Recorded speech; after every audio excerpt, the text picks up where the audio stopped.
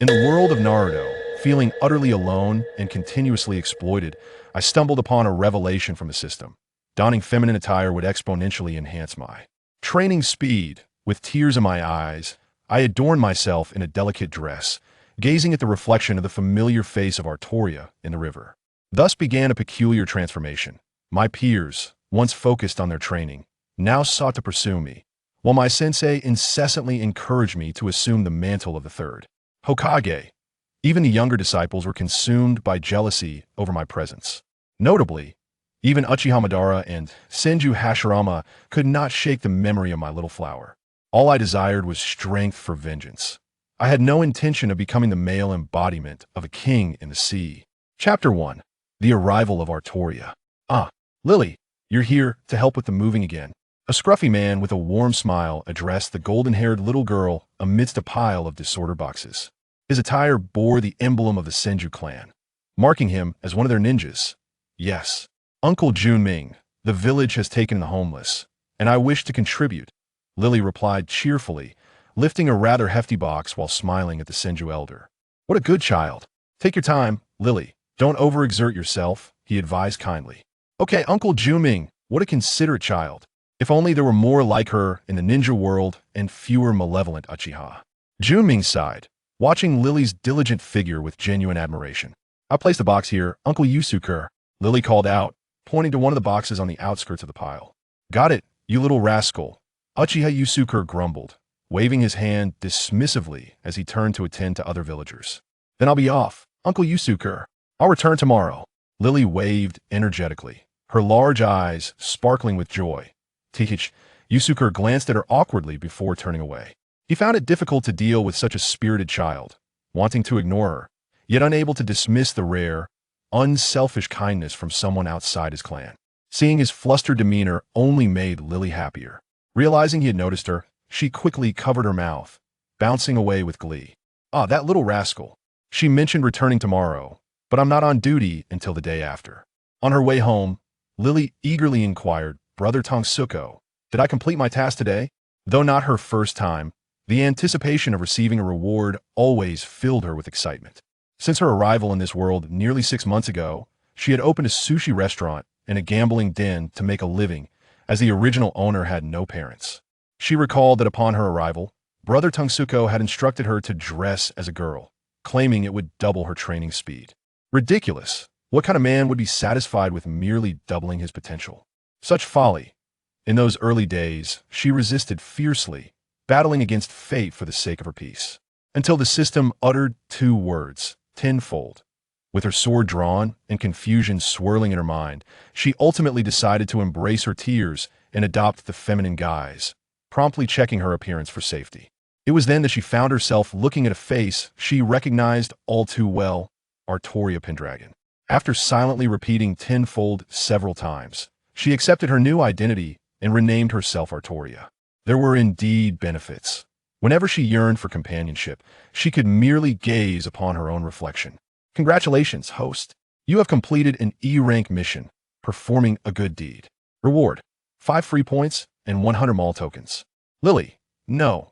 Artoria nodded in satisfaction. Thankfully, Brother Tongsuko had not withheld her rewards. These rewards were significant.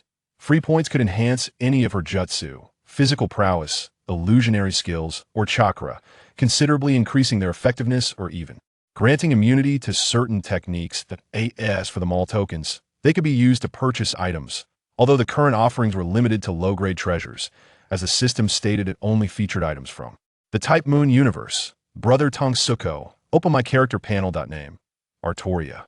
Age 5. Ninjutsu, E 199/500. Taijutsu, D 103/1000. Jinjutsu, E 254/500.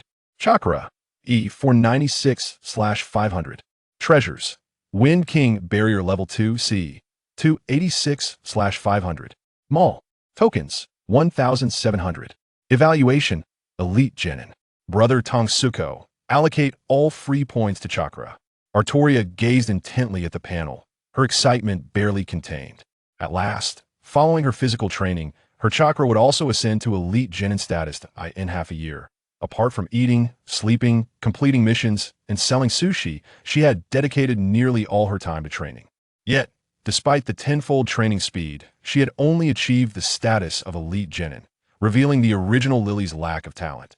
Free points have been fully allocated to chakra. Name, Artoria. Age 5.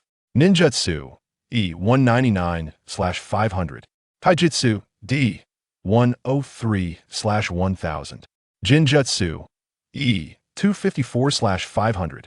Shakha, Diansomid. Treasures. Wind King Barrier Level 2 C 286/500. Mall. Tokens, 1,700. Evaluation, Elite Genin. Beautiful, ow. Just as she finished her silent celebration, Artoria collided with the back of the person in front of her, causing her to wince in pain.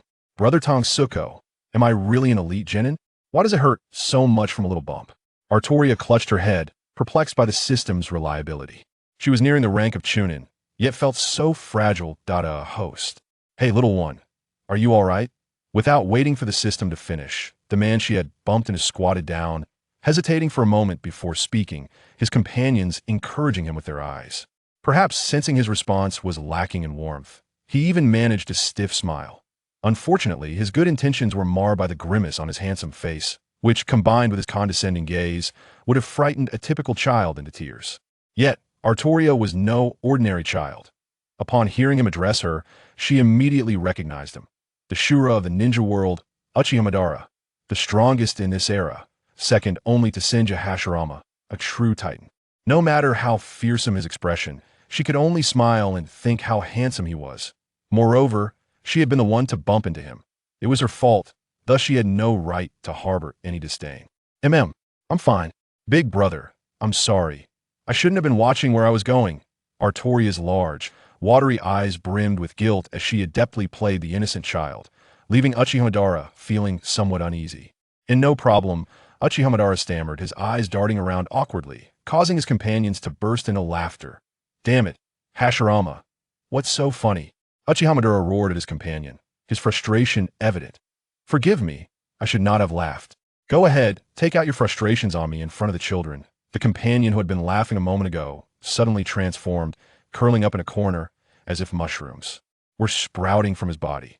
The somber atmosphere was enough to leave even Uchiha Madara speechless.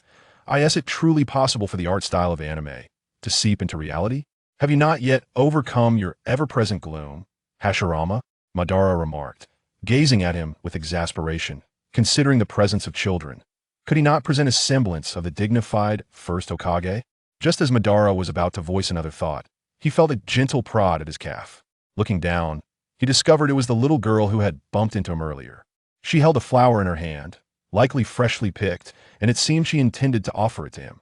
Indeed, a moment later, the girl's words confirmed his suspicion. Big brother, this flower is for you. Can you forgive me, please? Yes, Madara accepted the small flower silently, his throat constricted, rendering him momentarily speechless. Dear child, Uncle Madara forgives you. Just be more careful next time, all right? Seeing Madara struggle, Hashirama cheerfully interjected. Okay, goodbye, Brother Madara. Goodbye, Uncle Hashirama. The girl smiled brightly, waving vigorously at both of them. Why is Madara referred to as brother, while I am merely uncle? Hashirama exclaimed in frustration, stomping his feet in agitation. Meanwhile, Madara gently regarded the flower, lost in contemplation. After expressing his annoyance, Hashirama noticed Madara's demeanor and chuckled. See, I told you the villagers would adore you. How about you consider becoming the first Hokage? Madara raised an eyebrow, incredulous. What? Are you serious? I thought you were jesting. What do you mean? I am entirely serious. You would make an excellent Hokage. Please lead us into the future. I will carve your visage into the cliffside as a symbol of our village, Hashirama declared earnestly, his expression reminiscent of their youthful dreams. Madara gazed at Hashirama in disbelief. Wait, this does not align with my character. Your personal preferences are irrelevant. Just allow yourself to feel bashful. You scoundrel, you must be plotting something. Did you notice the child's chakra? After teasing Madara, Hashirama shifted to a more serious conversation. Among the genin, it is indeed quite remarkable. Speaking of which, Tobarama mentioned to me a few days ago that once the village is established, we should create a ninja academy. I find this proposal quite agreeable, allowing children to learn and be safeguarded, sparing them from the battlefield at such an early age. This was our dream, was it not, Lord Hokage? Hashirama said, winking playfully, yet with earnestness in his gaze. Their dreams were gradually being realized, and they were working together towards this aspiration. Something Hashirama had longed for in his youth that it is not yet finalized, and furthermore. A glint of determination flashed in Madara's eyes as he trailed off, but Hashirama understood the implication. The man who had slain his brother, Tobirama, would not consent. Hashirama had always been aware of Tobirama's biases against Madara and the Uchiha clan. Madara harbored profound resentment towards Tobirama for his brother's death. Had it not been for Hashirama, Madara would undoubtedly have sought vengeance. The thought left Hashirama feeling quite vexed. Why must I bear this burden? Chapter 2. The title of Hokage. You speak of Hokage? Tobirama frowned, glaring at his starry-eyed brother. Why must he always be preoccupied with that malevolent Uchiha? I am your brother. I am, indeed. I have given it considerable thought, Tobirama. Madara possesses both strength and prestige. The villagers hold him in high regard. He is perfectly suited to be Hokage. Hashirama continued, growing increasingly animated, oblivious to Tobirama's deepening displeasure. Strength and prestige aside, brother, what evidence do you have that the villagers favor him? Yesterday, I encountered a little girl with Madara, and she adored him. She was not afraid and even called him Big Brother. Although slightly miffed at being referred to as Uncle by Lily, Hashirama graciously forgave her, happy that she liked Madara, showing that not all villagers feared him. Is that so? Tobirama raised an eyebrow, surprised, but dismissed it. A handful of individuals cannot dictate the final choice, that we must heed the will of the land of fire and the villagers, consulting with the elders before making a decision. Hashirama opened his mouth to protest, but was silenced by Tobirama's dismissive wave. The era has changed since our father's time. But Hashirama wished to advocate further. He had boasted in front of Madara that the title of Hokage belonged to him. He did not want to disappoint Madara. Furthermore, the notion of Uchiha Madara as Hokage is simply untenable. Everyone understands that it is you, brother, who has been the driving force behind the village's foundation, and the Uchiha are aware of this. Seeing his brother's continued misunderstanding, Tobirama continued, moreover, are you not aware of the rumors surrounding the Uchiha clan? Those who harbor the strongest hatred possess greater ocular power. The Sharingan is a testament to that. Those individuals cannot be relied upon. Tobirama paused, fixing his gaze on Hashirama's eyes. For the future of our village, please do not say that, Tobirama. Hashirama's temper flared. The Uchiha were co-founders of the village alongside the Senju. If the villagers shared Tobirama's sentiments, an irreconcilable rift would inevitably arise between the village and the Uchiha. If that time came, Hashirama realized a serious discussion with his brother was necessary, even if it meant altering Tobirama's perception of the Uchiha by the slightest margin. At that moment, Hashirama sensed a familiar chakra, startling him into action as he leapt up and opened the window. Whenever someone he cared for was nearby, he remained vigilant with his chakra. If he was not mistaken, this chakra belonged to... I sensed someone was here just now. Tobirama, you should know who it is, right? No, I did not use chakra just now. Do not change the subject, brother, Tobirama replied, his expression revealing his dissatisfaction with Hashirama. Was it merely an illusion? No, Hashirama quietly lowered his head, picking up a shattered green leaf that had fallen outside the window. From now on, we shall operate according to democratic principles. Do you have any objections? No, that is acceptable. He gripped the green leaf tightly. A gentle rain began to fall, with sporadic droplets pattering against the nascent village. Three-color dango. Three-color dango. Delicious three-color dango. Octopus balls. Don't miss out as you pass by. Despite the less-than-ideal weather, the villagers' desire to stroll through the streets remained undeterred, and the village's food market was bustling with activity, rendering Madara's gloomy mood even more pronounced. Predictably, Hashirama would ascend to the position of the first Hokage, while the second Hokage, though confident that Hashirama would wish for him to succeed, knew that the title would ultimately fall to the inherently malevolent Tobirama Senju. However, he had long anticipated this outcome and had accepted reality. What truly concerned him were the words inscribed on the stone tablet, and his brother. Sushi for sale. Salmon sushi, bean curd sushi, tuna sushi, tempura sushi, fried chicken sushi, anything you can imagine, all for just 10 taels each. In Arthur's sushi shop, Al was energetically calling out, just 50 tails away from closing for the day and returning to his training. All right, AL's little universe is about to explode. It's that little girl from yesterday, helping the adults sell sushi. And bean-curd sushi, what a discerning child. Feeling a bit peckish, I shall step inside to support this delightful child's business. Welcome, please come in. Oh, it's Brother Madara. Al looked at the tall, dark-haired figure entering the shop with surprise. He had been pondering how to approach MADARA and HASHIRAMA, and now MADARA had come right to him. How much is the bean-curd sushi?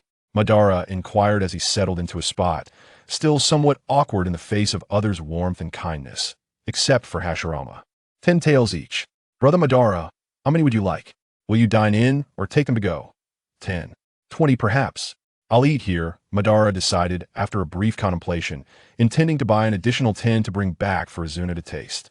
Certainly, Brother Madara, please hold on. Al scampered about with his little legs, utilizing chakra to hasten his preparations, fearful that Madara might change his mind and leave. Madara, such an earnest child. Here you go, Brother Madara, your sushi. Al placed 2 plates in front of him before taking a seat across the table. Madara.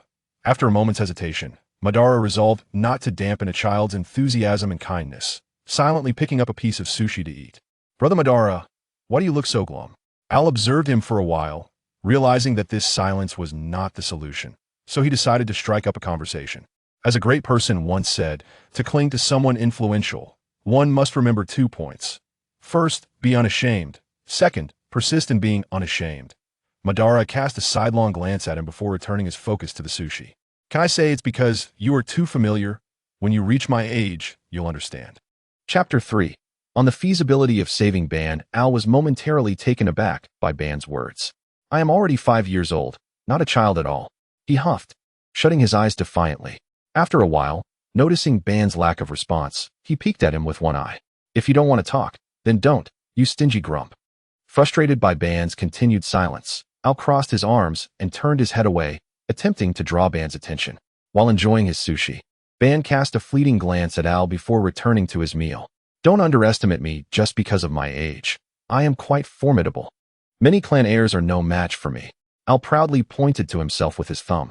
In truth, he spoke no falsehood. Over the past 6 months, he had engaged in numerous battles to test his strength. He had faced the heirs of the Akimichi clan, the Yamanaka clan, and the Oil Woman clan. Except for the incident half a month ago when Lily caught the peeping heir of the Sarutobi clan near the hot springs, he had emerged victorious each time. That heir, though only 8 years old, already possessed the strength of a Chunin. Had he not exchanged for the Wind King barrier during that period, he would not have been able to hold off the Sarutobi heir. Of course, without that, he would have missed witnessing the subsequent affectionate scene between father and son. Then, the heir of the Nara clan came seeking vengeance the day after the Sarutobi heir was beaten. Unfortunately, though they were both 8, the Nara heir was merely at the level of a low-ranked genin and ended up on the receiving end of a beating himself. He never dared to return after that. Ban remained outwardly impassive, yet internally acknowledged Al's words. With such chakra, he was still a commoner, but his evident talent was almost comparable to that of Izuna. Had he been born a prodigy of the Uchiha clan, Ban might have been tempted to take him as a disciple. Children should refrain from meddling in adult matters. Hey, don't think just because I'm small I'm oblivious. Brother Ban must be unhappy because he can't pursue the girl he likes. Al propped his hands under his chin, a glimmer of wisdom dancing in his eyes, resembling a miniature adult. In truth, Ban's troubles were not unknown to HASHIRAMA. He just could not voice them. He needed Ban to speak up. Otherwise, if an unconnected 5-year-old knew these things, it would lead to suspicion and a lack of cordial communication. The greater likelihood was that the Yamanaka clan would probe his memories, or worse, eliminate him. The best outcome would be for them to monitor him secretly and eliminate him at the first sign of abnormality. Eliminating all uncertainties in the cradle was the right answer.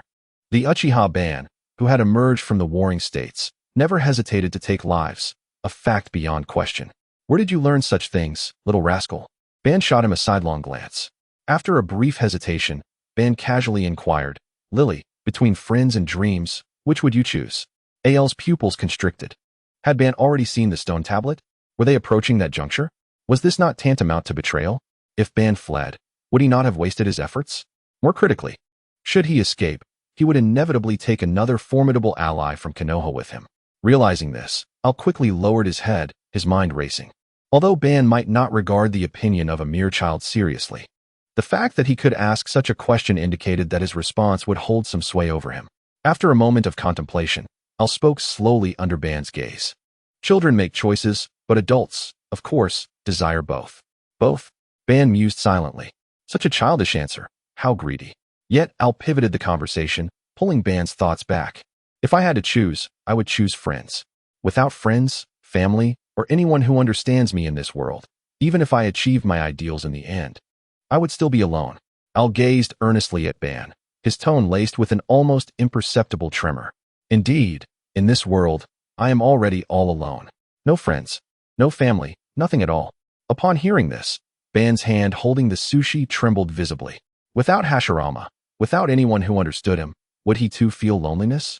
If family were absent, or if the last family member were slain by that friend's brother, which would he choose then? Ban set down his sushi. His sharp gaze clouded with confusion. There were many reasons Ban would leave Konoha. The content altered by Kage on the stone tablet, the differing thoughts between him and Hashirama. But Al believed Izuna's death might account for 50% of it. If Izuna had not died, would Ban still leave? Perhaps that was a question worth pondering. What should I say? If I choose friends, then the death of family would render that answer contradictory. If I choose ideals, what if Ban immediately betrays us? Brother, quickly teach me how to answer. Suddenly, Al recalled something from the shop.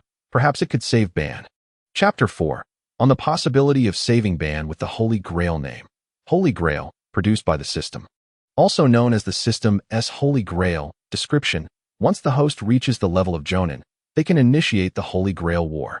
The ultimate victor can grant any wish. Note, the host may gain a wish of the same type as the victor. For example, if the wish is to resurrect someone. The host can also obtain an opportunity to resurrect another person, not themselves. Servants include Saber, Lancer, Archer, Rider, Caster, Assassin, Berserker. A spark of brilliance flickered in Al's eyes. If it was the system's Holy Grail, resurrecting Izuna would be feasible. However, several issues loomed. Firstly, the initiation of the Holy Grail War required him to attain the rank of Jonin. While he would inevitably reach that level, and sooner rather than later, time was his most pressing deficiency. Secondly, how could he convince Ban that he could resurrect Izuna? Should he directly tell him? That was unrealistic. Whether Ban believed it was one thing, but he could not reveal his ability to control the Holy Grail.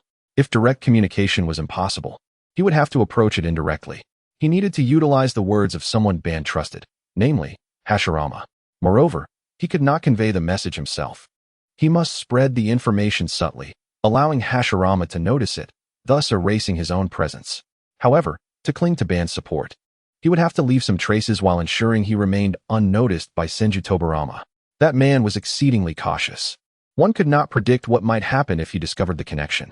Have you thought it through, Lily? Lily? Little brat. Al was jolted back to reality, immediately confronted by Ban's visibly irritated expression. Have you made up your mind? Ban grumbled, shoving another piece of sushi into his mouth. Really? I shouldn't have impulsively asked a child. It's utterly unreliable. I would choose to seek a method to resurrect my family and discuss our ideals with friends, finding a way to realize them. Regardless, as long as my friends don't betray me, I will not bring an end to our friendship. In the midst of Ban's astonishment, Al resolutely clenched his fists, locking his serious gaze onto him. Resurrecting Izuna?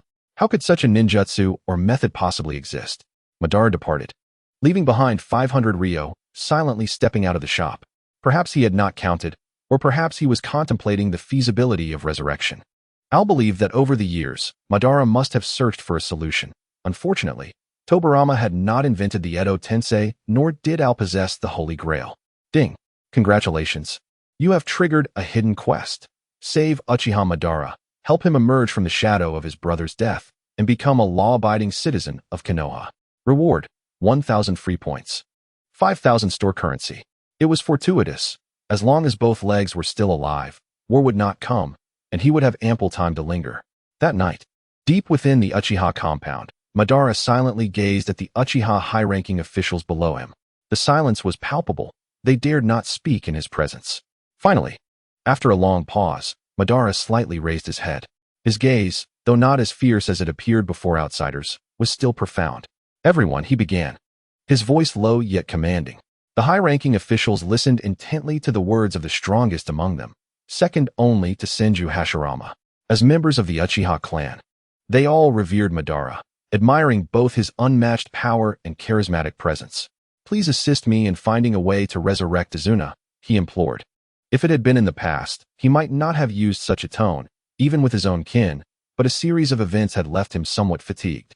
Upon his request, the officials exchanged glances filled with surprise, not out of misunderstanding. After all, Izuna was Madara's brother, and the depth of their bond was evident even to them. However, they recalled that they had searched multiple times in previous years. Why bring it up again now, just as the election for Hokage approached? "Lord Madara, rest assured, we will find a way to resurrect Lord Izuna." It was none other than Uchiha Shursui, Madara's devoted follower, who would heed his every command without question. The other officials glared at him, their anger simmering beneath the surface, yet they dared not voice their objections.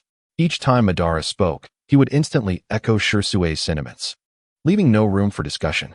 As the silence lingered, Madara turned his gaze towards the other high-ranking officials. Though he did not utter harsh words or exert his imposing presence, they felt an undeniable urge to comply. "Lord Madara, rest assured, we will take care of it," they echoed. Madara nodded gently, gesturing for the meeting to adjourn, and the officials departed, understanding the gravity of their task.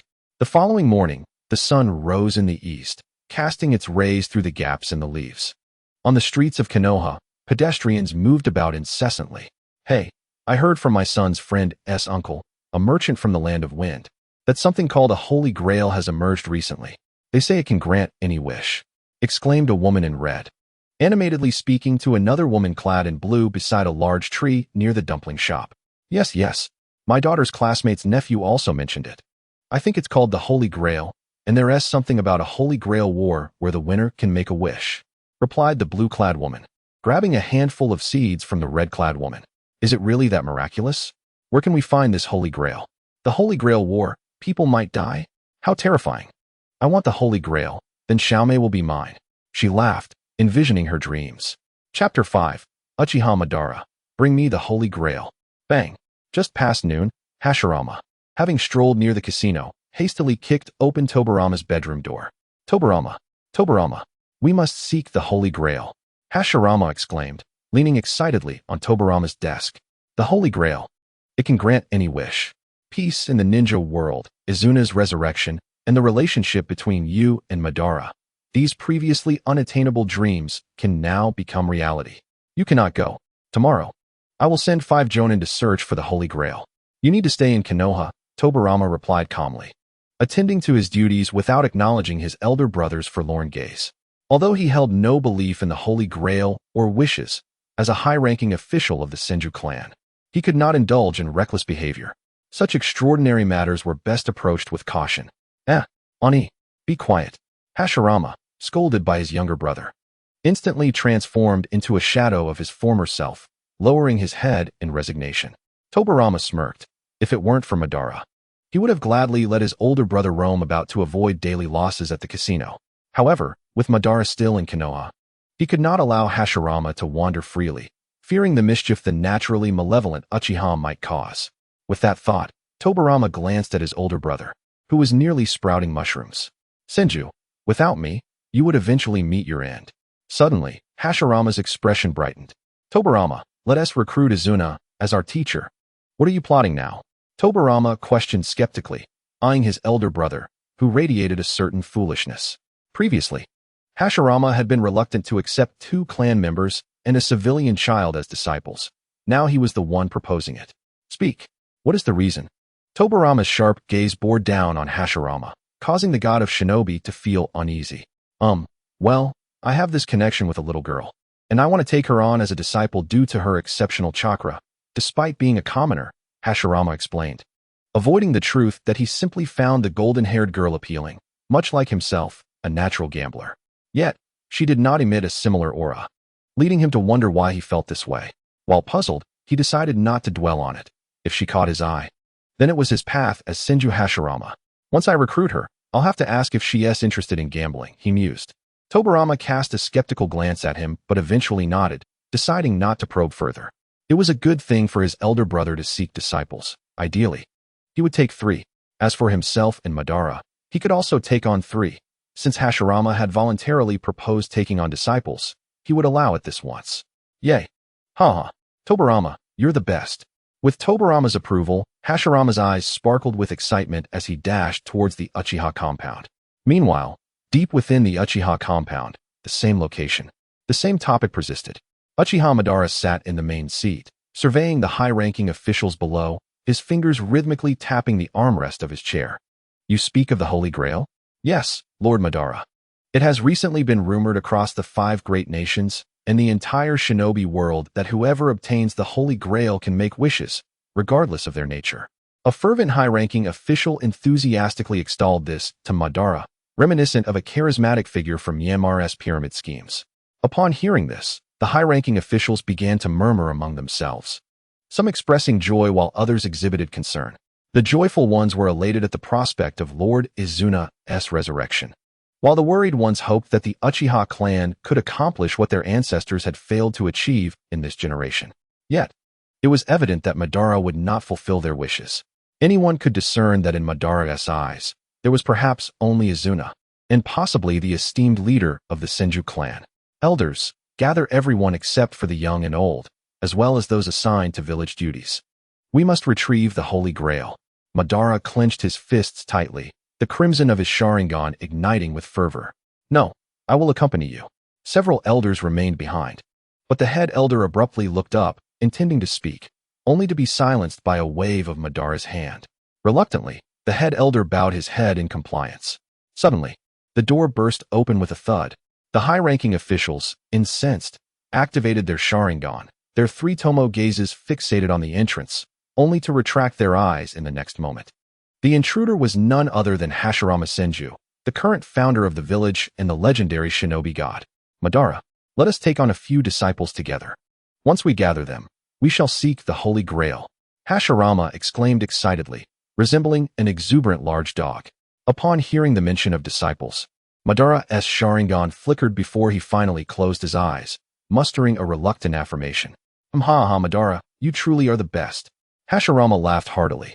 Days later, under the radiant sun, L was diligently carrying out his system tasks, as usual. However, today was different. After breaking through to D rank, he could now undertake 3 D-level tasks each week, with rewards considerably greater than those of E-level tasks, yet with similar difficulty. For instance, today's task was to stand guard alongside the elderly gatekeeper for 1 hour to prevent foreign ninjas from infiltrating the village. The reward was 30 free points and 500 shop coins. The task was not only simple but also lucrative, allowing him to glean valuable information from the gatekeeper.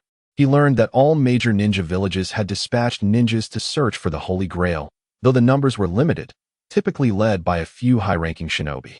It was the Uchiha clan that mobilized nearly their entire clan. This prompted Al to reflect on the naive protagonists and aloof heroes often depicted in novels, realizing that such recklessness did not exist in reality. Instead, everyone was remarkably cautious, fearing that if the Holy Grail were indeed real, they might lose the opportunity to reap its rewards. There were also stories of the young Sarutobi clan leader who had boldly confessed his feelings to a lady of the Nara clan, only to be sent back bruised and battered. Furthermore, Hashirama, Madara, and Tobirama Senju were all planning to take on 3 disciples, inviting all under 10 years old in the village to participate in a unified assessment 3 days hence, as the future ninja academy was to be established there. Who was taking on disciples? The gatekeeper, noticing Al's silence, assumed he was contemplating joining the assessment but felt too self-conscious about his commoner status. He patted Al's head reassuringly, saying, "Do not worry, Lily, we all know of your strength, and Lord Hashirama has mentioned that commoners may participate as well. Do not be afraid." In truth, the gatekeeper expressed this in hopes of encouraging Al to partake in the assessment. This little girl was not only exceptionally talented but also possessed a kind heart, known and beloved by many villagers. With the guidance of Hashirama and others, she could undoubtedly become a pillar of strength for the village in the future. Thank you, Uncle Akai.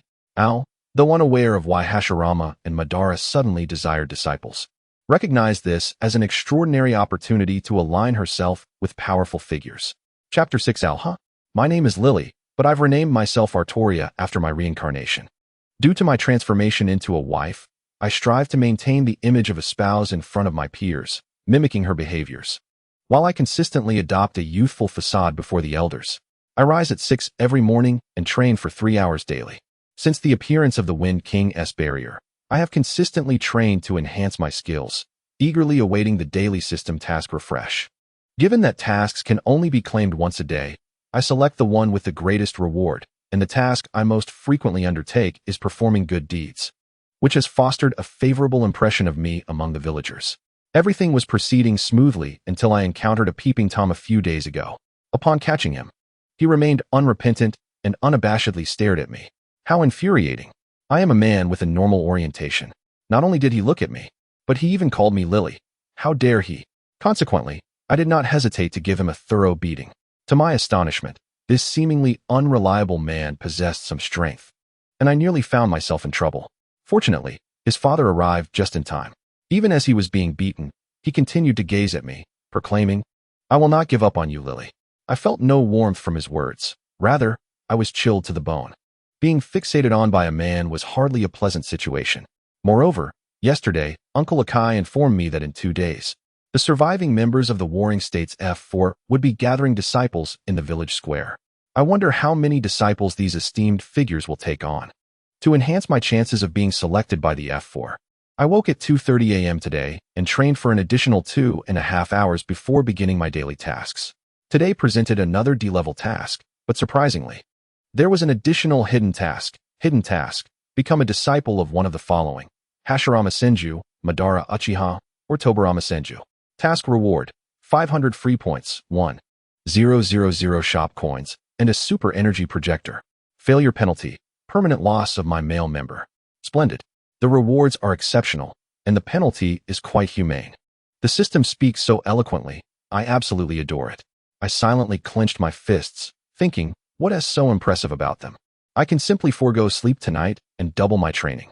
Resolute in my decision, I swiftly exited the living room and made my way to my other enterprise, a place named Arthur's Casino.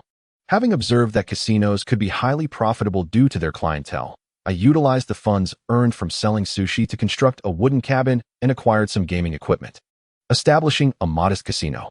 Although I possessed a casino and the financial concerns were alleviated, my passion for culinary arts prevented me from selling my sushi shop. Due to the sushi establishment, the casino typically opened only in the afternoons, leaving it deserted at this hour. As I opened the door, a middle-aged man with long black hair came into view, holding my old thermos in one hand and filling his cup with water from my thermos. He was using my thermos, my cup, drinking my water. "Oh, Lily, you're here." The middle-aged man appeared somewhat surprised, as evidenced by his rapid consumption of the steaming water from my cup. In the presence of Lord Hashirama, I couldn't help but notice the tension in the air. He squinted his eyes, resembling a fish out of water, holding back the urge to voice his thoughts. The man before him could easily end his life with a mere slap, and despite the amiable portrayal in anime, I dared not to be overly familiar on their first encounter. "Come on, lighten up. Kids these days just aren't fun at all," Hashirama chuckled, handing Al a vintage cup, reminiscent of a bureaucrat's. He had intended to inquire about Al's interest in gambling, but upon a casual search, he discovered that Al was, in fact, a casino owner, a perfect match for a disciple. Lily's eyelids flickered, nearly unleashing her formidable power. "That's my cup, my home. You're being too familiar, Lord Hashirama." "Lord Hashirama, what brings you here?" Al managed to suppress his irritation, shifting his gaze elsewhere, avoiding the middle-aged man. "Oh, right." Hashirama scratched his head. "Lily, what do you think of Konoha?" "Konoha?" Al blinked, feigning ignorance. "Ah, Konoha is the name Madara and I chose for this village just a few days ago. Sounds nice, doesn't it?" "Indeed. And what do you think of Konoha?" "It's wonderful. The villagers are happy, and everyone is kind." With the existence of a village, the Land of Fire experiences far fewer conflicts, Al replied without hesitation.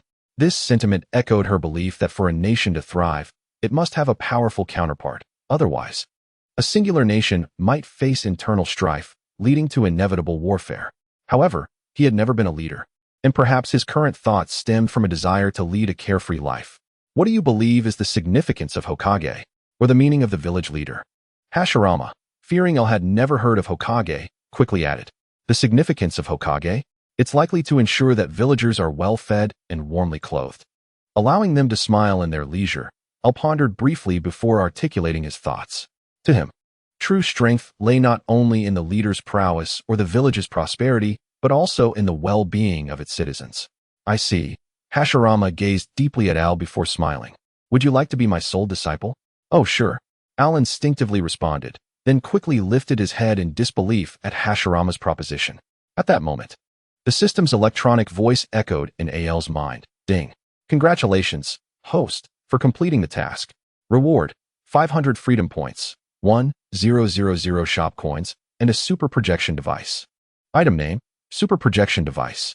Function, can remotely project any item within a 10-kilometer radius, with a 100 reproduction effect. Note, only projection, no real effect. Is it just for show? Can it project the Holy Grail? Al inquired. Indeed, the system replied. Remarkable. Al swallowed hard, realizing this would be a game changer. With two deities, one as his teacher and the other temporarily restrained by the Holy Grail, how could they possibly turn against one another? This was an unprecedentedly splendid beginning. Al cautiously examined the super projection device, taking a long while to return to reality, nearly startling Hashirama, who was meticulously inspecting him. Hashirama insisted on taking Al to see Tobarama, and after much persuasion, Al finally convinced him that he was mentally sound. After spending a fulfilling afternoon at Arthur's casino, Hashirama departed, reminding Al to visit the Senju clan the following day to meet his second master. Regarding his newfound mentor's words, Al paid little heed, instead channeling all his recent freedom points into physical training, quietly resuming his exercise routine. Name, Altria. Age, 5 ninjutsu. E, 207, 500, taijutsu. D, 2, 555. 000, jinjutsu. E, 278, 500, chakra.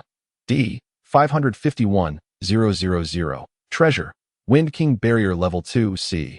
399, 500, shop coins. 4, 700 rating. Chunin Ding. The system shop has been upgraded to level 11. The shop has been updated. Al gasped in surprise, glancing at the shop. As before, there was only one treasure available. The previous item was the Wind King Barrier. It had only become available after reaching the Chunin level. This time, the treasure was named Sword of Rotating Victory, requiring a hefty 50,000 shop coins. Pondering over the Sword of Rotating Victory, Al wondered, was this shop limited to one exchange per update? Uchiha Clan Madara Uchiha, fraught with irritation, tossed aside the letter he had just read. Where is the Holy Grail? Senju Clan Tobarama Senju, seething with anger, set aside the paperwork he had just completed. Anija, don't let me catch you. Chapter 7, Daily Life before the assessment the next day, under a brilliant sun. The Senju clan welcomed a special visitor, a golden-haired young girl seeking the clan leader. If she were merely looking for the clan leader, or simply a young girl, it would not be an issue. However, the connection between the two raised eyebrows. Wasn't Lord Hashirama's son married to a golden-haired woman?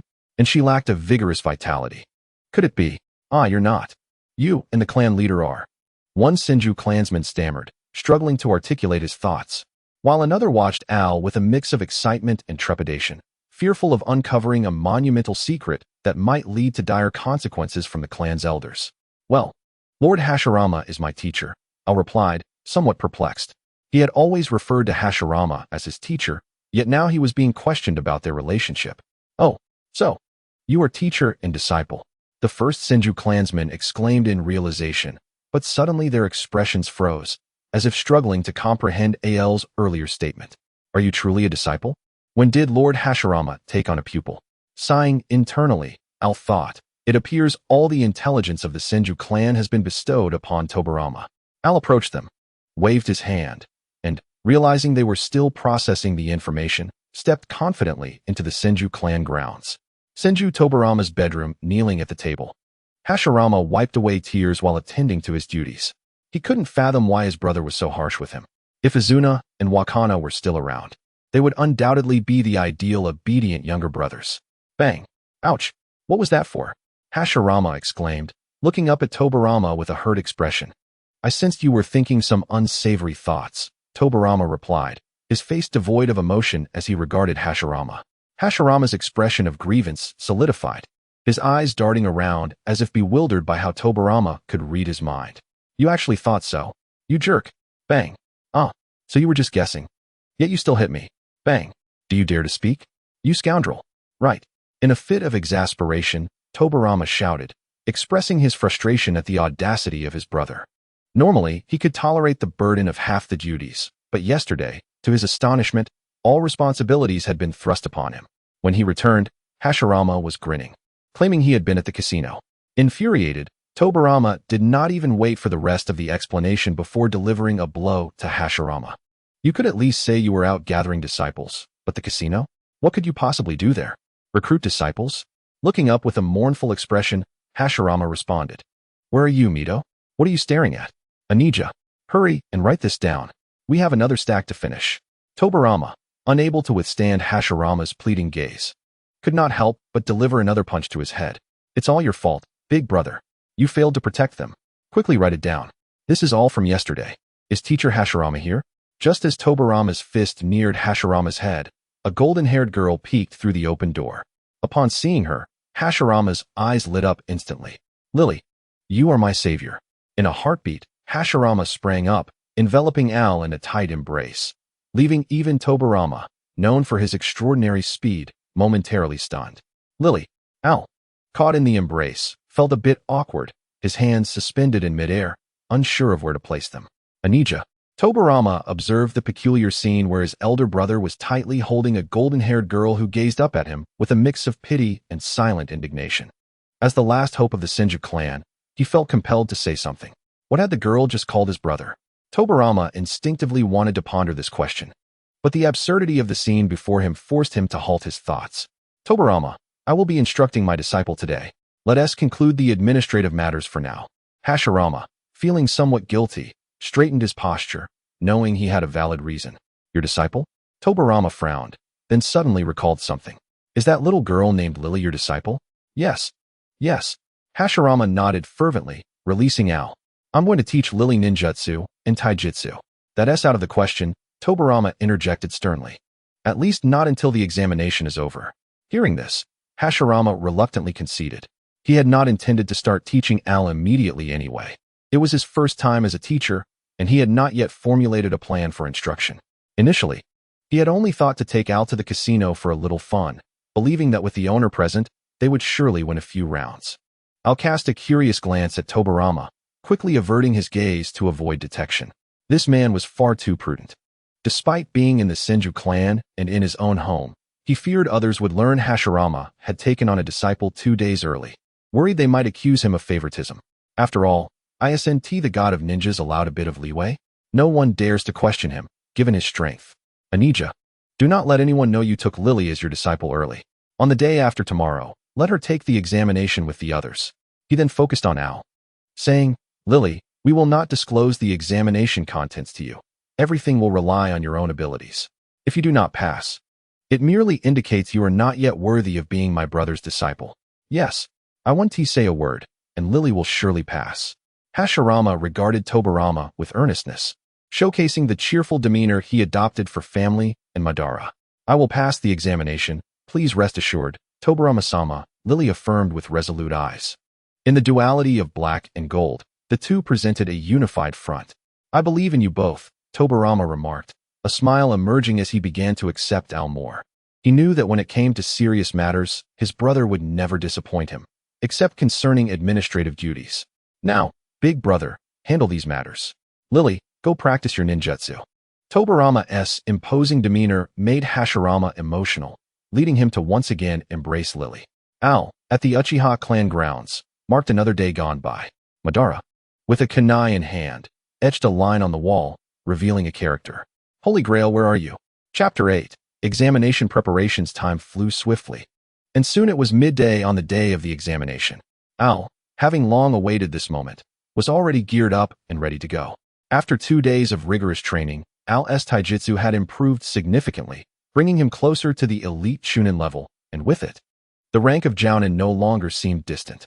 Having reached the mid-Chunin level in physical skills, his physique had strengthened considerably.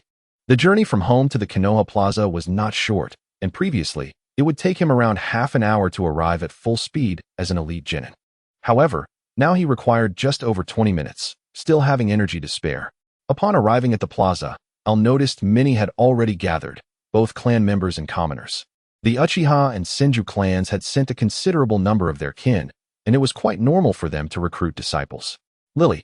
Before Al could delve further into his thoughts, an enthusiastic male voice rang out from a distance, growing closer. Turning to the source, Al's expression darkened as she recognized the voice. She wanted to explode in anger but restrained herself, keeping her composure in front of her peers. Sarutobi clan's young lord, please refrain from addressing me so familiarly. We are not that close. Sarutobi Hisashi paused for a moment, then quickly resumed his self-assured, sunny smile. All right, Lily, no problem.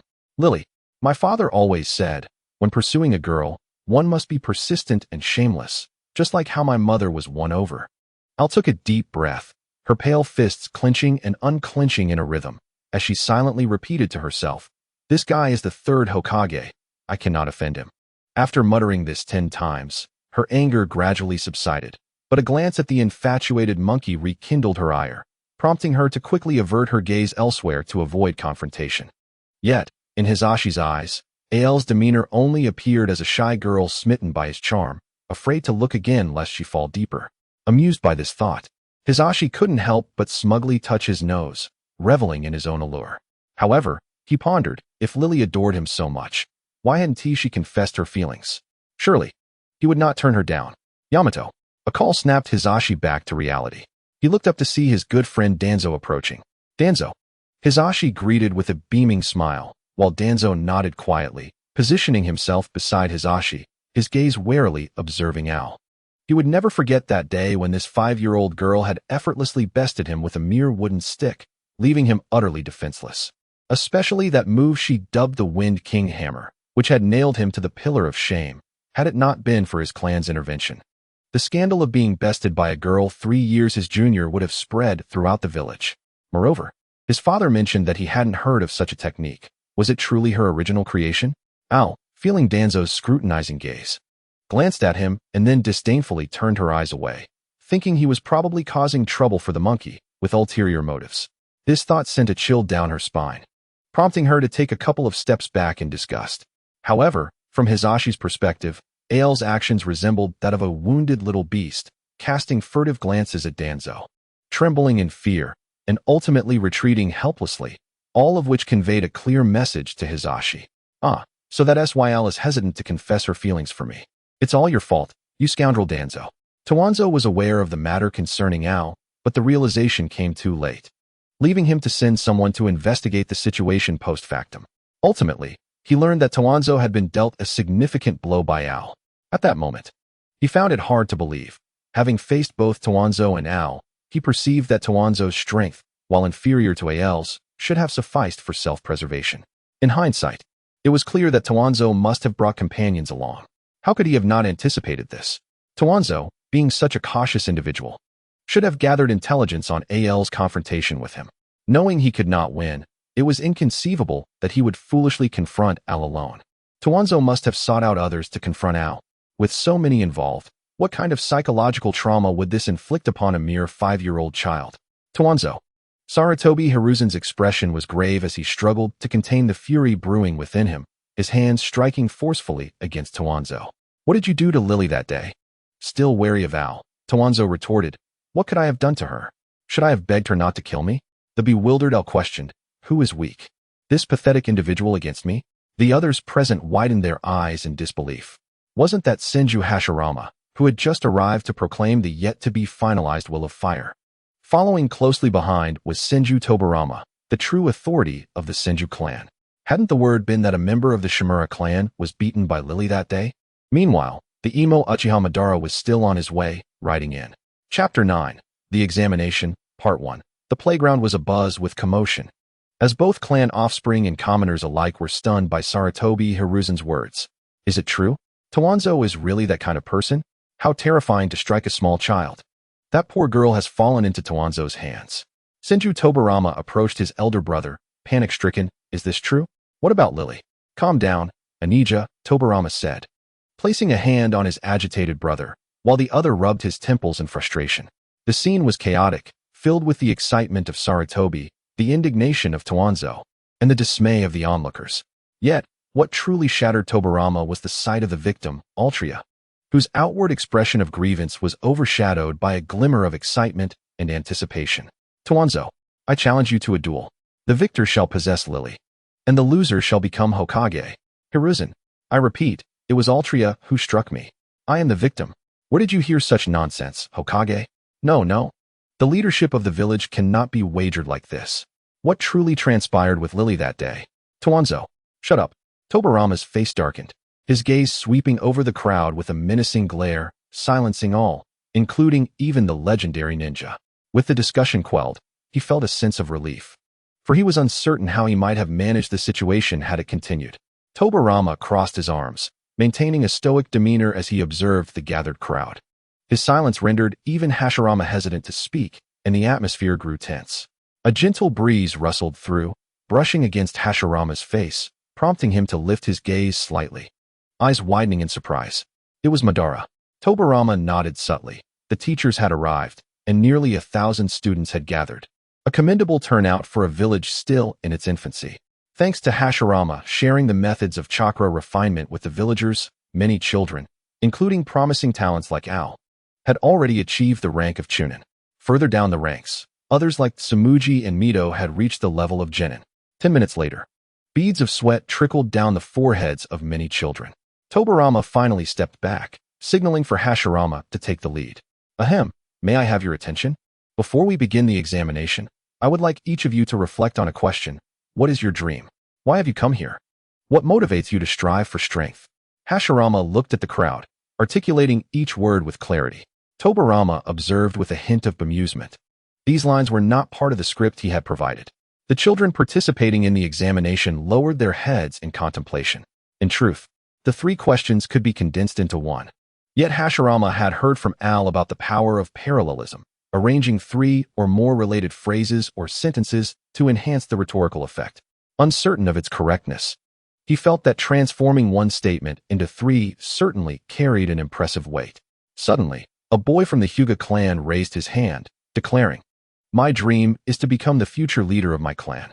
Following suit, a boy from the Nara clan lifted his hand as well, proclaiming, "My dream is to become the clan leader.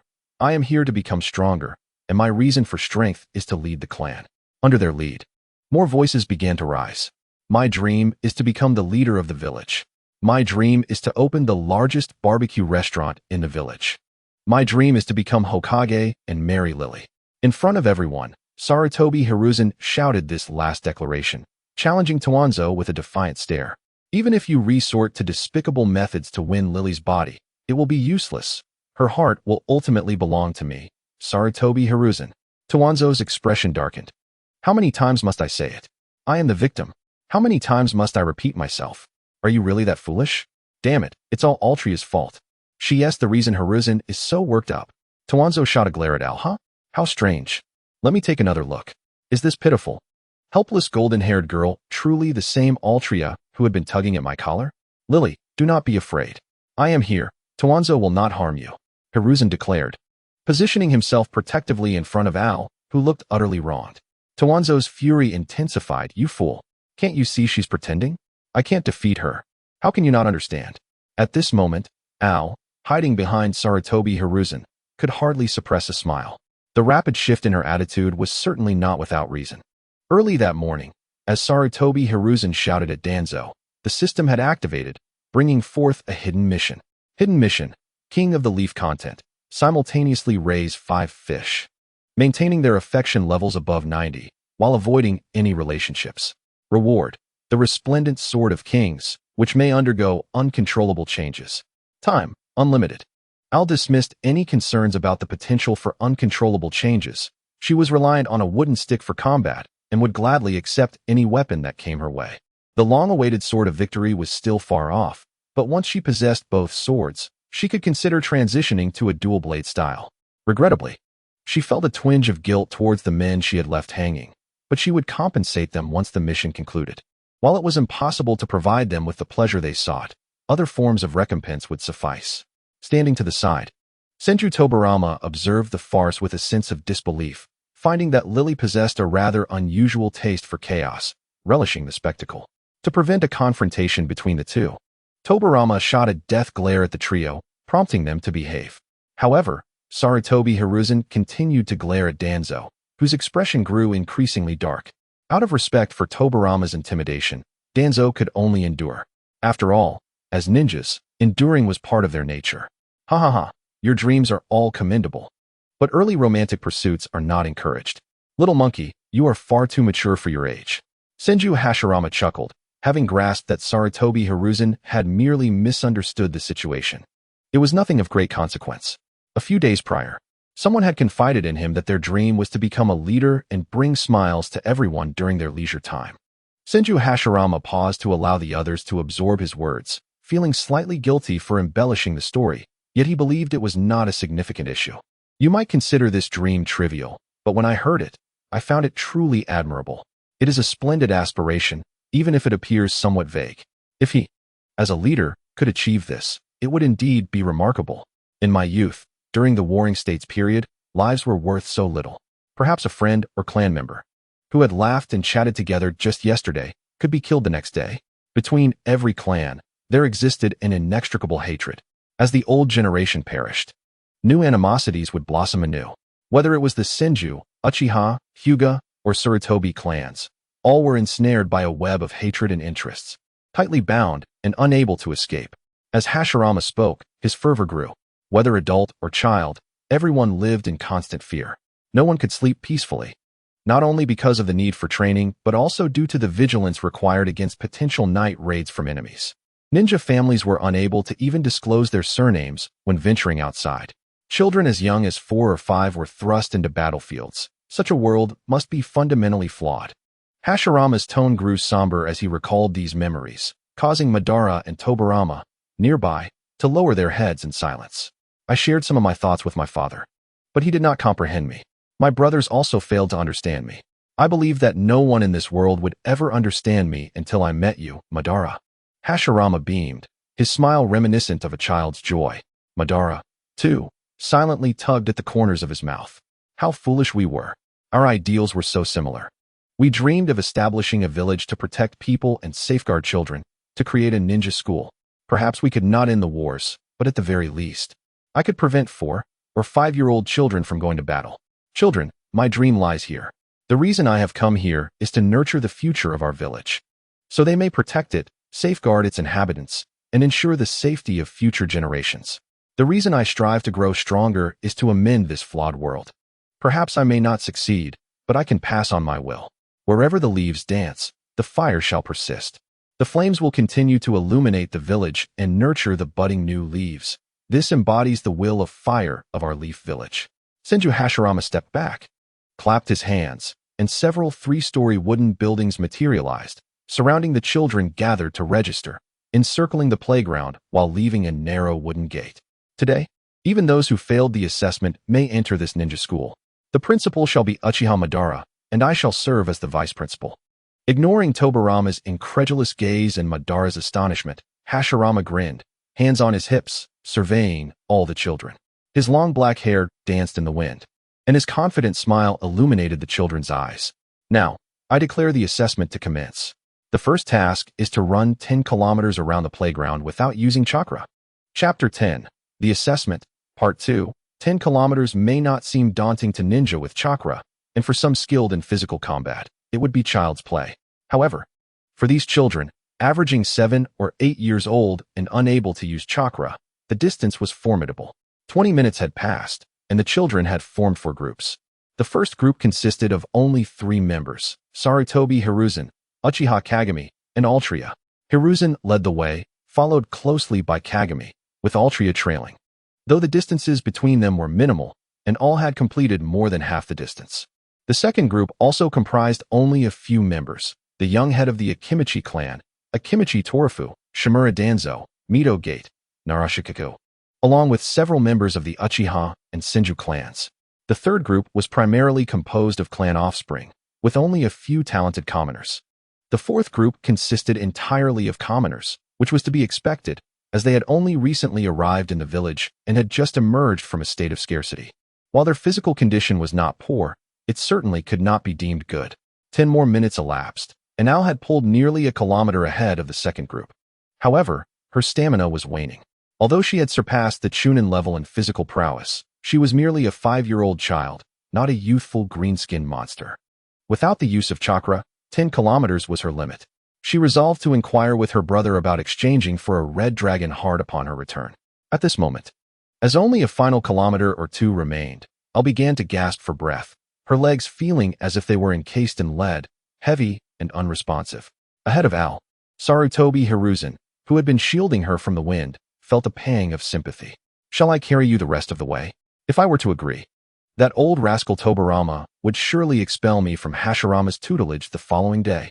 Elle inwardly cursed, though she revealed none of her thoughts, merely shaking her weary head in refusal. Seeing Al's rejection, Hiruzen felt a swell of pride instead of anger. "She truly is the girl I admire." In the forefront, Uchiha Kageme's eyes flickered with a hint of admiration. It was quite remarkable for a 5- or 6-year-old girl to achieve such a level of performance. As time gradually passed, Uchiha Kageme had already completed the task, receiving a few words of praise from the clan leader, Uchiha Madara, before joyfully retreating to rest. Meanwhile, Sarutobi Hizashi, who had been evenly matched with Kageme, was still unable to finish and remained by Al's side. At this moment, Al had reached his limit. His vision was blurred. His throat was filled with a metallic taste, and his lungs felt as though they were ablaze with pain. Running had become instinctive, even with a foggy consciousness. His body continued to move on pure impulse. He was unaware of how long he had been running. All he knew was that he must keep running until he collided with a robust figure, who said, "It's all right, Lily. Tobirama said you passed." Perhaps it was the sound of a voice or the words he longed to hear that caused Al to weaken, ultimately losing consciousness. Before slipping into oblivion, he faintly heard the quarrel between the Senju brothers, their words resonating with unusual clarity, perhaps due to the system. "Tobirama, I told you it was unreasonable to require a 5- or 6-year-old girl to run 10 kilometers without chakra. You didn't say that back then, and besides, a flower raised in a greenhouse won't achieve much in the future. That was then. Then bring a solution. What about that plan of snatching the bell? Isn't that good? You expect us to compete with thousands of people for a bell? How many bells do you plan to hang on yourself?" When he finally regained consciousness, he found himself in a wooden hospital constructed by Hashirama, staring at an unfamiliar ceiling. Al squinted his eyes, yet felt no fatigue. Silently, he used chakra to examine his body, discovering that he did not resemble someone who had merely fainted from exhaustion. "Lily, you're finally awake." Following the voice, Al saw Senju Hashirama, Senju Tobirama, Sarutobi Hizashi, and a red-haired, unfamiliar beauty. "It's been 6 hours. You've finally woken up." Hashirama's face was adorned with exaggerated tears, painted to appear sorrowful, which made Al want to chuckle. The red-haired beauty directly turned her head away, pretending not to recognize him. "Your body has recovered remarkably. If all goes well, you should be able to participate in the final assessment the day after tomorrow," Tobirama stated. His expression as stoic as ever, disrupting the atmosphere without a hint of awareness. "I understand, Lord Tobirama," Al replied. Tobirama nodded, and in the next moment, he vanished from sight. He actually used the flying thunder god. Tobirama had that kind of temperament. He was truly kind-hearted, perhaps fearing a misunderstanding. The red-haired beauty gently patted Al's shoulder. No, my name is Senju Mito, your teacher's wife. You should call me teacher's lady." Mito giggled as she ruffled Al's hair, exuding an air of familiarity. Is this what the gentle Mito from the anime was like in her youth? Absolutely. Hashirama also approached, tenderly stroking Al's head. "Why do both of you enjoy patting my head so much? I'm still a patient." After finishing his writing, it was already 4 or 5 o'clock. The quality was rather subpar, and upon checking, he realized it was difficult to amend. Well, everyone, please bear with it. Chapter 11. The Assessment, Part 2. As the sun set over the mountains, Senju Hashirama cast a pitiful glance at Lady Mito, hoping she would retract her command, only to suffer the fate of being gently dragged away by her. Sarutobi Hizashi, upon receiving a glance from Lady Mito, trembled, promptly taking his leave, not daring to glance at his beloved Lily even once. With a soft click, the door closed, plunging the ward into darkness once more. Al rubbed his temples, feeling a headache creeping in. He stacked 2 pillows and comfortably lay back down. "Brother, how can we exchange for the red dragon heart?" The host only needs to strive to enhance their strength. It will eventually be redeemable. Thus, it seemed the task of enhancing strength was necessary to unlock the next mission. Disheartened, Al disengaged from the conversation with his brother and returned to the reality of his surroundings. Time flew by, and before long, Al was discharged from the hospital. In truth, it hadn't been a significant issue. He could have simply rested in any location for a few hours and likely been fine.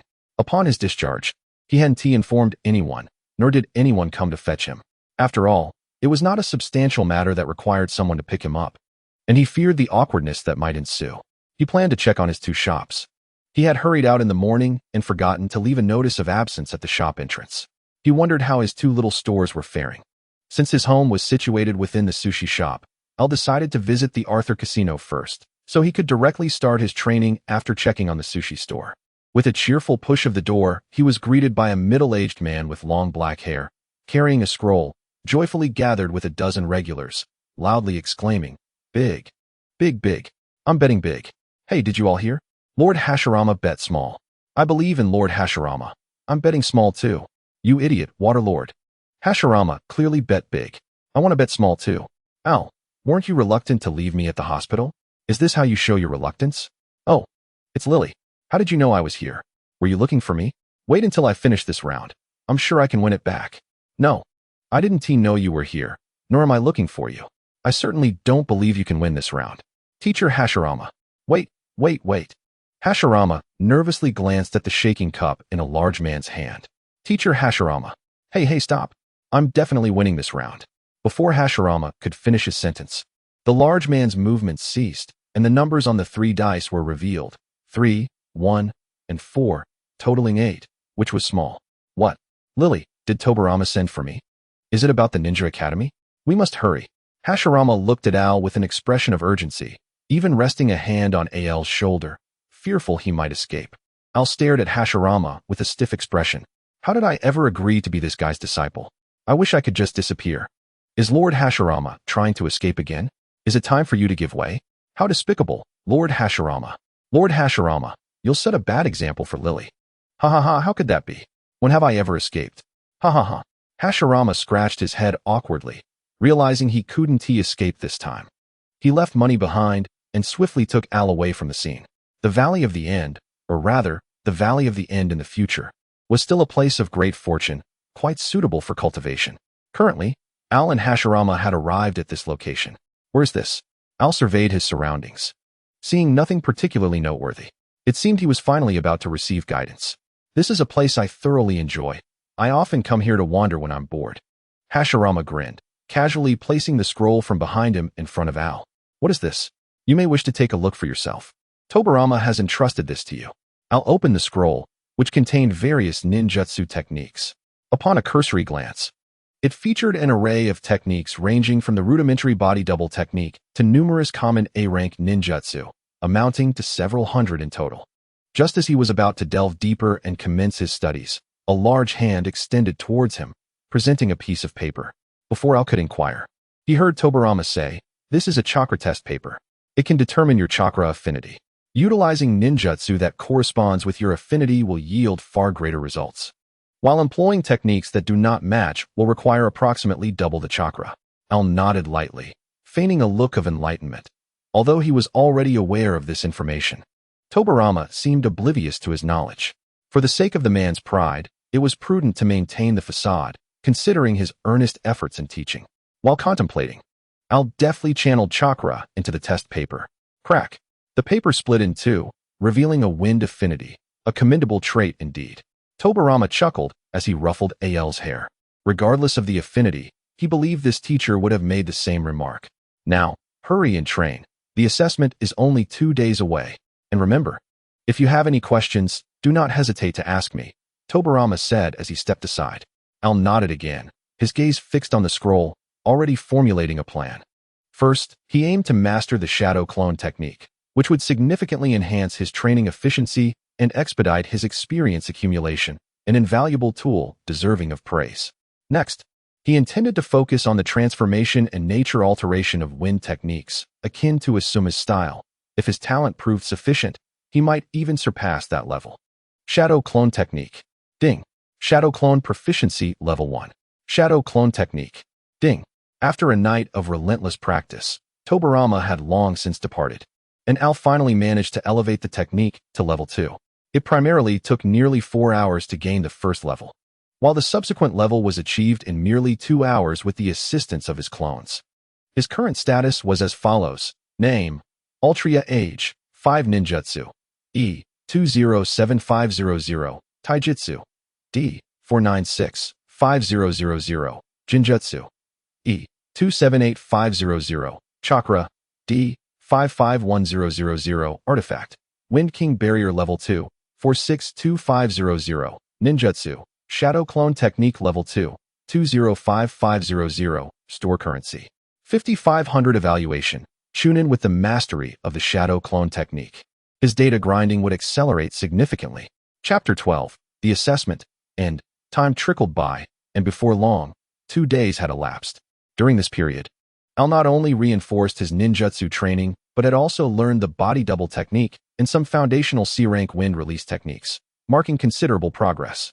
Al arrived at the designated meeting spot, with a quarter of an hour remaining until the scheduled time. However, no one had yet appeared.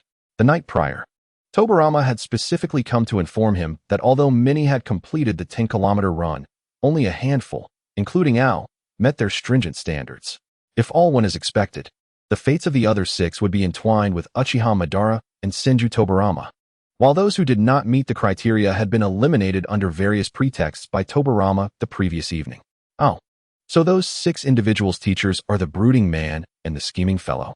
It seems they won't be too pleased with anyone. Despite being prominent figures, Tobirama is evidently much easier to deal with. Al sincerely hoped for their safety, offering a silent prayer for 3 seconds. In the blink of an eye, the expected individuals gradually arrived. The faculty lineup consisted of the straightforward Senju Tobirama, the brooding Uchiha Madara, and the scheming Senju Tobirama. The students included the self-proclaimed idol Artoria, his sycophant Sarutobi Hisashi, Hisashi's former friend turned rival Shimura Danzo, Uchiha Kagami, who harbored a slight fondness for Artoria, the bystander Mido Gate, the chubby Akimichi Choji, and the sole female participant, Uzumaki Koharu. I'll scan the surroundings and noticed that only he and Uzumaki Koharu were the 2 sane individuals present. He discreetly maneuvered 20 steps towards her direction, hoping not to attract attention before the assessment commenced. Al, you're here. Ah, cough. Not a bit lucky. I won't wish for you next time. Is there something you need? Colorfully named Sarutobi Hisashi? Al raised his head, forcing a smile while unconsciously inching closer to Uzumaki Koharu. Don't move. If you come any closer, you'll be right next to me. It's nothing. It's just that teacher Tobirama mentioned we could form teams of 3 for the assessment, and I've already teamed up with Danzo. There's 1 spot left. Hisashi said, lowering his head apologetically. Al squinted, casually glancing at Hisashi. So you had a falling out with Danzo a few days ago. Yet now you find it impossible to detach from him. It's almost like a couple arguing and then reconciling. Al felt something amiss. After a moment of contemplation, he smacked his right hand into his left palm, subsequently gazing at Hisashi with surprise. So your affections lie not with me, but with Danzo. Al found this revelation hard to fathom. Despite Hisashi's flirtatious nature, his sexual orientation should surely be conventional. He quickly shook his head to dispel unnecessary thoughts and remarked, "Did you not notice that we're only 7 in total?" "I did notice." "Why do you ask? 3 individuals per team means there will inevitably be 1 left out. Surely, you've realized this?" "Yeah, but what is the issue?" Hisashi looked perplexed at Al. "I already invited you. You shouldn't be alone anyway. What is there to fear? It can't be that. No. Those 3 esteemed individuals are utterly impartial. How could they possibly show favoritism? I have already passed teacher Tobirama's assessment. You understand my meaning, right?" Al patted Hisashi on the shoulder and, without a second glance, moved to Tobirama's side. Hisashi stood frozen, the color draining from his face. "Shimura Danzo, Mido Gate, Uzumaki Koharu, come to me." Tobirama's voice resonated with authority, pulling Hisashi from his daze and leaving him even more bewildered. "Didn't we form teams ourselves, teacher Tobirama? You deceived me. Uchiha Madara, Shimura Danzo, Uzumaki Koharu, come to me." Madara's tone was commanding, tinged with irritation. He had been reviewing reports from his clan that morning when Tobirama summoned him here. "I've already committed to taking on a few students for months. What more do you want from me?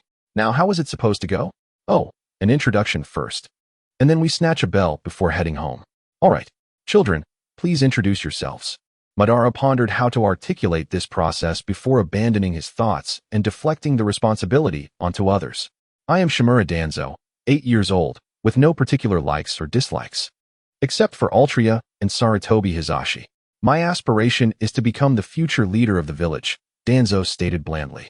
Indeed, you read that correctly. Danzo had become Uchiha Madara's disciple, a development orchestrated by Al. After Tobirama's suggestion the previous night, Al had made a small proposal, unexpectedly leading to this outcome. Cough. It was not meant to convey any ulterior motives. He merely wished to observe what kind of individual Danzo would become as a disciple of the Uchiha clan, a clan he had formerly despised. Could it be that he is destined to be the malevolent child of the Senju clan? The elderly gentleman, clearing his throat, expressed no expectations nor anticipation, pondering how a mere 5-year-old like Al could harbor any ill intentions. His only desire was to foster a closer relationship between Elder Danzo and his cherished Uchiha. Chapter 13. Seizing the Bell? Certainly, engaging in a brawl is far more entertaining. I am Mito Minyan, devoid of strong aversions or affections, aspiring merely to become the future leader of our village. Adjusting his glasses with a serious demeanor, he left Uchiha Madara with the impression of a solemn, taciturn youth devoid of intrigue. Yet, Al, observing from the sidelines, noticed the fleeting glance directed towards Tsunade when Mito mentioned his preferences. Who would have anticipated that a man exuding such an air of seriousness could secretly possess the naive heart of a budding youth? Speaking of which, was Tsunade truly this popular in her youth? She nearly rivaled my own charm. Al mused, scrutinizing the young advisor's features, acknowledging her undeniable youthfulness. I am Tsunade, fond of cheese, detesting pickled plums and mixed cold noodles, with dreams of becoming a formidable kunoichi, she stated nonchalantly, seemingly unaffected by Al's unabashed gaze. Now that introductions are complete, let us commence our bell snatching, Madara exclaimed, his enthusiasm somewhat alarming everyone present, including Hashirama Senju. Who is this man? He is one of the renowned Warring States heroes. To say he is formidable is an understatement. Even Tobirama would appear as a mere strong ant in his presence. Hashirama strode forward, intending to prevent Madara from making a foolish move, inwardly lamenting, Brother, I summoned you to engage with the children in play and guide the future of our village, not to become overly excited. Hold on. Everyone's gaze swiftly turned towards Al, who had spoken. Ahem, if there is something to say, please do so without hesitation, Tobirama interjected. His expression darkened as he interrupted Al's prelude. Really, I should never have agreed to let my brother mentor them. Look at what has happened in just a few days. A good child has been led astray. I merely wished to propose that, to assess their abilities. It would be preferable to have them engage in a 3-on-3 battle. Only by facing equally matched opponents can their strengths and weaknesses be more accurately discerned, fostering better teamwork. Al stated earnestly, his serious demeanor complemented by his noble visage, which could easily deceive an unfamiliar observer, if not for the eccentric tuft of hair atop his head. Upon surveying the two teams, it was evident that Danzo's group was destined for a thrashing. However, since Danzo had previously troubled him, and Tsunade was unlikely to endure severe punishment, Al deemed the situation manageable. It seems I have forgotten something. Never mind. What I forgot is likely inconsequential. Tobirama sensed that something was amiss, especially after Danzo's recent altercation with Sarutobi Hiruzen. It was clear what this little rascal was plotting.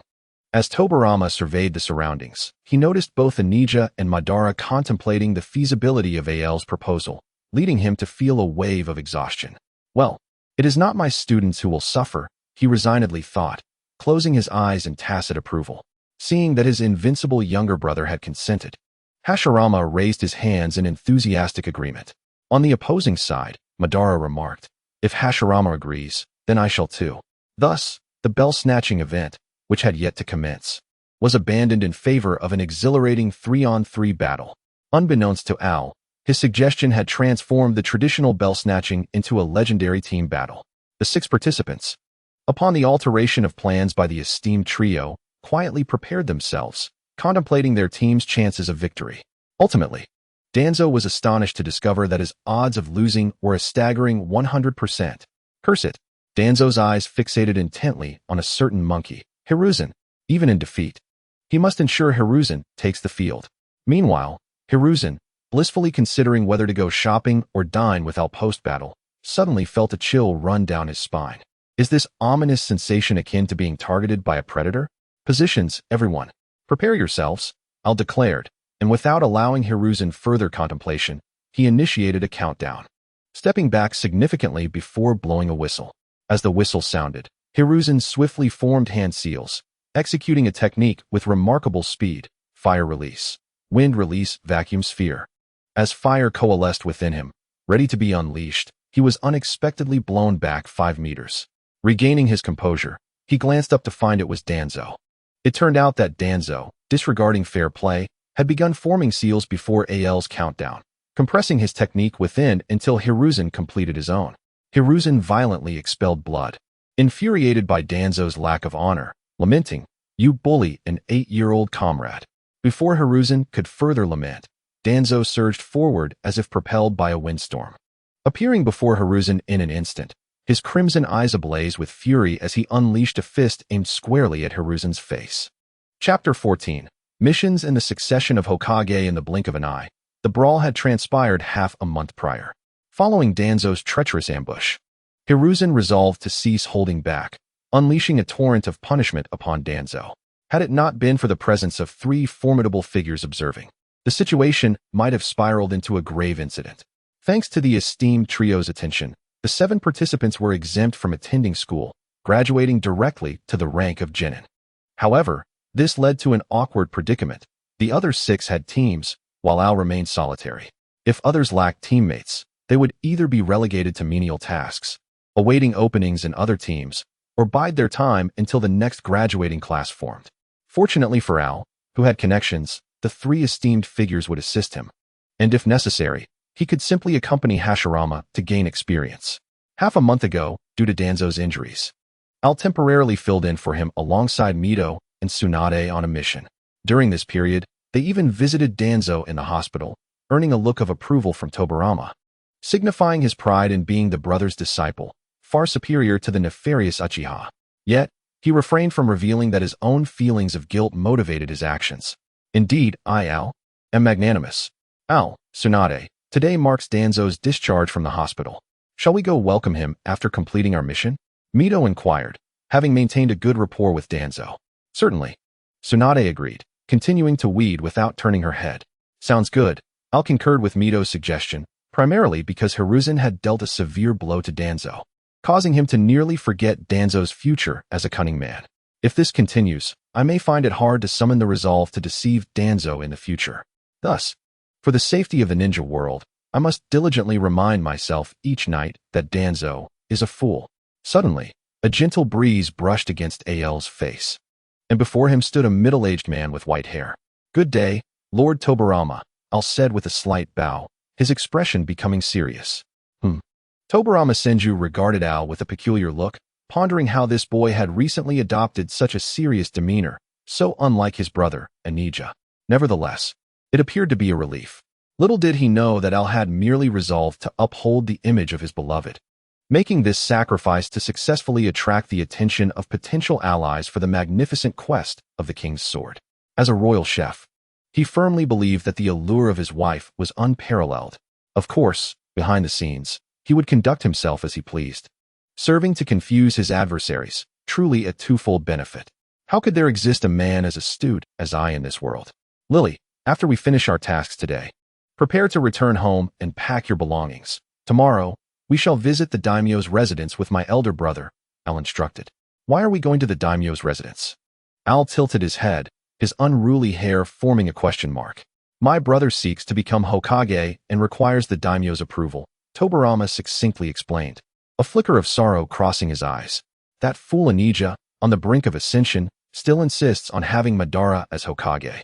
Can't he spare his younger brother a moment's peace? Teacher Hashirama is becoming Hokage. Al's azure eyes widened in astonishment, while Kurenai and Mito stared in disbelief. Tobirama shot a glance at the two before losing interest. Such haste. Teacher Hashirama is soon to become Hokage. We have little time left. Indeed. Let us complete our tasks promptly and rest. We shall gather at the entrance at 6 in the morning, Tobirama declared before using the Flying Thunder God technique to depart, leaving Al envious to the point of near tears. I too wish to learn the Flying Thunder God technique. Damn it, Lily, You should return to rest. Mito and I will handle the remaining tasks, Kurenai gently suggested. No, once a task is accepted, it is our duty to see it through. I cannot, for my own reasons, in good conscience allow you to bear the burden. Al firmly shook his head, his youthful face etched with seriousness. Lily, let us complete the task. Once we do, we must go pick up Danzo. Al smiled, the warm sunlight gracing his face as his golden hair danced in the breeze, causing Kurenai to momentarily lose her focus. After a long pause, she managed to croak out and hum. Mito stared at their interaction in a daze, sensing something amiss. At the Konoha hospital, a black-haired youth clad in a patient gown emerged, his face contorted with resentment. Damn you, Sarutobi Hiruzen. Damn you, Altria. Cough. You two scoundrels.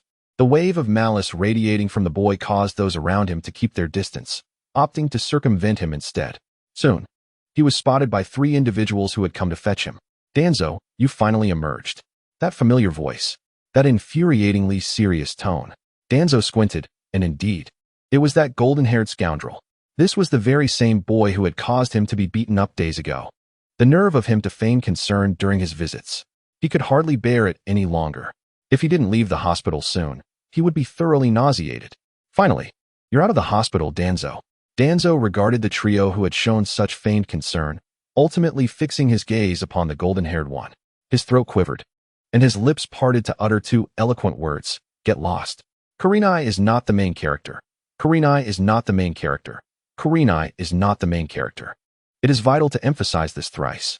Chapter 15, Danzo? Not familiar at all. The following noon, a rumor began to circulate throughout the village. Have you heard? The heir of the Shimura clan was just released from the hospital and was assaulted by a common girl. Huh, wasn't it that the heir of the Shimura clan, upon his release, tried to flirt with a common little girl, only to be met with retaliation? Nonsense. It was clearly the heir of the Shimura clan who fell for Sarutobi's heir, only to be beaten by one of Sarutobi's admirers. I must repeat, it was the heir of the Shimura clan who irresponsibly got a girl pregnant, and thus the girl, in her heartbreak, retaliated. How utterly disgraceful. That girl is said to be only 5 or 6 years old. Someone ought to take their own life for this disgrace. As the situation escalated, Sarutobi Hiruzen could no longer bear it, and bluntly stated that he had struck Danzo out of personal disdain, asserting that the matter had nothing to do with any common girl.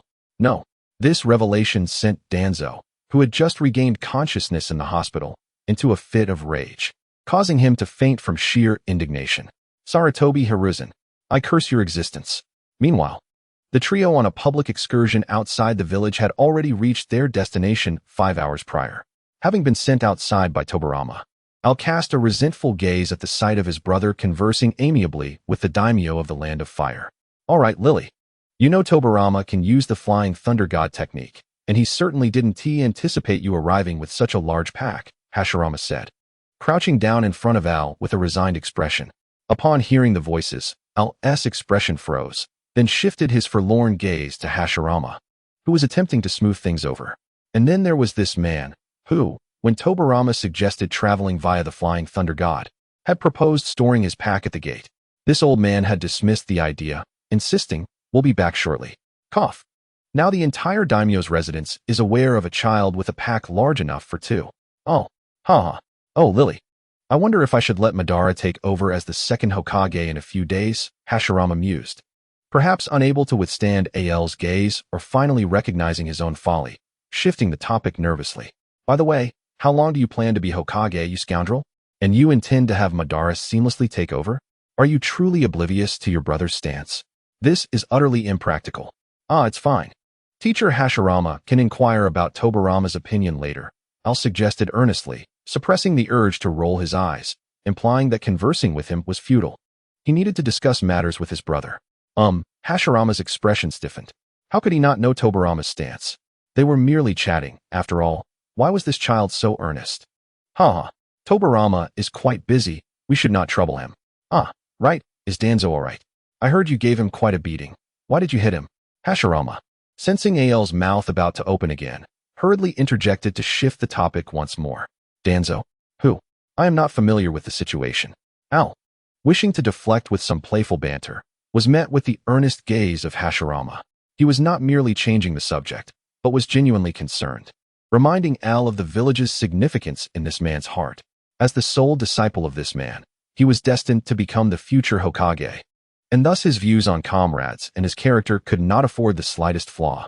I approached him with good intentions, only for him to tell me to go away. Al replied with sincerity, not a word of falsehood escaping his lips. That doesn't warrant such a harsh response. Next time, just give him a couple of slaps, he remarked. Observing his teacher's conflicted demeanor, Al sighed, the azure hue of his eyes swirling, the once lively tuft of hair now drooping. I apologized, Danzo. Hashirama, unaccustomed to seeing his disciple in such a state, was about to inquire what was amiss when he heard Al's exasperated voice. I approached him with kindness, only for him to tease me, saying that if I could become your disciple, I must be quite exceptional. Unable to contain my frustration, we argued, and then he threatened to. Al cautiously glanced at Hashirama, his hands fidgeting at the edges of his clothing. After a moment, he took a deep breath and continued. So I ended up giving him a good beating. I see, Hashirama said, lowering his head slightly, strands of long hair brushing against his forehead, obscuring his expression. Next time, hit him harder. Indeed, Al's lips curled into a smile, as if his teacher's lack of reproach genuinely delighted him. Seeing his disciple rejuvenated, Hashirama's face also brightened. As for revenge and assassination, those were not his ways. As the leader of the village, he could not let personal emotions sway him. Unless Danzo truly jeopardized the village's interests, he would not act against him over mere childish grievances. Anija, upon hearing his brother's call, Hashirama quickly composed himself and sprang to stand behind Tobarama. Senju clan leader, from this day forth, you shall be the first Hokage of Konoha. The protector of our fire country's future honor and safety rests upon your shoulders. The somewhat rotund daimyo smiled at Tobarama, then solemnly approached Hashirama. Isn't it said that daimyos are mere gluttons? How can he utter such earnest words? Al pondered, resting his chin on his hand. Rest assured, Senju Hashirama, remarkably, refrained from jesting and mirrored the daimyo's gravity. Lily, come here. Tobarama summoned once more with a grand invocation, though this time the subject was not his Anija. Al obediently trotted over, his short legs carrying him to Hashirama's side. This must be the Hokage's disciple. Truly a fine specimen, a talent to behold, the daimyo remarked, gazing at Al, who promptly donned a smile. Of course, Lily is quite remarkable, Hashirama beamed. Ha ha ha, it seems Lily will also become a Hokage in the future. The daimyo laughed heartily. Indeed, I am certain Lily will one day assume the mantle of Hokage, Hashirama asserted, his expression serious, a rarity for the usually jovial middle-aged man. Ha ha ha, I must ensure I live well enough to witness the day Lily ascends as Hokage. Ha ha ha ha, the esteemed daimyo shall surely have that chance. The dialogue between the two highest leaders of the fire country left future Hokage Al in a state of bewilderment. Did anyone seek my opinion? He exclaimed. Oh, I cannot resist. Then it is settled. Chapter 16. The first Hokage from this day forth. I shall protect Konoha alongside my successors, safeguarding everyone in the village until my last breath and the final drop of my blood is shed. Where leaves dance, fire endures. The flame shall continue to illuminate the village and nurture the budding leaves. This encapsulates my understanding of the will of fire, and it shall remain my unwavering vow. Atop the Hokage building, Hashirama adjusted the red and white hat, his warm smile glimmering in the sunlight. Humph, Hashirama still possesses some semblance of a Hokage, Madara remarked. Standing silently beside Tobarama, both flanking Hashirama, Al, positioned directly behind Hashirama, fixated intently on his teacher's back, contemplating why individuals could wear two distinct faces. Noticing Al's gaze, Tobarama assumed Al was envious and patted his shoulder in consolation. Do not envy.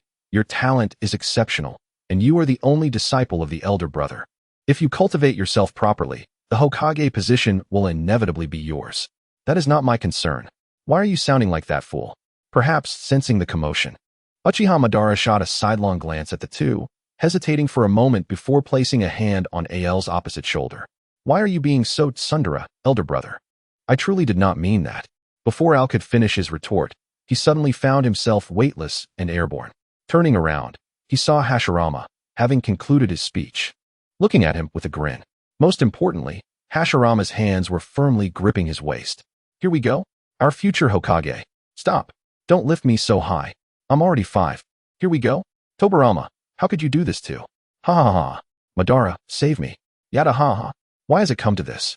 For the first time, becoming Hokage. For the first time, feeling such joy in wanting to contribute to the village. These two moments of happiness converged, and that joy brought forth even greater delight, creating what should have been a blissful, dreamlike time. Yet why had it turned into this? Get up. We still have 2 tables of paperwork to complete. Tobirama slammed his fist down onto the paperwork sprawled across the Hokage's desk, where a middle-aged man, now sprouting mushrooms, lay despondently. That hurts, Tobirama. With tears welling in his eyes, Hashirama gazed mournfully at Tobirama. Enough chatter, right? Tobirama showed no leniency toward Hashirama, fully aware of when his elder brother was feigning grievance and when he genuinely was. I still need to guide my lovely disciple in training. Do not hinder me. Let me go? Hashirama's eyes lit up, and he stood up with a serious expression, as if ignited by a flame. I have already sent Mikage, Hashirama's son, name derived from other fanfics, to guide Lily. You are to stay here and behave.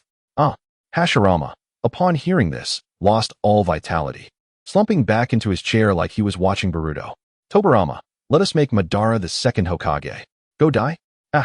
Uchiha clan grounds. Madara wearily surveyed the messages coming from his clan members. They had scoured the land of fire, yet found no trace of the Holy Grail. Could it be in another country? Or does the Holy Grail truly not exist? Chapter 17, Birthday, Part 1. Time flies, never to return, in the blink of an eye. 2 springs and summers have passed. 2 years have elapsed, and the 7-year-old L has already reached the elite middle ninja level, closely approaching the upper ninja rank. He even spent 50,000 shop tokens to acquire the Sword of Rotating Victory. The most delightful surprise over these 2 years is that the next item to be unlocked in the system shop is the Heart of the Red Dragon, requiring only 500,000 tokens. After 2 years of diligent accumulation, he has amassed 440,000 tokens, leaving him just a step away from his goal. Brother Tongzi, show me my character panel. Name, Artoria. Age, 7. Height, 1, 25 meters. Ninjutsu, D, 8, 995, 000.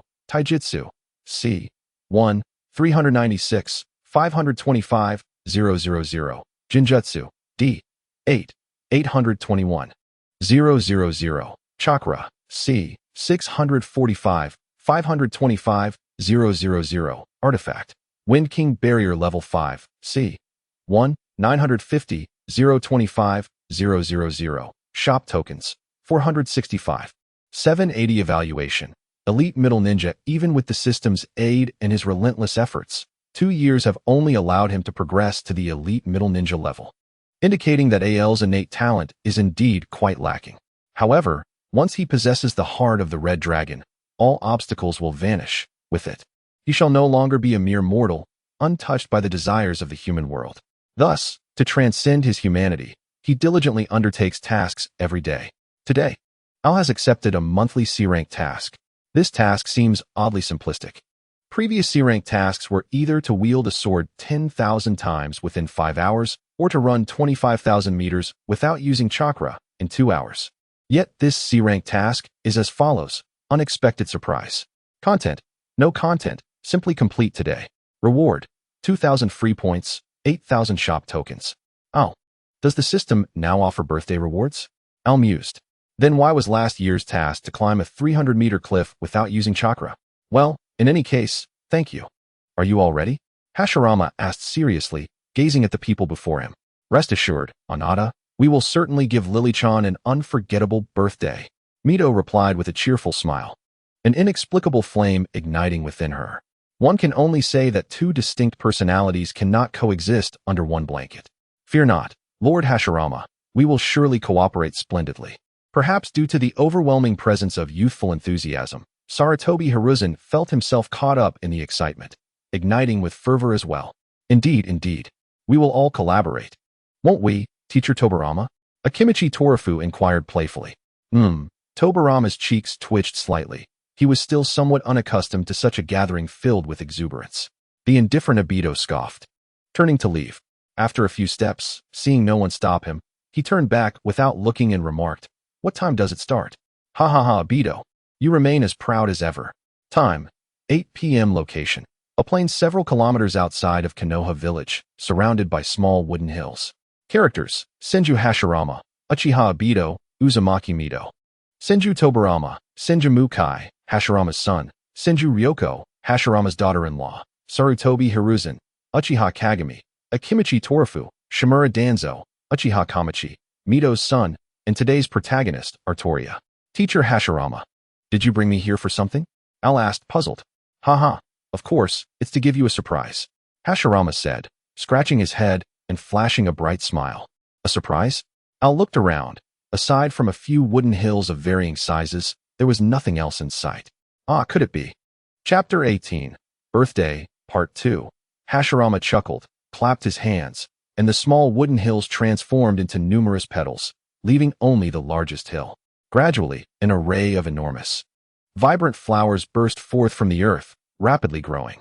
Indeed, it was as he suspected. Suddenly, Al keenly noticed bright orbs of light emerging from the flowers, gradually multiplying. As fireflies danced in the night sky, like a river of stars, a procession of lights. In the tranquil night, amidst the colorful blossoms and the companionship of flickering lights, surrounded by friends and family, Al found himself in the most beautiful night he could ever imagine. Unbeknownst to him, tears welled in Al's eyes. Yet he stubbornly held back his cries. Over the past 2 years, he has strived to embody the ideals of Artoria, adhering to the 8 spirits and 9 codes of conduct. Therefore, he vowed never to weep in front of others again. You all, Al looked at Hashirama. His voice slightly choked. Hashirama shook his head, signaling for silence. Seeing Al obediently quiet down, he then clapped his hands again. In an instant, the ground surged, and green sprouts broke through the soil, growing taller until they blossomed into pure white lilies. A sea of white flowers stretched endlessly before him. A gentle breeze swept through, creating waves of white as petals danced in the wind, merging with the flickering lights to form a breathtaking spectacle. Hashirama gazed proudly at his creation, having ensured everyone felt involved. They had painstakingly gathered countless lily seeds, which Hashirama had hastened to bloom, for a god of ninjutsu with the power of would release. This task was hardly daunting. Stop dawdling. Get to work. Obito shot a glance at him, not waiting for Hashirama's reply before vanishing in an instant. Wait for me, Obito. Still moved, Al stared perplexedly at Tobirama and Mito. Just wait and see. Lily only needs to enjoy the show. Mito gently ruffled Al's hair, her heart aching for the little girl. As the sole disciple of the first Hokage, the pressure Lily will face in the future is immense. And Mito has witnessed the burdens she bears. Each day, Lily trains for countless hours, managing a casino to keep her teacher entertained. And her sleep rarely exceeds 5 hours, less than most children of the Warring States period. Perhaps she strives so hard to avoid disappointing her teacher. Mito understands how pure-hearted and upright Lily is. Although Tobirama often recounts how mischievous Lily was at 5 years old, taking revenge on Danzo for picking on her. Her achievements over the past 2 years certainly deserve recognition, overshadowing any trivial childhood mischief. Especially since it was Danzo's fault to begin with. Lily would have retaliated too. Indeed, due to her talent, strength, selfless deeds, and her humble and courteous demeanor, the villagers affectionately refer to her as the Little Knight of Konoha. Thus, not just Hashirama, Tobirama, and Obito, but the hopes of the entire village now rest upon her shoulders. Lily, have you considered how to respond to these weighty expectations? Mito-sensei, look, a shooting star. Al exclaimed excitedly, pointing at the celestial marvel unfolding before them. Yes, Sensei is watching, Mito said, patting Al's little head, following his gaze. The brilliant fireball streaked through the sky like a reversed meteor, its fiery tail trailing behind, gradually fading. Make a wish, Lily. Ryoko placed her hand gently on Al's shoulder and softly urged, Come on, Lily, make your wish. Sarutobi Hizashi, unwilling to be left out, squeezed his way over, striking a pose he deemed charming. Al glanced around and saw the encouraging faces of his elder companions, all silently urging him to make a wish. However, he pondered, this is not a real meteor. Could it be a ceremonial gesture from the Naruto world? Nevertheless, Al obediently bowed his head, clasped his hands together, and silently made his wish. I wish for my beloved, and those who love me, to find peace and joy in their lives, free from illness and disaster. After a long moment, Al lowered his hands, a gentle smile gracing his lips. All those I love are right here. Lily, what did you wish for? I can't tell you, Shokin, Lily exclaimed. If you don't tell Shokin, can you tell Sensei? Yes, share it with Sister Ryoko. If you tell me, I'll marry you off to Shogai. Sister Ryoko.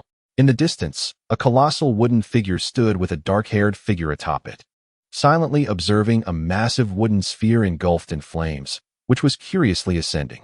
Atop the wooden figure, a man was laughing heartily, proudly proclaiming, as expected of Madara, "The combination of me and him is truly invincible." "Ha! Enough. Stop laughing, you fool. Cancel the technique, and let's get out of here." Madara scolded with disdain directed at Hashirama. Hashirama, feeling wronged, clapped his hands, and instantly, the wooden sphere exploded into a shower of sparks, the flames cascading downward like a diminutive fireworks display. After that, Hashirama dismissed the wooden figure and hurried after Madara. "Wait for me. Thanks to the fleeting fireworks in the sky, I'll soon notice that many of the onlookers had dirt on their pant legs and sleeves, likely remnants from planting flower seeds." Before long, Hashirama returned with Madara. "Teacher, Lord Madara," Al muttered, lowering his gaze. "Lily, did you enjoy yourself tonight?" Hashirama asked cheerfully, leaning down to smile at her. "Yes," Al responded earnestly, declaring it to be the best birthday celebration in his heart. "All right then, let's proceed to the next activity." "There's more?" "Of course. We haven't even distributed the gifts." Hashirama replied matter-of-factly, then clapped his hands. The enormous wooden mountain cracked open, revealing a dazzling array of gift boxes within. "Lily, do you want to open them now?" Hashirama asked, scratching his head casually. He didn't mind, but his wife clearly wanted to see Lily moved to tears. How infuriating. What a delightfully wicked creature. "But I love it, hee. No, I prefer to open them at home." "Is that so?" "But, no, teacher. Please let me open them at home." Her earnest little face made Hashirama relent quickly, leaving their allies in tears. "Then let us eat cake," Hashirama proposed joyfully. "Sorry, Hashirama. I need to return to my clan first," Madara stated. "All right," Hashirama conceded once again. Madara nodded and strode away, casting an apologetic glance at Al as he departed. "Now, let our birthday star cut the cake." On the plains beside the sea of flowers, laughter echoed around Hashirama, while envious gazes were cast his way. When will I be able to stand beside Lily openly? Uchiha clan Madara gazed excitedly at the report in his hands, which boldly declared that the Holy Grail had appeared in the Land of Iron. "Good. Izuna, wait for me. Soon. Brother will be able to Chapter 19 Hashirama. The tailed beasts are too dangerous. They must be sealed. Hokage, we have received news from the border. 3 days ago, the Nine Tails suddenly appeared at the border of the Land of Fire. 3 reconnaissance ninjas who went to investigate were severely injured by the Nine Tails. One of whom did not survive," Nara Shikaku reported, his eyes wide yet serious. "We are currently unclear about the Nine Tails' intentions, but Hokage, we cannot afford to be indifferent. Additionally, information from the Land of Wind indicates that the One Tail has gone berserk for unknown reasons, resulting in countless casualties in Sunagakure. Tailed beasts." Hashirama rubbed his temples in frustration. He was uncertain about the true strength of the Nine Tails and whether he could defeat it. However, based on the information passed down through generations in his clan and the rumors circulating in the shinobi world, it was undeniable that the Nine Tails was extraordinarily powerful. More importantly, there were 9 such creatures. Although the other tailed beasts were said to be far weaker than the Nine Tails, they still posed a significant threat. If not managed properly, who could say when they might endanger the shinobi world? Just like now. "Go summon Tobirama and Madara. I need to discuss something with them." Hashirama waved his hand, wishing to pass the burden to others, content to focus solely on the fight. "Yes, Hokage. Please wait a moment." After watching Nara Shikaku exit, Hashirama sighed helplessly. Being Hokage was exhausting, juggling paperwork and battles. Why wouldn't Tobirama agree to let Madara succeed him? Did he want to remain the second Hokage? After pondering, he dismissed the thought. He had suggested to Tobirama that he take on the Hokage role for a lighter load, but it was declined. Neither Madara nor Tobirama was suitable. Hashirama felt he was playing with fire. Soon, Madara and Tobirama arrived in succession at the Hokage's office, their expressions grave after hearing Hashirama's account. Tobirama remarked, "Those wicked-tailed beasts have once again provided my brother with an excuse to go play. Damn those tailed beasts. Why must they appear now? My Holy Grail. My Izuna." Madara lamented. "Madara, Tobirama, do you have any solutions?" Hashirama inquired, looking hopefully at Tobirama. He had marked the locations of the 9-tailed beasts, not only out of fear of them causing chaos in the shinobi world, but also in hopes of finding some leisure time. "I suggest you and Madara set out together to capture and seal all 9-tailed beasts." There was no other option. even if Hashirama had ulterior motives. Tobarama had to admit that his brother's concerns were valid. Tailed beasts were unpredictable and acted solely on their whims. In Tobarama's mind, the threat they posed was hardly less than that of the Uchiha clan. I want the 2 tails, 3 tails, 5 tails, and 7 tails, Madara stated coolly. The reasoning behind his selection was straightforward. Those 4-tailed beasts were either in the land of iron or neighboring countries, aligning closely with his objectives. All right, then I will handle the rest. For the next few days, Konoha will be in your capable hands, Tobarama, Hashirama declared earnestly. Tobarama scoffed. When was it not me handling the affairs? Even after becoming Hokage, you still sneak out to gamble, leaving all the political duties to me. Despite his thoughts, Tobarama nodded, choosing to show his brother some respect in front of Madara.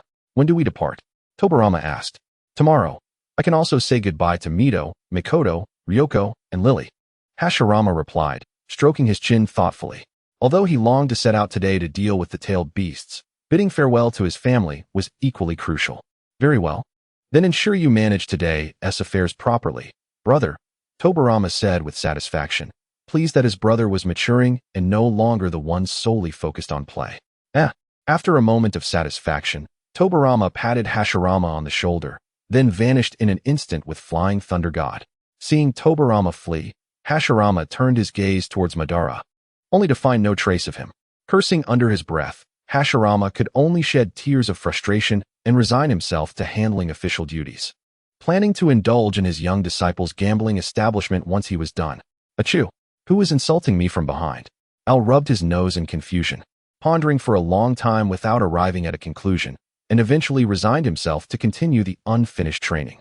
The next day, the 2 prominent figures of Konoha departed the village, embarking on a journey to save the world. Before leaving, Hashirama entrusted Tobarama with the task of mentoring Al, teaching him how to manage affairs and what it takes to be Hokage. Tobarama readily agreed to this suggestion. Since the teacher has said so, as a disciple, Al naturally has no choice but to comply. Al protested, did you even consult my opinion? Thus, Al's fate was set in motion. On the first day, Al received a D-rank mission to care for the elderly in Konoha. For each elderly person he looked after, he would earn 500 coins. Ultimately, Al managed to care for 4 elders, receiving their praise and earning 2,000 coins. After completing the task, Al began his daily 5-hour physical training.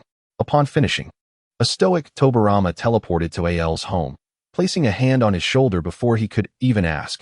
In the next moment, they appeared in the Hokage's office. Once they arrived, Tobarama casually took a seat in the Hokage chair and gestured for Al to fetch a chair for himself. Al obediently complied and sat down, observing Tobarama's methods of handling affairs with keen interest.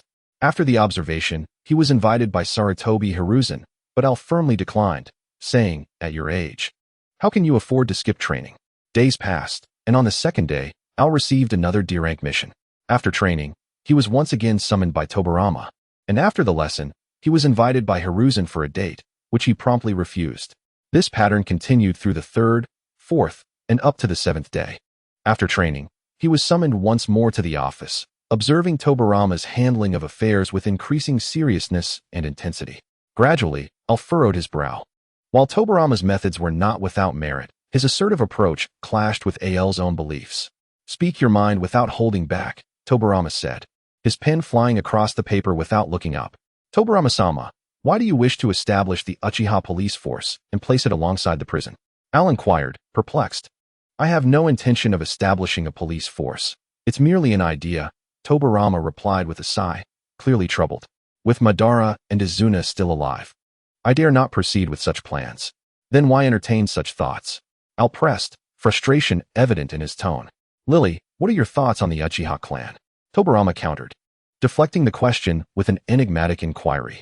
They are indeed powerful and seem to value emotions greatly, Al answered after a moment of contemplation, as a child aware of much. Indeed, powerful and emotional. The Uchiha clan seems more deserving of the title than the Senju clan, which claims to represent love. However, the Uchiha are cursed. When someone dear to them perishes, their bloodline limit, the Sharingan, evolves into the Mangekyo Sharingan. Tobarama glanced at Al, noticing his contemplation before continuing. Moreover, after the recent death of Izuna, Madara's eyes, which were nearly blind, have regained their former strength. And I have reason to suspect that Madara's eyes may evolve once more due to his brother's passing. How is that possible? Al gazed at Tobirama in disbelief, confusion and shock evident in his azure eyes. Though I have not interacted with Madara, it is clear from his words that he deeply loves his brother. After a moment of digesting this information, Al regained his composure and countered rationally. Yes, he indeed loves his brother, but he also has his ideals. Izuna loved his brother as well, and seeing his invincible brother on the brink of blindness, it is not hard to understand what he might do. Tobirama rhythmically tapped his fingers on the desk, analyzing the situation with reason. Madara is but an example. What I wish to convey is that the Uchiha clan is incredibly powerful and difficult to control. Marginalizing them is the best course of action. No, Tobirama-sama, you are mistaken. What? Tobirama furrowed his brow, looking at Al in confusion. Regardless of their flaws, they are one of the founding clans of Konoha alongside the Senju. Thus, they are comrades to whom we can entrust our lives, Al stated earnestly, then continued, if we persist in suppressing or marginalizing them, it will not only dishearten the Uchiha, but also alienate the other clans that have joined us later. Consider this, if we can suppress the Uchiha, what other clan is beyond our reach? Your points are indeed valid, but the Uchiha's temperament is well known. As Hokage, what will you do if issues arise with the Uchiha under your leadership? Tobirama asked sternly, his expression serious. Stepping forward with a smile like a noble knight, Al boldly declared, the shadow must acknowledge, permit, and bear the weight of the world, regardless of what may transpire with the Uchiha in the future. As long as they do not betray the village, I will bear the consequences alone. Just as his words concluded, the door to the Hokage office was kicked open, revealing a stern middle-aged figure with long black hair, followed closely by a tall man with a wild black mane. Tobirama, your prejudice against the Uchiha runs too deep, Hashirama said, slamming his hands on the desk, his voice laced with anger that made even Al shiver. Is the wrath of an honest man truly this fearsome? Meanwhile, Madara chose to disregard Tobirama's presence and instead offered a gentle glance towards Al, a rare expression that perhaps indicated he was touched by Al's earlier words. Brother, I have addressed this issue many times. Tobirama. Brother, I understand your deep-seated prejudice against the Uchiha, and I comprehend the reasons for your stance towards them, as well as the grievances of the deceased clan members. I am aware of it all. The expression on Tobirama's face darkened as he reflected on the countless deaths of his brothers and countless clansmen. The weight of these losses made it exceedingly difficult for him to let go. However, his deep-seated animosity towards the Uchiha clan was not solely rooted in these tragedies. The characteristics of the Warring States period had instilled in Tobirama the understanding that a clansman with whom one shared laughter could, in the blink of an eye, become a soul lost to the enemy's blade. This sentiment could be attributed to a grievance against the Uchiha, yet it was more a hatred of that tumultuous era. What truly fueled his disdain for the Uchiha, as he had articulated, was their ocular abilities and their fervent obsession with love. He genuinely wished that the village his elder brother had painstakingly founded would not ultimately perish at the hands of an Uchiha consumed by love's hatred. Brother Tobirama, the Uchiha clan that has joined Konoha bears the same burden as you do. They, too, are weighed down by blood-soaked enmities. Madara is no exception. They have chosen to put their past behind them and seek reconciliation to forge a new era. Why do you still dwell on the past? Hashirama, his eyes reddened, pressed his hand firmly on Tobirama's shoulder. Brother, why have you returned so early? Tobirama deftly diverted the conversation, a tactic he often employed with his elder brother. Most of the time, this first maneuver sufficed. Only in rare instances did he resort to such tactics. Hashirama sighed, grasping Tobirama's intent. His younger brother still needed time to process his feelings. As an elder brother, it was not appropriate to push too hard. He then forced a smile, saying, Madara and I completed our mission on the third day. We reunited on the fourth day and enjoyed 2 days of leisure before returning. In total, we spent 7 days, including 2 days of travel. You took only 3 days to deal with the tailed beasts? Have you no respect for them? This makes my Kurama feel quite slighted. Tobirama strolled leisurely, inquiring with measured pace, where did you place the tailed beasts, and how did you secure them? I placed them in the land of whirlpools, entrusting the leader of the Uzumaki clan to seal them. Before leaving, I was concerned they might break free from their seals, so I stationed a true Senju at the site, controlling one tailed beast with each hand. There should be no issues, Hashirama replied, feeling parched and draining a cup of tea prepared by Tobirama. That's good. What do you plan to do with the tailed beasts? Seeing Hashirama hesitate, Tobirama narrowed his eyes dangerously. Madara, who had been silent, felt compelled to speak up. Hashirama intends to offer the tailed beasts from 1 to 8 to the other great nations. Tobirama's brow twitched as he struggled to believe his ears. Yet after several deep breaths, he steadied his emotions. What price do you intend to sell them for? Tobirama forced a strained smile, resolving that if Hashirama dared to sell them at a low price, he would drag him to their father's grave. Are you giving them away? Hashirama shivered involuntarily. But with his younger brother present, he suppressed his discomfort and spoke cautiously. What did you say? Tobirama's eyes widened in disbelief, struggling to accept that this foolish primate was indeed his elder brother. Yet, upon reflection, he realized only his own brother could be this naive, which calmed him somewhat. Giving them away is unacceptable. They must be sold. Silence. Tobirama rubbed his temples in exasperation, nearly succumbing to an irritation with stupidity. Were it not for the fact that this individual was his own brother, he would have already sent him away. Seeing that Tobirama was ignoring him, Hashirama turned his pitiful gaze toward Madara, who rolled his eyes and chose to disregard him. Ow, please refrain from looking at me in such a manner. I am powerless in this situation, Al said awkwardly, casting furtive glances toward Tobirama, indicating his own helplessness. Very well, then I shall accompany Madara and Lily as well. Hashirama suggested reasonably after struggling in vain. Upon hearing Hashirama's proposal, Tobirama thoughtfully contemplated and ultimately decided to adhere to his brother's suggestion. He had initially intended to go with Hashirama alone, but he felt uneasy leaving Madara alone in Konoha. Allowing Hashirama and Madara to go together was acceptable. After all, Madara could hardly best his elder brother. As for Lily, it was indeed necessary for her to experience such situations, even if Hashirama would not serve as a positive model. He could at least provide a cautionary example. What? No. I do not wish to go. Al protested immediately, displeased, as he desired to train in the village to achieve the rank of Jonin as soon as possible. Ding. Congratulations on triggering the hidden task, the first 5 Kage Summit. Content. Accompany the first Hokage to the 5 Kage Summit and sell the tailed beasts at a high price. Reward. 800 free points, 8,000 shop coins. And a temporary card for Artoria, Lancer. What a reward. The free points speak for themselves.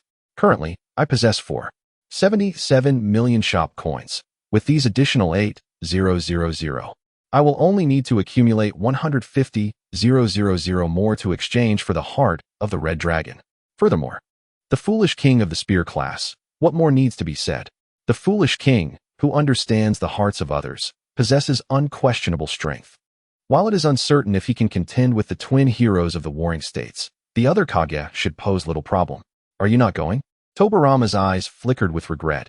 He had wanted Lily to gain some experience. However, if she was unwilling, there was little he could do. No. Please forget what just happened. I was merely too excited. What I meant to convey is that I cannot possibly not attend. Al stated earnestly. Very well. The first 5 Kage Summit was about to commence. In the Land of Earth, what? The Hokage wishes to invite us to the Land of Iron? The speaker was Shurhei, who had recently learned from Hashirama to report to the daimyo and had become the first Tsuchikage. Shurhei looked displeased as he regarded the invitation, unsure whether it was a trap. Indeed, Lord Tsuchikage. The Hokage mentioned in the letter that the purpose of this invitation is to evenly distribute the tailed beasts while signing a non-aggression pact among the nations. The Hokage's ambitions are far from simple, Shurhei mused, his legs crossed as he narrowed his eyes dangerously. He did not believe that someone capable of attaining the position of Kage and possessing such formidable strength would be a mere naive. The Hokage's ambitions were undoubtedly grand, but he was currently uncertain of the Hokage's true intentions. Lord Tsuchikage, shall we attend? Yes, why not? I want to see what the Hokage is truly after. Shurhei's eyes sparkled with intrigue. In the Land of Lightning, the burly first Raikage, angrily discarded the invitation, bellowing, prepare for me. We depart for the Land of Iron tomorrow. Yes, Lord Raikage. The future second Raikage responded with vigor. In the Land of Water, the first Mizukage, Haku, glanced indifferently at the invitation before tossing it aside. He then instructed his aides to find the future third Mizukage, whose name he could not recall, and prepare to set out for the Land of Iron the following morning. In the Land of Wind, the first Wind Kage, Reto, furiously tore the invitation into shreds, cursing, damn you, Senju Hashirama. Damn you, Uchiha Madara. Seizing my tailed beast was one thing, but to do so and then pretend to be virtuous while dividing it amongst others is utterly infuriating. I loathe this. Damn you. Hashirama Senju. Damn you, Madara Uchiha. Ah, I wish you all to perish. Lord Kazekage, shall we proceed? A man adorned with a dragon tattoo on his forehead inquired cautiously after witnessing the turmoil. Of course. How could we not? If we do not act, the other 4 nations will possess tailed beasts while we remain empty-handed. What future awaits our Sand Shinobi? Redo exclaimed, slamming his palm onto the desk with a fierce determination. Very well, Lord Kazekage. I shall relay your orders immediately. The man, who was destined to become the second Kazekage, Shaman, bowed respectfully before exiting the office. Bang! Once alone, Redo began to furiously throw items across the room. Damn that Hokage. I detest this situation. Meanwhile, in the Hidden Leaf Village, Sarutobi Hiruzen wandered aimlessly through the streets. It had been 6 hours since Aru departed the village, and he had not sought her out prior to her leaving, despite his self-assured demeanor. Even he could not convince himself that Aru's silence was merely due to shyness. Bang! Ouch, that hurts. Hiruzen grimaced as he collided with something, dropping to the ground. His thoughts of Aru momentarily forgotten. Are you all right? A gentle voice broke through his daze. He looked up to find a lovely brown-haired girl, seemingly no older than 10. Her face etched with concern, whether for him or for her shop door, he could not discern. I'm fine, Hiruzen stammered, his gaze wandering over the girl with an unguarded curiosity. That's good to hear. If you're all right, could you please stand? I cannot open my shop with you sitting in front of it, the girl said sweetly, her words piercing Hiruzen's heart. Mother, my heart aches. He lamented internally. Indeed. Lily is the best. Feeling disheartened, he turned to leave but caught a glimpse of the girl's shop sign, Matsukasa Flower Shop. After a moment's thought, he returned. How much for this flower? He asked, pointing to a white rose. 1 for a tail, the girl replied. Her initial displeasure at his return replaced with a warm smile upon realizing he intended to purchase something. I'll take 2, he said. Thank you. That will be 2 tails. She replied, handing him the flowers.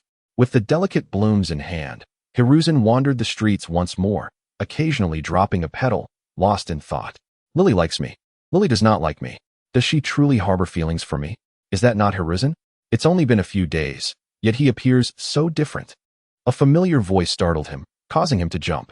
Good day, Lord Mizukage, he greeted, turning to face the red-haired figure. Hiruzen, that rose. Is it for someone special? Uzumaki Mito asked, pointing to the nearly petal-less flower in his grasp. And no, I found it by the roadside. He hastily replied. Really? You found it? Was I imagining things just now? Mito laughed, oblivious to Hiruzen's growing discomfort. What did you hear? He asked tentatively, wondering if she had merely been teasing him. Let me think. Oh, I recall. Mito's smile grew brighter as Hiruzen's expression darkened with dread. Lily likes me. Lily does not like me. Lily likes me. Lily, please, no more. Hiruzen cried out, rolling on the ground in embarrassment, attempting to drown out the words echoing in his mind. Escaping is futile, little monkey. If you love her, you must declare it boldly, Mito stated with righteous fervor, pulling Hiruzen's hands away from his ears. I did confess, but Lily seems entirely uninterested. It feels as though she has no feelings for me at all, he lamented, feeling utterly defeated. Perhaps you could win her over by appealing to her interests? Mito suggested, stroking her chin thoughtfully. For instance? Hiruzen asked, setting aside his embarrassment to seek her counsel. I believe Lily has opened a gambling house. Her husband frequents it, Mito replied, unsure. Chapter 23. The 5 Kage Summit commences. To witness the original 5 Kage gathered together for the 5 Kage Summit is truly a remarkable sight. Hashirama's cheeks flushed as he gazed upon his fellow leaders with heartfelt appreciation. Bang! Madara glared at Hashirama, who had dramatically collapsed onto the table. Get up, you fool. Do you possess no sense of shame? But I am simply overwhelmed with joy, Hashirama replied, lifting his head, tears of happiness still adorning his face, which only served to deepen Madara's scorn. Who cares? Get up already, Madara shouted, striking Hashirama's head, which only made the latter appear more pitiful. Observing the spectacle, Aru sighed, exasperated. This is not your home. There are other Kage present. Can you not be more mindful of the atmosphere? True to her words, the other 4 Kage bore expressions of displeasure as they watched the two bicker, their patience wearing thin. Lord Hokage, we are here to discuss serious matters, not to witness your antics. Please treat the affairs between our nations with the gravity they deserve. Despite their discontent, they held their tongues, but Reto, the hot-headed first Kazekage, could contain himself no longer. Such behavior is commendable, yet, he began, only to be met with Madara's menacing glare. Describing the sensation was akin to standing in a cold, damp slaughterhouse. Reto felt like a lamb awaiting its fate, while Madara loomed like a butcher, ready to strike him down at any moment. Madara, Hashirama called softly, and though Madara was displeased, he relented, allowing the tension to dissipate. Reto, having narrowly escaped a dire fate, gasped for breath, feeling as though his Kazekage robes were dampened with sweat. Let us discuss the tailed beasts, shall we? Are there any that you desire? We can arrange to sell them to you, Hashirama proposed, scratching his head in an effort to lighten the mood, though he had intended to offer them freely until Madara's piercing gaze halted him. In contrast to the original narrative, where Hashirama sought to use the tailed beasts as leverage to entice the other four nations into signing an agreement, the current situation had shifted the distribution of the tailed beasts and the alliance discussion into separate, undesirable matters. What? You refuse to give away the tailed beasts unless we sign an agreement? Consider the one with the long black hair before speaking. Do you truly wish to tango with Madara? You may wish to place your hand upon your heart and inquire whether you truly possess such courage. A tailed beast priced at 100 billion. Can you all accept this valuation? Hashirama tentatively proposed a figure, which was set by Tobirama. He was uncertain whether this price was reasonable for the tailed beast, and, of course, Tobirama was equally unaware. Since the passing of the Sage of Six Paths, the entire ninja world had never encountered such a situation. It was as if a maiden was being carried in a bridal palanquin for the very first time. The other shadows silently observed Hashirama's cautious demeanor, along with Madara's cold gaze directed at him, and the little girl trailing behind them, who pretended to listen intently while her curious eyes scanned the gathering. It was evident from their expressions that Hashirama was the type to lower his demands if dissatisfied, while Madara was the sort who would resort to force until satisfaction was achieved. Yet, none of them dared to oppose, for the legendary duo of the Warring States period was well known to all. The Wind Shadow felt emboldened only due to Hashirama's presence. Had Madara been the sole figure present, he would not have dared to speak so brazenly. In a certain sense, Madara's name held even more weight than Hashirama's, perhaps significantly so. After a moment of silence, the assembly began to voice their opinions. I have no objections. Neither do I. I, too, hold no objections. Nor do I. That is splendid. Hashirama sighed in relief upon noting the consensus, while Madara beside him merely pursed his lips in disappointment. What of the agreement among the 5 nations? No objections, no objections. We shall heed the Hokage's wishes. Hashirama was taken aback by how smoothly this was proceeding. Indeed, it appeared that this world was still populated by a multitude of peace-loving individuals. He could not help but express his gratitude inwardly, tears of emotion welling in his eyes. Madara subtly shifted a couple of steps away, while I'll cast a disdainful glance at Hashirama. Does anyone have a preferred tailed beast? Feel free to choose any besides the 9 tails. I wish for the 3 tails. It is well suited for my water country and should rightfully belong to it. The 6 tails is also quite admirable. I desire the 8 tails and the 2 tails. I choose the 1 tail. It complements my wind country splendidly, and is perfectly suited for our sand ninjas. Then I shall take the 4 tails and the 5 tails. Is no one interested in the 7 tails? Wind Shadow. Would you care to acquire another? The first Wind Shadow, Reto, felt a twinge of temptation upon hearing this. Yet, he was acutely aware of his village's sealing techniques. Sealing even a 1 tail was a considerable challenge, let alone the 7 tails. Absolutely not. Reto waved his hand dismissively, indicating that they were content with their singular focus on the 1 tail. Hashirama, faced with these devoted warriors, could only helplessly concede, as his own village was similarly committed to their singular pursuit of the 9 tails. The discussions continued smoothly on Hashirama's side, while Al in the corner received a familiar notification in his mind. Ding. Congratulations, host, for successfully completing the hidden task. First 5 Kage Summit. Reward, 800 freedom points, 8,000 shop credits, and a temporary card for Artoria, Lancer. Name, Artoria. Age, 7. Height, 1, 26 meters. Ninjutsu, D, 9, 335, 000. Taijutsu, C, 15, 365. 250, Jinjutsu, D, 9, 251,000. Chakra. C. 66. 582. 500. Noble Phantasm. Wind King Barrier Level 5. C. 2. 085. 825,000. Shop Credits. 491. 088 Rating. Elite Chunin Owl observed his attributes, his eyes glimmering with excitement. At this rate, he was confident he could ascend to Jonin within 6 months, achieving that before the age of 8, for years earlier than Kakashi. Such a pace would certainly not tarnish the reputation of a transmigrator. However, that was not the crux of the matter. The real focus lay in his ability to project the Holy Grail using a superpowered projector, casting it before Madara, Hashirama, and Tobirama while also projecting the command seals, indicating that the Holy Grail War would commence in 6 months. This way, neither of the two titans would meet with demise or injury. With this thought, Al casually glanced at Hashirama, noting that the negotiations were nearing their conclusion before activating the system page. Projector, activate. In an instant, the sky transformed dramatically. Countless golden particles filled the entire ninja world, and a colossal golden silhouette of the Holy Grail gradually emerged from the heavens. This celestial phenomenon naturally drew the attention of all within the ninja realm. What is this? Hashirama exclaimed in astonishment, gazing up at the spectacle. The Holy Grail, Madara growled, his expression fierce. Ah yes, the emergence of the Holy Grail is meant for the entire ninja world to witness. So, let us not dwell on the details. Consider it a discussion between the protagonist and the system. Chapter 24, The Holy Grail. The manifestation of the Holy Grail undoubtedly captured the entire ninja realm's focus. Is that truly the Holy Grail? The Holy Grail. I, Inoki, shall claim it. I will make those bastards pay for calling me big-nosed. I desire it. With it, I could do as I please. Ha! Are you implying that one can go without trousers? My dear May. Lily, my lovely Lily. The crowd stood in unison, silently observing the turbulent sky. They beheld the immense Holy Grail surrounded by innumerable golden particles, densely packed.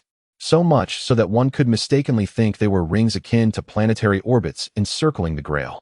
Gradually, the silhouette of the Holy Grail became more defined, and the golden particles began to spread, enveloping the entire ninja world. This should be. Rado hesitantly began, as he watched the particles descend at an astonishing speed. Lord Wind Shadow, this must be the Holy Grail selecting those worthy to participate in the Holy Grail War, Shaman cautiously suggested. I am well aware. I was merely testing you. Rado shot a glare at Shaman, causing him to retreat to his original position, feeling unjustly treated. Rado sighed inwardly, bemused by the behavior of his subordinates. Why speak so loudly, as if fearing they would not hear? Could they not conspire quietly in a corner? If the information were to leak, not only would it jeopardize the mission, but it would also diminish his stature. How frustrating. Madara chuckled derisively before retracting his gaze and striding out of the building, eager to avoid the descending particles. Others followed suit, Al included, as he too was effectively a chosen participant. Drip drop. The golden particles gradually fell upon the crowd and the vast majority of the ninja world, seemingly without distinction. There's certainly a warmth to it. It feels quite pleasant. Indeed, and it doesn't even wet the clothes. What on earth is this? The villagers of Ida turned to see a young boy with a prominent nose, appearing no older than 10, who was clearly overwhelmed by the spectacle. No.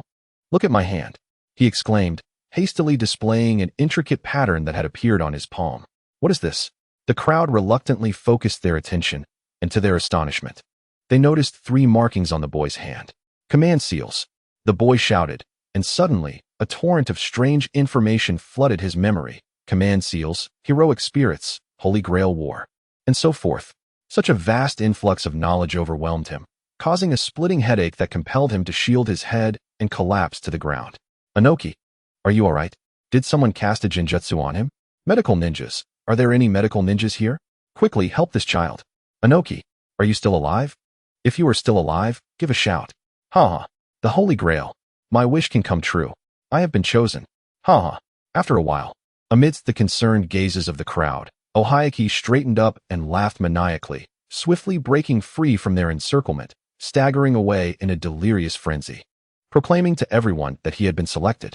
In the land of fire, the fortunate bearer of the 3-marked command seal, Sarutobi Hizashi, joyfully dashed towards the Hokage building. Tobirama-sensei, I've been chosen. Ha! Lily, my Lily. Ha ha. Lily will soon be mine. Ha ha. Ha ha, ouch. Quiet down, you colorful monkey. Perhaps fearing a disturbance to the village's decorum, Tobarama, with a stern face, swiftly lifted Sarutobi Hizashi and vanished from the scene using the Flying Thunder God technique. Meanwhile, the hand that held Sarutobi Hizashi bore a 3-marked command seal as well. In the land of iron, Al involuntarily shivered. The sensation was akin to being scrutinized by Cthulhu, a blend of terror, disgust, and a hint of palpitations. In short, it was anything but a pleasant feeling. I've been chosen to. Izuna, brother, I can finally revive you.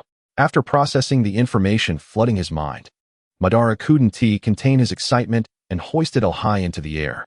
Madara, Lord Madara, I'm going to faint. I'm sorry, I'm just so thrilled. Madara shot a somewhat apologetic glance at Al, a sentiment he would have never displayed before, but today, he was simply too exhilarated. He felt closer to Izuna than he had in years. Madara, have you been chosen too? Me too. Hashirama excitedly leaned towards Madara, gleefully waving the command seal on his hand. But I wonder if you and Lily will end up on the red team or the black team. Once the excitement subsided, Hashirama found time to ponder this. It doesn't matter. Just because we're on opposing sides doesn't mean we can't collaborate. It also doesn't imply we can't eliminate our teammates, Madara replied nonchalantly. Indeed, Madara, you are truly wise. Arno, Hashirama-sensei, the other shadows are watching us. Upon turning around, the duo discovered that the 8 individuals across from them all bore the same 3-marked command seal. Chapter 25. At present, I only wish to safeguard this smile. As the gathering had turned unproductive and the main agenda was largely settled, the meeting concluded on a positive note. 5 days later, the usually quiet Senju household buzzed with activity. Of course, it wasn't due to the first Hokage owing money and being cornered, but rather Tobarama had summoned Hashirama, Madara, Al, and Sarutobi Hizashi to prepare for the Holy Grail War. The Holy Grail War concerned the interests of the entire village and even the Land of Fire. So Tobarama urged everyone to pay close attention. With a serious expression, he observed the group, who all nodded in agreement, save for Al, who was blissfully engrossed in his meal. Lily, Tobarama emphasized sternly. Yes, Al, noticing Tobarama's displeasure, hastily set down his bowl, and his usually cheerful hair stood on end in alarm. Pay attention. Yes. Seeing that Tobarama wasn't going to impose any harsh penalties, Al sighed in relief and picked up his bowl once more, watching Tobarama intently as he ate. Observing Al focused on his meal, and then casting a glance at Sarutobi Hizashi, who occasionally stole glances at Al, as well as Anija and Madara on the other side. Whispering about what to have for dinner, Tobarama rubbed his forehead in exasperation before deciding to overlook it. Listen well, I need you all to pay close attention. It is known that the Holy Grail War will divide us into 2 teams, red and black. Whether we will be on the same team remains uncertain, but the rules state that only the last person standing is the victor and do not prohibit teammates from harming each other. Therefore, while it is described as a team battle of red versus black, it is likely to evolve into a 5 versus 9 scenario, with one ambiguous ruler. Tobarama maintained a relaxed demeanor, as this was all known information, and he was merely clarifying his thoughts, confident that those present could analyze the situation accordingly. In any case, even if our luck falters, we should have at least one combat-oriented heroic spirit among the 5 of us, in addition to my brother and Madara, which gives us a decent chance of victory. Upon hearing this, both Al and Sarutobi Hizashi nodded vigorously, while Hashirama and Madara could hardly disagree. Before we begin, I will provide each of you with a Flying Thunder God Kunai to ensure the integrity of our team. Within a day, we need to gather information on all enemy heroic spirits. Why not just attack directly? Madara queried. Madara is right, Sarutobi Hizashi added, albeit cautiously, under Tobarama's steely gaze. I also find Tobarama's point quite valid, Hashirama concurred. This is delicious. Al, the food enthusiast, chimed in. There are 9 or even 10 heroic spirits on the opposing side, and the uncertainty is too great. What if they summon the Sage of 6 Paths? Tobarama felt somewhat weary. The entire team was reckless. Were it not for his exceptional strength, he would have already raised the white flag in surrender. What was there to fear?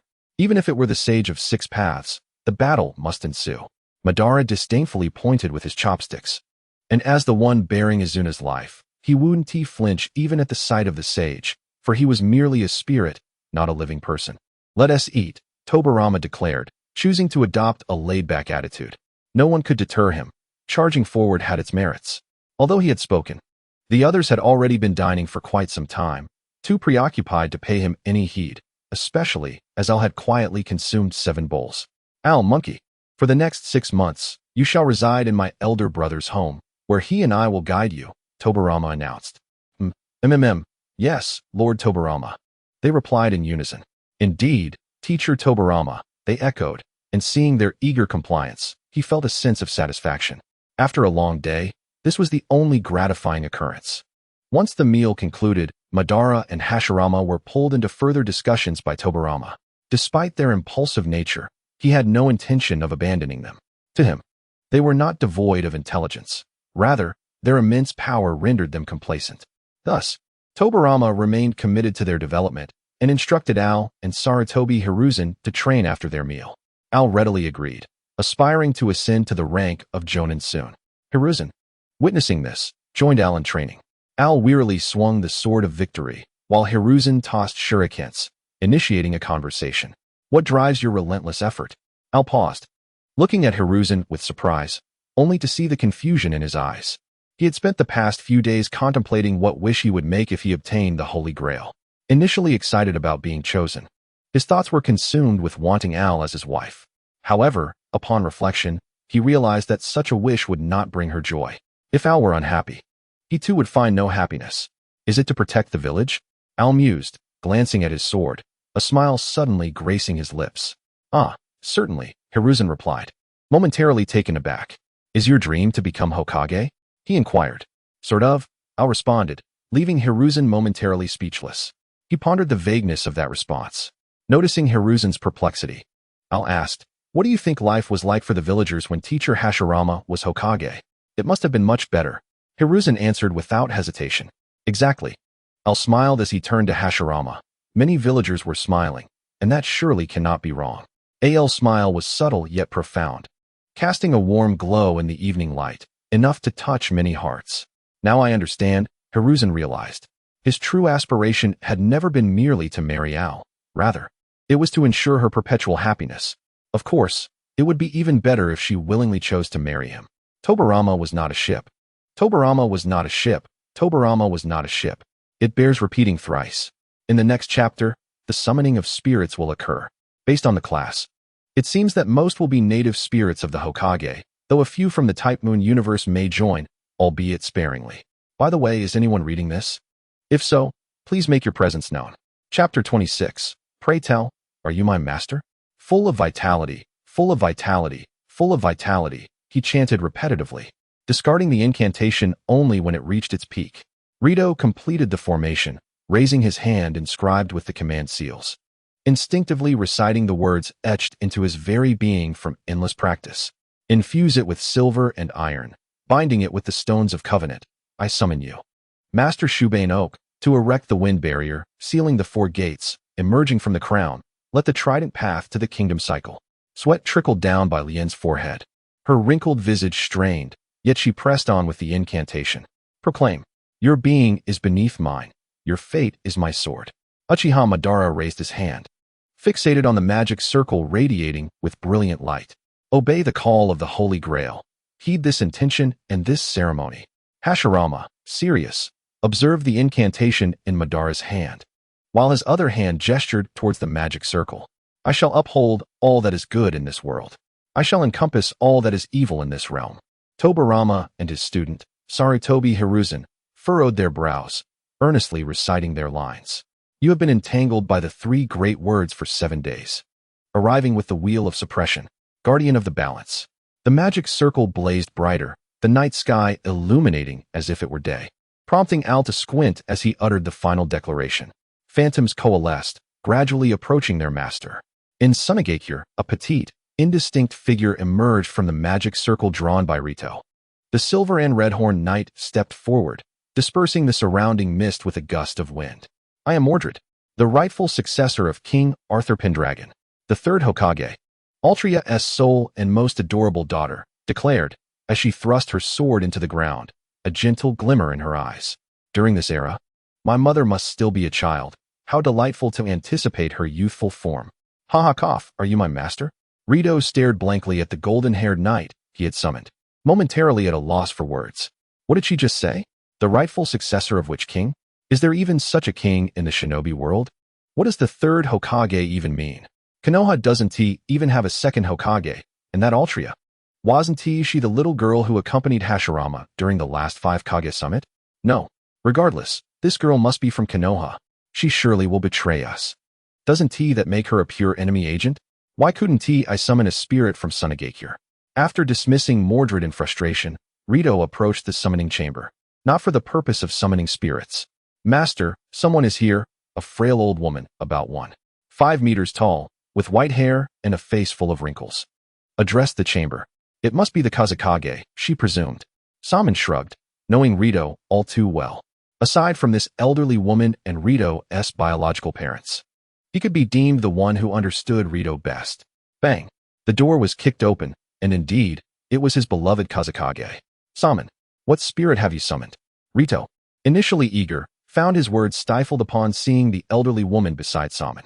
Though her hair was now white, devoid of the youthful appearance he remembered, that familiar gaze, filled with nostalgia, was unmistakable. It could not be wrong. It was undoubtedly her. Chio, is that you?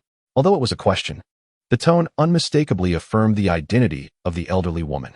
Ryudo, true to form, your intuition remains remarkably sharp. Chio did not deny it, straightforwardly confirming her identity. I am a heroic spirit from the future. I was over 70 when I passed away. Chio understood Ryudo well. As soon as he spoke, she knew he would inquire about her death, yet evidently, she felt no regret about it, even harboring a sense of pride. After all, she had boldly sacrificed herself for the future of her village. No, I mean, did you ever call Shaman Master? Ryudo glared at Shaman through gritted teeth, vividly recalling how that little girl, who claimed to be the heir of the third Hokage, had immediately addressed him as Master. He could not bear the thought of his wife calling anyone else Master, even if that person was Shaman. Chio's smile faltered. So you old bastard. You don't care at all about how I died. In the land of water, Balian observed the middle-aged man adorned with the crest of the Uchiha clan. His expression quite remarkable, especially when he approached and asked, "You are my master, aren't you?" Good heavens, how thrilling. Just days ago, he had been humiliated by his son, and now he was to be addressed as his father's master? Balian's eyes darted around, an ominous smile creeping onto his face. Meanwhile, Uchiha Taijima, forgotten in the corner, wore a face of despair, having thought his master was disdainful since his arrival, only to suddenly break into an unsettling grin. Taijima felt utterly exhausted. He merely wished to seize the opportunity of the Holy Grail to see his 2 remaining foolish sons and check on their progress against the Senju clan. Yet, his first experience in the Holy Grail War had introduced him to a mentally impaired master. Could this order be cancelled? Not far from the river outside Konoha village, Al and his companions stood in awe at the 5 heroic spirits they had summoned. The middle-aged man closest to Madara donned a tight-fitting black combat suit adorned with layered red armor, his forehead tied with a white silk ribbon. Beside him stood a youth bearing the crest of the Uchiha clan, who, upon appearing, made Madara's eyes glisten with emotion. He seemed excited, yet remained motionless, as if waiting for the person opposite him to leap into his embrace. In front of Hashirama stood a striking blonde beauty, who, upon seeing the group, exhibited a flicker of surprise in her eyes and casually greeted them. Hello, Lily, ancestor, second grandfather, Madara, and old man. Even Al was not spared, as a tearful blonde youth clung tightly to him, exclaiming, I'm sorry, Al, grandmother. His face, adorned with long whiskers, was wet with tears. However, Al paid little mind to the boy. His attention was entirely captured by the woman before him. The girl was also a striking blonde with piercing blue eyes, her radiant hair topped with a tuft of unruly strands. Although her figure slightly differed from the previous blonde beauty, she donned a silver-blue armor complemented by a cerulean dress, her rigid posture reflecting her instinctive adherence to etiquette. Might you be my master? Current attributes panel for the protagonist. Name, Artoria. Age, 7. Height, 1. 32 meters. Ninjutsu, D. 20. 245, 000. Taijutsu, C. 477, 060, 000. Jinjutsu, D. 25, 555, 000. Chakra, C. 835, 825. 000. Skills. Magic resistance. A. Corresponding to Hokage attributes. Writing. B. Unique skills. Instinct. A. Charm. B. Mana release. B. Noble phantasm. Wine King's Barrier level 6. C. 985, 860. 000. Sword of Victory. A. True name yet to be unleashed. Physique. Heart of the Red Dragon shop currency. 105, 805 available shop items. Oath of Victory sword. A. 800. 000. Avalon sword sheath. 1, 200, 000. Evaluation. Jonin. The additional skills were a gift with the Red Dragon, dog head. Oh. It took a bit of time to revise the outline, but the authentic Artoria has arrived. My writing may be a bit hasty. I shall review it a couple of times to amend any errors. Should you notice any inconsistencies or mistakes, please do not hesitate to remind me, and I shall correct them. P.S. After some consideration, I still feel that Izuna is more fitting than Deidara. That's settled then. No changes will be made. Chapter 27. Konoha's nightless city. In a certain noodle shop in Konoha village, as Ichiraku ramen did not yet exist in this era. Al elegantly swallowed the food in his mouth and gestured to the owner with his empty bowl. 10 more bowls, please. Not to be outdone. Artoria also raised her empty bowl, declaring, 10 more bowls. What? The grown-up Lily is from another world. Hashirama gazed incredulously at the heroic spirit, who appeared to be a larger version of Al, his skepticism palpable. It was not surprising. The girl's words were indeed hard to believe. Yes, I am the ruler of ancient Britain, Artoria Pendragon.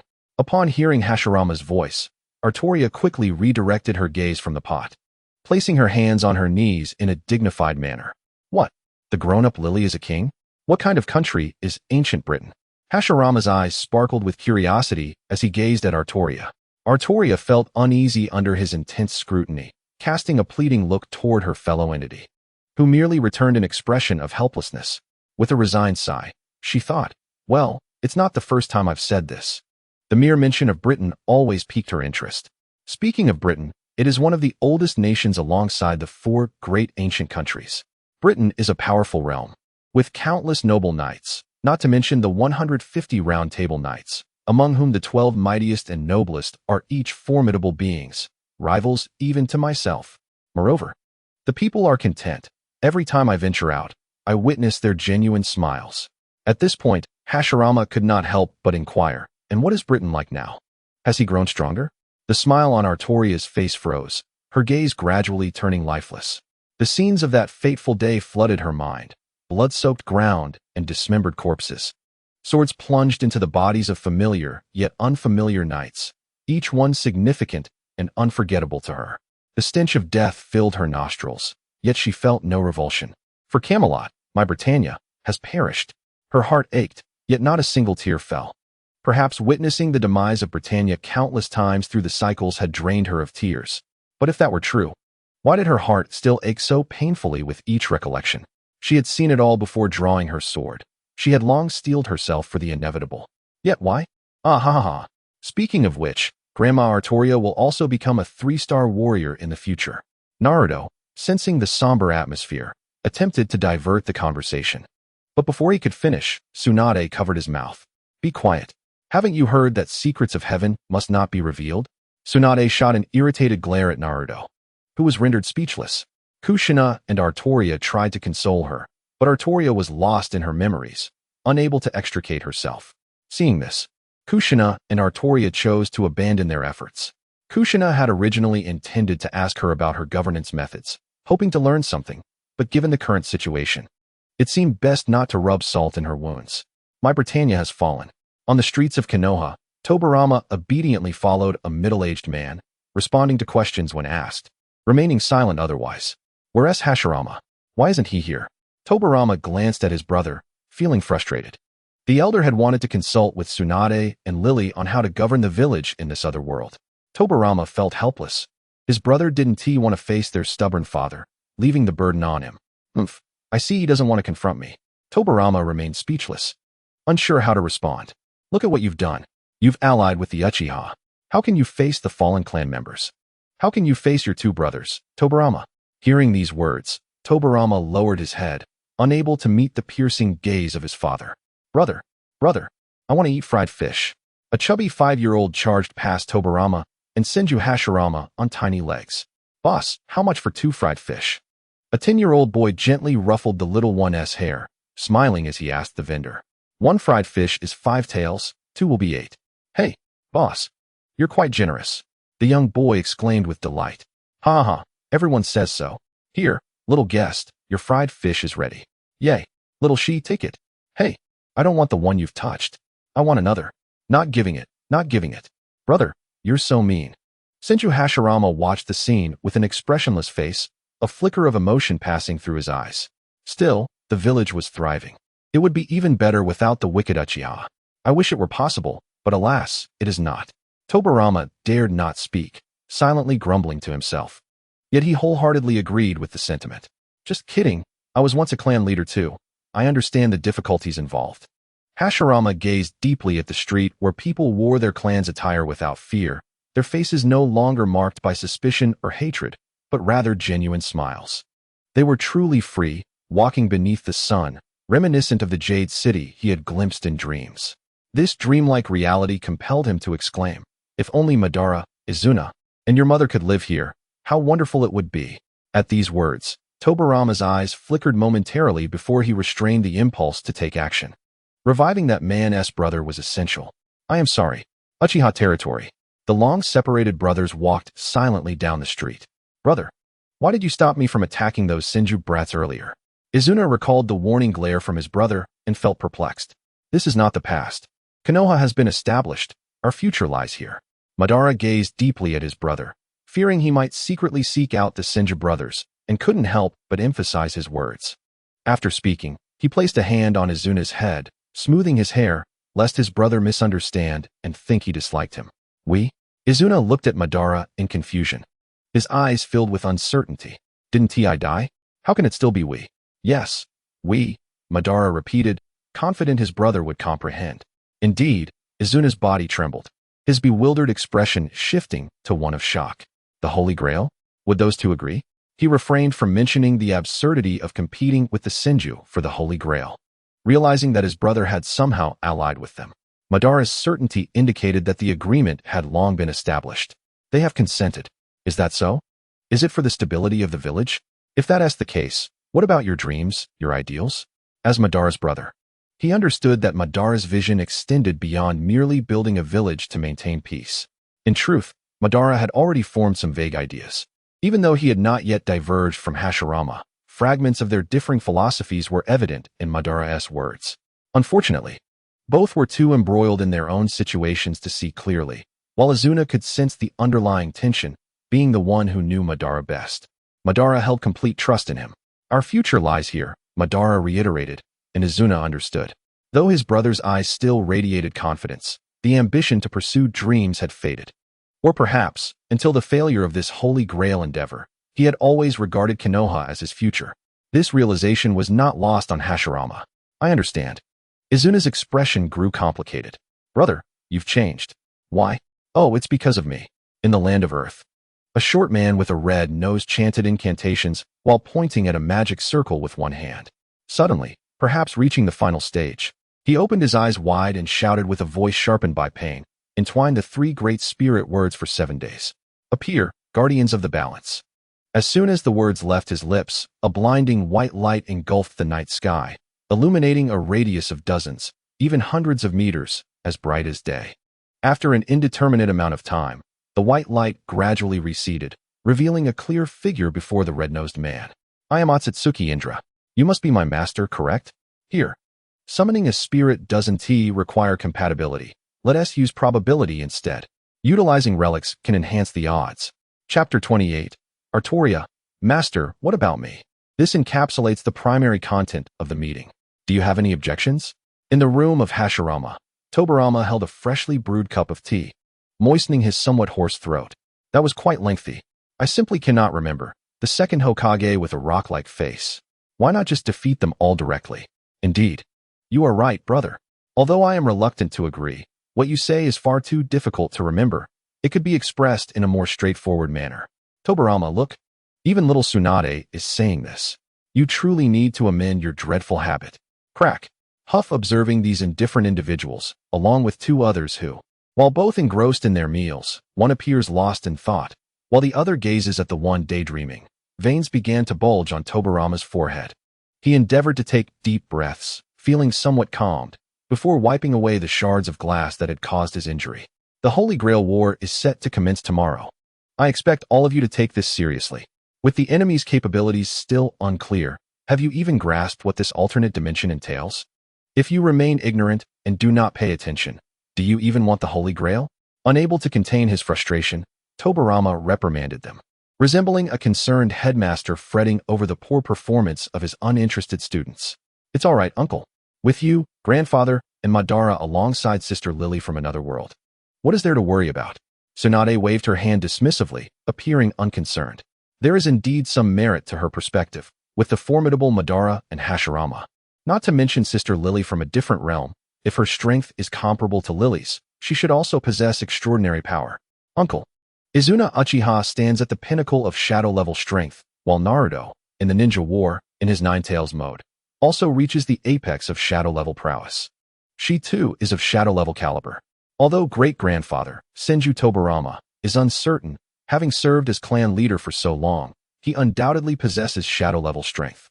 Presently, while Sister Lily may still be young, she is certainly of Jonin rank. The old man has been around for over a decade, and she must be at least an elite Jonin. This lineup, if it were anyone else, would have already given up.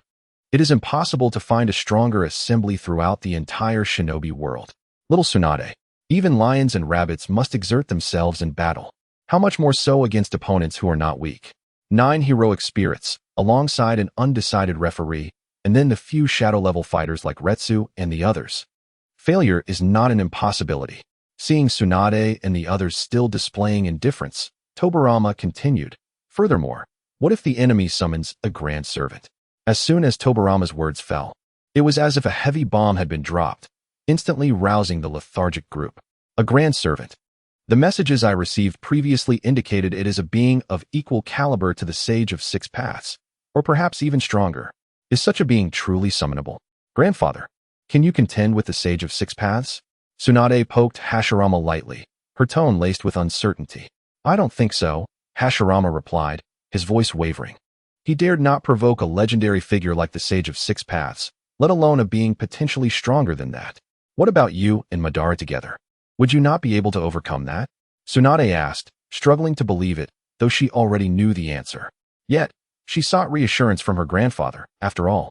These two were the strongest individuals she had ever encountered, while the Sage of Six Paths was merely a figure spoken of in hushed tones.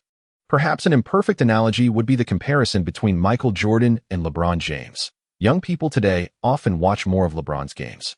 While Jordan's legacy is primarily passed down through short clips and stories from the older generations, youngsters can find online replays of the ancient legends in their prime.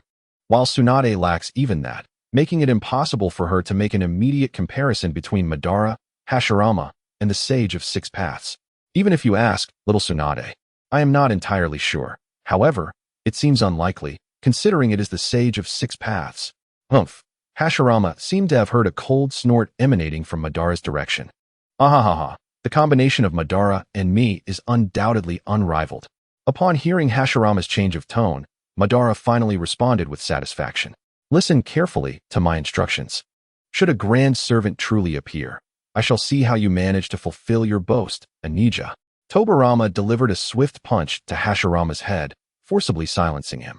Humph, Madara huffed, turning his head away, though his ears remained attentively perked up.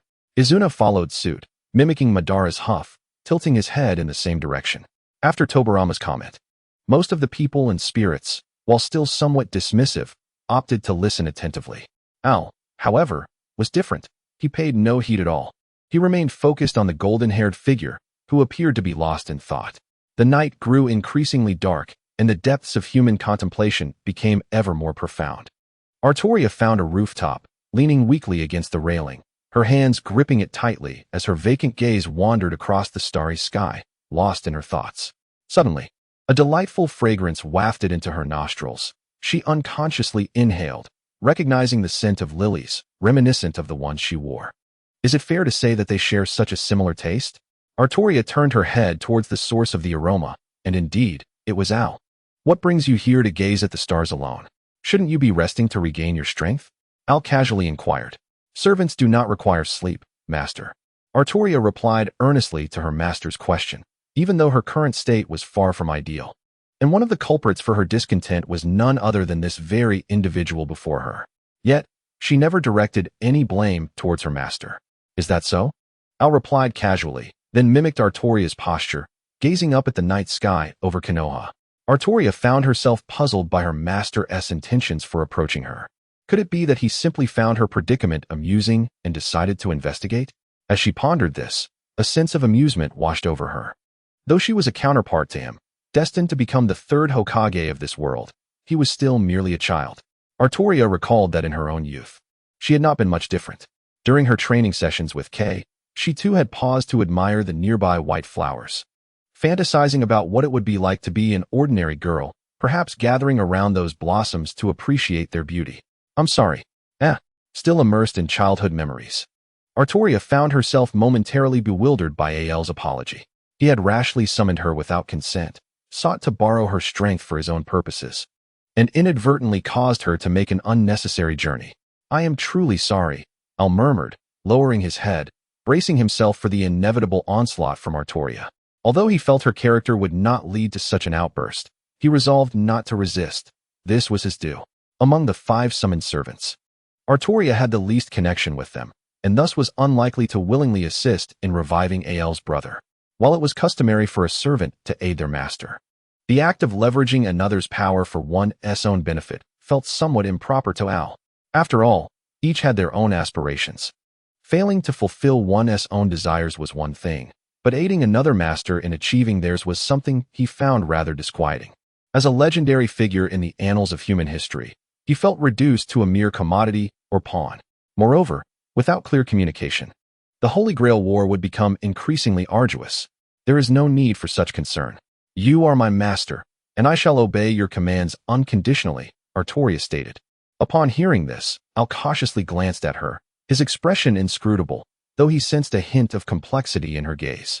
Perhaps she was puzzled by his unexpected apology. Or perhaps she was annoyed that he had apologized first, leaving her little room to chastise him. Are you truly not angry?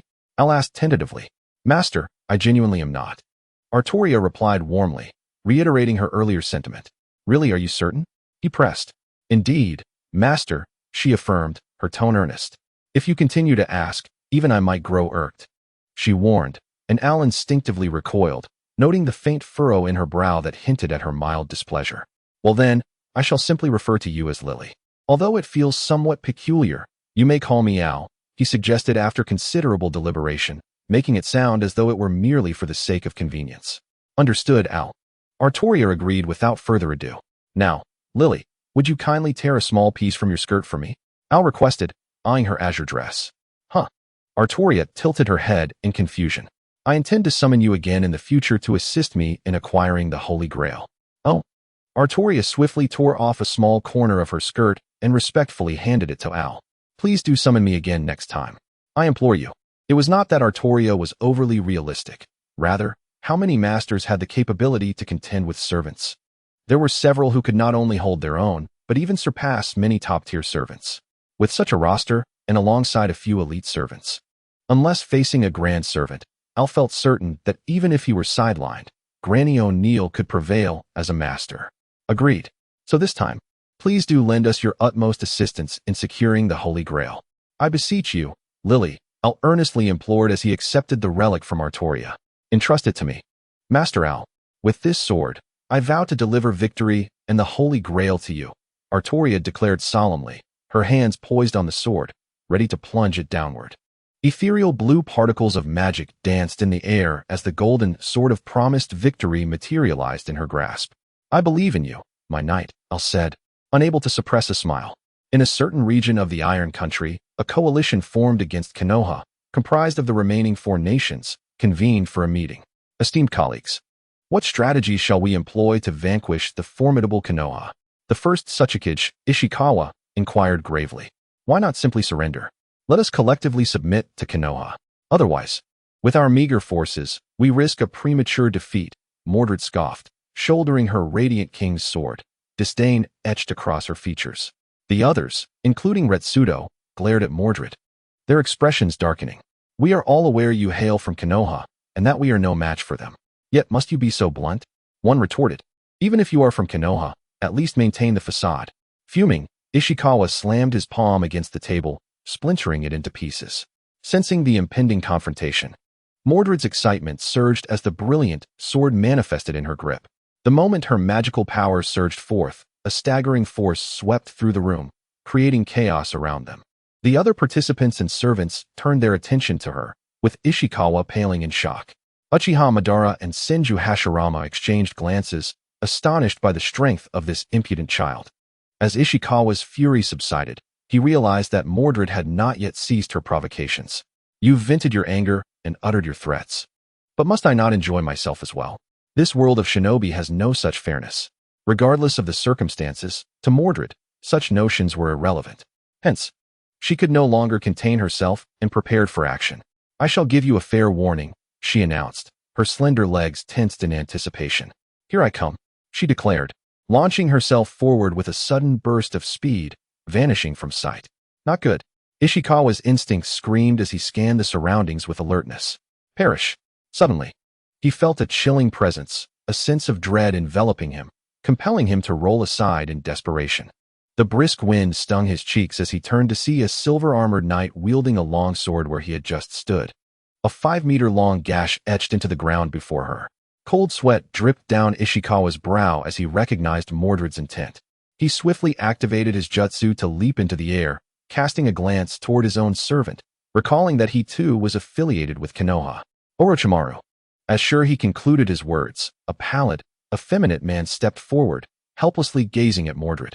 No, my master, I cannot defeat this individual either. Orochimaru. Is he truly your master? Mordred waved her hand in disdain, seemingly unimpressed with Orochimaru's taste. Orochimaru rolled his eyes in exasperation. It was not within his power to choose. And besides, how much better was your master than Shurhi? Heh, Mordred, you remain as intriguing as ever, he remarked. Will you fight or not?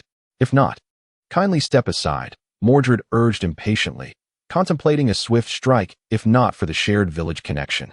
Be cautious, Mordred. Orochimaru's gaze flickered momentarily, but he ultimately decided to feign combat for appearances. Edo Tensei. Orochimaru invoked his skill, benefiting from the enhancements of heroic spirits and legendary tales. Thus, his Edo Tensei did not require living sacrifices to summon the dead. However, these summoned entities would not harm their souls, effectively becoming his servants, albeit limited to a 15-minute duration with a maximum of 3 summoned at once. Exceeding this number would diminish their strength below the level of a Kage. In an instant, 3 ethereal figures materialized, swiftly solidifying. This is Mother, Uchiha Madara, the Hokage himself. The observers gasped, such dark sorcery, it must be safeguarded by our mist shinobi. The 3 figures were none other than the first Hokage, Senju Hashirama, the Shura of the shinobi world, Uchiha Madara, and the third Hokage, Artoria. Orochimaru, you dare to desecrate my mother, Mordred exclaimed, her eyes aflame with fury. This is merely a skill of mine as a heroic spirit, requiring no living sacrifice. Summoning them does not amount to desecration, Orochimaru retorted, somewhat incredulous. He held great respect for the Hokage, after all. Enough with this farce. Everyone, cease your jutsu. Sure, he interjected, clearing his throat in a tactical attempt to salvage his dwindling dignity, even calling upon Orochimaru and Inoki to assist him. With Mordred momentarily subdued, the tactical discussions of the anti-Konoha alliance proceeded smoothly. Though we remain unaware of the particulars of their discussions that day, night quietly receded and dawn approached.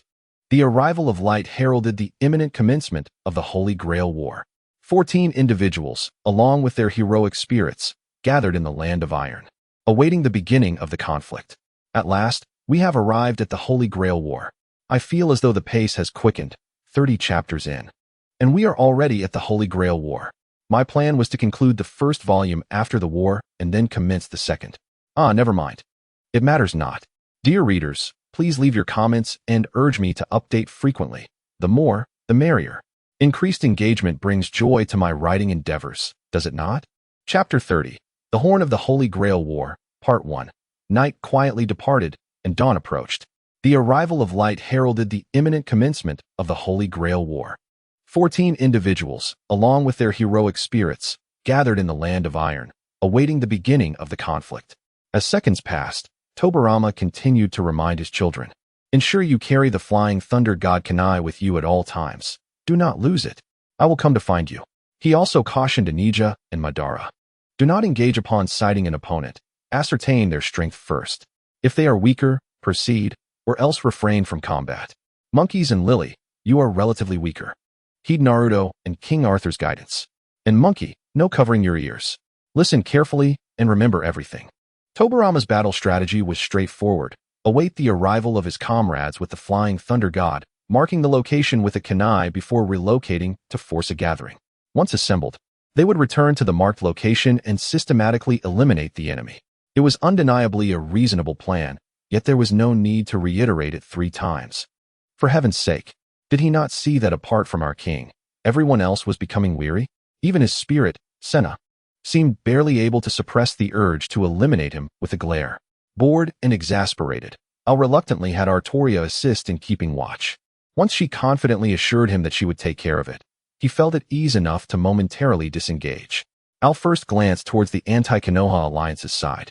Due to the considerable distance, he could not discern the enemy servants and was uncertain if they had noticed him. There had been a persistent glimmer from that direction, nearly blinding him from afar.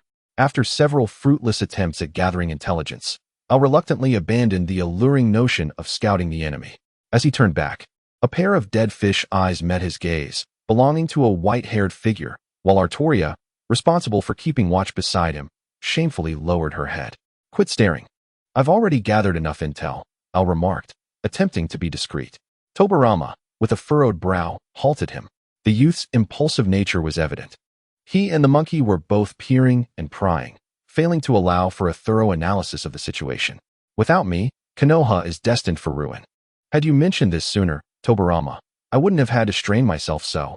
My eyes are aching." Sarutobi Hiruzen complained, rubbing his eyes. "Really, Tobirama, you could have shared the gathered intelligence sooner. Lily and I wasted so much time watching, and now our eyes are sore," he added. Tobirama's temples throbbed, and after taking a few deep breaths, he restrained the urge to hurl the monkey away, suppressing his annoyance. "I could not identify the other servants. I only remembered their features. They are likely either from the past or the future. However, you surely recognize the servant of the White Lotus, Madara and Senna," he stated. Uchiha Senna tilted her head. "Quit teasing, speak plainly." Uchiha Madara crossed his arms, tapping his finger impatiently against his arm. "It is your father, Uchiha Taijima." Tobirama replied with a light chuckle, not prolonging the suspense. Perhaps he might have toyed with Madara's emotions at another time, enjoying the sight of him in turmoil. But this was the Holy Grail War, and it was best to avoid conflict. Crack! Madara's furious aura surged unchecked, overwhelming everyone present with an invisible force. Naruto and Artoria quickly positioned themselves before their master, striving to counter this overwhelming presence. Madara. As the situation escalated, Hashirama quickly unleashed his aura, shielding both Al and Sarutobi from the impending threat. After a brief outburst, Madara gradually regained his composure upon Hashirama's commanding shout, retracting his own overwhelming presence. "I apologize," Madara uttered, eyes shut tight, struggling to contain his wrath. Had it not been for the rules of the Holy Grail War, which forbade the killing of opponents, he would have surely slain Hakurin in a fit of fury, a certainty Hashirama was all too aware of. "What is happening?" Izuna gazed at Madara in disbelief. His invincible brother was actually offering an apology. What on earth had transpired during his years of absence? What had that scoundrel Hashirama done to his elder brother? "I wish my brother would listen to me like that." As Hashirama pondered these thoughts, he suddenly sensed a gaze filled with envy and admiration fixated upon him. Turning his head, he discovered it was Izuna, Madara's younger sibling. "What does he envy about me?" Hashirama mused, contemplating the possibility that Izuna might be envious of his thriving family. He had a son and would soon welcome a grandchild. Meanwhile, Izuna had neither offspring nor a wife. And if he failed to succeed in this Holy Grail War, he might never have the chance to have a family. Feeling a surge of sympathy, Hashirama regarded Izuna with a compassionate gaze. "What is this look? What does he mean by pitying me? Is he mocking me? Surely he is mocking me. My brother will only heed his words and never listen to mine." The dark thoughts swirled within him, and he declared, "I shall duel you, Hashirama." The fierce determination in Izuna's eyes would satisfy any warrior. Unfortunately, Hashirama had already averted his gaze. In an instant, Izuna erupted in frustration, only to collapse into his brother's embrace, weeping profusely. There, Madara gently stroked his younger brother's head, presuming Izuna felt humiliated by their father being summoned as a servant.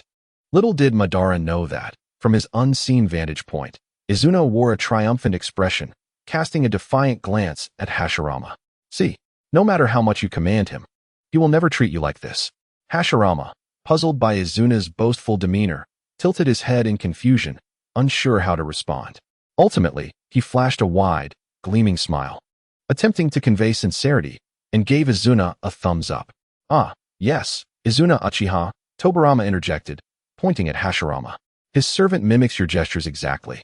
Hashirama, perplexed, retracted his thumbs up and concealed his grin, feeling inexplicably embarrassed. Ah, is he the one with particularly thick eyebrows, sporting a watermelon hairstyle, and clad in a green bodysuit? Naruto exclaimed excitedly. We're home. We're home. Tobirama responded. Indeed, it is as you say. Hey, Madara, what's wrong? Al inquired, sensing Madara's chakra and expressing confusion. Nothing. Just a pesky little insect, Madara replied, furious at Tobirama, who had audaciously infiltrated their anti-Konoha alliance, escaping with ease, leaving Madara feeling humiliated. Such disgrace. What an affront. Well, considering he is known as the fastest shinobi in the ninja world, it's not surprising you couldn't catch him, Rado shrugged, having anticipated this outcome. Look at these Konoha ninjas, Might Guy, Orochimaru, Mordred, and others. Those capable of capturing him are indifferent, while those who can't are powerless. What else can you do but accept it? Are you just going to let it go? The first Raikage demanded angrily. What else is there to do? Charge in and confront Tobirama in front of Hashirama? Rado retorted, raising an eyebrow. Knowing the Raikage's nature, he understood he was just a loudmouth. And unless it involved personal vengeance, he would not take action. As expected, the first Raikage fell silent, grumbling under his breath. Rado sighed, realizing how difficult it was to lead this team. Each member was either untrustworthy, brash, or utterly incompetent. Rest assured, my eye of sand is already near their location. Once I conduct my reconnaissance, we will be even.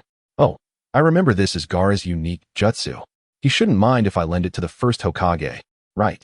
Rado confidently lifted his chin, eager to showcase his prowess before these inept individuals, proving who the true leader was. Lord Kazekage is truly reliable. The future second Raikage is indeed commendable, effortlessly achieving what we could not, the first Raikage remarked, feeling invigorated and ready to pledge allegiance. Humph, of course, Rado declared proudly, channeling chakra to perform the jutsu. The next moment, he realized he could not transmit any images from the opposite side. What is happening? Rado panicked, amplifying his chakra output. Yet the screen remained dark. After numerous checks, Rado concluded that his eye of sand had been discovered by the Konoha ninjas. Cold sweat trickled down his brow as his expression visibly deteriorated. Oh no, I've become useless.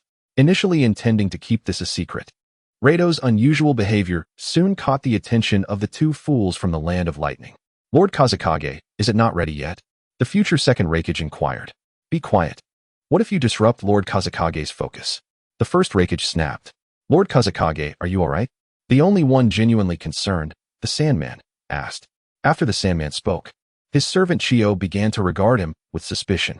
I suspected something was amiss between you and Rado long ago. It turns out you. Rado stiffly turned around. Mumbling incoherently, everyone, my eye of sand seems to have been discovered. The two Raikage from the Land of Lightning secretly hoped Rado would gather information, while the unimpressed Hakurin merely sighed.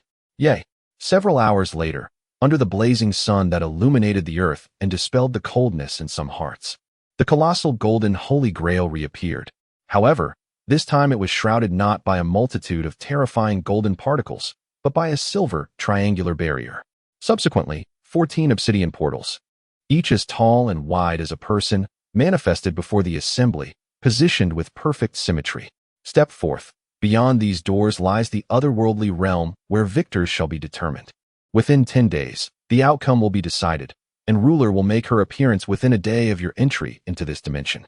An ethereal voice resonated in the hearts of all present, prompting bewildered glances among the crowd. Was that the voice of the Holy Grail? This question lingered in each mind. But soon there was no time for contemplation, as the portals began to shrink. Hurry! If we don't move now, we shall run out of time. Uchiha Madara decisively grasped his servant, the Buddha of the Senju, and dashed into the portal. Seeing Madara enter, the others swiftly followed suit, bringing their servants into the other world. A black portal materialized high above the desert, and the next moment, Al fell headfirst toward the sands below. Help! Master, be careful! A golden-haired beauty who had appeared shortly after Al swiftly caught him, executing a graceful backflip in the air before landing securely on the desert floor. Thank you so much. Lily, Al gasped, his pale face betraying a flicker of fear. There is no need for gratitude, Al. Protecting my master is simply my duty as a servant. Regardless, I must express my thanks, Lily, Al replied, shaking his head, his youthful visage adorned with a serious expression familiar to Lily. Truly, you are my counterpart. A thought flitted through Artoria's mind. Just then, a familiar obsidian portal appeared not far from them in the sky. Who could it be? A companion or foe? Al pondered gravely, speculating on the identity of the newcomer. I cannot say for certain, but Al, remember to stay behind me. No matter what happens. Your only task is to transmit magical chakra to me, and I shall secure victory for you. Artoria urged protectively, her demeanor vigilant. Yes, I believe in you, Lily. Al nodded earnestly, gazing intently at Artoria. Soon, two figures emerged from the portal. The first was immediately recognizable to Al, albeit battered and bruised. Yet unmistakably the prominent figure from the Five Kage summit, Rado. The second figure it looks just like Mordred. Artoria gazed at the golden-haired warrior with a complex expression, confirming Al's suspicion. Is it a situation akin to Lily S? Al speculated. No, host.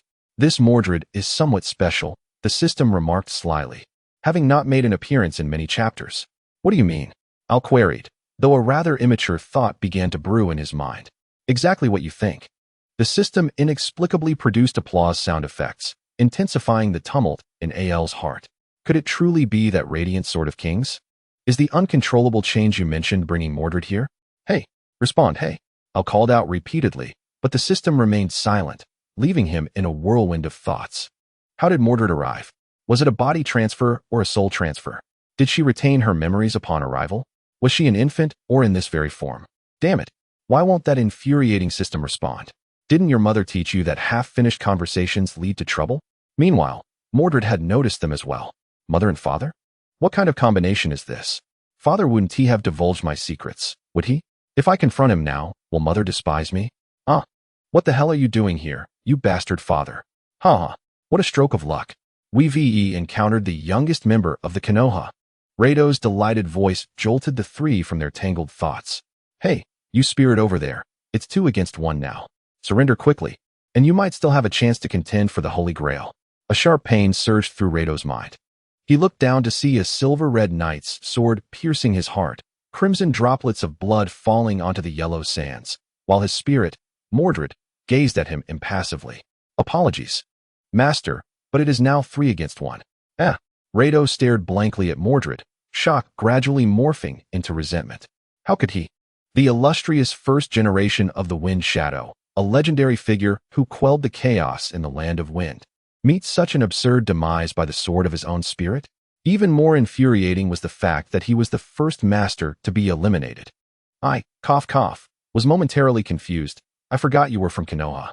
Mordred lowered her head, feeling no particular emotion towards Rado, but the betrayal of her master weighed heavily on her.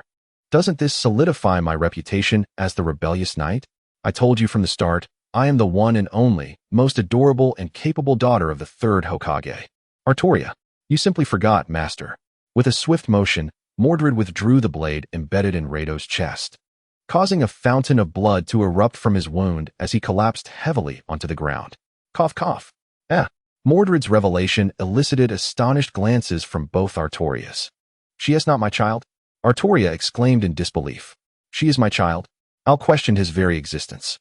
Ugh, you little brat. Rado grimaced at his wound. I'll remember you. Your name is, Mordred, right? I swear, I will kill you before you grow up. By the time I was born, you were long dead. Mordred coolly wiped the blood from her sword, contemplating how to cleverly navigate the situation with her mother.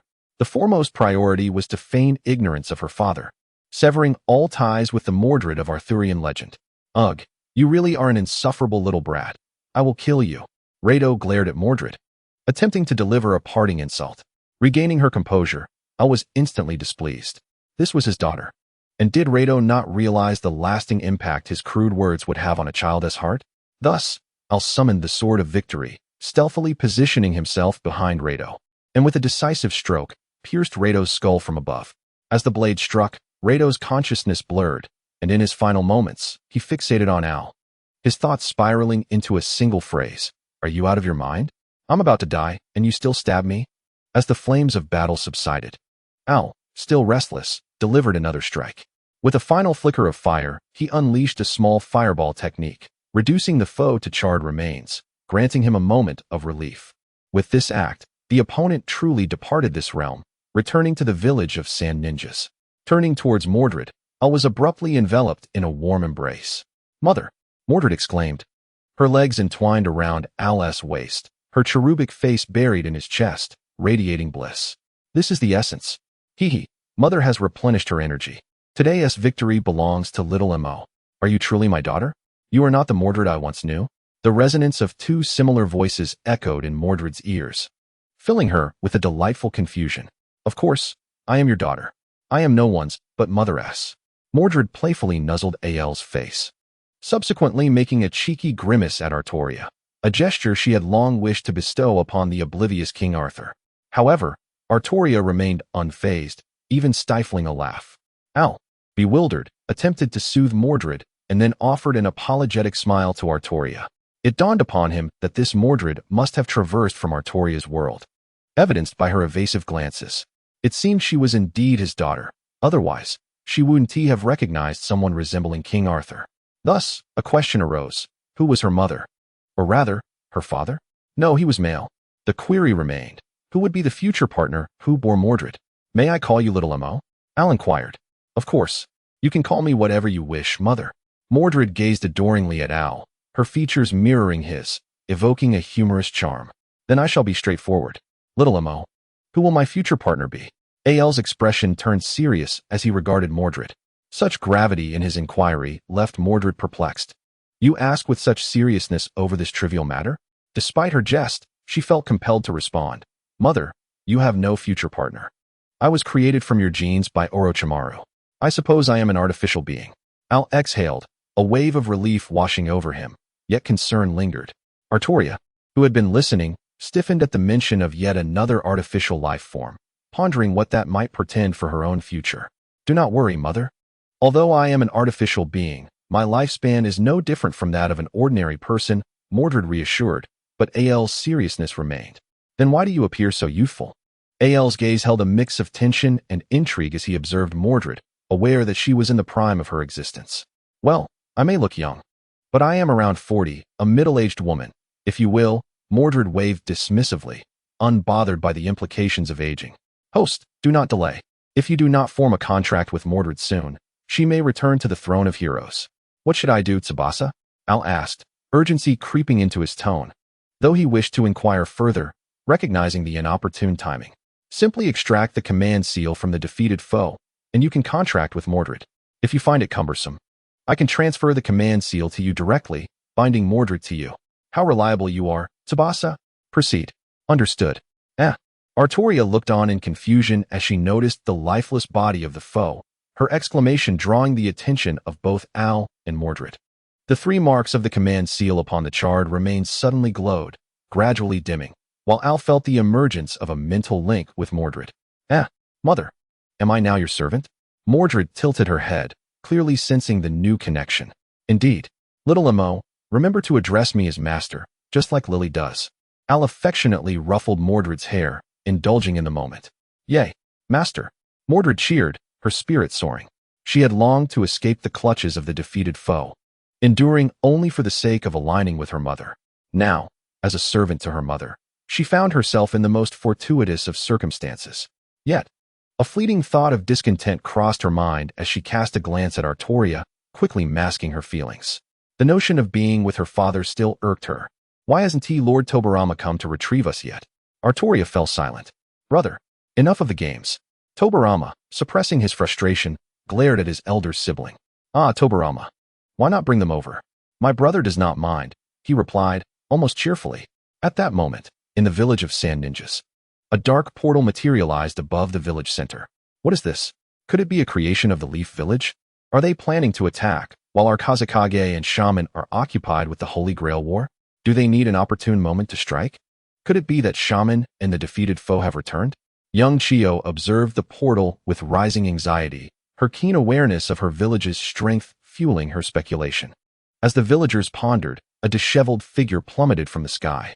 Despite the urgency of their descent, some with sharp memories recognized the identity of the fallen. Is that our Kage, Reto? Impossible. Didn't he go to participate in the Holy Grail War? I believe I too saw him. Wait, is Kage covered in bruises? Could it be that he has been defeated? Shoo. Do not speak ill of Kage. Do you wish to court danger? Meanwhile, Reto lay face up in a shadowy alley. A pitiful sight for all who passed by. Kage. Lost in the narrative, I nearly forgot to update. Chapter 33.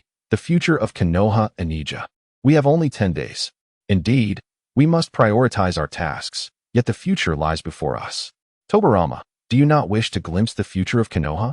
Hashirama shook Tobirama's hand, his eyes gleaming with anticipation as they gazed upon the distant gates of Konoha. The future gates are far more splendid than our current ones. The hesitation of Tobirama was palpable. His anticipation and affection for Konoha were no less than those of his elder brother Hashirama. It was precisely for this reason that he wished to ensure that this Holy Grail War would proceed without a single flaw. Rest assured, simply gather the others.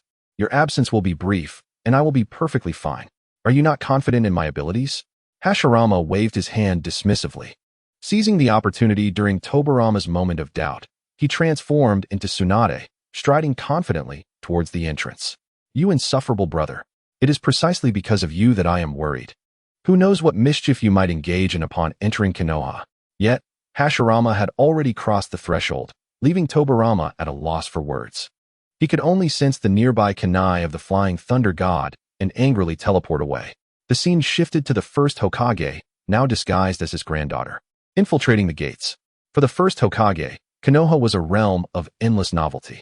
Ramen shops, dango stands, and flower shops captivated his curiosity, and every establishment sparked a sense of wonder within him. His comical, unrefined appearance, paired with Tsunade's beauty, drew the attention of Konoha's villagers, who gathered to speculate whether the hefty newcomer had suffered a grievous defeat, resulting in such a peculiar guise. Naturally, the first Hokage overheard their discussions, yet he paid them no mind. After thoroughly exploring the street, his gaze finally turned towards Hokage Mountain. He had held back his anticipation, refraining from gazing upon it until now. One could only imagine the fortitude it took to keep his head down for so long. 1, 2, 3. As expected, the second Hokage is Tobirama, and the third is Lily. A complex expression crossed Hashirama's face as he beheld Tobirama's visage on Hokage Mountain. He had genuinely hoped for Madara to assume the role of the second Hokage, and although he had mentally prepared himself when Naruto referred to Tobirama as Rock Face, he still harbored a glimmer of hope until he witnessed it firsthand. However, it was not entirely disheartening. Tobirama had entrusted the position to Lily, and Hashirama believed she would treat each clan in Konoha with the respect they deserved. With his gaze shifting from Hokage Mountain to the Hokage building, he decided it was time to explore the Hokage's office. Just as he arrived at a secluded corner of the building, he overheard a robust voice filled with fury. Hiruzen, peace will not resolve our issues. The 4 great nations are at our doorstep, and you still believe we can negotiate peace? Hashirama felt his anger and helplessness rise as he listened to the heated exchange. It seemed that war was an enduring shadow, ever present, no matter the time. Danzo, there is still room for negotiation. The leaders of the 4 great nations have agreed to talk. They merely seek some compensation, Hiruzen explained, raising his hands in a gesture of exasperation. Such weakness will yield nothing. The Hokage will never agree. Danzo retorted vehemently. What can you achieve with your aggressive approach? Konoha has barely recovered from the last war. What we need now is a period of peace. Do you not understand? Enough, both of you. A figure. The future owl, a simulated version, slammed his hand on the table, commanding attention. Since this matter is contentious, let us put it to a vote among the members of the round table. If voting does not yield a resolution, I shall make the decision myself. With that, Owl paused, his azure eyes sweeping over each individual present. Those caught in his gaze instinctively lowered their heads, unable to withstand the weight of his authoritative presence. Now, those in favor of retaliating, please raise your hands. Those opposed need not. As the words fell, representatives from the hawkish faction, including Shimura Danzo, Uchiha Izuna, Uchiha Fugaku, Mito Minyin, Nara Shikaku, Mordred, Orochimaru, and Nara Shikahisa, raised their hands. Conversely, the moderates, including Sarutobi Hiruzen, Senju Tsunade, Senju Rope Tree, Namikaze Minato, Senju Koamura, Jiraiya, Hataki Tsukumo, and Hyuga Hizashi, remained silent, not raising their hands. Is everyone decided? I'll scan the room, ensuring all votes were cast before standing. Then, it is my turn. At this, all eyes turned to Al, awaiting his verdict. The moderates felt a sense of foreboding. It seemed the Hokage's words hinted at a dire decision. Indeed, amidst the hawkish cheers and the moderates' ashen expressions, Al raised his hand. I too support retaliation. Hokage-sama, this is unwise. Hiruzen exclaimed, rising in alarm. Konoha cannot afford another conflict at this time. I understand your concerns, Al replied, gesturing for Hiruzen to calm down. But if we follow your suggestion and pay them for a fleeting peace, how will our ninjas hold their heads high in the future? Paying them off is nothing less than a compromise, a form of submission. Hiruzen, if we concede now, we may never regain our dignity. Placing a reassuring hand on Hiruzen's shoulder, Al looked around the room, speaking earnestly. Starting the day after tomorrow, I will implement double updates until we reach a total of 80,000 words. Al's words echoed in Hiruzen's mind, leaving him in a state of confusion. He began to question whether his decades-long stance had been too lenient. Did the village require a more hardline approach rather than the coexistence of both factions? Suddenly, Hiruzen felt an added weight upon his shoulder. Turning, he found Uchiha Izuna, one of the hawkish representatives, placing a hand on him. Do not overthink it. Konoha needs both its strong and gentle sides. A village cannot thrive if it leans too far in either direction. Thus, both factions are essential parts of our community. As Izuna spoke, his gaze wandered, and not far away, the little tyrant Mordred seemed to give him a thumbs up. The moderates, including Kawamura and Rope Tree, watched anxiously. While even Danzo, who usually seemed aloof, occasionally glanced at Hiruzen, fearful that he might despair and act rashly. Really, am I that fragile? It is merely a difference in political opinion, Hiruzen thought. Surely, I would not consider such trivial matters to be worth despairing over. Yet, despite feeling it unnecessary, a warm current flowed through his heart. What village would not be fond of such warmth? Moreover, Hiruzen realized that his long-admired deity, Al, had also cast a few extra glances in his direction. He felt elated. Sarutobi Hiruzen felt a profound certainty within himself. Despite having married and fathered a son, Sarutobi Konohamaru, who was now in his 20s, and another son, Asuma, who was nearing his teenage years, he still reserved a small corner of his heart for Al. If Lily were to reconsider her feelings, that would be a different matter altogether. After all, his sons were already grown. Hokage-sama, I understand. I support your thoughts, Al nodded. Seeing that Sarutobi Hiruzen had not only resolved his mental struggles, but also agreed with his perspective, Al felt a wave of relief wash over him. Over the years, the number of shinobi who had succumbed to depression and taken their own lives across the 5 great nations was not insignificant. Each village placed great importance on the mental well-being of their youth, and even their middle-aged citizens. You are not just mending a broken heart. You are also salvaging a family on the brink of disintegration. Gather all the lower-ranked shinobi and villagers under the Hokage building. I wish to conduct a pre-battle mobilization. Al casually draped himself in a large blue blanket he had retrieved from his desk, his demeanor serious as he issued commands to his knights. Yes, Mordred was the first to respond, instinctively jumping to her feet, her head held high as she echoed loudly. Yes, the others, stirred by Mordred's enthusiasm, began to follow suit. As if awakening from a dream. Mordred, why does it feel like your concern for Hokage-sama is exceptionally high? Once Al had walked away, the younger generation and curious onlookers gathered around, noticing that Mordred was still gazing in the direction of Hokage-sama's departure, deep in thought. She is my mother, and she is Hokage-sama. Is it not natural for me to care about her? Mordred, bewildered, ran her fingers through her neatly arranged golden hair, then raised her pale neck proudly. The onlookers, feeling somewhat foolish for their inquiries, could only leave with their curiosity unquenched. After everyone else had departed, Mordred touched her flushed cheeks and murmured softly to herself.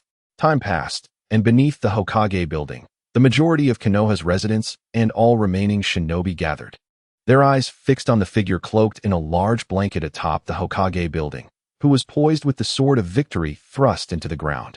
After a moment, that golden-haired figure raised one hand, signaling for silence. Once the crowd hushed, he stepped forward, sword in hand.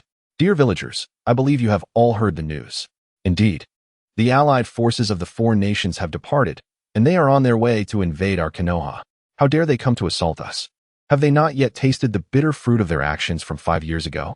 Did they think that the passing of Lord Hashirama and Lord Madara would render them unchallenged? How foolish. I too shall join the battlefield, so they may understand the might of the Uchiha's finest talent. Quiet down. You are 13 and have yet to awaken your Sharingan. How can you claim to be the Uchiha's greatest genius? Curse you, Kakashi. I demand a duel. Kakashi Obito, please stop." As the words fell, murmurs rippled through the crowd, some filled with righteous indignation, others in disbelief, yet no one displayed panic or fear. This was all due to the resplendent flower that stood atop Konoha. Yes, just as you say, they have dared to offend us due to the passing of the first Hokage, Lord Madara, and the second Hokage. They challenged the dignity of Konoha, the foremost village of the Land of Fire. Al paused, gazing with appreciation at the furious faces below, and proclaimed, "In these days, I contemplated resolving this matter through gentle means. I also considered negotiating with them, regardless of their exorbitant demands. If we could endure this tumultuous period, we could regain our strength and retaliate." The villagers stared in astonishment at the delicate visage of the seemingly youthful golden-haired maiden, struggling to reconcile this with their long-esteemed third Hokage's previously unwavering demeanor.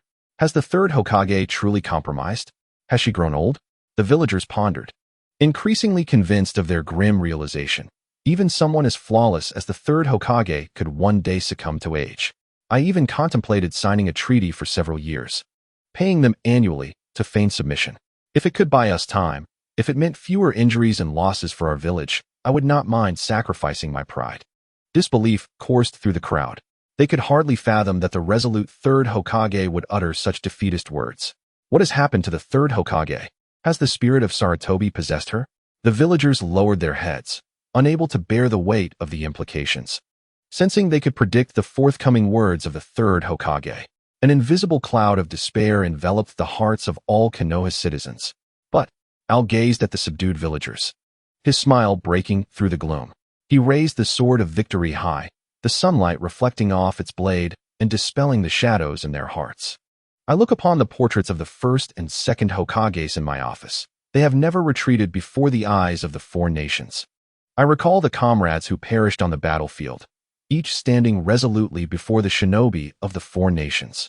I turn my gaze back, recognizing that the ties between the four nations and our Konoha are woven with hatred, bloodshed, fallen comrades, friends, and the blood of kin.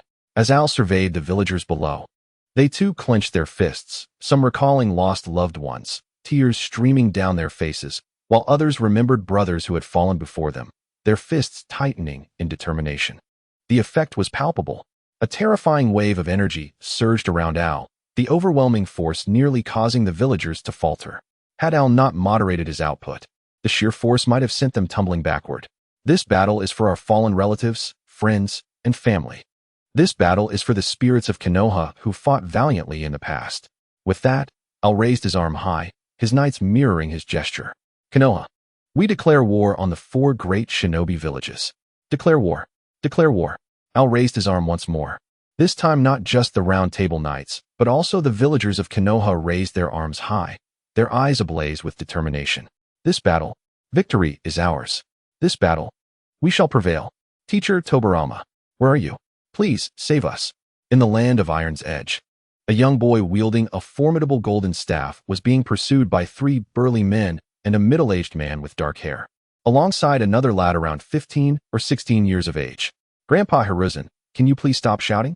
It's rather embarrassing, Naruto remarked, resting his arms behind his head, exuding a look of exasperation at the raucous Hiruzen Sarutobi beside him. You dare to lecture me? Just moments ago, your voice was the loudest.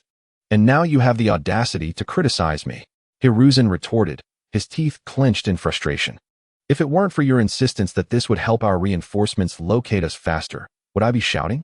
He added, spitting in indignation. I truly believed your nonsense. Clearly, if Teacher Tobarama wanted to send support, all he needed was to sense the flying thunder god Kanai. What good does shouting do? Are we trying to show the enemy that we still possess spirit and stamina? Ah, is that so? Hiruzen's eyes reddened as he noticed the imminent threat. You say you recognize that dark-haired man opposite us, and that he might betray them? Yes. That man is Sasuke. Our bond is quite profound. Trust me just this once, Grandpa Hiruzen. I assure you it will be fine. Hiruzen scrutinized him skeptically, doubt etched across his face. The Holy Grail is a wish-granting chalice. How deep must your bond be for him to abandon it? Though outwardly acquiescing, he kept his guard up, preserving his combat strength. Planning to flee with Naruto if the initial strategy failed until Teacher Tobarama arrived to rescue them. With Hiruzen's tentative agreement to his probing plan, Naruto halted. Turning to face the three formidable adversaries, including his old acquaintance, Uchiha Sasuke. Sasuke, let me witness your will of fire. Humph. So the two little mice have decided against fleeing? The first Raikage, scoffed disdainfully at the duo while secretly gathering his formidable strength. Naruto grinned, clapping his palms together. Activate Ninetales mode. As the chapter drew to a close, it was evident that the narrative had rushed through, lacking quality. The impending Great War was originally intended to allow the heroic spirits to navigate the chaos while providing a glimpse into the future. However, realizing it would spoil the plot, it was decided to truncate it, with the intention of addressing it in the third or fourth volume. Chapter 36. I am Uchiha Sasuke, of Konohagakure. I am Uchiha Sasuke. As you can see, I am already dead. Born into the Uchiha clan, my father was the clan leader, and my brother Itachi was hailed as a prodigy. Even more so than Lady Tsunade of the Senju clan. Indeed, it is no exaggeration. I believe my brother is on par with the third Hokage. Having joined the Knights of the Round Table at the tender age of 15 and achieved a high status in the village. I digress. Upon my death, I opened my eyes to two formidable figures, claiming to be the first Raikage of Kumogakure and his chosen successor. Observing the sigils in their hands, I quickly grasped the situation. To my astonishment, I found myself participating in the Holy Grail War even after death, and worse. I was coerced into joining the anti-Konoha alliance to attack my own village. To my further disbelief, a significant number of Konoha ninjas were also part of this alliance. Among the 9 heroic spirits summoned, for hailed from Konoha, and with the addition of our ancestor, Uchiha Taijima, that totals 5. More than half. Do the other 4 ninja villages lack heroic spirits? Why must they summon ours to fight against Konoha? These were trivial matters. Upon my recent arrival, I noticed a young boy with spiky blonde hair alongside the youthful Hiruzen. I intended to provide cover for them to escape unnoticed. But the trio of formidable foes sensed my presence. Soon, the panicked Naruto spotted me. Though this was the younger version of Naruto, I was confident he would understand my gestures. Indeed, as he noticed my sign for reconciliation, he immediately fell silent, allowing me to stealthily follow the oblivious first Raikage. After accomplishing this, I strolled leisurely alongside them. To my bewilderment, once Naruto quieted, Hiruzen inexplicably began to shout again. Was this a form of secret communication between them? Exhausted from shouting, did Naruto pass the baton to Hiruzen to avoid detection by our pursuers? The middle-aged Sasuke found this novel method of communication perplexing. Fortunately, after Hiruzen called out for a while, Naruto finally halted, his familiar Ninetales mode igniting a smile on my lips. Thus concluded my initial experience as a spy. Darn it. Writing character psychology is so challenging. Sasuke's demeanor is difficult to portray. As a chatterbox, I fail to comprehend what a reserved character thinks. I shan't write such things again. Consider this a narrative aside. Wind release, Great Ball Raisin Shuriken. The ethereal hand of Ninetales mode coalesced before Naruto, forming a massive shuriken-like ninjutsu with an ever-rotating core. Lightning release, Chidori Senbon. Just as the first Raikage was about to act, Sasuke waved his hand, unleashing a myriad of needle-like Senbon that swiftly pierced the unprepared first and second Raikage, leaving only the incredibly swift fourth Raikage relatively unscathed. Oh! The first Raikage's eyes widened in fury. Before he could retaliate, Naruto's Great Ball Raisin Shuriken struck him squarely. In an instant, a high-velocity spiraling vortex enveloped the first Raikage, his screams echoing, with even the second Raikage unable to escape the torment. The fourth Raikage's eyes blazed with fury, recalling how the Uchiha clan had been treated with utmost care and respect in Kumogakure, fearing betrayal during the Holy Grail War. They had even granted him the privileges of a jonin, despite him never utilizing them. Yet, what was the outcome? Truly, this scoundrel, Uchiha Sasuke, remained a scoundrel, both in life and in death. I am Uchiha Sasuke. Sasuke cast a fleeting glance at the first Raikage and then spoke. I am Uchiha Sasuke from Konoha. What a remarkable Uchiha Sasuke. Had I known it would come to this, I would have severed you and sent you back to the realm of the spirits. The fourth Raikage, with 2 Chidori-infused kunai embedded in his body, let out a cold snort, his gaze menacing as he regarded Sasuke. He sensed that his chakra was indeed impeded, as 2 of his chakra points lay sealed. In this state, he had become the last hope of the land of lightning. Naruto's wind release. Raisin Shuriken sustained its form for several seconds until the jutsu gradually diminished, revealing the mangled corpse of the first Raikage to the onlookers.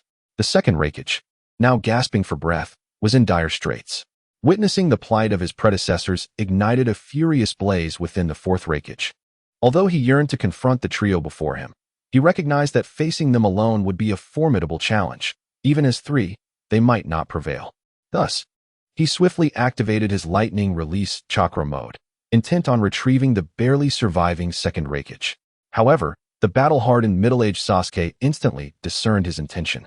With his eternal Mangekyo Sharingan spinning rapidly, he prepared to unleash the unquenchable black flames of Amaterasu, aiming to incinerate the second Raikage. Flying Thunder God Slash.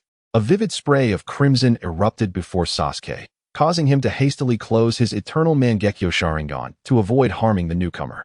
Coughing, Tobirama looked down at the beleaguered fourth Raikage as Uchiha Madara, Senju Hashirama, and Uchiha Izuna, who had arrived via the Flying Thunder God technique, slowly closed in, encircling the bloodied spirit. Truth be told, had this individual been at his peak, Tobirama might not have subdued him so swiftly. Unfortunately, his master, the second Raikage, was on the brink of collapse, and his own condition was far from optimal. The most critical factor was the element of surprise, which had led to the swift downfall of the individual before them. Apologies, General. I'll make amends tomorrow, he mused. Writing battles is arduous, and capturing the character's inner journeys is equally challenging. Am I destined to write only the mundane? With a sigh, he lamented the poor quality of the chapter, hoping for gentle criticism as he vowed to improve over the next few days. A rare double update. Perhaps tomorrow and the day after will also yield 2 updates. I wonder how many recommendations an 80,000-word piece would garner. The current data is simply overwhelming. Chapter 37. You cannot defeat me, yet you presume to triumph? In the land of wind, 3 warriors trudged through the desert under the scorching sun, gasping for breath. Mordred, did you not say we were nearly there? Asked Elle, her expression full of discontent as beads of sweat trickled down her forehead. We are almost there. If Mother grows weary, I can carry her, Mordred replied, suddenly invigorated by a thought, racing ahead of Elle with sparkling eyes. If she had a tail, it would surely be wagging with exuberance. The radiant smile on her face caught Artoria off guard. It was a look she had never witnessed on her child's countenance before. Perhaps it is best to refrain. After all, I am your elder, Elle remarked, casting a glance at Mordred, whose attire, once armored, now appeared refreshingly cool, prompting Elle to quickly avert her gaze. This is unacceptable. She is your daughter, Elle. Why not take another look? Mordred exclaimed cheerfully. It's quite all right, Mother. Oblivious to Elle's thoughts, Mordred pulled her in and swiftly hoisted her onto her back. Mordred, setting off now, she declared with a radiant smile. Little Mordred, what are you doing? Elle exclaimed, her attempts to reclaim authority thwarted by a sudden flush of embarrassment. Mordred, put Master down, Artoria shouted, brandishing Excalibur in indignation. 5 minutes later, a white-haired figure materialized in the desert, picking up the fallen kunai of the Flying Thunder God and gazing around the desolate landscape, lost in contemplation. Meanwhile, in the reality of Sunagakure, a grim-faced Rado resumed his previous endeavors within the Kazekage's office, engaging once more in the business of demolition. Kazekage-sama, began the trembling Jonin, the first to notice Rado's presence and assist him. Speak plainly. If you have something to say, then say it. Why whisper as if speaking to a ghost? Rado glowered at the Jonin. Yes, Kazekage-sama, with Konoha's elite forces absent, perhaps we could. The Jonin hesitated, finally expressing his thoughts, his eyes gleaming with ambition. He was certain his proposal would be well received by the Kazekage, as with Hashirama, Tobirama, and Madara absent, Konoha was but a hollow shell. Once they seized Konoha, Surely the spoils would not elude him, right? Ha ha ha, that is sound reasoning. When the time comes, you shall handle the Uzumaki Kushina and the Nine Tails, Rado said. Narrowing his eyes, a large hand clapping down on the Jonin's shoulder, feigning approval. The Jonin stared blankly at Rado, seemingly at a loss for comprehension. What do you mean? And once the Holy Grail War concludes, you shall also contend with Hashirama and Madara. And no, Kazekage-sama, I cannot possibly handle that. I can't confront even one of them. The Jonin nearly wept, doubting whether the Kazekage was jesting with him. You can't handle them, yet I can? Are you deliberately sending me to my doom, Kazekage-sama? Let me inform you, this idea originated with you. Whether you can fight or not, you will engage. Rado slammed his hand on the table, barely restraining his fury. What a ludicrous notion. You propose a plan that would have your Kazekage suffer the brunt of the consequences? Should we succeed in taking Konoha, you'll rise through the ranks while I am left to endure the wrath of the tailed beast. Should we fail, you'll emerge unscathed while I bear the brunt of the Nine Tails' fury. You are indeed a piece of work. Kazekage-sama, get out. Go guard the entrance. Rado waved his arm dismissively, unwilling to hear another word from the Jonin. Were it not for the fact that this individual had just aided him, he would have sent him back to where he came from. Yes, Kazekage-sama, the Jonin murmured dejectedly as he exited. Having believed he had presented a brilliant idea to the Kazekage, only to find himself disillusioned. Realizing that aspirations of ascending to the higher echelons and marrying a wealthy beauty were but a distant dream. The harsh realities of life diverged starkly from the realm of dreams, where one might bask in comfort within dreams. In reality, one faced hardship, as if the suffering belonged to oneself while the enjoyment belonged to the dreamer. As the Jonin disappeared into the distance, Rado sighed heavily and returned to his chair. The current state of the Sand Shinobi was increasingly difficult to manage. Oh, Sandman, the future rests upon your shoulders. Anija, this must be Lily's flying thunder god Kanai. Tobarama, with a pained expression, handed over the kunai that belonged to Hashirama. Just moments ago, he regrettably informed everyone that their prodigy from Konoha, Artoria, along with her heroic spirit, Artoria Pendragon, had likely met with misfortune. Yes, I am merely padding the word count. No, Lily might be unharmed. She may have simply lost her kunai. Did you not mention that there were no signs of battle at the scene? Izuna Uchiha calmly countered, believing the situation might not be as dire as presumed, and that perhaps it was merely a lost kunai. That cannot be. Lily is not that careless, given her nature. She wouldn't even lose a kunai if a person went missing. Tobarama argued passionately, citing Al's character as evidence. I believe you are overcomplicating the situation. Izuna's analysis holds considerable merit. At this point, Madara voiced his support for his brother, exerting his pressure in an attempt to dominate the conversation. That is impossible. Lily is far more reliable than you presume. Unlike your Uchiha clan, she would never commit such a fundamental error. Tobarama employed a taunting tactic against two opponents, subtly implying that his elder brother should act when necessary. Hashirama blinked, failing to comprehend the meaning in his brother's gaze. Tobarama clenched his teeth in frustration, feeling despondent in a world where thoughts could not be conveyed through mere glances. What do you mean by that, white-haired fool? Do you wish to fight? Our Uchiha clan is the most reliable, I assure you. Izuna angrily glared at Tobarama, having fallen victim to the taunt. Madara similarly absorbed the insult and staunchly supported his younger brother. Anija, what do you propose we do? Tobarama glared silently at his unhelpful elder brother. And under the pressure from the two siblings, he conceded, suggesting they allow their ally to resolve the matter. How about we wait here for a few days? If Lily is safe, she will surely return to Konoha. After all, the Holy Grail War lasts 10 days, so we are not in a rush. Hashirama scratched his head, tentatively suggesting this. He was quite eager to see the future of Konoha, having just shared his discoveries with everyone. Tobarama had expressed his relief in entrusting Konoha to Lily's care. Upon learning that Izuna would be a member of Lily's Round Table Knights in the future, Madara joyfully embraced Izuna, exclaiming that it was truly wonderful that Izuna had returned to life. Thus, if there is an opportunity to observe for a few more days, I believe no one would mind. I have no objections. Madara was the first to endorse Hashirama's proposal, having only heard about Konoha's future from Hashirama's words, yet not having witnessed it with his own eyes. It would be regrettable to return without experiencing it firsthand, particularly with regard to the future Izuna and Lily. I have no objections either. Izuna shrugged, mindlessly supporting his brother. Humph. Tobirama grunted in agreement with Hashirama's suggestion. Sarutobi, Hiruzen, and Naruto exchanged helpless glances. Their presence barely felt as they trembled in agreement. Indeed, it seems we should engage in a few more chapters of daily life before the final battle.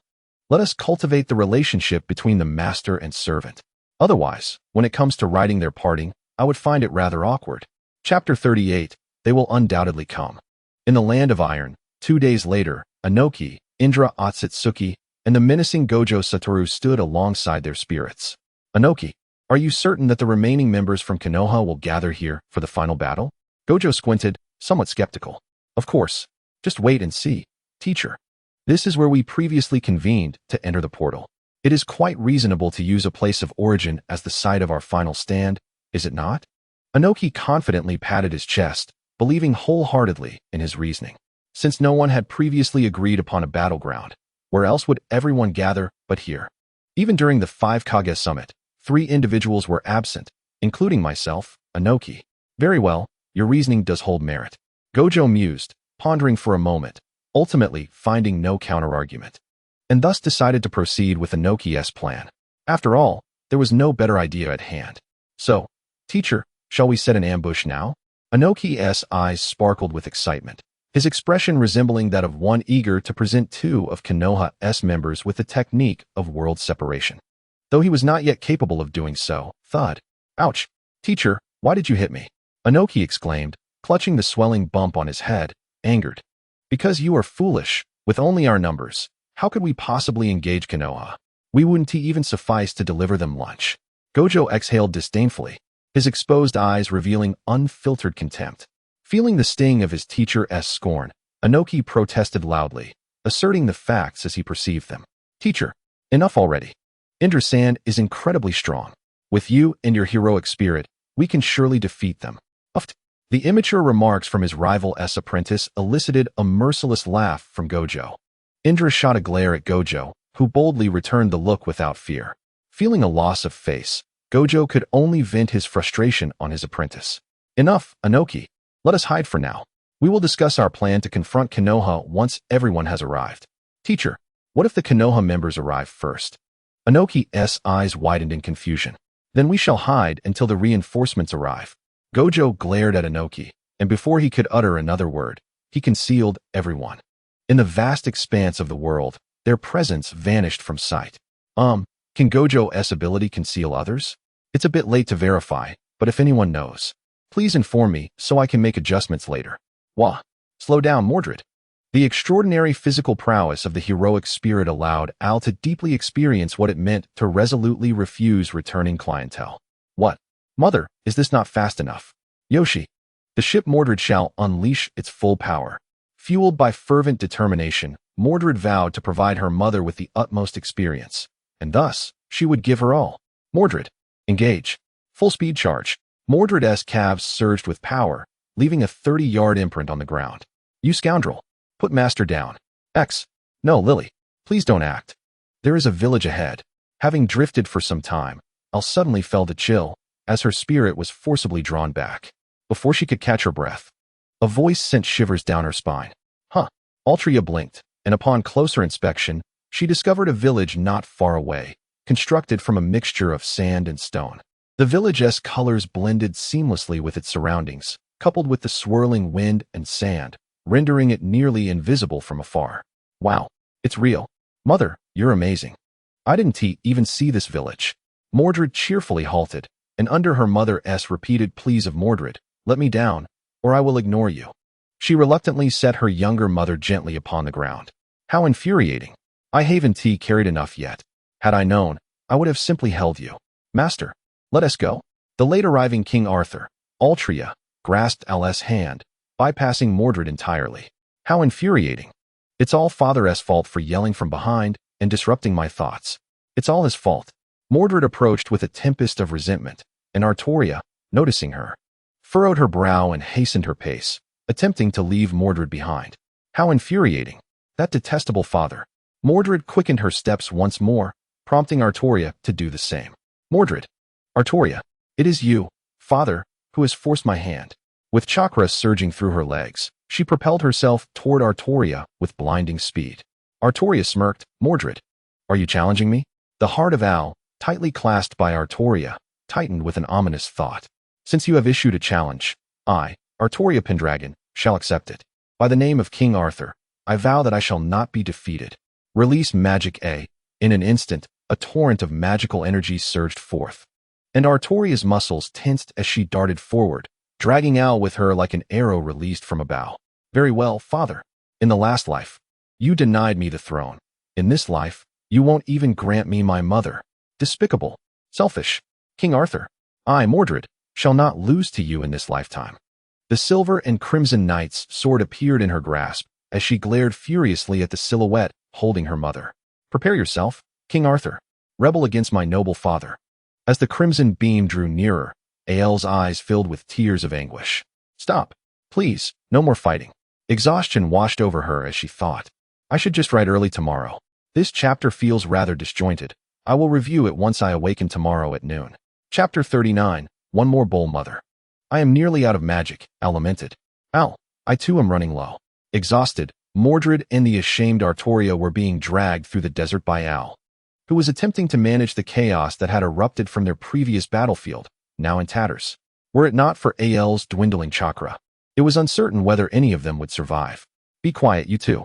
Do you think it's me at fault? My chakra is nearly depleted because of you. Al glared at the two, who shrank back sheepishly, instinctively falling silent.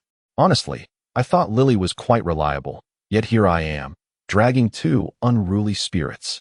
Why must I, a master, be the one to pull two heroic spirits along? Aren't masters supposed to command from behind? Al, there's a village ahead. Artoria's eyes brightened at the prospect, eager not to miss it. Huh, it's probably another mirage like before. Mordred scoffed, despite her own exhaustion. Impossible. I swear by the name of King Arthur. This is assuredly a village with food. Is King Arthur's reputation meant for this? Your knights of the Round Table would weep. Al could scarcely contain her excitement. Could you two muster the strength to walk on your own? Do you realize how heavy the two of you are? Al exclaimed in frustration. Finally, they arrived. Al unceremoniously dropped them onto the ground, her head sinking wearily onto the table. Boss, 10 bowls of tonkatsu ramen. 10 bowls. Young lady, can you three finish that much? The owner emerged from the kitchen, eyes wide at the sight of the seemingly exhausted trio. No, boss, 10 bowls are for me alone, Al said, opening her eyes weakly, signaling that those 10 bowls had nothing to do with the two miscreants. I, too, want 10 bowls, just like Mother Al. Mordred, under Ael's threat, swallowed the words mother and replaced them with a term for Artoria instead. I also want 10 bowls of tonkatsu ramen. Artoria, lying motionless, raised her hand to indicate her desire for the same. It's not gluttony. I merely wish to replenish my magic. The owner hesitated, having never encountered such hearty appetites in Sand Shinobi Village before.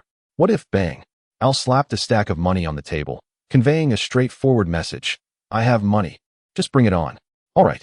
Rest assured, guests, you shall have as many bowls as you desire. Really? Artoria gasped, her breath quickening. She had anticipated needing to visit several establishments to satiate their hunger, yet here, the owner was so generous. The owner smiled confidently, turning swiftly to return to the kitchen. As long as you have the coin, I can prepare as much as you wish. Mother, this man is truly kind. Mordred beamed, a sentiment echoed by both Artoria and Al in agreement. Al stepped outside to glance at the shop's name. Alara Ramen? A whimsical thought, as that establishment does not exist in reality. I wonder how it relates to Ichiraku Ramen in the future Hidden Leaf Village. Scratching her head, I'll return to the shop. Your noodles are ready. Guests, here are your bowls. The rest are still cooking. The owner placed 3 bowls in front of Mordred, Al, and Artoria. Let us eat. The trio gazed at the noodles, eyes sparkling with excitement. After reciting their mealtime blessings, they swiftly picked up their chopsticks and elegantly devoured their bowls. Seeing them begin, the owner smiled slightly and prepared to check on the remaining noodles in the kitchen. One more bowl. Wait, what? The voices of the 3 rang out in unison. The owner turned his head mechanically, seeing their bowls cleaner than before. A sense of foreboding washed over him, yet upon witnessing their adorable faces, he relaxed his guard. It's probably just that they eat quickly. How much could 3 little girls possibly eat? The owner reassured himself, returning to the kitchen with a beaming smile. One more bowl. Again. Mrs., we have none left. not even a single bowl. The owner lamented, staring incredulously at the trio. He had never anticipated such voracious appetites. Thankfully, he wasn't running a buffet, or he would be at a loss. What is a buffet? At this moment, he truly regretted his earlier confidence. Typically, there were few visitors to his establishment in Sand Shinobi Village, so 3 patrons should have been a cause for joy. Yet, they were consuming so much so quickly. Each of them had several stacks of bowls before them, each higher than the last. It was more exhausting to prepare noodles for these little girls than it had ever been to wage battle in his youth. The critical point was that these girls wore expressions of insatiable desire, clearly still hungry. Fortunately, there is still money to be made. With this job, I won't have to work for 10 days. This thought brought a modicum of comfort to the boss. However, the boss had previously murmured discontent, just as Madrid, who had only eaten to a modest extent, was about to voice her thoughts. Her youthful mother swiftly covered her mouth with both hands. Well, since that's the case, we shall not disturb you. We have left the money on the table, said Al, placing 10,000 yen bills on the table before turning to signal Artoria and Madrid to depart. After the trio left, the boss dared to approach the table to retrieve the bills, revealing the immense shadow Al and his companions cast over him. My old bones are weary. I am utterly exhausted. Thankfully, this young lady provided a generous sum. I shall not open for business for the next 3 days. The boss snatched the bills from the table, but upon attempting to pocket them, he sensed something amiss. Is this how money looks? He rubbed his eyes and retrieved a bill from the Wind Country for comparison. After a meticulous examination, he uncovered a startling truth. Someone had dined at his noodle shop without paying. You scoundrel! How infuriating! I began working at 8 o'clock. Why am I still writing at 10? Am I to complete 4,000 characters today? I am doomed. Help me! Chapter 40. The Leafs Initiative. The next day, in the land of fire, Konoha Village, the ninjas of Konoha had instinctively entered a state of readiness. The streets, once bustling with crowds, were now markedly quieter, which hindered the efforts of the Leafs members, including Hashirama Senju, Tobarama Senju, and Sarutobi Hiruzen, who yearned to glimpse their goddess alongside them. In the Hokage's office, Madrid exclaimed, "Mother, I want to go to the battlefield too. Why can Minato go, but I cannot?" Her hand slammed onto the Hokage's desk in frustration, the proximity allowing her to catch a whiff of her mother's delightful lily fragrance. Little Madrid. Minato possesses the Flying Thunder God technique, ensuring his safety. You, on the other hand, charge in recklessly. How can you guarantee your safety on the battlefield? Al, diligently attending to his duties, did not lift his gaze as he rejected Madrid's plea. I am already quite strong. Even Aunt Tsunade and Uncle Jiraiya are no match for me. Madrid's face flushed with excitement as she continued to argue. As they drew nearer, her temperature rose. She bit her lip, forcing herself to regain composure, realizing that her current emotions might be off-putting. They are merely humoring you. Do you truly believe it? Minato, despite mastering the Flying Thunder God, would not claim he can easily defeat Jiraiya. Where does your confidence stem from? Minato is a good person, when asked. He claims it is 50-50. In a real fight, how many could he not defeat? Madrid's voice was muffled, causing Al to furrow his brow in concern. This unusual tone compelled Al to lift his gaze, only to be met by the sight of a horned knight clad in armor. Is she upset? Does she not want me to see her cry? Surely not. I am merely considering her safety. Am I too strict? Al fell into contemplation. Mother, please allow me to go. I promise I will return unharmed. Madrid's voice grew even more muted, her anxiousness seemingly driving her to leave. Was she rushing away because she could no longer suppress her tears? Very well, you may accompany Minato to the battlefield in the land of Earth. I trust him to keep you safe. Al, momentarily distracted from his duties by Madrid's emotional state, readily consented to her request. Really, overwhelmed by joy, Madrid removed her armor and immediately embraced Al. Al, caught in her embrace, felt a sense of helplessness. Since her growth, such closeness had become rare. Observing Madrid's flushed cheeks only solidified his suspicions. This child must have been hurt by my lack of trust, leading her to don armor as a shield against her emotions. Unfortunately for her, her opponent is none other than the most astute Hokage in history, the third Hokage, Artoria. Your disguise holds no power against my discerning gaze. Mother, I shall return to gather my belongings. With her eyes glistening, Madrid glanced at her mother, lost in thought, and hurriedly released her grip, sprinting towards home. Be careful. Don't trip. I know. Madrid called back, her face still flushed. That was too close. I nearly lost control. After Madara departed, I'll open the compartment beneath the desk, revealing several neatly arranged books. 100 Essentials for Raising Children. What to do when your child rebels. Expert advice and understanding your teenager. A comprehensive guide. Question: what should one do when a child feels misunderstood and is disheartened? Answer: enhance communication with your child, foster closeness, discern the root of their misunderstandings, and sincerely explain while apologizing. The child will forgive you. Author: Orochimaru. Indeed, the parenting expert, Orochimaru, is truly reliable. Al mentally commended Orochimaru and returned the books to their compartment. Tobirama, I told you that the future Lily is quite dependable, both in her diplomatic demeanor and her approach to nurturing her child. Hashirama boasted, raising his eyebrows at Tobirama. After all, Lily was someone he discovered and nurtured. She even referred to him as her teacher, a fact he could boast about to Tobirama for a decade. Tobirama? Tobirama, what is it, brother? Tobirama grumbled, brushing aside Hashirama's hand that intruded into his space. Why do you not respond? I thought you could not hear me. Hashirama's explanation was delivered with a pitiful tone, hoping to avoid a lengthy lecture from Tobirama. I was merely contemplating whom Lily might choose as her spouse, this monkey or some future prodigy. Well, that is quite significant. Hashirama scratched his head, casually asking. It is not that important. Tobirama shook his head, merely curious about which man could capture the heart of such a remarkable woman as Lily. Well, if it is not important, then so be it. What truly matters is that the future Konoha is thriving, strong, and its citizens are happy. I am genuinely delighted that Lily has fulfilled her promises. Hashirama affectionately draped his arm around his brother's shoulder, a broad smile gracing his face.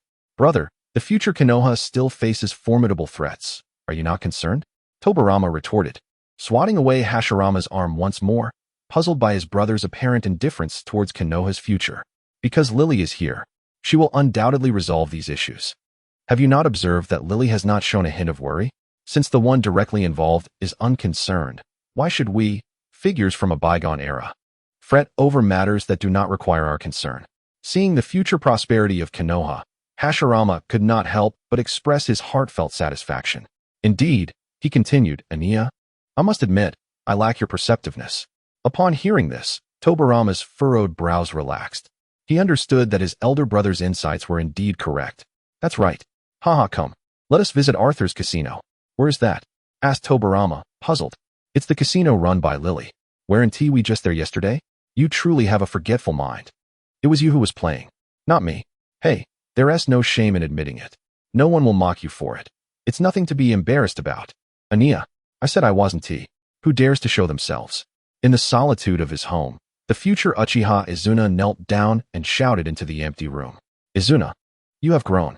With reddened eyes, Madara emerged from the desolate room. He gazed upon the figure before him, one that appeared significantly older than the Izuna he remembered, and his voice trembled. This was neither the Izuna trapped in memories nor the spirit summoned by the Holy Grail. This was a living, breathing individual from the future. A person of flesh and blood. His wish had indeed come to fruition, and how could this not move him? Nisan. Woohoo. I've finished writing. I know this chapter is rather dull, but it's unavoidable.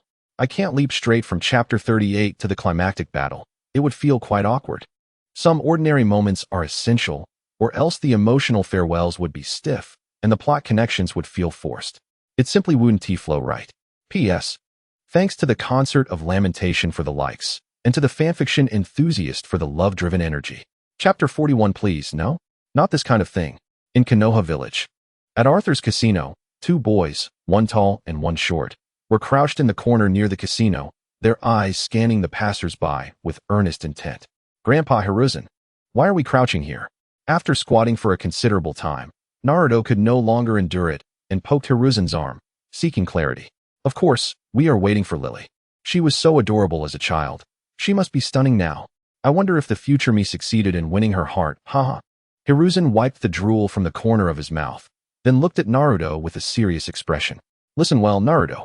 We must carefully observe every person who comes here, lest Lily uses a transformation technique to sneak in. Yes, Grandpa Hiruzen. Under the pressure of Hiruzen's gaze, Naruto nodded eagerly, observing Hiruzen, who seemed lost in fantasies. Naruto hesitated but ultimately decided against revealing the fact that Grandma, Al had not married anyone in the future. What a pity. Though he had resolved to keep the secret, the itch of knowing something he could not say gnawed at him.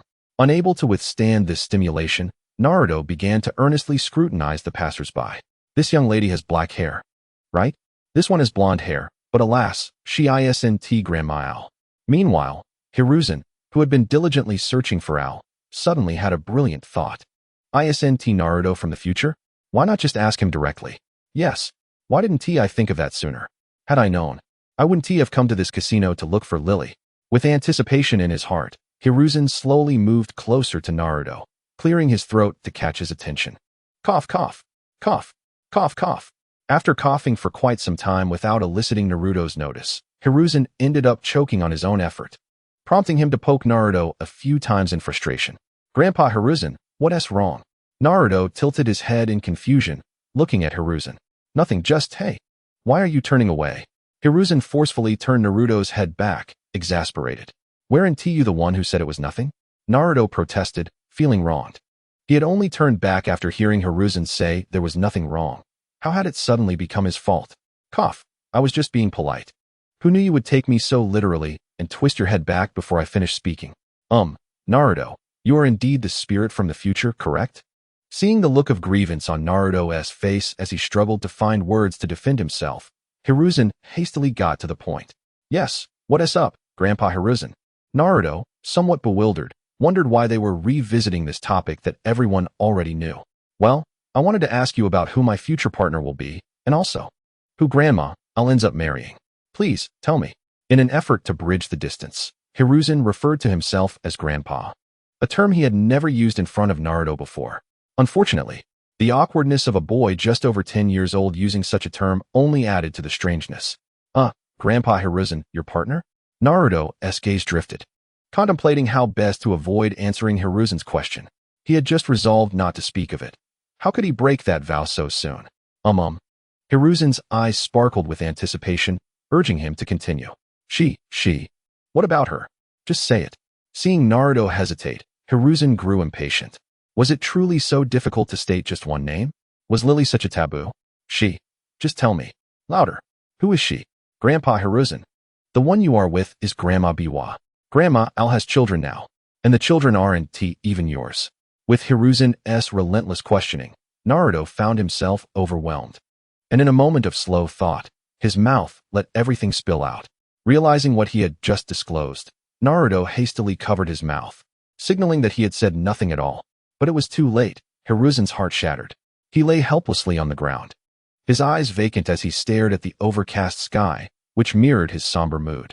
It felt as though the heavy clouds reflected the pain in his heart, crushing him with the knowledge that the future goddess had married another, and the child born was not his own. The pain. It was unbearable. Who understands this heartache? Seeing Hiruzen so devastated, Naruto felt guilty for his inadvertent revelation and crouched down, pondering how to comfort him. After a moment's hesitation, Naruto finally spoke. Grandpa Hiruzen, don't be sad. Although Grandma Al didn't become your bride, you will have your own bride. To his surprise, as soon as he spoke, tears began to pour from Hiruzen's eyes. No, I can't accept the idea of Al marrying someone else. In the land of iron, Onoki sighed, feeling helpless after nearly 2 days. Just wait a little longer, sensei. The Holy Grail War lasts for 10 full days. We have only just passed 1/10 of that time. Trust me, everything will be fine. Onoki smiled confidently, his white teeth making the somber mood feel lighter. I know, but I can't shake this uneasy feeling. He rubbed his brow, feeling restless over the past 2 days, compounded by the disparity in strength between the two sides. It felt as if they were either on the verge of defeat, or perhaps Konoha had already eliminated several of their opponents. Could it be that only Onoki and himself remained? Sensei, look ahead. Onoki, excitedly tugging at his teacher's sleeve, pointed towards a commotion ahead. Looking towards the direction pointed out by Onoki, his expression instantly grew serious. Suddenly, a vast expanse of golden holy light broke through the previously overcast sky. And within this divine radiance, a magnificent golden gate began to slowly open towards the earth. Teacher, this is an auspicious sign, right? Surely the Holy Grail recognizes our alliance with the Holy Grail and believes we are destined to win this Holy Grail war. Without acknowledging his apprentice's naive remarks, Wu retreated several thousand meters alongside his two servants, instructing them to be ready for action at a moment's notice. Hozuki Mitsuki clicked his tongue, but did not defy Wu, while Otsutsuki Indra merely cast a sidelong glance at Wu before nodding lightly. After a moment, the golden gate of holy light finally swung open completely, revealing a slender, beautifully shaped leg clad in silver armor and black silk emerging from the portal. A woman? Wu furrowed his brow, sensing something was amiss. He had anticipated a large-scale ninjutsu summon, or at the very least, someone from Konoha. But did Konoha even have women? The most notable was merely an underdeveloped girl. As time passed, the figure stepped fully into view, revealing a countenance that was eerily familiar to all present, the servants. Mordred, an older version of Artoria? Oh, I actually intended to write to the next scene and transition smoothly to the climactic battle within 3 to 5 chapters. But I realized that ending here might be even better. Because you can still guess who this is, after all. There are plenty of faces in the world of Watanabe. However, speaking of which, it seems there's only one ruler with a Watanabe face. P.S. May I quietly inquire if you can see my book on the Book City? I just tried promoting it this morning and could still see it in the Naruto section. But by afternoon, it was nowhere to be found. Is it really that unappealing? Chapter 42. Because she seems easy to deceive, Mordred? An older version of Artoria? Suddenly, Wu's gaze sharpened as he spoke solemnly. This is neither Mordred nor a future version of Artoria. Look at her eyes. They are purple, not blue. Really? Then who is this woman? Inoki focused intently, starting to feel flustered as he realized his teacher was correct. Have you never considered that she might be a ruler yet to appear? Indra, who had been listening nearby, was nearly speechless. He intended to engage with these younger generations, but their incessant questioning without approaching the correct answer was infuriating. Please, think critically when you ask questions. What else could this commotion be? He admonished, struggling to maintain respect for them. How did I not think of that? Inoki exclaimed, his right hand forming a fist, excitedly slamming it onto his open left palm. That woman. Who are you? What is your identity? Unlike the naive duo, Indra, who was reluctant to engage, and Mitsuki, who was impatiently annoyed, immediately inquired of the approaching woman with urgency. Me? I am the ruler of this Holy Grail war, the combat servant of the Black Faction. Well, that title lacks a certain gravitas, but the class system of Tsukihime does not quite apply in the Naruto world. It's quite vexing. In just a few breaths, Jeanne d'Arc had reached the two pairs of masters and servants, earnestly explaining her role. Excuse my intrusion, but are you not from opposing factions? After a moment of hesitation, Jeanne asked, her ruler class privilege allowing her to discern that the two pairs before her were indeed from the red and black teams. The atmosphere, which should have been tense between enemies, bewildered her as a ruler. Inoki and Wu exchanged glances, both engaged in mental deliberation. Inoki contemplated whether to inform ruler that their 14 had already spontaneously regrouped, while Wu considered whether it would be better to eliminate this ruler or to let her remain for greater benefit. Ultimately, Wu assessed that they likely could not defeat this ruler, as the rules indicated that rulers possessed 2 command seals for each servant. Thus, the options dwindled. Indeed, ruler, I am the mentor to Inoki, which establishes a favorable relationship between us. Wu pondered, his gaze flickering momentarily before he refrained from disclosing the full truth. To avoid unnecessary engagement with this unstable ruler and to observe her reactions during the impending chaos between the red and black factions, from Jeanne's perspective, would certainly be entertaining. Is that so? Jeanne replied, her understanding dawning. Ruler, what are your plans moving forward? Mitsuki asked, his eyes narrowing as though calculating something, yet his tone remained polite, prompting Jeanne's admiration for his courtesy. I plan to see if any other participants have violated the rules of the Holy Grail War, and if so, I will impose penalties as dictated. After some contemplation, Jeanne earnestly shared her strategy. I see. You are indeed a dedicated ruler, Mitsuki complimented with a smile. Of course. It is my duty, Jeanne replied, surprised by the praise, before she donned a serious smile. I must first investigate elsewhere. Excuse me. And may the Lord bless you all. Offering her apologies with a smile, Jeanne departed. What are your thoughts? Wu gazed in the direction Jeanne had vanished, his expression inscrutable. She is a commendable ruler, Inoki remarked nonchalantly. Why is that? Wu inquired, surprised to hear his apprentice so readily label someone as virtuous. Because she looks so easy to deceive, Inoki replied matter-of-factly. Wu was momentarily speechless, unsure of how to respond, while Mitsuki nodded in agreement, clearly sharing the sentiment. This is troublesome, Indra muttered, his brow furrowed. The existence of a ruler posed significant challenges for him, as their class privileges instilled considerable apprehension. Indeed, everyone held a deep-seated wariness of this ruler. I'm full, Mordred declared, patting her slightly swollen belly with satisfaction. Following closely behind her, Artoria remained silent. Yet her eyes, now resembling waves, reflected her contentment. As for the one paying, Al, she harbored fewer thoughts on the matter. Having eaten her fill long ago at the 5th establishment, this was now the 7th. Clearly, feeding a magic-depleted, ravenous servant was no simple task. Lord Windshadow. It's them. They dined and dashed using counterfeit currency.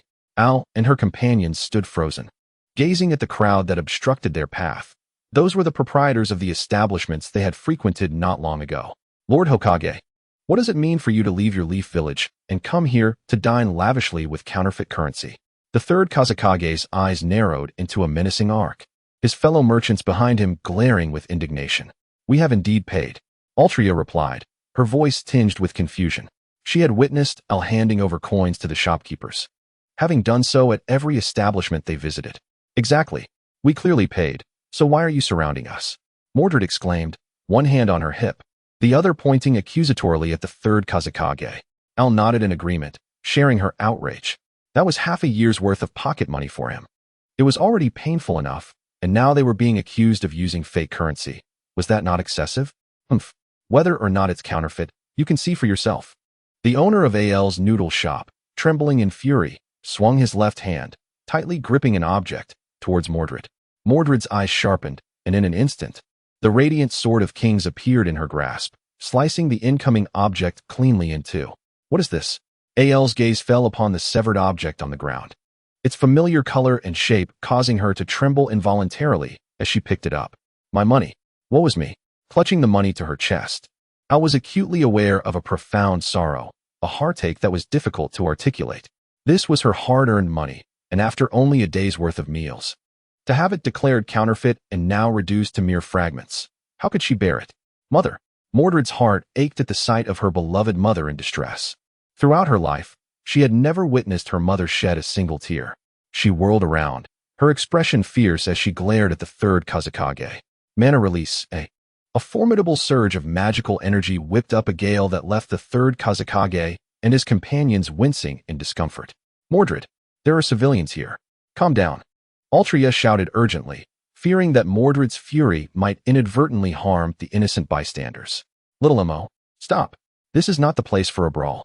Al, initially preoccupied, quickly regained her composure and implored Mordred to cease, recognizing that regardless of their affiliations, the common folk were blameless. They had a debt of gratitude towards them for their hospitality. Although being accused of possessing counterfeit money was displeasing, it did not erase their obligation of gratitude, which was of considerable significance. Upon hearing her mother and father's words, Mordred's rationality returned. Being a good child, she obediently deactivated her ability. Is this how the heroes of Konoha behave in our Sunagakure? The surrounding merchants and civilians had long fled, leaving only the third Kazekage to confront Al and her companions. We, the people of Konoha and their heroes, are indeed barbaric, running amok in our Sunagakure. Al was about to clarify that she could explain the situation and that her currency was not counterfeit when a man and a woman, old and young, approached with stern expressions. Chio? And this is... Al rubbed his temples, feeling the situation growing increasingly troublesome. He had merely sought a place to eat. How had it escalated to this? No, we can explain this matter. Al attempted a final plea, but Chio was merely seeking to exploit the opportunity to eliminate him, showing no interest in listening to his explanation. You need not explain. We are from opposing factions. Even if you are not causing trouble, I would still act against you. I was not causing trouble, you scoundrel. I merely wished to have a meal. Al retorted with frustration, turning his head away from the trio who had already defined their intentions. Let us take this outside. Though he was perplexed by how the second Hokage was alive and why Chio appeared so aged, Al resolutely chose to assist his village. Questions could wait until the matter was resolved. However, the third Kazekage, valuing his village, proposed such a solution. After all, given the debt of gratitude, whether it was Al, Altria, or Mordred, they were all in perfect agreement. Thus, Mordred pulled her mother along and, with indignation, led the way outside, with Altria following suit. Equally incensed, both Mordred and Altria believed that the counterfeit accusation was merely a pretext, a flimsy excuse to eliminate them. What infuriated them further was that they could have directly attacked them. It would have been understandable given their differing allegiances. Yet to first humiliate them before striking was particularly vexing. Chiyo and her companions followed closely behind, and as Chiyo cast a cold glance at Ao, Mordred, being the Kazekage's spirit, knew that with her presence beside Ao, the Kazekage was undoubtedly in the arid desert. The six stood 100 meters apart, poised for action. Ultimately, it was the hot-tempered Mordred who could no longer contain her impatience and charged forward, sword in hand, towards the third Kazekage. In just a few breaths, Mordred flashed and darted to close quarters with the third Kazekage, gripping the radiant sword of kings tightly. Her youthful face a mask of unrelenting fury. Here I come.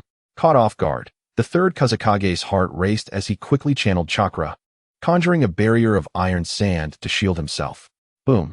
The moment the iron sand met the radiant sword, a web of cracks erupted. Seeing the fissures multiply, the third Kazekage sensed the urgency and swiftly retreated, casting several iron sand barriers in his wake to slow Mordred's advance. Crash! The sword, crackling with crimson magical energy, struck the ground where Chiyo had once stood, causing the earth to tremble violently and form a 3-meter-wide crater. Standing atop the fractured earth, Mordred glared fiercely at the third Kazekage, her small frame tensing once more as she lunged forward like a white meteor, clearly intent on not relenting. A beam of red energy shot forth, obliterating several of the iron sand barriers along her path. Recognizing the gravity of the situation, the third Kazekage, a figure of shadow-level strength, understood that he could not afford to remain passive. Thus, he propelled himself backward and swiftly formed a hand seal midair. Magnet release, iron sand ring. Like waves of iron sand appearing out of nowhere in the desert, this was not the end. The third-generation wind shadow's gaze sharpened as he amplified his chakra output. Instantly, the iron sand transformed into countless tiny needles, surging towards Mordred. Mordred, Little Mo, Artoria and Al felt a tightening in their chests, wishing to assist, but were obstructed by the elder and younger figures before them. Oof, your opponent is me, the elder stated. Apologies, this path is closed. Artoria tightened her grip on her sword, subtly shifting to shield Al behind her. White's secret technique, the 10 puppets of Kinmatsu. In an instant, 10 uniquely designed puppets emerged around Chiyo. The Sandmaster's expression shifted as chakra threads connected his hands to 2 formidable puppets. I am unsure what puppets the Sandmaster possesses, and I have yet to see him utilize them. Forgive my ignorance in naming. Al, keep your distance. I will handle these 2, Artoria declared, dashing forth with such swiftness that Chiyo and the Sandmaster could barely perceive her movement. Wind King's hammer. The invisible Oath of Victory sword transformed into a golden cannon of light, surrounded by fierce winds, charging towards Chiyo. Feeling the pressure, Chiyo's heart sank, and her chakra instantly morphed into a cold blue chakra shield. Puppet technique, machine light shield seal, with a resounding clash. The Wind King's hammer collided with the chakra shield, causing spiderweb-like cracks to appear. Ultimately, the shield shattered into fragments, dissipating into cold blue light points in the air. Chiyo stared in shock, her eyes wide. How could a ninjutsu that withstood the iron sand rain shatter so easily? Regrettably, Artoria did not grant Chiyo a moment to recover from her astonishment. With one strike failing, Artoria resolved to engage in close combat. In a flurry of movement, she swiftly advanced, raising the Oath of Victory sword to claim Chiyo's life. In a critical moment, the Sandmaster's 2 puppets shot 2 kunai at Artoria with lightning speed. Artoria frowned, tilting her head to effortlessly evade the projectiles. Though the attempt bore no fruit, the Sandmaster remained undeterred, for Chiyo had taken the opportunity to retreat several meters. Artoria cast a sidelong glance at the Sandmaster, finding his ambush distasteful. However, this was a battlefield, and she had chosen to engage in a 2-on-1 fight. Thus, there was no need for her to denounce her opponent. Yet, his actions undeniably further provoked her ire, and she was determined to demonstrate just how foolish it was to anger a king. Release of mana. A powerful surge of mana enveloped the Oath of Victory sword. The release of mana not only elevates one's presence, akin to Conqueror's haki, but it also enhances the weapon and the wielder's physical prowess. This is the true purpose of the skill. Here we go. Despite her rising anger, Artoria remained true to her knightly spirit, reminding her adversaries that the battle had commenced, while glancing back to confirm Al had distanced himself before feeling reassured. Brother, how much currency is required to release the true name of the rotational victory sword? Al's expression darkened as he surveyed the battlefield. Although Artoria and Mordred held a strength advantage, their numerical disadvantage rendered victory elusive for Artoria. Mordred was keeping the third-generation Wind Shadow at bay. But due to his dwindling mana, if the fight dragged on, defeat could become a possibility. Of course, Al could opt to use a command seal, but if possible, he wished to seek a more optimal solution, one that could end the deadlock while enhancing his own strength. It requires 100,000, host. It was rare to hear the system's obsequious tone. It seemed every time he purchased something, it was similar. Also, are you basing this on my savings? I happen to be a little over 100,000, and you are selling it for exactly that. How outrageous. Host. Seeing Al remain silent for a moment, the system hesitantly inquired. Purchase. Al gritted his teeth, forcing himself to utter the words with a dark expression. This money was originally meant for acquiring the Oath of Victory, Sword, and Avalon. Alas, Al's entrepreneurial aspirations had barely begun. Ding. Your noble phantasm, Rotational Victory Sword, has released its true name, costing you 100,000 currency. We welcome your next visit. The system's tone was exceedingly cheerful, prompting Al to grind his teeth in frustration. However, the system remained unperturbed, reveling in its own joy. Al's anger escalated as he turned his gaze towards Chio, the Sandmaster, and the third-generation Wind Shadow. Just wait, you scoundrels, this is all your fault. The third-generation Wind Shadow's expression grew grave. After 10 minutes of intense combat, his chakra reserves had significantly depleted. At this rate, he would exhaust his chakra within an hour. While Mordred was akin to a perpetual motion machine. Truly, the daughter of the third Hokage, a tiger mother begets no dog daughters. Konoha is indeed a cradle of genius. It is enviable. Magnet release. Iron Sand Assault. Though he lamented, the third-generation Wind Shadow showed no mercy as a massive quantity of iron sand materialized in the air, compressed into enormous triangular pyramids with his movements. Die, Konoha's genius Mordred. To perish at my hands would be fitting for your title and your mother's renown. Prepare yourself, Mordred. A fierce glint flashed in the third-generation Wind Shadow's eyes as dozens of massive triangular iron sand formations hurtled towards Mordred, clearly intent on ending her life here. Humph, you dare claim you can kill me? Have I been so underestimated? Mordred disdainfully regarded the mass of iron sand. And with a surge of will, the radiant blade of the king's sword transformed into a scarlet beam of light, dazzling to the point of being blinding. This time, I am the knight of both my mother and father. They are watching over me, and under these circumstances, how could I possibly lose to you? With Mordred's roar, the crimson beam intensified, its immense mana soaring skyward. Mordred's arm exerted force, and the blazing beam descended, aimed directly at the third-generation Wind Shadow. Prepare yourself. Clarent. Mordred's expression grew increasingly sinister, her fierce anger transforming into the impetus to unleash her noble phantasm, crying out, Blood Arthur. It seemed the situation was far from what was anticipated. Ah, how poorly written this is. Well then, everyone bear with it. I shall strive to improve my craft. After all, combat scenes are indispensable, and there is no way around it. However, the results have indeed improved. I searched online to find out what constitutes passing data, and upon comparing, I discovered I am roughly on par with everyone else. That is indeed a relief. Chapter 44. After the battle, prepare yourself. Clarent. Mordred's expression grew increasingly sinister, her fierce anger transforming into the impetus to unleash her noble phantasm, crying out, Blood Arthur. The scarlet beam instantly engulfed the numerous massive triangular iron formations, obliterating the third-generation Wind Shadow's line of sight. As the brilliance gradually faded, the battlefield lay in disarray, with no sign of the third-generation Wind Shadow remaining, only a tattered Wind Shadow cloak fluttering in the air. Father and mother. The defeat of the Hunin of the Nara clan compelled Chio to unveil her two remarkable puppets, their myriad wounds testament to the ferocity of her battles. Had it not been for her alliance with the shinobi and a multitude of puppets, she might have been captured long ago.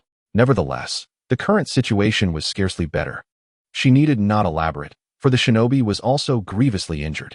Defeat was merely a matter of time. Gazing at the indifferent figure before her, a wave of regret washed over her heart. She should not have been so blinded by ambition as to heed the shinobi's suggestion to join forces with the third Kage to hunt down the isolated young third Hokage. Yet, it was too late for such thoughts. The third Kage was being pursued by Mordred, his fate uncertain. Thankfully, this was an alternate version of the third Kage, simulated by the Holy Grail, not a character from the true future. Otherwise, she would have surely faced dire consequences. Chiyo regarded Artoria's face, her chaotic breath gradually stabilizing as her nearly depleted chakra surged forth, coalescing in her palm. Synchronized as one, the father and mother puppets activated simultaneously under Chiyo's command, their hands merging to draw forth 5 steel wires. The 2 puppets flickered, transforming into afterimages as they surged toward Artoria. Artoria's cerulean eyes flickered, her body lowering slightly. In the next instant, she vanished in a series of rapid movements. Shinobi. Acknowledge. Puppet technique. Assault blade. The remaining robust puppet of the shinobi swiftly opened its mouth, launching a barrage of chakra-infused shuriken toward Artoria. As Artoria sped forward, a sudden, inexplicable sense of danger surged within her. Trusting her instincts, she immediately turned her head aside, witnessing dozens of shuriken narrowly miss her hair, embedding themselves firmly into the ground behind her. Seeing that the shinobi's attack had failed, Chiyo subtly adjusted her fingers, amplifying the speed of father and mother to its utmost. Artoria, glancing back, saw the 2 puppets had indeed caught up, forming a quadrilateral encirclement with Chiyo and the shinobi's puppet. After a brief contemplation, she resolved to eliminate Chiyo first, fully aware of the risks involved, as the 2 puppets were perilously close. Furthermore, there was a cunning little rogue to contend with. Lily, go all out. Leave the 2 puppets behind to me. Artoria sensed her remaining chakra, a little over 1/3, in a state of depletion, ample enough to unleash a noble phantasm. The remaining chakra was sufficient to dispose of the incapacitated Chiyo and the half-destroyed shinobi. Artoria, I understand, master. Please, rest assured and leave the remaining foes to me. Artoria confidently chose to trust her master, focusing entirely on accelerating her efforts. Let us see how you intend to vanquish them. The shinobi scoffed, dismissively curling his lip. Were it not for his remaining principles, he would hardly allow a mere genin to speak so boldly before him. Fear not, I shall show you. Artoria declared with a confident smile, the silver-blue sanctified sword soaring into the heavens, transforming into a blazing sun suspended high above the battlefield. This sword represents the manifestation of the sun, and another is the sacred sword of the stars. A golden beam of light connected before Artoria, and in the incredulous gazes of the shinobi and Chiyo, she grasped the golden pillar as if it were the hilt of a sword. Do not even think about it. The shinobi maneuvered his puppets to hover in midair, resolutely blocking the path of father and mother, retreating in an attempt to evade an unmanageable strike. Artoria exerted a slight force, causing the golden pillar to expand dramatically, plummeting downward. The 3 puppets disintegrated in the divine golden light, and a blazing sun with a radius of 50 meters rose from the sand, the searing heat causing the shinobi to swallow hard. Chiyo and Artoria, still in pursuit, felt the oppressive heat without turning back. This little brat is truly terrifying. The shinobi gulped, contemplating a retreat with Chiyo, though their puppets were destroyed. There must be other shinobi in this alternate realm. Surely, this timeline's Chiyo could create more, or they could simply demand 2. Having made up his mind, the shinobi prepared to flee with his servant, oblivious to Artoria's knowing gaze, until he noticed an increasingly radiant star flickering in the direction of the young girl. What is going on? That little brat unleashed such a terrifying attack, and still has chakra? Where could such a young child have amassed so much chakra? Excalibur. With a mere thought from Artoria, the twinkling starlight transformed into a colossal beam of light, hurtling toward the shinobi, consuming the desolate terrain along its path, illuminating the entire world. No, the shinobi stared in horror at the beam approaching him, powerless to escape, merely watching as he became a shadow of light, ultimately merging into the radiance. Ding! Congratulations, the host has successfully unleashed a noble phantasm, acquiring F.E. Galahad 1 memory erased, placed within the pregnant Tsunade Senju's womb. Detected that the native Tsunade has grown 25 weeks. Galahad's growth has accelerated, with an estimated 17 weeks until birth. Eh, unleashing a noble phantasm grants Galahad? No. It's the sword of rotational victory that grants Galahad? That cannot be. Host, there is already a version of you as Artoria in this world. What name would the authentic one bear? Still in flight, Chiyo sensed the severing of her connection with the shinobi and sighed deeply. My days in Sunagakure have come to an end. With this thought, Chiyo, her spirit extinguished, ceased her escape, standing still and gazing vacantly at the sky illuminated by golden light. Artoria, catching up, observed Chiyo's demeanor and showed no mercy, delivering a piercing strike that concluded Chiyo's brief journey in the Holy Grail War. The sky of the Land of Wind is truly beautiful, Chiyo mused with a smile, contemplating the splendor of her homeland. Artoria did not glance back at her, silently wiping the blood from her sword with Chiyo's garments. After all, she would soon vanish, and such matters were of little concern. Indeed, Chiyo merely cast a fleeting glance at her before returning to savor the final moments of her Holy Grail journey. Look at this golden sky, how beautiful it is. The clouds beneath the golden sky seemed to possess a unique charm compared to usual. Suddenly, the tattered cloth carried by the wind caught her attention. Whose is this? Chiyo's dilated pupils snapped back to reality, startling Artoria, who was cleaning her blade. What is written on it? Free something? Chiyo gasped, recalling the day the third Kage departed when several jonin knocked on her door, presenting a charred piece of cloth to inform her of the Kazekage's disappearance. On that day, she had also heard the weeping of several shopkeepers. Yes, it all connected. This was no alternate realm. It was clearly the world of the past. What have I done? I am a traitor to my nation. I am sorry, third Hokage. I am sorry, Sunagakure. In a state of mental disarray, Chiyo struggled to articulate her thoughts, her mouth opening and closing, yet no words emerged. Her expression was undeniably sorrowful, but for some reason, no tears fell. Ultimately, filled with regret and resentment, Chiyo swallowed her emotions, departing from this alternate realm and concluding her Holy Grail War. Artoria furrowed her brow, instinctively sensing that Chiyo had something to say, but alas, it remained unspoken. What could it have been? Does she harbor resentment towards the self that has slain her? It is curious that one cannot discern such negativity from her previous countenance. What could this signify? Artoria found herself perplexed, rising to retract the sword of promised victory, resolved to allow her master to analyze the situation. As the sword of her master, her duty was merely to vanquish foes on their behalf. Oh, Lily, you have returned. The disheveled owl waved at Artoria, who smiled in response to her master. Such a commendable master, bestowing ample trust and assisting in dispatching excess adversaries. Indeed, Artoria felt quite content with her experiences in this Holy Grail War. Even this world's Mordred proved to be more obedient than her own, at least heeding the words of her counterpart. Lily, have you seen little Mordred? Al inquired, her brow furrowing as she scanned the direction Mordred had departed. For reasons unknown, his chakra had been severely depleted. It could be deemed more than merely exhausted. He was in a state of deficit. He felt utterly drained. Not even a mere 2.5-year-old chick could be easily overcome by him. Not yet. Perhaps he is still engaged in a duel with the third Kazekage. Al replied, her expression souring. She shook her head. Her current condition was dire. Magic reserves severely lacking, and she feared she might soon collapse. Ah, mother, you are here, Mordred exclaimed joyfully as she dashed towards the duo. Having just confirmed the fate of their enemies, she had hoped to assist her mother, only to find that they had already concluded their battle. Does this mean mother did not witness my valiant combat? What a failure! Little Mordred. Upon hearing Mordred's voice, Al breathed a sigh of relief, intending to wave, only to find her footing lost, nearly toppling over. Fortunately, Mordred's quick reflexes allowed her to catch Al, sparing her from disaster, but Artoria was not as fortunate, her drained magic causing her to crash headfirst onto the ground. Mother, Mordred began, but her legs buckled, and she knelt before Al. Mordred, Al, mother, how shall we exit now? On the ground, Mordred, cradling Al in her arms, asked dejectedly. It was a relief that her mother was unharmed.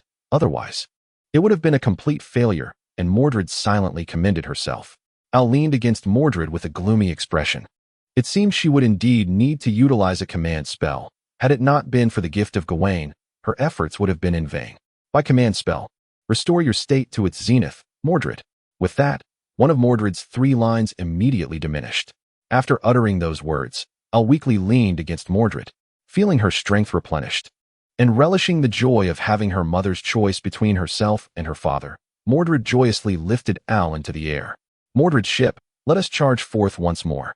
To ensure Mordred did not forget the task at hand, Al swiftly interjected.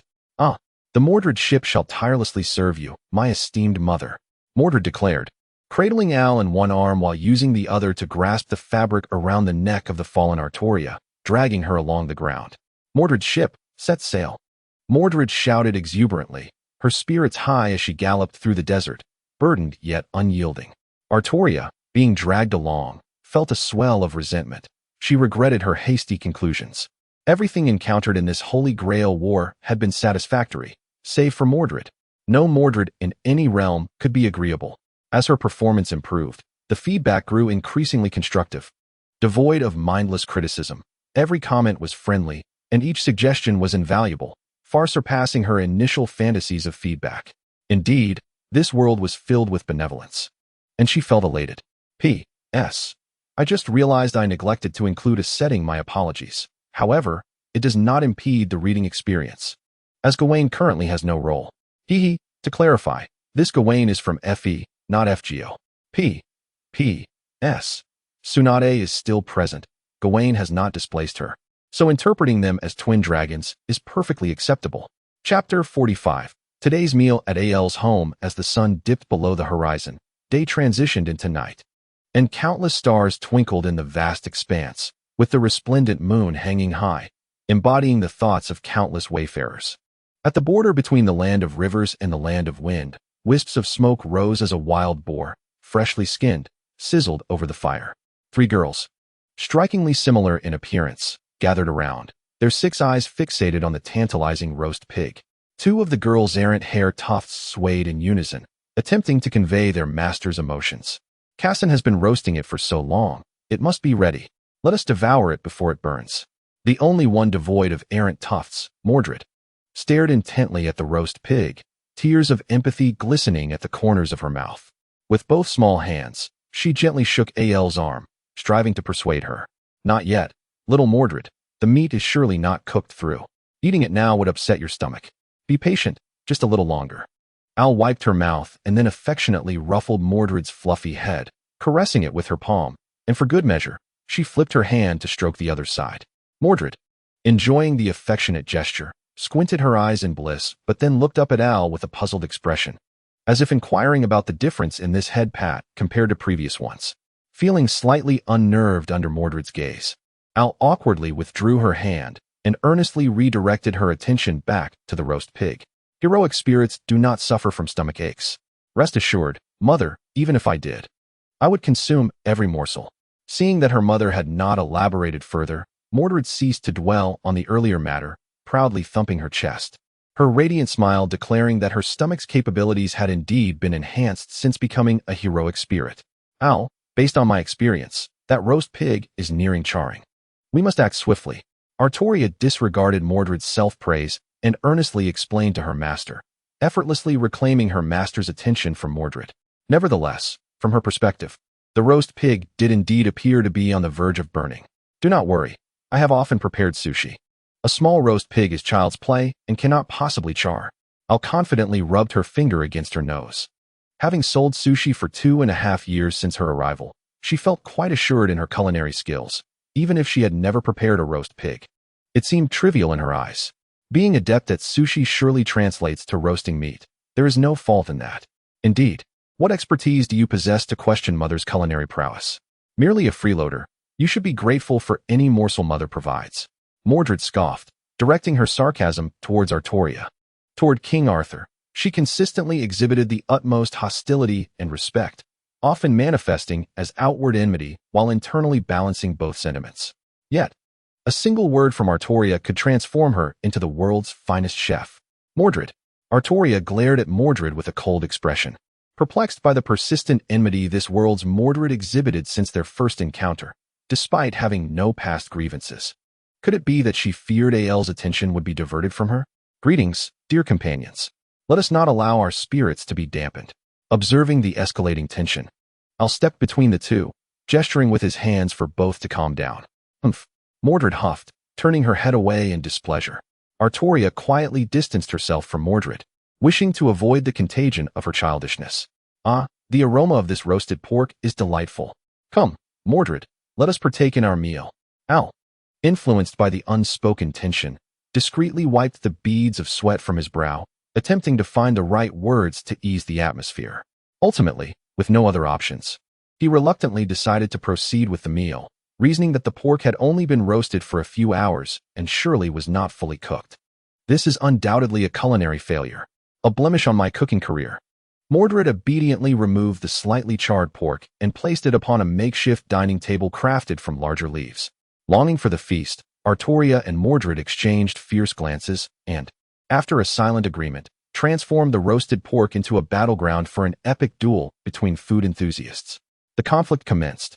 Al, observing from the sidelines, gazed incredulously at the pork, unable to believe that it was not only cooked but had become charred. Indeed, it was a failure, but regrettably not for being taken too soon, rather for being taken too late. Fear not, mother, the flavor is surprisingly delightful, Mordred assured, savoring her meat with gusto. Artoria nodded in agreement, affirming the quality of their meal. Encouraged by their expectant gazes, Al took a hearty bite of the meat. How to describe it? The exterior was indeed charred, and the meat was somewhat dry, yet it fell within the realm of edibility. In this desolate environment, it truly qualified as a rare delicacy. What say you, mother? Am I not correct? Mordred joyfully approached Al, offering him a piece of meat placed upon a leaf, her eyes gleaming with anticipation. Is this some sort of feeding play? Al mused, glancing at the meat as he realized it was gifted by Mordred, the heir to the king's appetite. What? She is my daughter. Then all is well. Al promptly took a few bites, wiping his hands with a leaf before affectionately ruffling Mordred's hair. Mordred, basking in the joy of this familiar gesture, squinted her eyes in delight. Mordred, do you have any wishes? Al inquired, curious about the desires of his little lioness, particularly what aspirations had compelled her to heed the call of the Holy Grail. Mordred tilted her head in contemplation, her embrace around her mother tightening. Wishes? She echoed, while Artoria, also intrigued, turned her gaze toward them. She too was curious about what aspirations lay within Al's Mordred, especially since her observations hinted that Mordred held a deep affection for Al, suggesting that Al would likely bestow upon her the mantle of Hokage. What could Mordred possibly lack? If memory served correctly, her own Mordred had rebelled against her for the throne. The thought pained Artoria, causing her to close her eyes, her pace of eating slowing considerably. Indeed, aside from ruler, it stands to reason that all who respond to the Holy Grail must possess a wish, Al asserted. A wish, you say? Mordred murmured. Lost in thought, reflecting on her past, she recalled a deeply buried desire from long ago, on the day of the king's selection, to wield the fabled sword of victory and ascend to the throne. She yearned to alleviate her father's loneliness, for he had never smiled nor shed a tear. She believed that as king, she could free him from his suffering. For her, as long as he could reclaim what he had forsaken, that would suffice. This wish had lingered in her heart until her rebirth in this world, where she encountered her mother. At this moment, Mordred gazed tenderly at Al, leaving her bewildered. Initially, she had seen her mother as a substitute for her father, seeking solace in her warmth to mend her wounded spirit. Al, despite her exhaustion from her duties as a new mother, consistently greeted Mordred with a smile, contrasting starkly with her father's demeanor, who had never smiled at her. She realized that her mother, despite her own hardships, showed endless patience, even when Mordred would cry in the dead of night, seeking to vent her frustrations at the woman who resembled King Arthur. Yet, her mother never reacted with anger. Instead, she would force a smile, attempting to uplift Mordred's spirits. She understood that misplacing her resentment onto her mother was unjust, yet the sight of that familiar face stirred a tempest within her. Over time, she learned of her mother's legendary status in the eyes of others, the sole disciple of the first Hokage, a figure admired by the great warriors of the warring states. The chosen successor of the second Hokage, who had united the Senju and Uchiha clans to establish the Knights of the Round Table, and who, following the decline of the first Hokage and Madara, had quelled the war instigated by the four great shinobi villages and the Rain Village. Al was revered and respected as an exceptional Hokage. Mordred recognized her mother's extraordinary qualities, rivaling those of King Arthur in leadership, surpassing him in combat prowess, and exhibiting a deeper understanding of human emotions. Most importantly, Her love for Mordred eclipsed anything Arthur could offer. Yet, she stubbornly clung to the notion of her mother as a mere substitute for Arthur, a necessity of the narrative. Until that fateful day when the first Hokage and Madara passed away, her mother feigned composure before the world but returned home to embrace Mordred, her eyes brimming with unshed tears. Yet, for reasons unknown, she stubbornly refrained from shedding a single tear. Witnessing her mother's sorrow, Mordred realized just how deeply she cared for her, despite her own stubborn denial. At that moment, she vowed never to let her mother suffer again, to shield her from any harm. Yes, she had succeeded, but not entirely. In the end, she had perished in her mother's embrace, sparing her from pain, yet causing her sorrow. Watching her mother weep inconsolably, Mordred found herself devoid of the strength to wipe away her tears. What a failure she felt. Thus, as her mother waited eagerly for her response, Mordred chuckled softly. "My wish is for you to be happy every day, mother." What a peculiar wish. Al found himself somewhat speechless. It was evident that the other party was unwilling to speak. Artoria, equally disinterested, departed the scene and sought a quiet spot to sit. Mordred, unperturbed, gazed dreamily at her mother. "How wonderful it is to see you again, mother. Without a blade, without a blade, without a blade." Important matters bear repeating thrice, particularly as it pertains to the action sequences.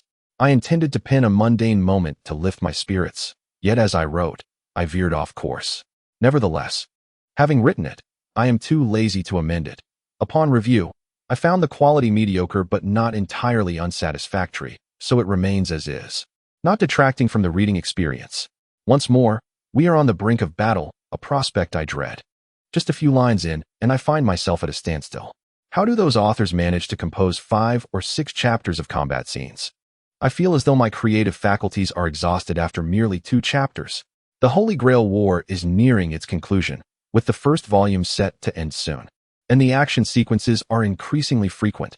How vexing. May the Holy Grail War come to a swift end. Chapter 46. The great battle approaches, at last. We near the climax. The blazing sun hung high in the sky, and before one knew it, it was already the afternoon of the following day. In the land of rice, a man with closed eyes and another with thick eyebrows strolled through the misty woods, ethereal veils of fog softly floating in the air. "Master, with the land of rice so close to Konoha, are we truly not going to take a look?" Despite numerous attempts, Might Guy remained undeterred, still trying to coax his master into a perilous journey to Konoha. "Guy, I believe I have stated this repeatedly. We shall not venture to Konoha, or I would not have taken the long route." The third Mizukage responded with exasperation, a conversation that had become all too familiar. Yet, Might Guy persisted. Intrigued by the thoughts swirling in his servant's mind, even as a spy, he found himself perplexed, having taken a long detour around the land of fire. Starting from his birthplace in the land of birds, passing through the land of rain, the land of grass, the land of waterfalls, the land of frost, and now to the land of rice, heading straight for the land of iron. It was blatantly obvious that he was avoiding Konoha, yet he continued to risk discovery by incessantly questioning. One cannot help but admire Might Guy's unwavering loyalty. His curiosity regarding how Konoha had managed to instill such devotion in its inhabitants was piqued, despite his apparent lack of common sense. Why is this happening? Why has my master refused me again? He is still so young. Why has he forsaken the fervor of youth? Shouldn't a young man charge forth with a great sword towards Konoha after a few words of encouragement?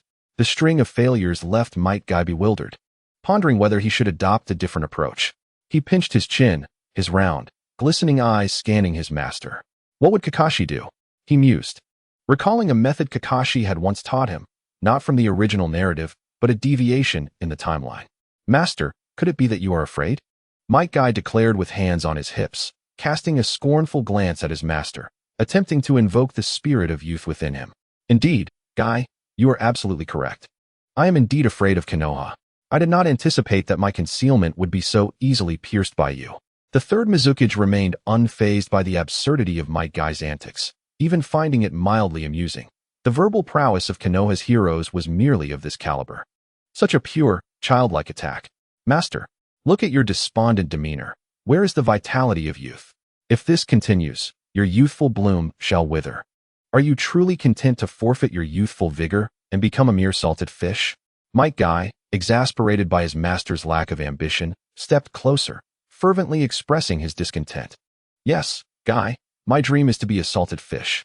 I relish the notion of idly lying in bed, rotting away. My youthful bloom has long since decayed since the day I was born. So please, cease your attempts to persuade me towards death. We must conserve our energy for the journey ahead. The third Mizukage wiped the saliva from his face, unfazed, and walked past the bewildered Might Guy.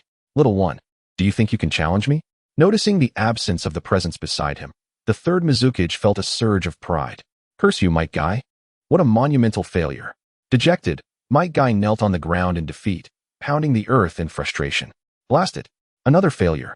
Thus, I shall punish myself by walking 10 kilometers on my hands. If I cannot persuade my master next time, I shall do 1,000 push-ups right here. Resolute. Might Guy promptly flipped onto his hands, swiftly pursuing the third Mizukage.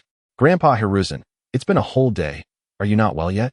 In a dim corner at the entrance of Konoha, Naruto gazed helplessly at Sarutobi Hiruzen, who lay in the shadows, his expression one of abject hopelessness, eliciting sympathy from Naruto. Yet, he spoke the truth. In Naruto's eyes, forcing Sarutobi Hiruzen to be a lifetime servant was far worse than enduring a momentary pain. But who knows how long this man would remain trapped in despair. Hey, enough already. AL's grandmother is only 7 or 8 years old. This won't make you appear noble. It merely reveals you as a hopeless romantic. Lily got married, and the groom is not me. Lily had a child, and that child is not mine. Such a future. I refuse to accept. If this is the future, I might as well be dead. Faced with Sarutobi Hiruzen's lamentations, Naruto found himself at a loss for words. Should he inform him that AL's grandmother never wed? But then again, how could Mordred, AL's daughter, exist if AL had never married? In a moment of confusion, Naruto became ensnared in a convoluted thought process, yet this was not his fault. Matters concerning the previous generation, particularly those related to the Hokage, were hardly subjects for idle gossip. Konoha, Artoria, have finally returned. Upon hearing that familiar voice, Naruto paused, intending to turn around, only to witness a shadow darting away in a flash. Lily, bang. The force of the impact caused Sarutobi Hiruzen to tear up as he pitifully cradled the swollen lump on his head, clearly the result of the sudden assault from the mischievous creature. Deserved it, Mordred huffed as she blew on her fist, casting a disdainful glare at the creature now seated on the ground. Throughout her life, it had always entertained notions regarding her mother, and despite the child being grown, it still clung to those sentiments. Such a scoundrel, truly disappointing. As the sensation of pain slightly diminished, Sarutobi Hiruzen immediately lifted his head and glared fiercely at the culprit. This gaze left him momentarily stunned. The golden hair, the holy blue eyes, the strikingly similar visage, and the tender affection displayed towards Lily. All of these elements conspired to render Hiruzen's expression profoundly complex. Could this be Lily's future daughter? In an instant, upon forming this conjecture, the resolve he had to retaliate evaporated, leaving him overwhelmed with despair. Particularly poignant was the sight of Lily, who, rather than expressing concern for him after he was struck, seemed far more preoccupied with the well-being of the girl who had assaulted him. Naruto, go fetch teacher Tobirama and the others. Inform them that Lily has returned safely. For reasons unknown, Hiruzen suddenly felt an overwhelming desire to succumb to despair, his voice lacking vigor. Oh, how I truly wish to just disappear. Naruto paused for a moment before nodding in agreement. He had been on the verge of inquiring about why Grandma Al could possess 2 heroic spirits, pondering that if he had known a master could contract 2 servants, Sasuke would not have needed to return. Yet, upon witnessing the hollow emptiness in Hiruzen's eyes, he swallowed his words, resigning himself to a sense of regret. I knew Lily would be fine. Is this truly your daughter, Lily? She is absolutely adorable. Just like you. Outside of Konoha, Hashirama's hearty laughter resonated in everyone's ears, his words igniting a fiery indignation within Izuna.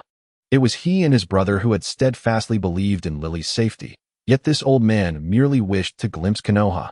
Sensing the shift in his brother's emotions, Madara, possessing an acute awareness akin to a brother's bond, could only pat Izuna's shoulder in a gesture of comfort, perplexed by the sudden intensity of his brother's feelings. Easily swayed by his elder brother's touch, Izuna found solace and began to converse with Madara. The success of comforting his brother allowed Madara to breathe a sigh of relief, while he continued to reflect on Izuna's earlier words before their departure. Brother, within the anti-Konoha alliance, there is a short, sharp-nosed boy. Be wary of his servant. He claims to be Indra. Exercise utmost caution, for he is formidable. He relayed this information to Tobirama and Hashirama, capturing their attention. After a lengthy discussion, they ultimately decided. I haven't quite figured it out, but since everyone is here, let us set forth to the land of iron. Tobirama's expression grew somber. Ever since learning of Indra, he had maintained this demeanor, yet he was still uncertain how to confront the challenge ahead, opting for a cautious approach.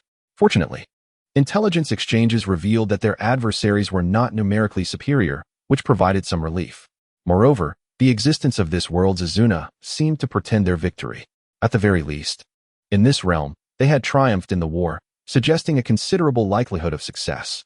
In the land of Earth, within the office of the Tsuchikage, a diminutive elder with a grizzled beard scrutinized the individual before him. Having experienced everything, he understood well that victory in this battle was improbable. Thus, the auspicious words became lodged in his throat, and after much hesitation, he could only utter, "Grandfather, safe travels." "Ha ha ha, who do you think I am?" The aged Onoki chuckled heartily as he gazed at his feeble grandson. He had already been informed of the battle's outcome, yet he remained unconcerned. To witness his grandson flourishing and to see the land of Earth thrive in the future was, for him, not a loss at all. In his heart, he had already declared victory. Therefore, without hesitation, he unleashed the super light heavy rock technique, his white beard billowing in the wind as he joyfully rushed to the battlefield. Oh, the next chapter shall herald the onset of great conflict. Tomorrow marks the final day of the verification period. How delightful. I searched for a writing partner all day but found none, yet writing alone brings me joy. P.S. Some things are not quite right, but it's nearly midnight. So please allow me to organize my thoughts tomorrow. Chapter 47. The Holy Grail War begins. 1. In the land of iron, the 6 individuals, Hozuki Mangetsu, Byakuren, Uchiha Taijima, Onoki, and Otsutsuki Indra, sat together. Little brat, did you not say that the Hokage would definitely arrive? Byakuren inquired calmly, striving to maintain a friendly demeanor. He was not known for his patience, and having waited nearly an entire day without sight of a single hair, he was on the verge of murderous intent. Regrettably, surveying the 4 adversaries opposite him compelled him to swallow his anger and speak in a strained voice. I don't know. Let us wait a little longer. Perhaps they will arrive in 2 days. Feeling somewhat aggrieved, Onoki responded, "How could I know? I'm not from Konoha. Moreover, if you've made it here, it suggests what I suspected. Why don't you inquire why they haven't come? Why the rush? The Konoha people aren't here yet. Besides, do you think you can contend with them if they arrive?" Byakuren, observing his disciple's cowardice, addressed Onoki with a hint of disdain. He was not a child like Onoki. He was a powerful figure in a Wagakure, the future Tsuchikage molded by the village. He had no need to bow to Byakuren. Humph. Byakuren scoffed, refraining from rebuttal, tacitly acknowledging his defeat. While he was certain that Hozuki Mangetsu would betray him, anyone in a leadership position would recognize that in such a situation, they would surely issue commands before engaging. Surely, no one would overlook such a detail. Hozuki Mangetsu, who had remained silent and observant, regarded the group with a complex expression. He longed to warn them not to wait any longer, as the remaining individuals were mostly Konoha's servants, who might not assist anyone on the battlefield and could potentially turn against their own masters. Alas, he could not voice such demoralizing words, nor would it matter. Everyone understood the stakes. All were cautious, and with only 3 commands available, once exhausted, there would be no recourse. Thus, it became a test of patience and vigilance. They have arrived. With remarkable perception, Hozuki Mangetsu suddenly changed countenance, promptly tossing Onoki into the arms of the meditative Indra before soaring into the sky to conceal himself. Flying Thunder God Slash. Before the remaining individuals could comprehend the situation, a robust voice resonated in their ears, followed by a flash of silver light. A horrific spray of crimson blossomed in the air.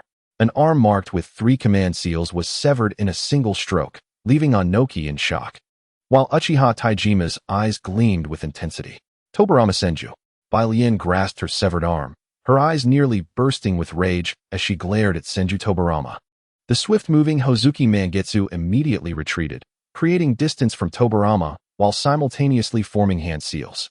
As chakra surged, a childlike clone rapidly materialized and darted towards Tobirama. Encased in oil on the outside and filled with water within, the clone's swift motion heated the oil, causing the internal water to vaporize and resulting in a steam explosion. Yet, as this flammable entity approached, Tobirama exhibited no sign of alarm. Rather, a disdainful smirk creased his lips. In the blink of an eye, Tobirama vanished from sight. And before anyone could react, he returned with two individuals. One of them glanced at the approaching clone, and with a swift motion of his spinning kaleidoscope, a colossal blue skeletal hand appeared, seizing the clone and hurling it back towards Hozuki Mangetsu.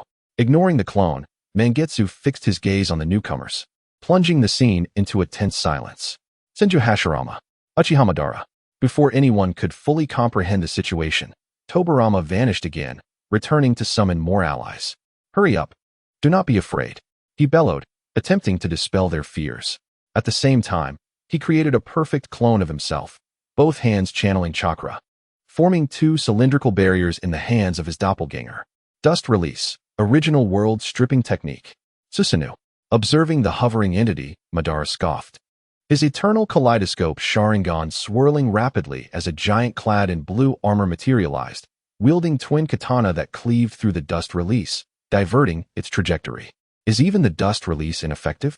As Madara stood with his arms crossed within Susanoo, exuding an air of superiority alongside the imposing Hashirama. A profound fear took root in the heart of the entity. Those who had never confronted Madara could never truly grasp the extent of his terror. Within Susanoo, Madara watched the unmoving entity with a disinterested expression. Have you already succumbed to fear before the battle has even begun? How utterly uninteresting. At that moment, a thick mist began to spread, quickly enveloping an area of several hundred meters. Madara, intrigued, commanded Susanoo to perform a flourish with its sword, dispersing the fog to reveal a man standing atop a steaming giant clam.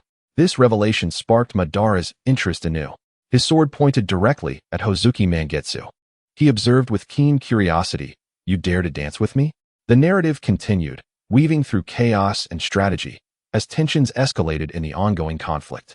Indra, initially hoping to remain in the shadows and observe the conflict, suddenly fixed his gaze on the towering blue giant.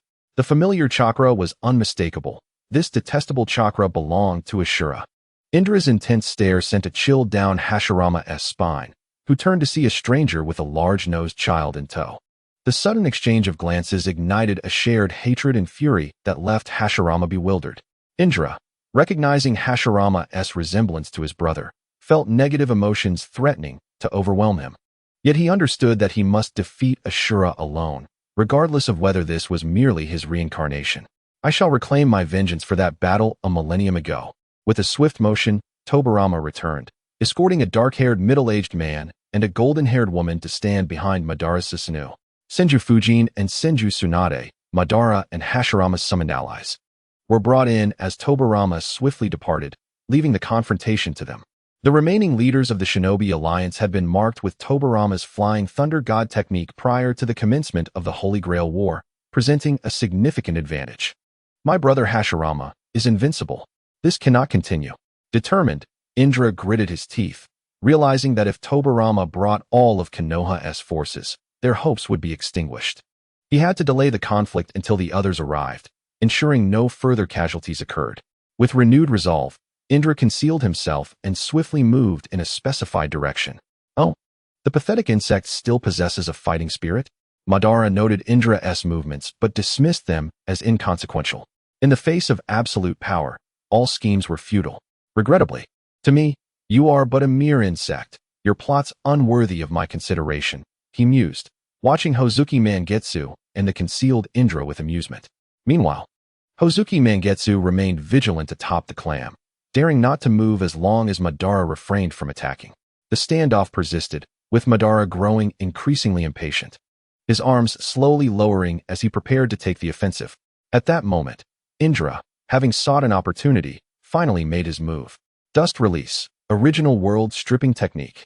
A cylindrical barrier formed in Indra's hands and swiftly launched towards Uchiha Tanegashima.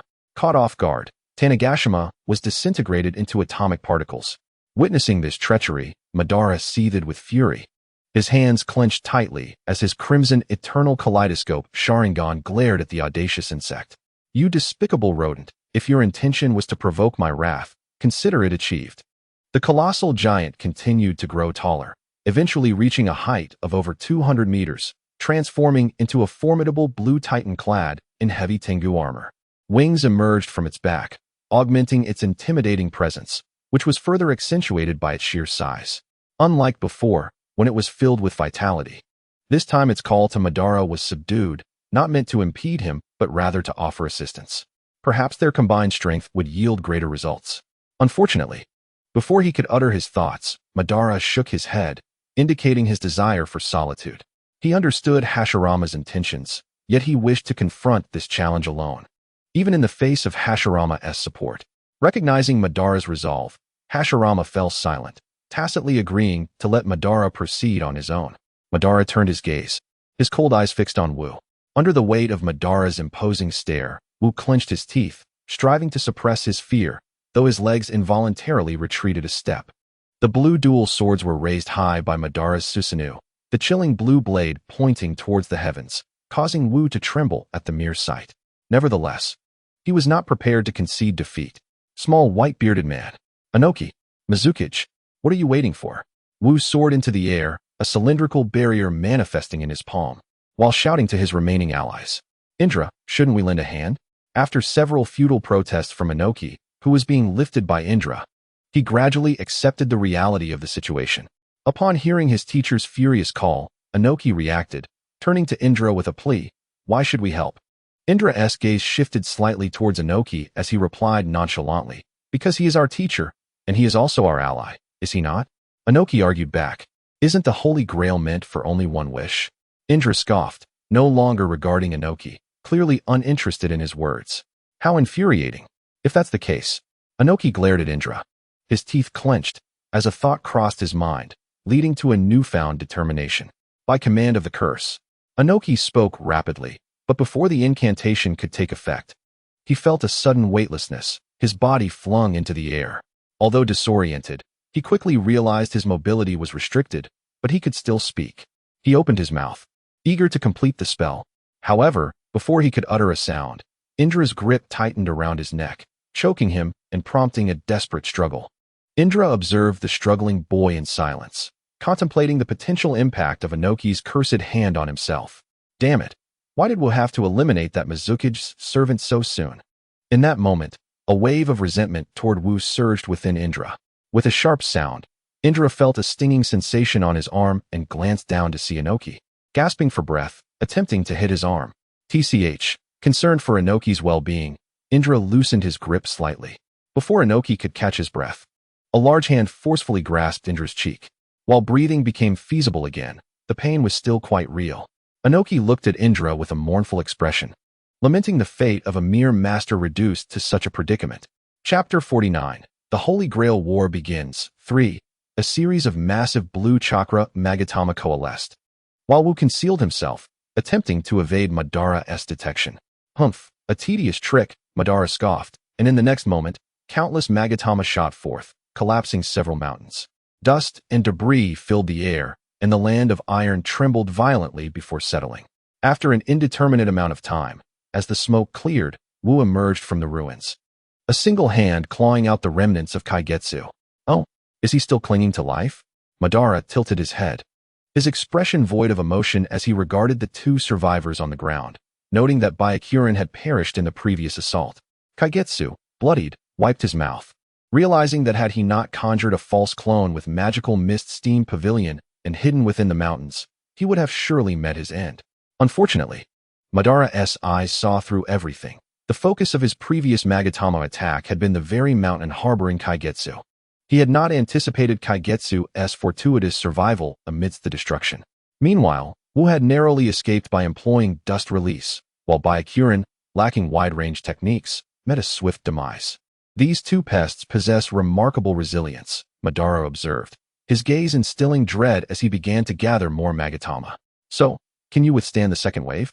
The Magatama surged toward them amidst their despairing gazes. Boom. The already devastated mountain ruins suffered further devastation as the land of iron trembled once more, eliciting a heartfelt cheer from its people. Consequently, the second Suchikage, along with his servant Kaigetsu, was eliminated, living merely 3 days. Now, it's just you, Indra. Do you wish to dance as well? Madara's gaze bore down on the man pinching Inoki's face, his tone tinged with excitement. He sensed the man's formidable power, one that even instilled a sense of crisis within him. Yet, he remained undaunted. He, Uchiha Madara, feared nothing. Indra, unfazed by the provocation, remained indifferent, even though the man before him was his reincarnation. At that moment, his crimson eyes were fixated solely on one individual, Ashura. A purple sword warrior materialized before them, towering with a stature that rivaled Madara's own Susanoo, perhaps even exceeding it slightly. Ashura? Hashirama glanced at Madara in confusion, seeking clarity regarding this entity. Forget about Ashura. We must eliminate him. Madara exclaimed in frustration, striking Hashirama on the head, exasperated by his lack of urgency. Understood. Having learned his lesson, Hashirama nodded in agreement to whatever Madara proposed. Shall we engage together? Hashirama blinked, pondering that a proud individual like Madara would prefer to tackle this alone. Why else?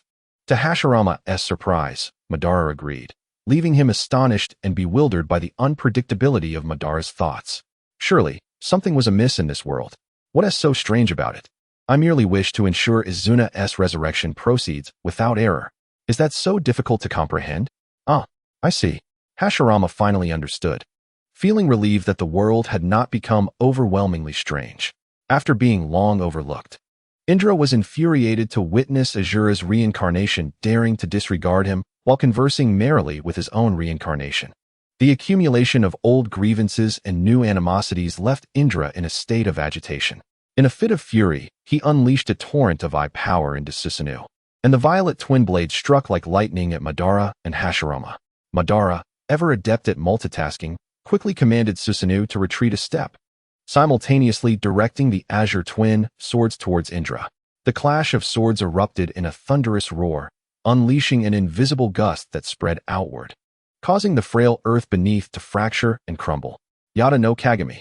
Amaterasu. As the confrontation reached a stalemate, Madara conjured countless blue chakra orbs, which raced toward Indra, only to collide with a barrage of black flames. Concurrently, a violet chakra sword swept across, leaving a trail of resplendent flames and explosions in its wake. Just as Indra prepared to retaliate, he was astonished to find a green dragon entwined around Susanoo, while his own chakra dwindled gradually. Such a tiresome tactic. Azura, you truly haven't changed at all. With a swift stroke, Indra severed the wooden dragon controlled by Hashirama. Upon witnessing this, Hashirama furrowed his brow and clapped his hands, summoning the mark of sage art upon his visage. Perfect sage mode. Hashirama, now in sage form, did not release his hands, but rather unleashed a frenzy of natural energy. Sage art, true thousand's hands. A colossal Buddha statue, adorned with countless massive arms, erupted from the ground. Madara, observing from a distance, chuckled softly, dismissing his Susanoo and leaping onto the true thousand's hands alongside Hashirama. Madara. Hashirama suddenly turned, grinning at Madara. Madara replied nonchalantly. It seems this is our first time fighting side by side. His tone did not dampen Hashirama's spirits. A smile lingered on his face, a testament to unwavering camaraderie. Indeed, if I recall correctly, let us give it our all, Madara. Let Indra witness our combined strength. Feeling a prickling sensation, Madara turned to find Hashirama, beaming with joy, extending his hand in a gesture of reconciliation.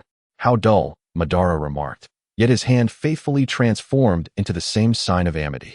The two indomitable men stood united, their expressions solemn as they regarded Indra, who observed the unfolding scene with an impassive countenance, much like the ancient days when Sage of Six Paths bestowed chakra upon Azura.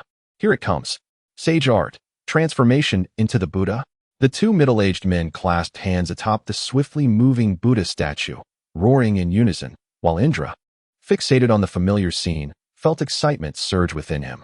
This time, it was not just his brother opposing him, but himself as well. It matters not who stands against me.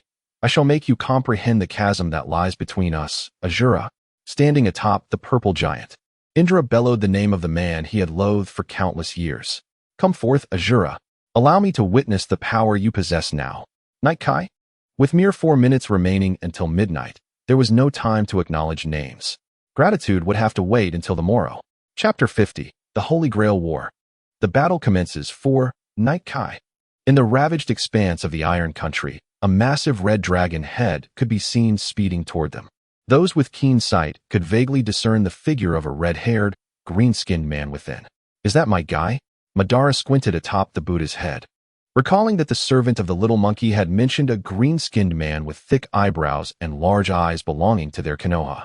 Uncertain, Madara pondered the implications of the Holy Grail War and the existence of command seals. Even if a servant had once belonged to their camp, it did not guarantee their allegiance in battle. Indra clicked his tongue, having heard that the terrifying green-skinned man was a servant of the anti-Konoha alliance, yet also one of Konoha's own. If his master was a fool who blindly trusted his servant, it would pose a significant problem.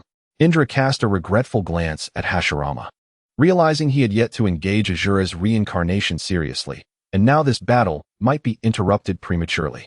Regrettable. Yet his instincts warned him that he must concentrate his power to confront this green-skinned man or face dire consequences. Thus, under immense pressure, Indra was compelled to channel his eye power fully, crossing the twin swords of the purple giant, bracing himself for the impending clash. The abrupt arrival of Might Guy shifted the atmosphere, and both sides donned expressions of utmost seriousness, heightening their defensive capabilities to the utmost level. As the red dragon head drew closer, the tension in the air thickened until, upon discerning the green-skinned man's trajectory, the expressions of Madara and Hashirama transformed drastically. Not good. That fellow is charging straight at us. Realizing this, Hashirama clapped his hands, summoning two wooden figures from the five-layered rebirth gate, their heads entwined with two wooden dragons. After a moment's consideration, he deemed it still insufficiently secure. Before the rebirth gate, he conjured a realm of flowering trees, fortifying his defenses. Only then did Hashirama feel a semblance of safety, though the overwhelming chakra sent a chill down his spine. Night Kai. Hundreds of meters away, Might Guy bellowed hoarsely, his voice strained from exertion. Under the influence of the command seal, he roared from afar, questioning why the first Hokage and Madara remained stationary. Could it be that they possess a trump card to withstand this assault? Indeed, he believed he understood. Having long heard tales of the invincibility of the first Hokage and Madara, whose might was astonishing, he now witnessed it firsthand. Having missed the chance to see their legendary prowess in his youth, he was exhilarated by the opportunity to witness such a scene now. Come on. First Hokage, Madara. Catch this. Might Guy, resolute, directed his gaze at the two revered predecessors, his shouts imbued with respect for those who had devoted their lives to Konoha. Night Kai. With unwavering focus, the red dragon head plunged into the flowering tree realm, effortlessly carving a path through it. As he gauged the distance, Might Guy propelled himself into the air, launching a flying kick forward. Bang! The moment of the Rashomon shattered, the red dragon head surged forward with unwavering momentum. Sensing the impending danger, Hashirama quickly commanded the wooden figures and wooden dragon to confront the red dragon head. Simultaneously, he clapped his hands once more, summoning 3 additional wooden figures to the center of the battlefield, while several large wooden hands appeared around the red dragon head, aiming menacingly at Might Guy. Unfazed by the high-speed movements, Might Guy pressed forward, his sole focus on the colossal statue of Buddha. Boom! As the red dragon head collided with the wooden figures, they shattered into splinters, sending wooden debris flying in all directions. The moment was upon them. Madara. Hashirama. Celestial technique. Bodhisattva would release. Both Madara and Hashirama clasped their hands together, and the colossal Buddha, shrouded in Susanoo, sprang to life, countless arms descending upon Might Guy. Night Guy. The crimson dragon charged ahead fearlessly. As the Susanoo wood arms struck the giant dragon, they disintegrated into dust, observing the Buddha's ineffectiveness, which struggled to even delay Might Guy's advance, and seeing Hashirama remain steadfast despite the peril, Madara gritted his teeth and swiftly grabbed Hashirama, retreating to the side. Boom! As the duo leaped from the Buddha, it was instantly pierced by Might Guy, and the ground surrounding the statue crumbled, enveloping the area in smoke and wooden debris, obscuring everyone's vision. In a corner of the battlefield, Tsunade, the Buddha, and the recently brought over Artoria, Mordred, Al, and Sarutobi Hiruzen watched in stunned silence as the monumental battle unfolded. Whoosh! A flash of silver light darted before them, revealing Tobirama along with Izuna and Naruto. What is the current situation? Tobirama asked solemnly, eyeing the thick smoke that obscured the battlefield. Indra, who should have been battling Anaga, was conspicuously absent, while Anaga, who should have been demonstrating his prowess, seemed to be engaged in a struggle of his own. The rapid changes in the battle left even the fastest ninja in the shinobi world bewildered. My grandfather was originally teaming up with Madara to confront Indra, but then Guy suddenly charged in, shattering both my grandfather's and Madara's techniques. Beyond that, I am unclear about the developments, Tsunade recounted calmly, albeit still dazed by the unfolding events. Sensei, how could this be? It must be his master using a command seal. Naruto scratched his head, feeling a tinge of regret that his sensei's master had already resorted to using a command seal. He had thought that the opposing master would be as unguarded as the one from the Land of Lightning. Anaga, as the smoke began to dissipate, Tobirama squinted to observe closely, eventually spotting two disheveled middle-aged men not far from the remains of the Buddha statue. Upon confirming their survival, Tobirama swiftly appeared beside Hashirama. For if his elder brother had perished, he would not have ventured forth alone. Anaga, how are things? Tobirama approached Hashirama. Observing the rare sight of his elder brother in such a disheveled state, a grave expression on his face. Fortunately, it's not serious, Hashirama replied, shaking his head as he regarded the charred, humanoid figure resembling a smoldering coal before Madara. He felt a complex mix of emotions, grappling with confusion over how to confront Indra, yet he took solace in the thought of such formidable strength emerging within the village. In Konoha, everyone is like a dragon. Madara looked down upon this formidable being, who single-handedly overwhelmed both him and Hashirama, uncertain of what to say. After some contemplation, he felt a flicker of delight. After all, this was a member of their village. I acknowledge your chakra, my guy of the Leaf Village. Among those who have faced me, none can rival your physical prowess. I, Madara, shall henceforth deem you the strongest. Far away, the third Mizukage had been enjoying the spectacle, even imagining the expressions on the faces of the Konoha ninjas witnessing that terrifying technique. Just the thought of it stirred his blood. Such a grand display was truly gratifying. The smile remained on the third Mizukage's face as Might Guy unleashed the eighth gate. He was aware of the infiltration, and upon seeing the daunting appearance of the Buddha statue, he swiftly used a command seal to subjugate Might Guy, fearing he might betray him upon recognizing the organization. Indeed, the outcome was fortuitous. The man's ferocity instilled fear with a mere glance, and at that moment, he silently praised his own cunning.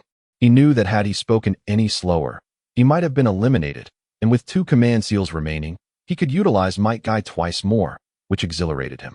Just as this thought crossed his mind, the third Mizukage felt a severance of connection, and in an instant, his smile froze. What was happening? He already had an answer, but was reluctant to believe it. The more he pondered, the more alarmed he became, and he quickly extended his arm to inspect before his eyes. Gone.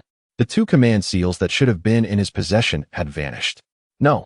I commanded you to unleash your strongest technique, and yet you could only use it once. Is there such a thing as a disposable heroic spirit? You scoundrel.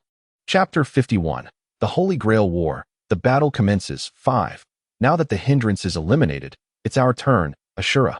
Indra, having identified the bushy-browed target as Ashura, merely observed from the sidelines, feeling he had been sufficiently merciful and honorable in his restraint. Ha! Everyone is here. How could I miss such an occasion? A hearty laugh echoed from the sky, prompting Indra to furrow his brow in annoyance. Suppressing his impatience as he looked up to see an elderly man with a grizzled beard, carrying a pale-faced man on his back. Upon seeing the pallid figure, Indra averted his gaze, realizing yet another master who had left their servant unguarded. Why were they so careless? Clearly, the servant belonged to Konoha.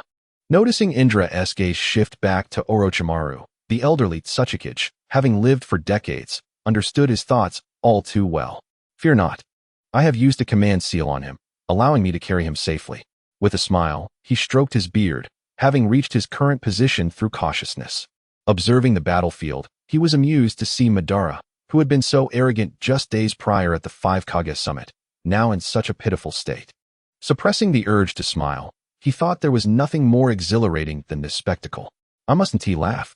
If I do, I'll be doomed once the Holy Grail War concludes. Cough cough by command seal. I order you, Orochimaru, to unleash your most potent ninjutsu against Konoha. On his arm with only 2 command seals remaining, one began to glow faintly. Moments later, the glowing command seal gradually faded, and his body slowly descended until Orochimaru was safely on the ground before he ascended back into the air. Forced into submission, Orochimaru had no choice but to hastily form hand seals, his swift hands leaving behind afterimages. Edo Tensei. A cloud of smoke billowed forth, accompanied by several figures of immense familiarity. The first Hokage, Hashirama Senju, the second Hokage, Tobirama Senju, the legendary Uchiha Madara, a scourge of the ninja world, the third Hokage, Artoria, and Mordred. Forgive me, aside from the rebellious knight, I am unaware of any other fitting titles for her. Although only 5 individuals were summoned, their mere presence rendered the Konoha side silent, even instilling a sense of despair. Each of these summoned beings was renowned, striking terror into the hearts of their foes, and each was more formidable than the last. However, they were not without their limitations, due to the nature of the heroic spirit skill. There was no need for a living sacrifice, which simplified matters considerably and spared the souls of the opponents. It could be deemed a nearly perfect technique, yet simultaneously, because Orochimaru was merely at the level of a shadow, the 5 heroic spirits he summoned could not exceed that level, at best reaching its pinnacle. The heroic spirit Artoria, unrestrained, extended her hand, and a holy lance materialized within her grasp. The heroic spirit Hashirama clapped his hands together, summoning a wooden figure that rose from the ground. The heroic spirit Madara, with his eternal Mangekyo Sharingan spinning wildly, conjured a colossal blue skeletal frame. The heroic spirit Mordred, mimicking her mother, formed an imaginary grip, and a silver-red knight's sword appeared before her. The heroic spirit Tobirama looked around, quietly producing a kunai imbued with the flying thunder god technique. What shall we do, Inigi? Do you have a solution? The true Tobirama gazed solemnly at the poised figures before them, inquiring of his invincible older brother. Ha ha ha, none at all, Hashirama exclaimed, hands on his hips, laughing heartily, devoid of tension.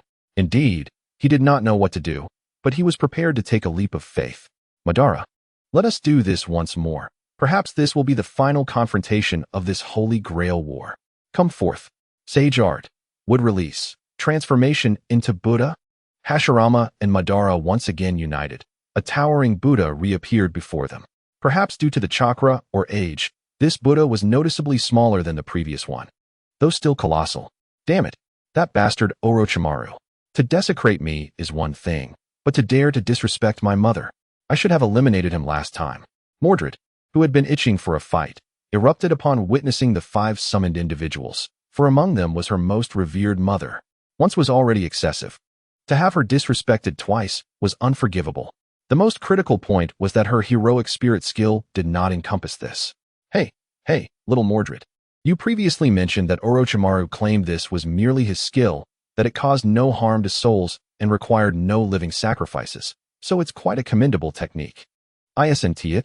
No need to fret, little Mordred. Seeing Mordred's outburst, Artoria chuckled softly and approached to smooth her daughter's ruffled feathers. When Mordred fell silent, turning her head away in indignation, Artoria could not help but laugh lightly. Simultaneously, she surveyed the battlefield and glanced at an item quietly lying within her personal page. Lancer, Artoria Experience Card. She pondered whether this card could clear the field. Master, please allow me to enter battle now. Artoria clenched her fists, her face reflecting eagerness. Let me join the fray, mother. I will not disappoint your expectations. Artoria's eagerness to take the lead left Mordred somewhat displeased. With a soft click of her tongue, she quickly stepped forward, forcefully placing herself between her incensed mother and Artoria to shield her from the impending confrontation. Mordred and Artoria believed that, given their understanding of Al, he would surely acquiesce to their requests, perhaps even wielding a sword alongside them, for their demand was not unreasonable. Indeed, it was almost obligatory. Yet, Al shook his head in response to their puzzled gazes, extending his small hand to point at Indra and the others. I have a method to resolve this situation.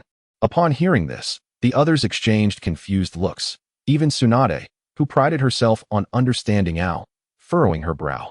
If it were the future version of herself, she would have no doubt in her ability to handle the situation. But, Tsunade, this is no jest. You are well aware of the strength of our adversaries. Mordred echoed her sentiments, insisting that while she could heed her mother's wishes in most matters, sending her to her demise was utterly unacceptable. Doubt clouded the minds of the group regarding Al's words, with Saratobi Hiruzen contemplating whether to restrain Al to prevent any foolish actions. The mere thought of the potential scenario made him chuckle to himself. What a splendid idea. If Lily knew how much I cared for her, she would surely be moved. Saratobi cast a disdainful glance at the nearly identical Mordred, wickedly thinking, this time, I Saratobi Hiruzen shall not allow you the opportunity to be born. Seeing the disbelief in their eyes, Al offered no explanation. Now was the perfect moment to unleash his plan. With the 3F were absent, they would likely not inquire later. Especially since the others were heroic spirits from different worlds, and only Saratobi remained, a mere sycophant. There could not be a better opportunity. Thus, he quietly opened his personal page, silently reciting, Lancer, Artoria, activate.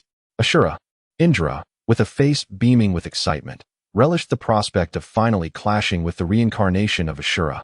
This Holy Grail war had proven worthwhile. Not only would he battle Ashura, but he could also make a wish. The figures of Hashirama and Tobarama remained silent. Unaware of what Ashura was, they merely controlled the Buddha, preparing for the impending confrontation. In the next moment, a female voice resonated, and upon its arrival, Indra's expression darkened. Damn it, with so many people in Konoha, you all come rushing towards me as if I were your target.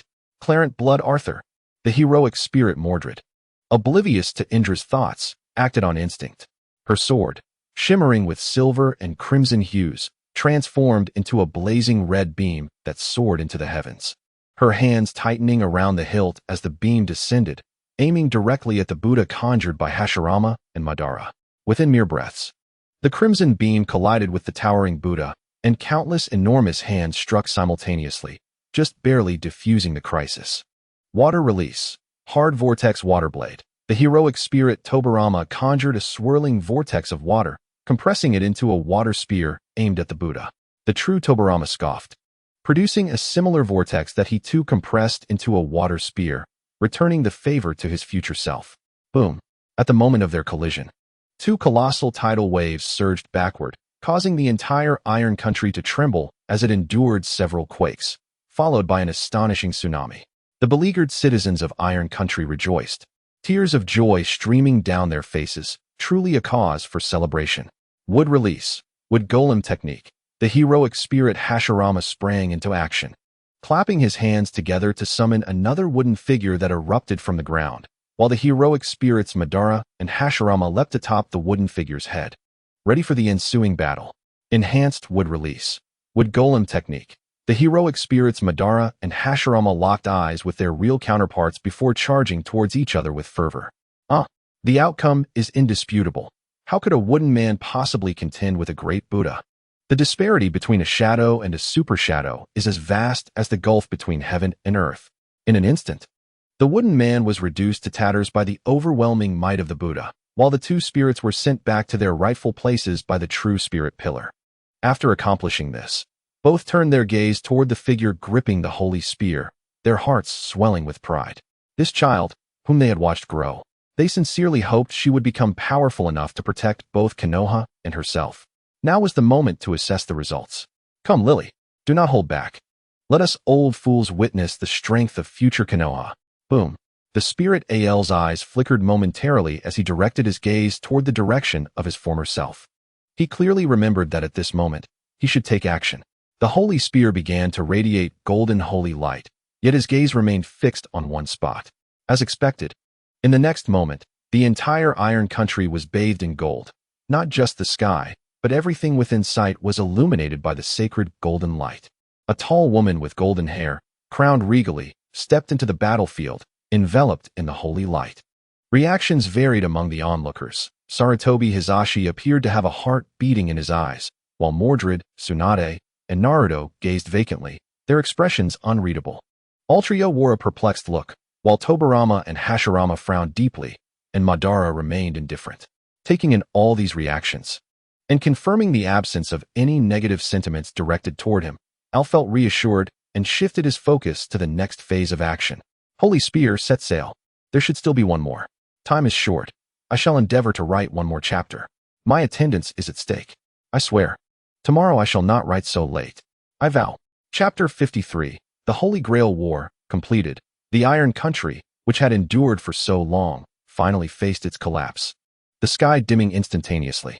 It was at this juncture that Al unleashed the power of the holy spear toward Indra and Ishikawa. Shining spear of the end, Rangaminiad. A colossal golden beam surged forth, obliterating everything in its path. In mere moments, Indra, along with the free-flying Ishikawa and the bewildered third Mizukage, were engulfed within it. A massive sun rose over the land of the Iron Country, stretching hundreds, even thousands of meters, instantly annihilating everything in its vicinity. Fortunately, this area was uninhabited, otherwise, countless lives would have been lost. Purifying the screens, for world peace, details are challenging to convey, so please bear with me. Don't dwell on the scope and power. I merely wish to write about daily life and take a little break. Uncertain how much time passed, the smoke gradually dissipated. Not only Ishikawa, but even Indra's shadow had vanished. The crowd stood in silence, gazing upon this strange world, a battlefield both familiar and foreign, enveloped in a profound silence. They could hardly fathom that the Holy Grail War had concluded in such an inexplicable manner, achieving victory with no apparent struggle. What of the promised brutal battle? In the end, it was a master who sealed the fate. Suddenly, a strange female voice pierced through the stunned silence, prompting everyone to turn and freeze in place. Not for any other reason but the uncanny resemblance of the newcomer to certain individuals. You two are Lily's future daughter? Hashirama scrutinized her for a long moment before seemingly coming to a realization, though his inquiry bore the weight of certainty. Jean was taken aback, momentarily unable to contemplate who Lily was, and quickly waved her hands in frantic denial of any change in her identity. My name is Jean Dark, the ruler of this Holy Grail War. Although I do not know who Miss Lily is, I can assure you that I am not her daughter. Right. Shouldn't you be engaged in the Holy Grail War? How come? Fearing further strange inquiries, Miss Jean hastily shifted the topic. Her curiosity piqued by the sight of the 5 masters from different factions standing peacefully together despite the recent battle's evident aftermath. It was indeed peculiar. The masters and spirits of this round of the Holy Grail War were remarkably strange. The last few she had seen from different factions had not clashed either. With a slight headache, Jean rubbed her temples and then grasped the cross hanging around her neck, lowering her head in earnest prayer. O Lord, please guide me on how to preside over this Holy Grail War. The Holy Grail War? It has already concluded. Naruto scratched his head in confusion, the brevity of his words leaving Jean baffled. Concluded? But you are not. Perhaps hearing something incomprehensible, the fair ruler stammered as she looked at Naruto. Concluded means concluded.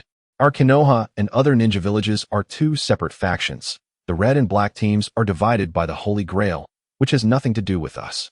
Mordred interrupted Jean, who had yet to finish her thought. Now that the Holy Grail had concluded, she was primarily concerned about how her mother had transformed so, whether it would be permanent or merely temporary, and if she would revert to her former self. If it were to remain that way indefinitely, then the Mordred of her mother's timeline would be rather enviable. How could this be? It has ended? Jean stood dumbfounded. Indeed, it has ended. Your task is complete. So please depart, Miss Ruler. Tsunade regarded Jean with caution. To them, the Holy Grail War seemed finished, but from the ruler's perspective, it was not. Moreover, the ruler possessed command spells over each spirit. If this ruler had ambitions, then, to Tsunade's surprise, Jean did not use her command spells upon them after hearing the perplexing news of completion. Instead, she lingered nearby, seemingly observing the veracity of their words, wishing to see with her own eyes if the Holy Grail had truly concluded. Perhaps this is a responsible ruler? Tsunade remained uncertain, yet she did not lower her guard. After all, one could be merely seeking the opportune moment. The Holy Grail had concluded, and several days remained. They could indulge in merriment for a few days before addressing matters, or I could grant my wish at this very moment. Observing the Holy Grail now in hand, Madara felt no urgency. After all, Izuna was by his side, and regardless of the choice made, he would not be at a loss. Although he personally preferred to resolve matters immediately. Let us conclude this now, Al, suggested Artoria, her mind solely occupied with her beloved Britain, disregarding the resentful expressions of Mordred and the reluctant Hashirama. It is indeed better to settle matters sooner rather than later. Tsunade waved her hand nonchalantly. While she too wished to indulge in a few more games with her grandfather at the casino, she recognized the significance of the larger picture. The shadow clans of the other 4 nations had departed, and lingering here for a few more days could lead to unforeseen consequences upon their return to Konoha. Although she doubted that the combined forces of the other four nations could stand against Lady Mito, the Ninetales, and the clan leaders, she also believed they would not be foolish enough to provoke her grandfather and the others. However, with her grandfather and great-grandfather gone, who now governed Konoha? I concur, Hashirama added, though he was reluctant to side with the Uchiha. You and Tobirama should return. Tobirama forced a smile, straining to maintain a facade of composure for the sake of his father, especially as they were about to depart. Grandfather Hisashi, I too share this sentiment, Naruto chimed in, glancing around to see others in agreement. Izuna remained silent, for he felt no need to voice his thoughts. Soon he would be revived and reunited with his brother, leaving little room for sorrowful sentiments. Mordred also chose silence. She did not wish to leave, yet the tide of events was beyond her control, and she merely averted her gaze to silently express her discontent. Thank you, was a rare acknowledgement from Madara, causing Hashirama's lips to curve into a gentle smile. He sensed that Madara's mood and disposition had shifted positively over the past 2 years, especially after seeing Izuna. By command of the command spell, Naruto Uzumaki, reveal to me the identity of Lily's future beloved. Is it that scoundrel Danzo? Grandmother L has no beloved, neither is it Danzo. You haven't given up yet, have you? Hisashi? No way. By command of the command spell, Naruto Uzumaki, disclose what Lily likes and dislikes. Grandmother Al adores her child, Aunt Mordred, and detests sycophants. Especially the head sycophant, Hiruzen Sarutobi. Oh, silence, you fool. You commanded me to speak. By command of the command spell, Senju Tobirama, repeat 10 times that the Uchiha are superior to the Senju. The Uchiha are the true masters. Senju Tobirama is an inherently wicked Senju brat. Uchiha Madara. You wicked Uchiha brat. Silence. By command of the command spell, Senju Tobirama, you are forbidden from speaking ill of the Uchiha. By command of the command spell, Uchiha Izuna, declare that your elder brother, Uchiha Madara, is a scoundrel. The Uchiha clan is inherently evil. Repeat it 10 times. My elder brother Uchiha Madara is a scoundrel. The Uchiha clan is inherently evil. 10 times. Senju Tobirama. How dare you? You are the scoundrel. Silence. Your elder brother is with my father. I will reclaim what is mine tenfold. By command of the command spell, Uchiha Izuna, you are forbidden to speak ill of the Senju. By command of the command spell, Tsunade Senju, this match must be surrendered to me. How can I control this match to lose to you, you scoundrel grandfather? I don't care. You must lose this match to me. Ah, I knew it. By command of the command spell, Artoria. By command of the command spell, Mordred. By command of the command spell, Artoria. Hee, I want to tell you what happened next. In the blink of an eye, AL's 2 servants, Artoria Pendragon and Mordred, were left with but one command spell remaining. Mordred, you are indeed the Mordred of my world, correct? I was about to utilize their final command spell when Artoria's sudden inquiry interrupted. How could that be? I am clearly my mother's child, a being of this world. How could I be your Mordred from another world? This unexpected question threw Mordred off balance, revealing her inner turmoil. Yet she remained oblivious to how her flustered demeanor only solidified Artoria's suspicions. Magic. That day in the desert after our battle, you distinctly told Al that my magic was insufficient. Artoria fixed her scrutinizing gaze upon Mordred, her eyes devoid of hatred or disdain, replaced instead by tranquility. Yes, I am your Mordred from another world, but I am also my mother's child. I have not lied about that. I arrived in this world only after you pierced my heart. After a brief struggle, Mordred relinquished her resistance, honestly revealing her origins, fearing her mother would misunderstand her. Is that so? You truly are my Mordred. Artoria's expression became complex, momentarily at a loss for words. She had impulsively revealed Mordred's identity, yet was uncertain how to proceed.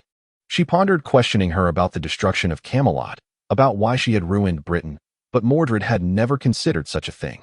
Could she accuse her of betrayal, expressing her anger? In truth, she felt no animosity towards Mordred, leaving her uncertain about what to say next. What is this look you give me, King Arthur? Do you despise me so? Because of my lineage, because I am the child of Morgan and you scorn me. You refuse to pass the throne to me, even deny my identity. And now, because I have brought ruin to your kingdom, you choose to expose my identity before my mother, the only one who has ever shown me kindness. I, Mordred, am a traitor to your kingdom, a rebellious knight. Is that how it is, King Arthur? Do you truly despise me?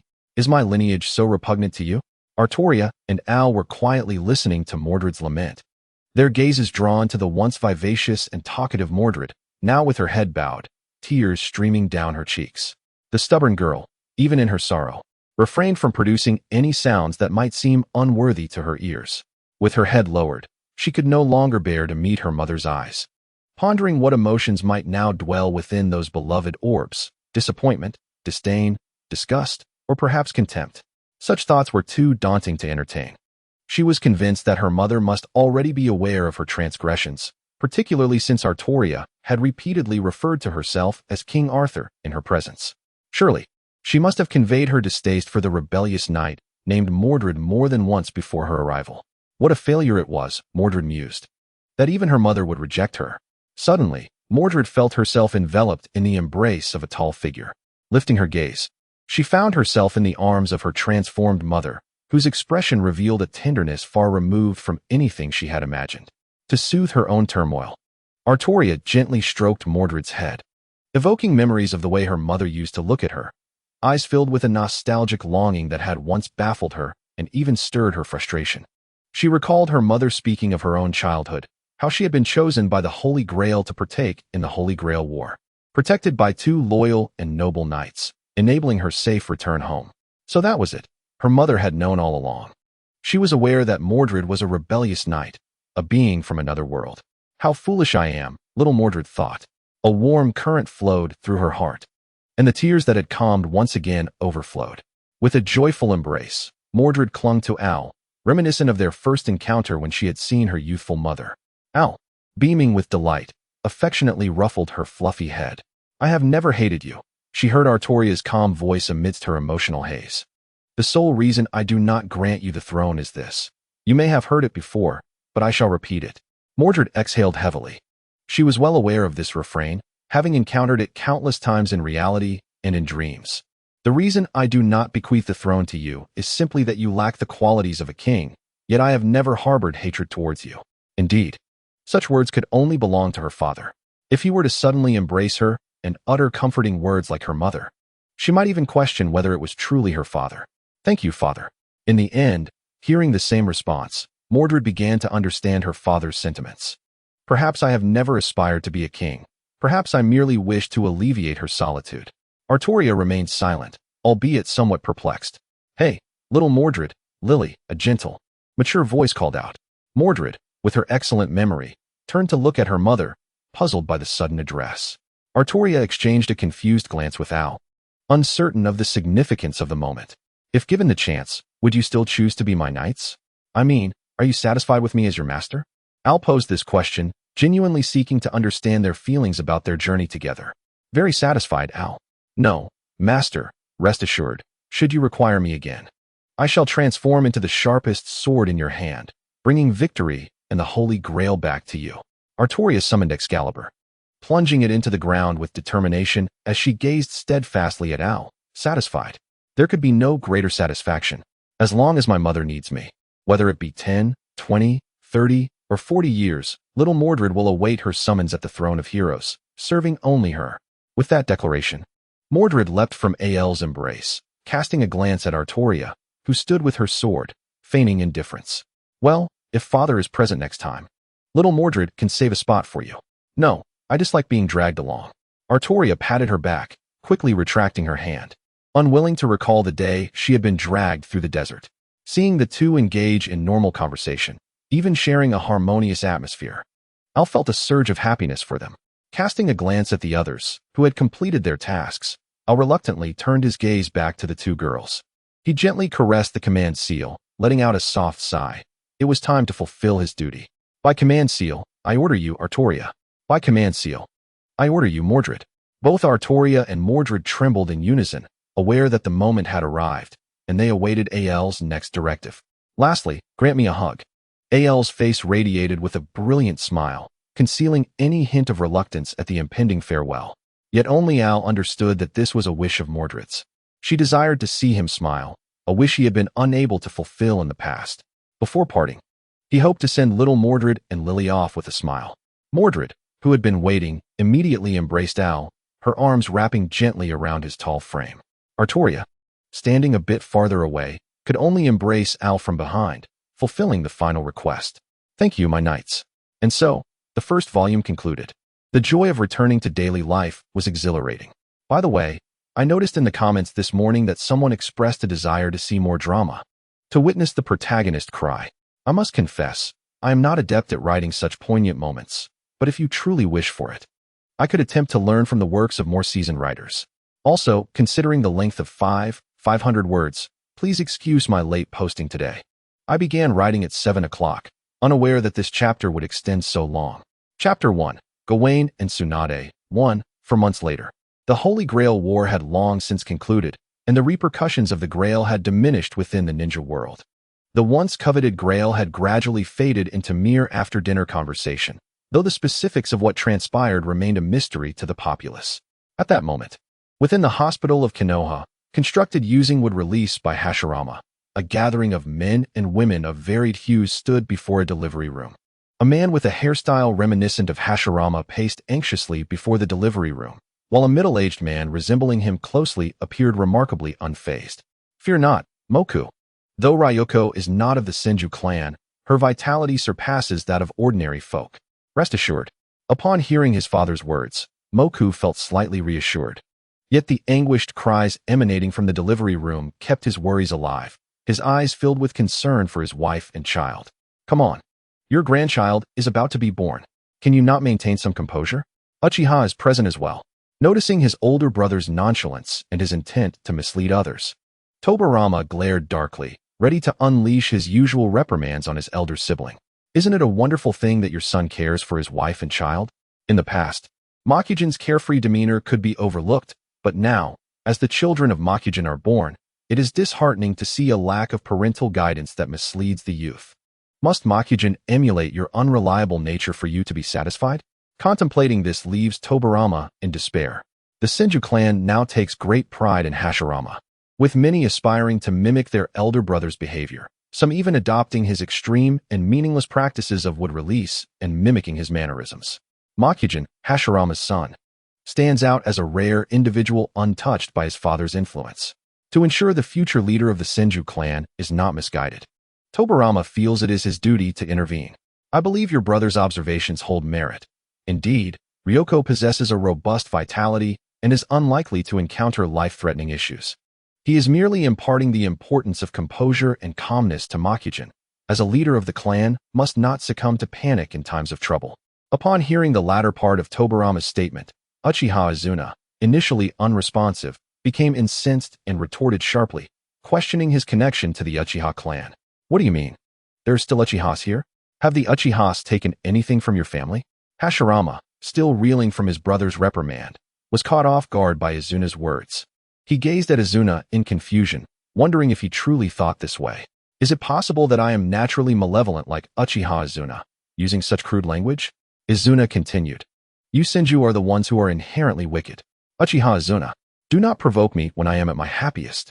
Come on, do you think I fear you? I have yet to exact revenge for that curse of yours.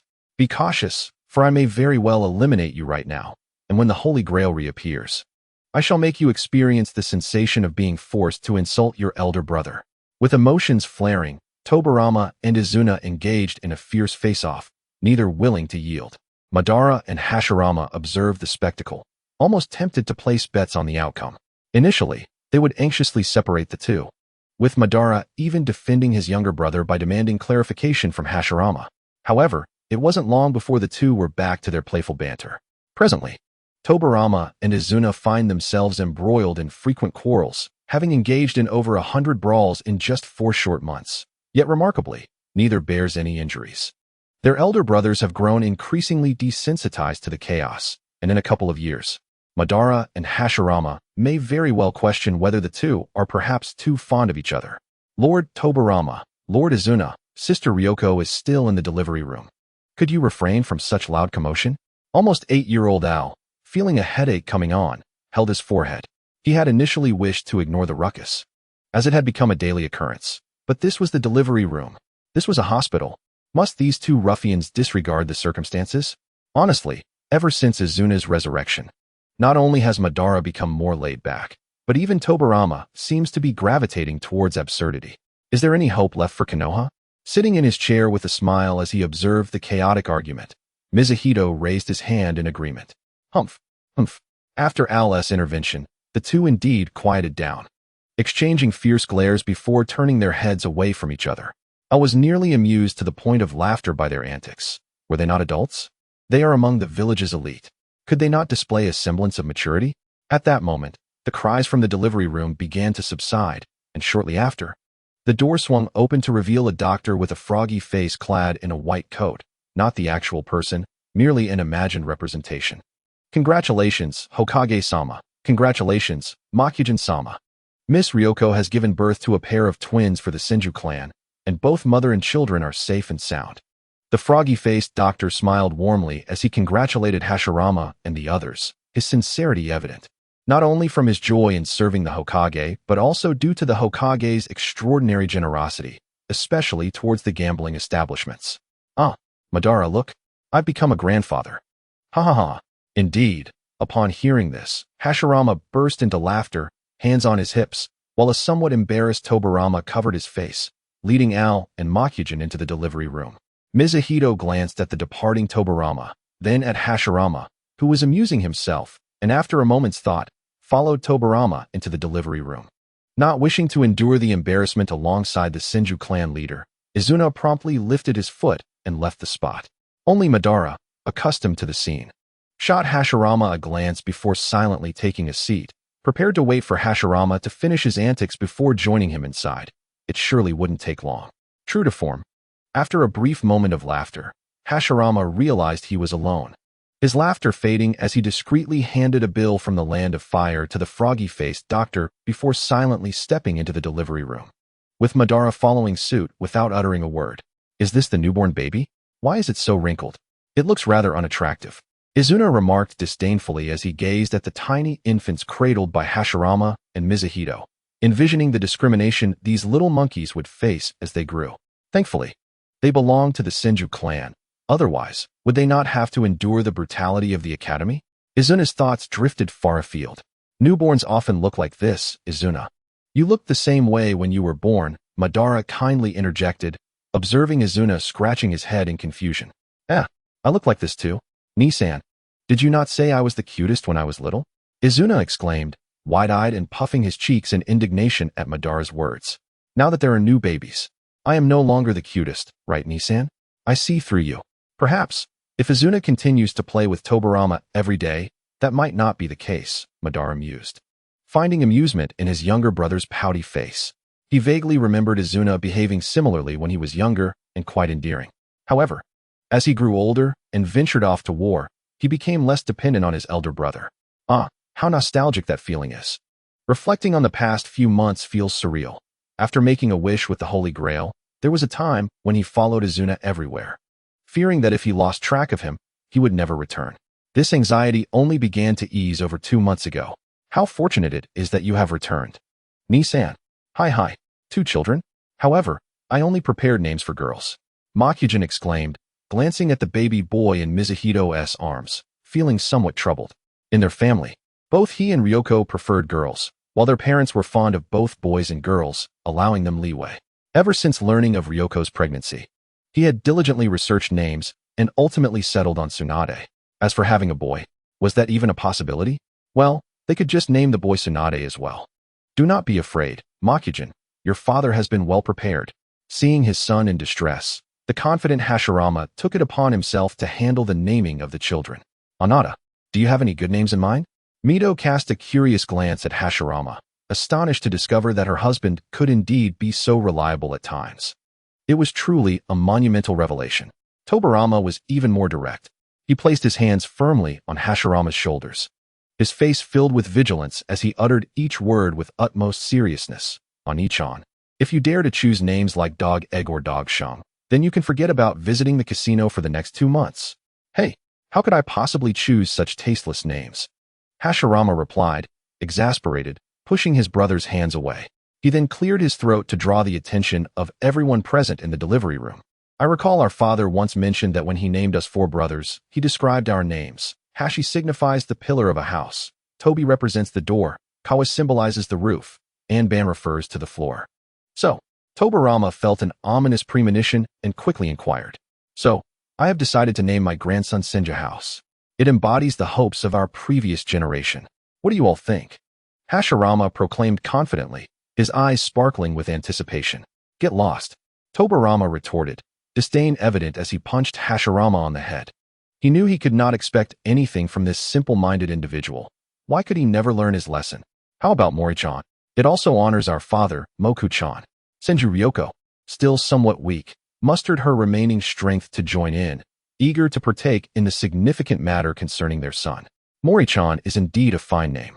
Tobarama conceded after a moment of contemplation. He wasn't lying. He genuinely could not think of a better name. If he were tasked with naming forbidden books, he could produce hundreds of suggestions, but naming a child? Could he suggest Senju Explosive Tag? I think Senju Spring House might be even better. Uchiha Izuna chimed in playfully, attempting to engage in the conversation. As for Spring House, he merely threw it out there, not expecting it to be taken seriously. Really? It's Spring House. I thought with your personality, you would come up with something like Senju Banchan instead, Tobarama teased, surprised by Izuna's deviation from his usual fixation on his brother. Of course not. That would make you my grandson. So, you wish to be my grandson? Stop it, Izuna. Hey, Tobarama.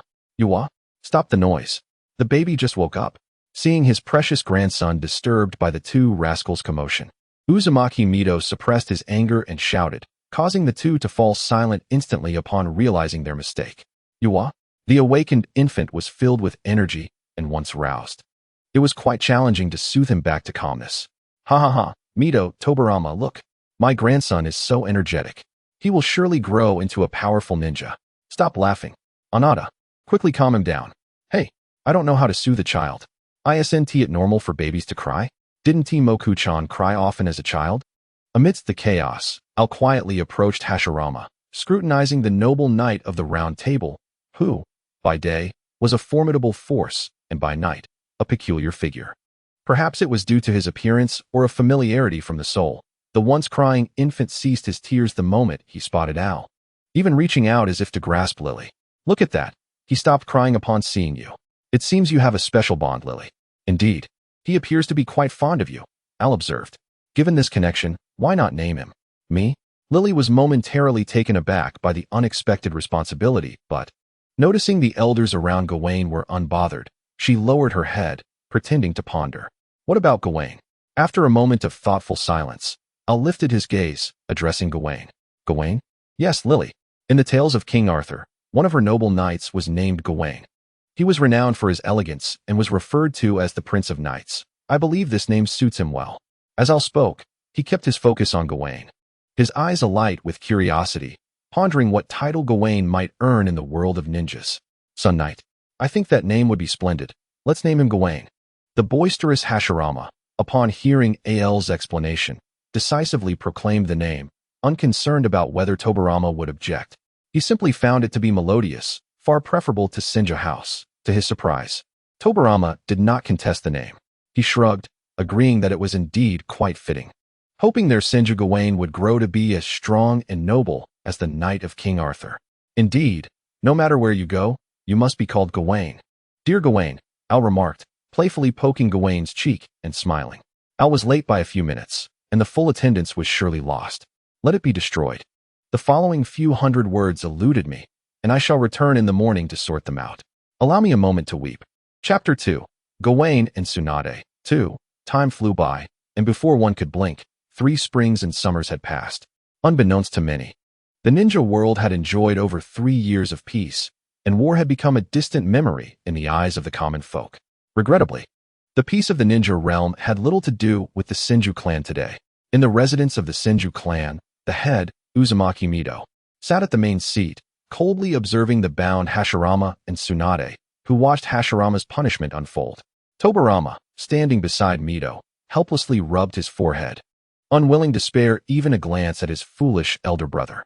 Seriously, you could gamble by yourself, but this time you brought little Tsunade along. Who knows how many times you have brought her to the casino before this? To either side of Hashirama and Tsunade stood the slightly more dignified Moku and his wife, Ryoko, with Gawain cradled in Ryoko's arms, still bewildered. The time has come, Tobarama. Let us begin. The The clan head Mito glanced at the sky before gesturing for Tobarama to commence the family meeting. Acknowledging the command, Tobarama opened his lips and addressed the assembly. The 12th family meeting is now in session. Accused, Senju Hashirama, do you acknowledge your crimes? I do not know. Senju Hashirama was bewildered. When he was dragged back, he felt somewhat wronged. After all, it was little Tsunade who insisted on following him to gamble. He was merely indulging in a bit of casual betting. Unaware? Moku explained to him where he erred.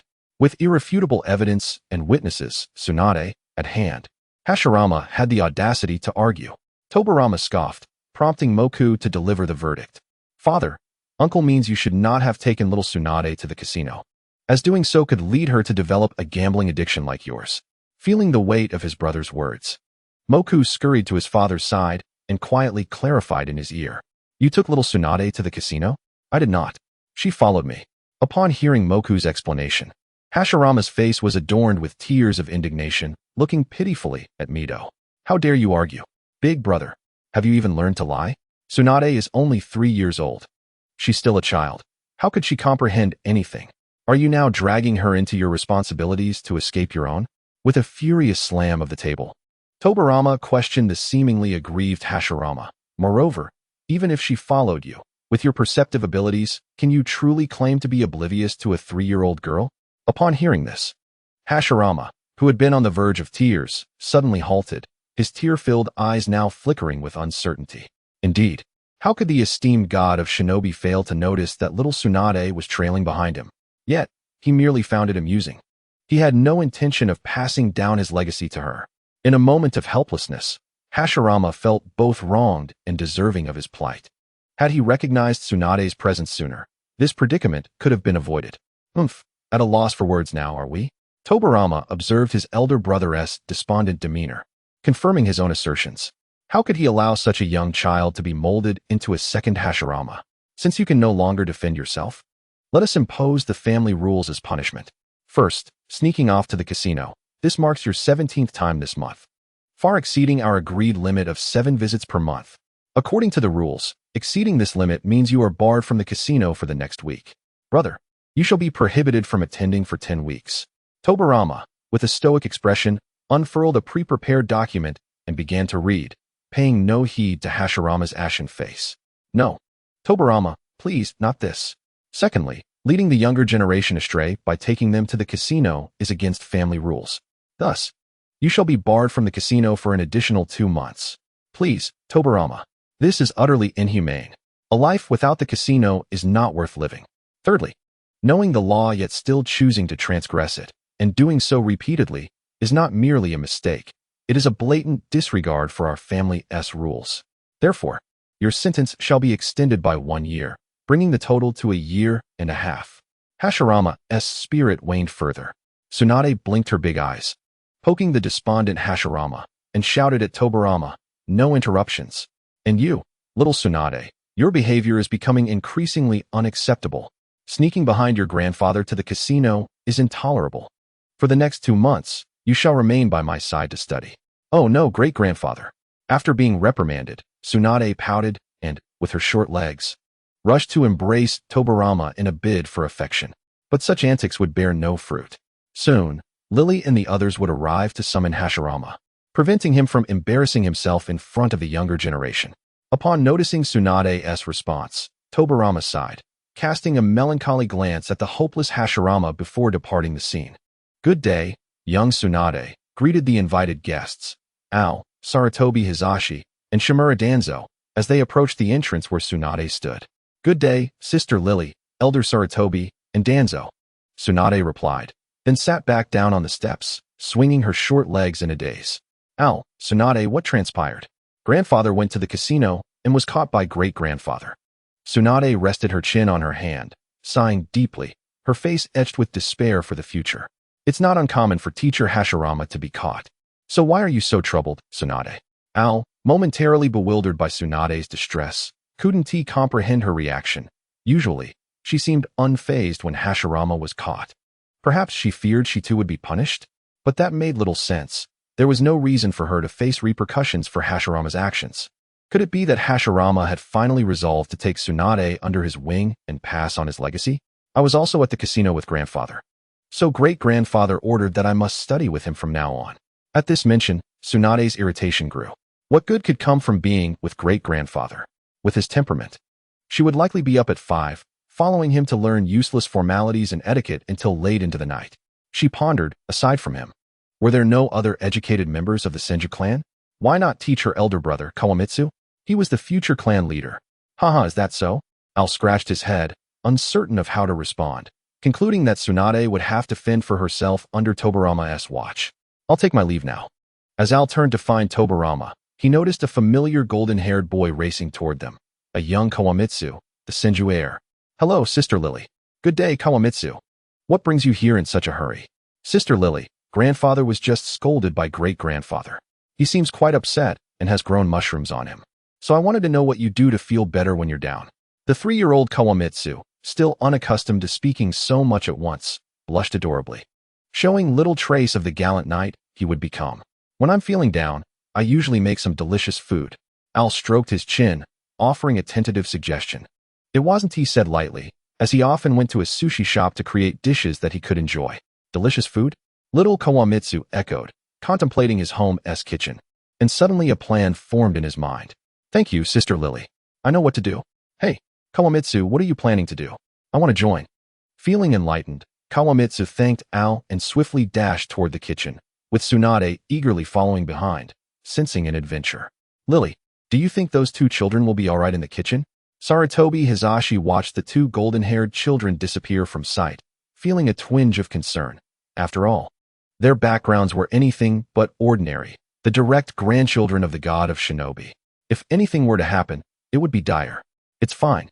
Lord Tobarama has arranged for someone to follow them for their protection, Al reassured Hisashi, signaling that he need not worry. When it comes to matters arranged by Tobarama, you can trust him. These 2 certainly won't lack for protection. Hisashi, you truly seem to be regressing with age. Danzo sneered dismissively at Hisashi before confidently striding inside. Hey, Danzo, what do you mean by that? Hisashi shouted in discontent until Al, with an exasperated sigh, placed a hand on his shoulder, prompting him to follow suit. In Tobarama's chamber, he donned his usual attire and, holding a freshly brewed cup of tea, approached Al, who was engrossed in official matters. Lily, regarding the proposal for the heroic spirit seat that you mentioned, I have been contemplating it. The primary concern lies with insufficient funding. Tobarama set the tea beside Al, and only after Al took a sip did he present a document before him. The heroic spirit seat, a concept recently introduced by Al, was initially envisioned as a record of the lives of all notable and powerful Konoha ninjas, allowing these strong individuals to find peace in death. Later, inspired by the memorial monument in the original story, Al proposed that all Konoha ninjas should be granted a place in the heroic spirit seat posthumously. If one was a ninja of Konoha, they would have a rightful seat within it. Tobarama found this proposal commendable and agreed. However, the project would undoubtedly require substantial funds and resources. For various reasons, Konoha could only allocate 2/3 of the expected budget, leaving the remaining funds to be sourced elsewhere. Do not worry about the funding, Lord Tobarama. I will find a way to secure the remaining amount. Upon hearing Tobarama's words, Al smiled confidently, taking on the responsibility with zeal. After all, he was a man who owned a casino. In the past 5 years, 3 branch stores have been opened, supported continuously by numerous esteemed clients, and he has long since achieved financial freedom. Upon seeing Al, Tobarama fell silent for a moment before hesitantly nodding. He was well aware of Al's wealth, given that his elder brother frequently frequented Al's casino with their family funds. By the way, Lily, in the coming days, please refrain from allowing my brother to visit your casino. If he insists, just tell him it's my request. Once the official business was concluded, the group prepared to leave. But at that moment, Tobarama halted them and addressed Al. His words sparked a flicker of confusion in Al. Lord Tobarama, just a few days? But little Sasuke mentioned. How could he possibly be kept away for that long? After a day or 2, he would sneak away. It's merely a lesson to scare him. With that said, Tobarama felt a touch of helplessness. After all, who could expect a good person to be managed by his younger brother? Shouldn't he be capable of understanding things on his own? I understand, Lord Tobarama. Upon grasping Tobarama's sentiments, Al cast a sympathetic glance, recognizing the challenges of having such a brother. But then, a sudden realization struck Al. Wait, he is also my teacher. As the sun dipped below the horizon, the Senju family gathered once more, for it had been quite some time since they had seen the two little ones. Tobarama, you should go and search for them. You've placed the flying thunder god seal on both of them, haven't you? After a prolonged absence of the two children, Mito felt a sense of urgency. And their mother, Ko, wore an expression filled with worry. Hearing this, Tobarama quietly set down his utensils and sensed the flying thunder god marks on Kawaki and Tsunade. Kawaki, what have you done? Tobarama looked bewildered at Tsunade, who lay on the ground convulsing and delirious, while Kawaki held a peculiar, yellow-green mass that resembled something unidentifiable, with remnants scattered on the floor. I intended to make something delicious for Grandpa, and then I saw a potato.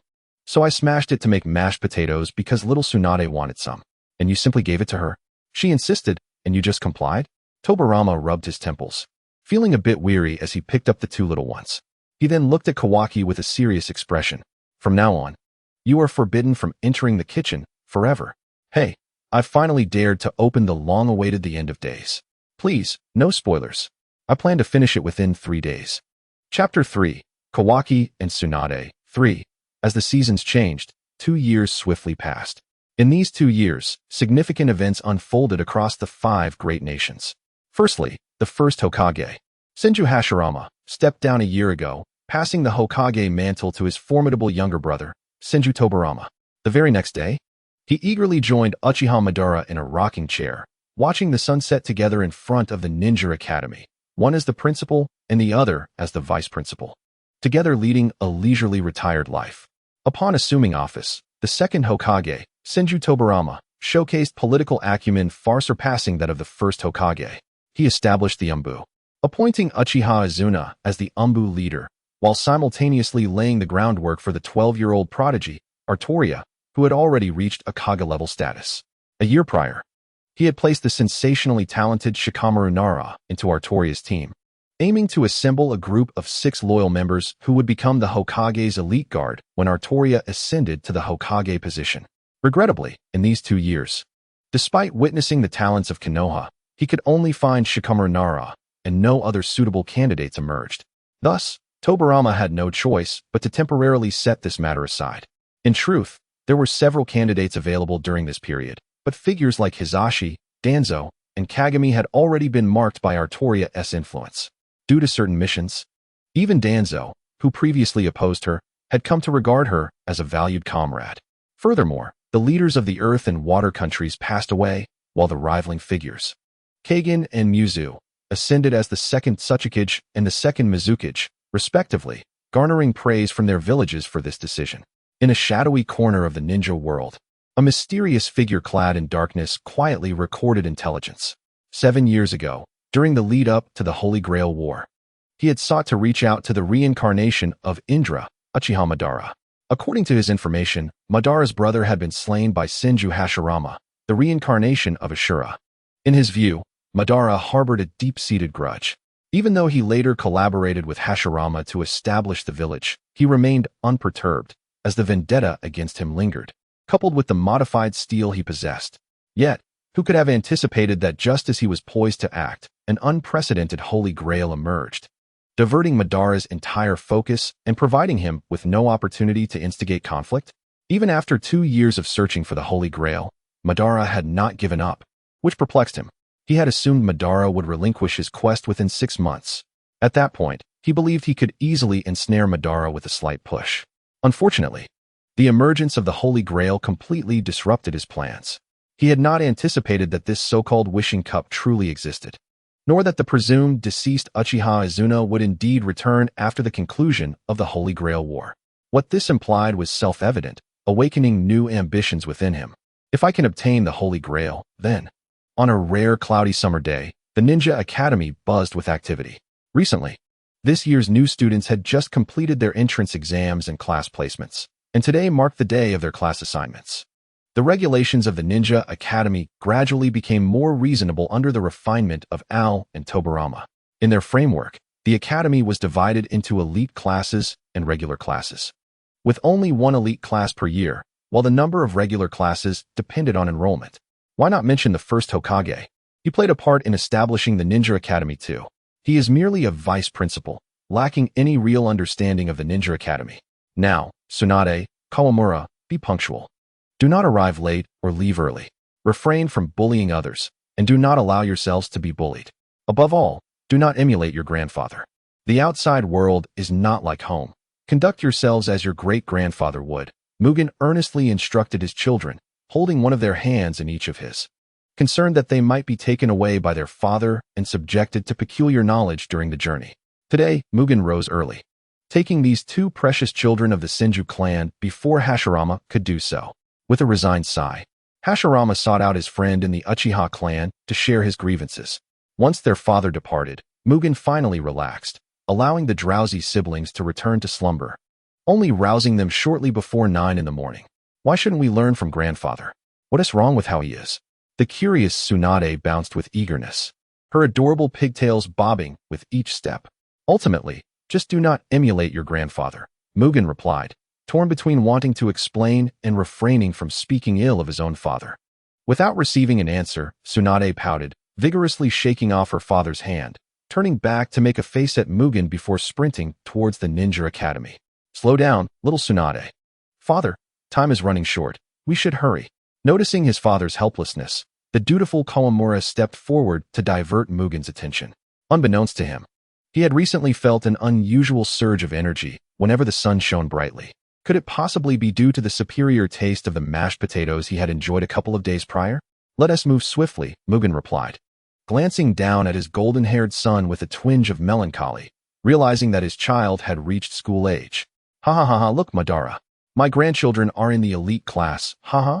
After watching Kawamura and Tsunade enter the elite class, an exhilarated Hashirama gleefully bounded over to Madara, who was reclining in a rocking chair, his expression dark. Madara grimaced, forcing himself to ignore the irritating visage of Hashirama. So what if two young ones are doing well? What is so impressive about that? I'll send Izuna on a blind date today.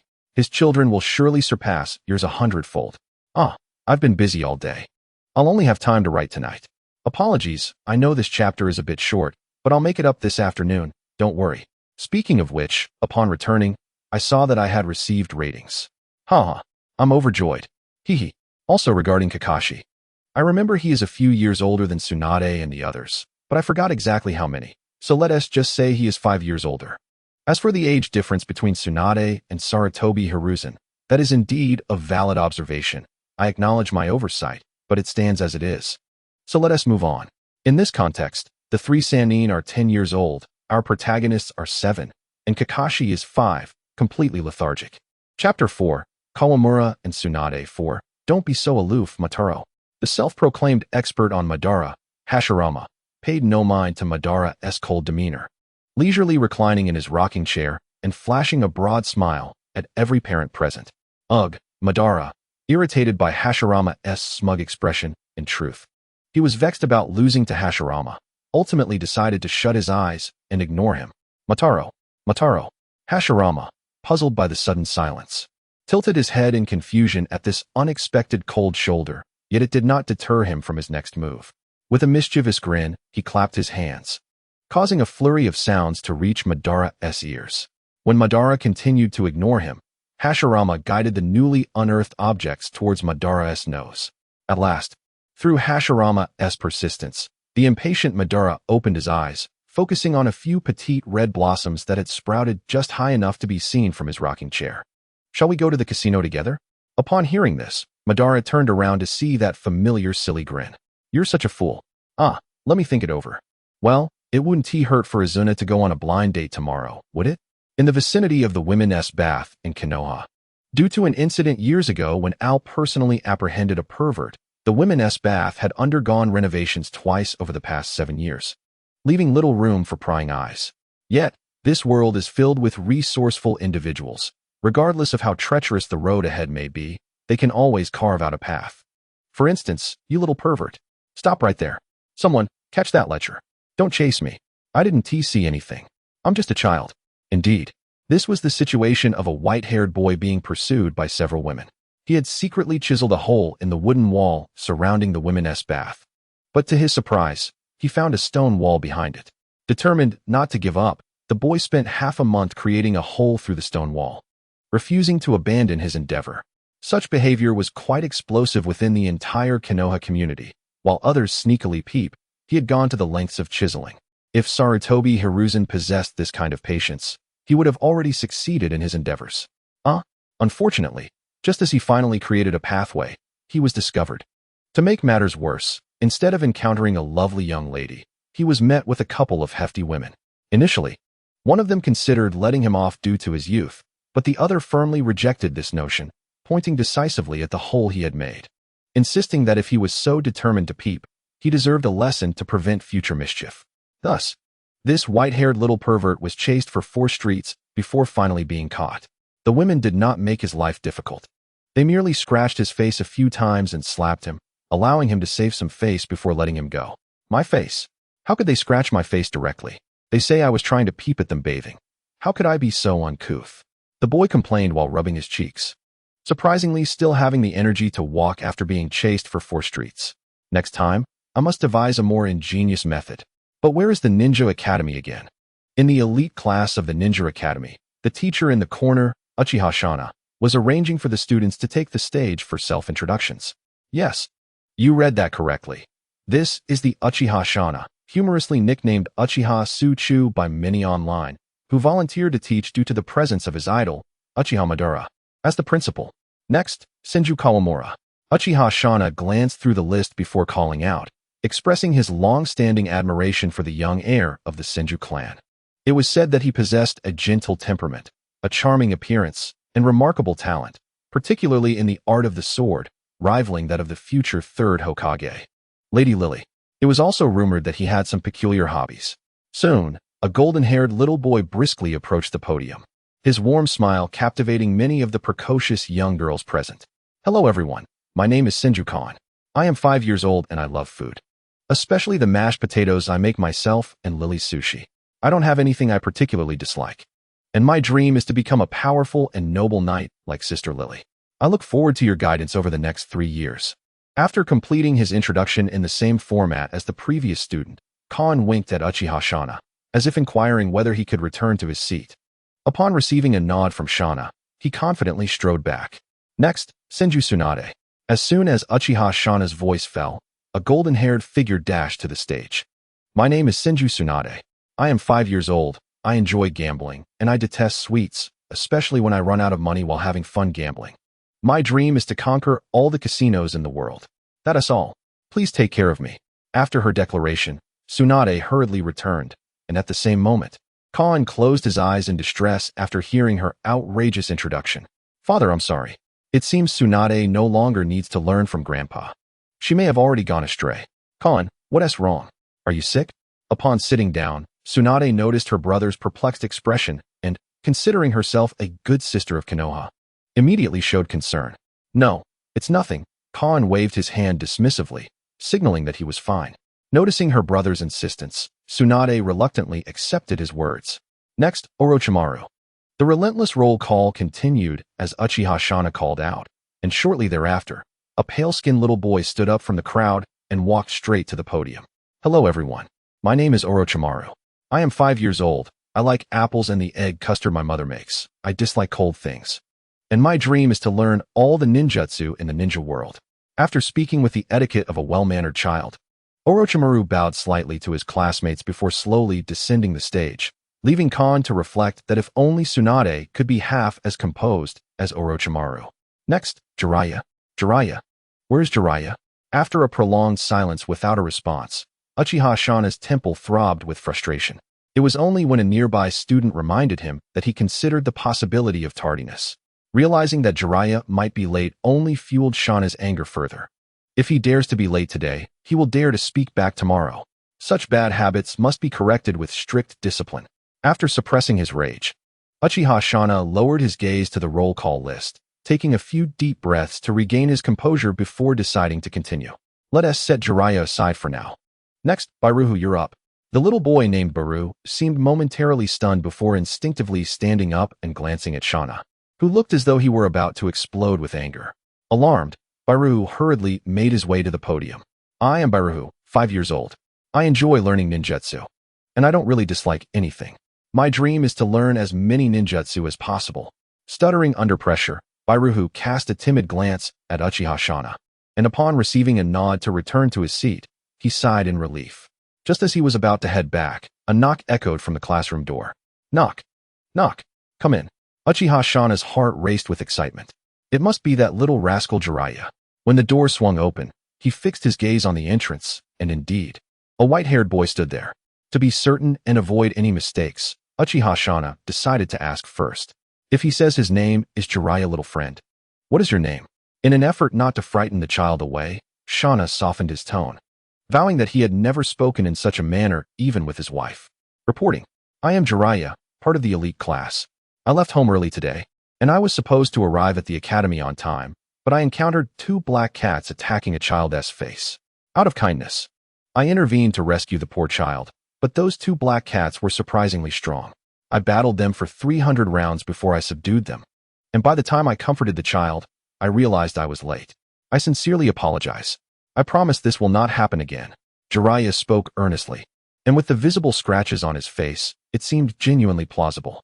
Indeed, this is a brilliant excuse I concocted on the way. With these scratches and my unparalleled acting skills, I will surely evade suspicion. Teacher, you must be utterly impressed by my superb performance. Is that so? Then you truly have endured quite a day, Jiraiya. Uchiha Shana took Jiraiya's hand, feigning to be moved by his tale, a look on his face that even Jiraiya, who fancied himself a master actor, believed that the teacher had fallen for his ruse. Now, Jiraiya, could you kindly explain the large handprint on your face?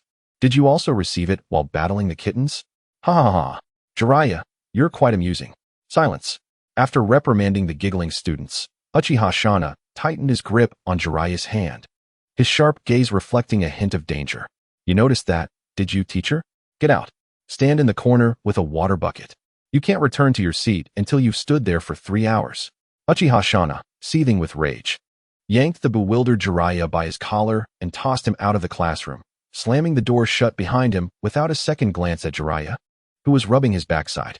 Before long, Jiraiya heard another furious shout from within the classroom. Bairuhu, why are you laughing? I wasn't laughing, teacher. Dare to talk back? Go stand outside. Quickly, the expelled Baru noticed the previously tardy white-haired boy vigorously waving his arms. Is he greeting me? Have you been thrown out too? I'm Jiraiya. What is your name? I am Bairuhu. Why so quiet? We're both outcasts. After school, I'll take you to see something exciting. What kind of exciting? Hee hee. You two outside. Keep laughing, and I'll make you run laps. Well, I am indeed a lazy dog. I began typing at 6 o'clock, yet my efficiency remains quite low. Once the second volume is completed, I shall provide you with an additional chapter. You may suggest what you wish for me to write, and I shall comply, as long as it passes the review process and does not stray too far from reason. This chapter, however, is perhaps the most mundane I have written to date. The upcoming chapters will likely follow a similar routine, but this serves as a transition. I cannot simply gloss over the emotions of Gawain and the others, so I shall endeavor to make it less tedious. The main character's presence in these few chapters may not be prominent, but it will improve shortly. By the way, I would like to inquire when Uncle Snake's parents passed away. I mean, no offense, I am merely curious. Chapter 5, Jiraiya and Bairuhu. Ding ding ding. The melodious chime resonated throughout the Ninja Academy as the elite class, having just concluded their introductions, was instantly drowned in a wave of cheers. The students, who had eagerly awaited this moment, were filled with joy, causing Uchiha Shana to pout in disappointment, lamenting the missed opportunity to share the legendary tales of Lord Madara with them. Alas, the class had ended, and feeling somewhat powerless, Uchiha Shana reluctantly announced the dismissal in response to the eager gazes of the children, who then scattered like birds. In the next class, I must share the stories of Lord Madara. It is imperative that these children, raised in an era of peace, understand how legendary and great he truly is. As Uchiha Shana mused this, he hastily exited the classroom and headed outside. Suddenly, an odd sensation of being watched compelled Uchiha Shana to halt.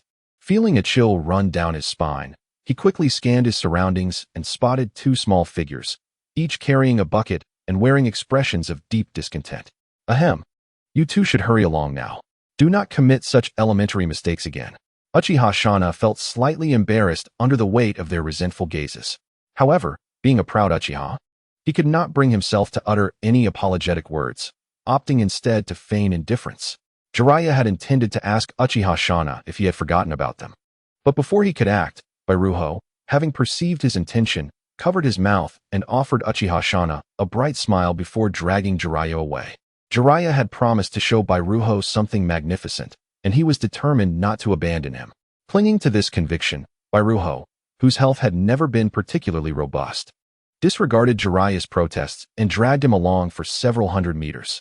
Once their figures had completely vanished, Uchiha Shana finally exhaled in relief. As a capable aide to both Lord Madara and Lady Izuna, he had never encountered such an awkward situation. Next time, I, Uchiha Shana, a seasoned educator, shall never find myself in such a predicament again. Jiraiya, where is this magnificent thing you spoke of? Ugh, let me go? All right. After releasing his grip, Bairuho nervously watched as Jiraiya knelt on the ground, gagging.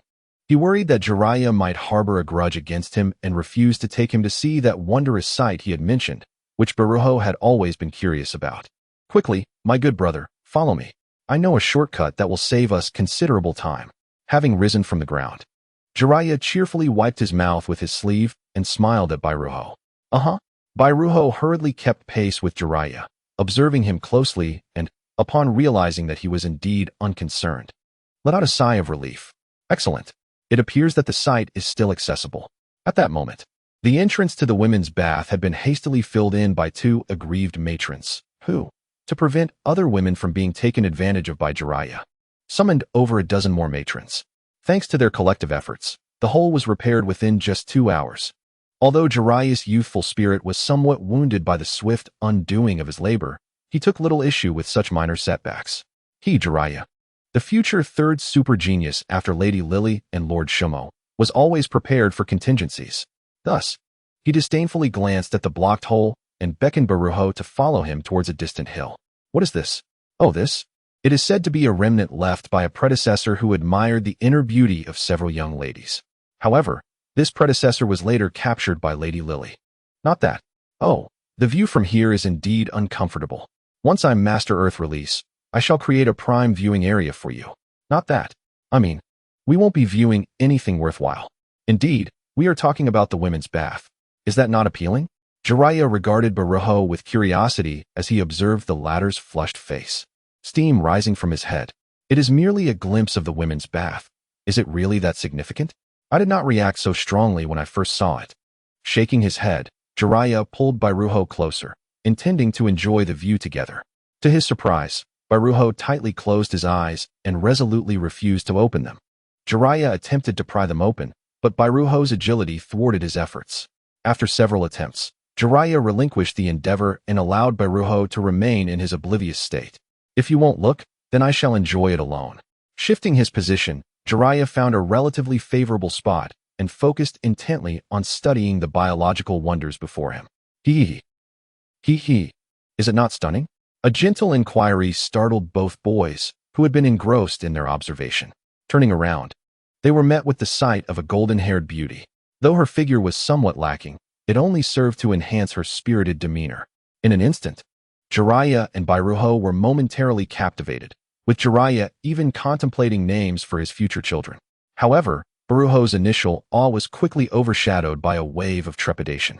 Regaining his composure, he seized Jiraiya's shoulder, intending to employ the same tactic, but his swift reaction unexpectedly failed. A pair of delicate hands grasped the nape of both boys' necks. Fearful, Bairuho turned to see a radiant smile before him. Why has Danzo not dismantled this place? He had assured me that it would be torn down. I was taken aback, having not anticipated that the ever-hostile Danzo would shield someone from harm. Had he not received a report about a white-haired boy peeping, he might never have discovered this situation. Of course, the primary reason for AL's visit was that the white-haired boy caught peeping bore a striking resemblance to someone he knew, and he sought to confirm his suspicions. Are the inhabitants of the Naruto world so precocious? Peeping at the age of 5? What can one even do at that age? Setting aside his thoughts, Al glanced at the two boys he had observed for some time. If he was not mistaken, Jiraiya was indeed the one known as Bairuho. In an instant, an inexplicable smile appeared on AL's face. Since I have caught you, then the Uchiha clan, particularly the Uchiha Madara household, which had lost interest in gambling due to his friend Hashirama being taken by his brother, returned home with little enthusiasm. He began to study the eligible young women of the Uchiha clan. If it were merely research, it would be acceptable.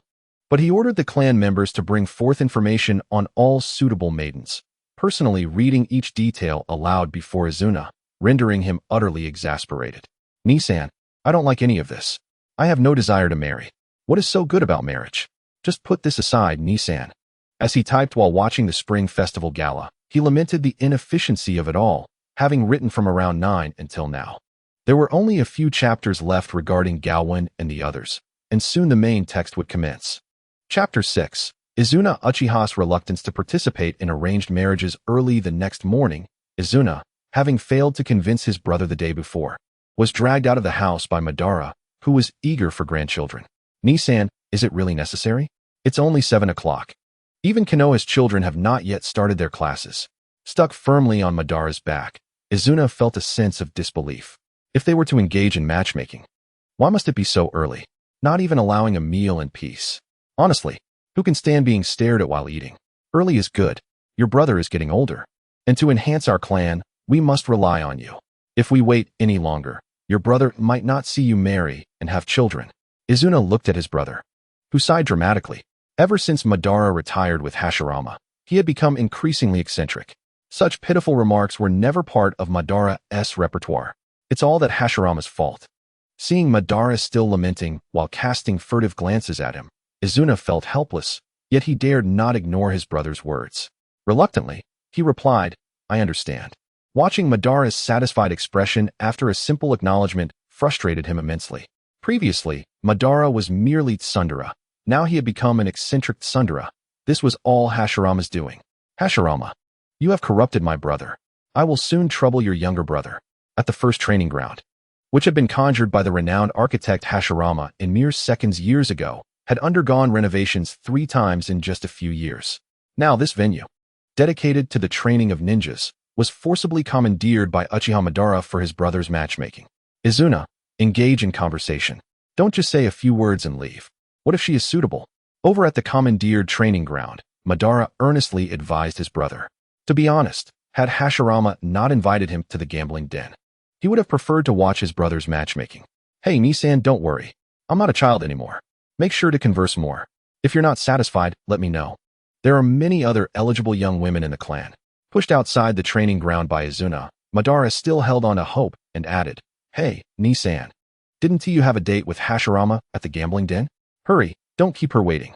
Upon realizing that Izuna was no longer listening, Madara swallowed the rest of his words, turning back to the gambling den with reluctance. After Madara completely left, Izuna patiently waited an additional 10 minutes before presenting a few bills from the Land of Fire to the astonished gaze of Uchiha Hinata, who had also come for matchmaking. Here are 500 ryo.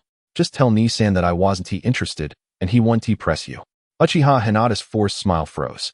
Who wants your 500 ryo? Even a D-rank mission is more generous. What are you pretending to be, a wealthy tycoon? Hey, what is a wealthy tycoon? Outside the Hokage's office in Konoha, as Izuna kicked the door open, he saw the pale-haired Tobirama and Lily engaged in discussion, piquing his curiosity as he hastened to join them. Lord Tobirama, my point is that everyone, regardless of their background, should be allowed to join the police department as long as they meet the strength criteria. Rather than forming a police department solely for the Uchiha clan, Al solemnly reiterated his viewpoint. As the village expanded year by year, growing in strength and population, the myriad of trivial matters increased. Without a dedicated department, some villagers would approach the amiable Al, who had cultivated a sense of warmth through his missions. I am not suggesting a police department exclusively for the Uchiha. I propose establishing a police department centered around the Uchiha clan, while incorporating a few members from other clans to balance the power dynamics, preventing it from becoming a Uchiha dictatorship. Isn't that a favorable arrangement? Tobirama argued his case, believing that an equal distribution of personnel from the Uchiha and other clans would not only prevent a Uchiha monopoly in the police department, but also provide Uchiha members with tasks to occupy their time, avoiding their habitual arrogance. How astute, Tobirama. Upon hearing this, Izuna became irate. He wasn't foolish. He understood Tobirama's intentions immediately. This nefarious Tobirama, always avoiding serious matters, just scheming. Clearly, he aims to distance us Uchiha from the political center. How despicable. Observing Izuna's fury, Tobirama was momentarily taken aback. He genuinely had no intention of isolating the Uchiha. Otherwise, he would not have appointed Izuna as the head of the Umbu. Lord Tobirama, I understand your intentions, but no single clan can monopolize the police department. It must be a collective effort to ensure no family is left behind. Looking into Al's earnest eyes and at the irate Umbu captain, Tobirama fell into a rare silence. Very well, as you say. Everyone in the village can join the police department. Both men sighed in relief at Tobirama's concession. After a moment, he continued, but do you have any candidates for the position of police chief? Rest assured, I have already selected suitable individuals for the role. Al grinned. With two capable retired elders who aren't afraid to take responsibility, it would be better to recycle their talents. Feeling drowsy, he realized he had forgotten to wish everyone a Happy New Year yesterday. Today, he would make amends. Happy New Year. It should still be somewhat timely, right? Chapter 7. Love Letters. Ugh. That woman hung me up in a tree for 3 hours. At the peak of the school day at the Ninja Academy, Jiraiya was being squeezed through the bustling corridors, his face filled with resentment. He considered himself not a person who held grudges. But the actions of that blonde woman had been utterly excessive. Yesterday, she had seized the flesh at the back of his neck, dragged him to the unfinished hero's seat, and hung him from a tree, lecturing him for a full 3 hours. For the past 3 hours, a repetitive mantra echoed in my mind. I exist for everyone. And everyone exists for me. I exist for Konoha, and Konoha exists for me. Konoha is my home, and protection relies on us all. Every command must be obeyed. Every order from the Hokage must be followed. I cannot take even a needle or thread from the villagers. How insidious. She is attempting to brainwash me. Surely, she must be trying to manipulate me. How devious this woman is, treating a mere 5-year-old in such a manner. Had I not been so well informed, I would have undoubtedly fallen under her spell. Shoo, do not speak so loudly. Be cautious lest she hears you. The timid Baruhuo, lagging behind Jiraiya, trembled as he weakly clutched the fabric of Jiraiya's back, evidently haunted by the lessons of yesterday. What are you afraid of, Baruhuo? This is the Ninja Academy. How could she possibly be here? Jiraiya scoffed, digging at his nose, dismissive of Baruhuo's anxiety. Unlike Baruhuo, who learned his lesson after one reprimand, Jiraiya had grand aspirations. He would not be so easily deterred. But I can't shake the feeling that she is everywhere. After uttering this, Baruhuo cautiously surveyed his surroundings, exhaling in relief as he nestled into the shadow of Jiraiya. What is there to fear? Your cowardice is excessive, Baruhuo. You should learn from me. As he spoke, Jiraiya abruptly halted, confirming they had reached their classroom, and then he yanked Baruhuo from behind him. Let us hurry. We have arrived at the classroom. And that verbose blonde woman is surely absent now. With that, as if to affirm his statement, Jiraiya nonchalantly strode into the classroom. Seeing Jiraiya enter, Baruhuo, still gripped by fear, hastily followed. However, just a few steps in, he collided with something, only to look up and find himself face to face with a familiar white-haired boy.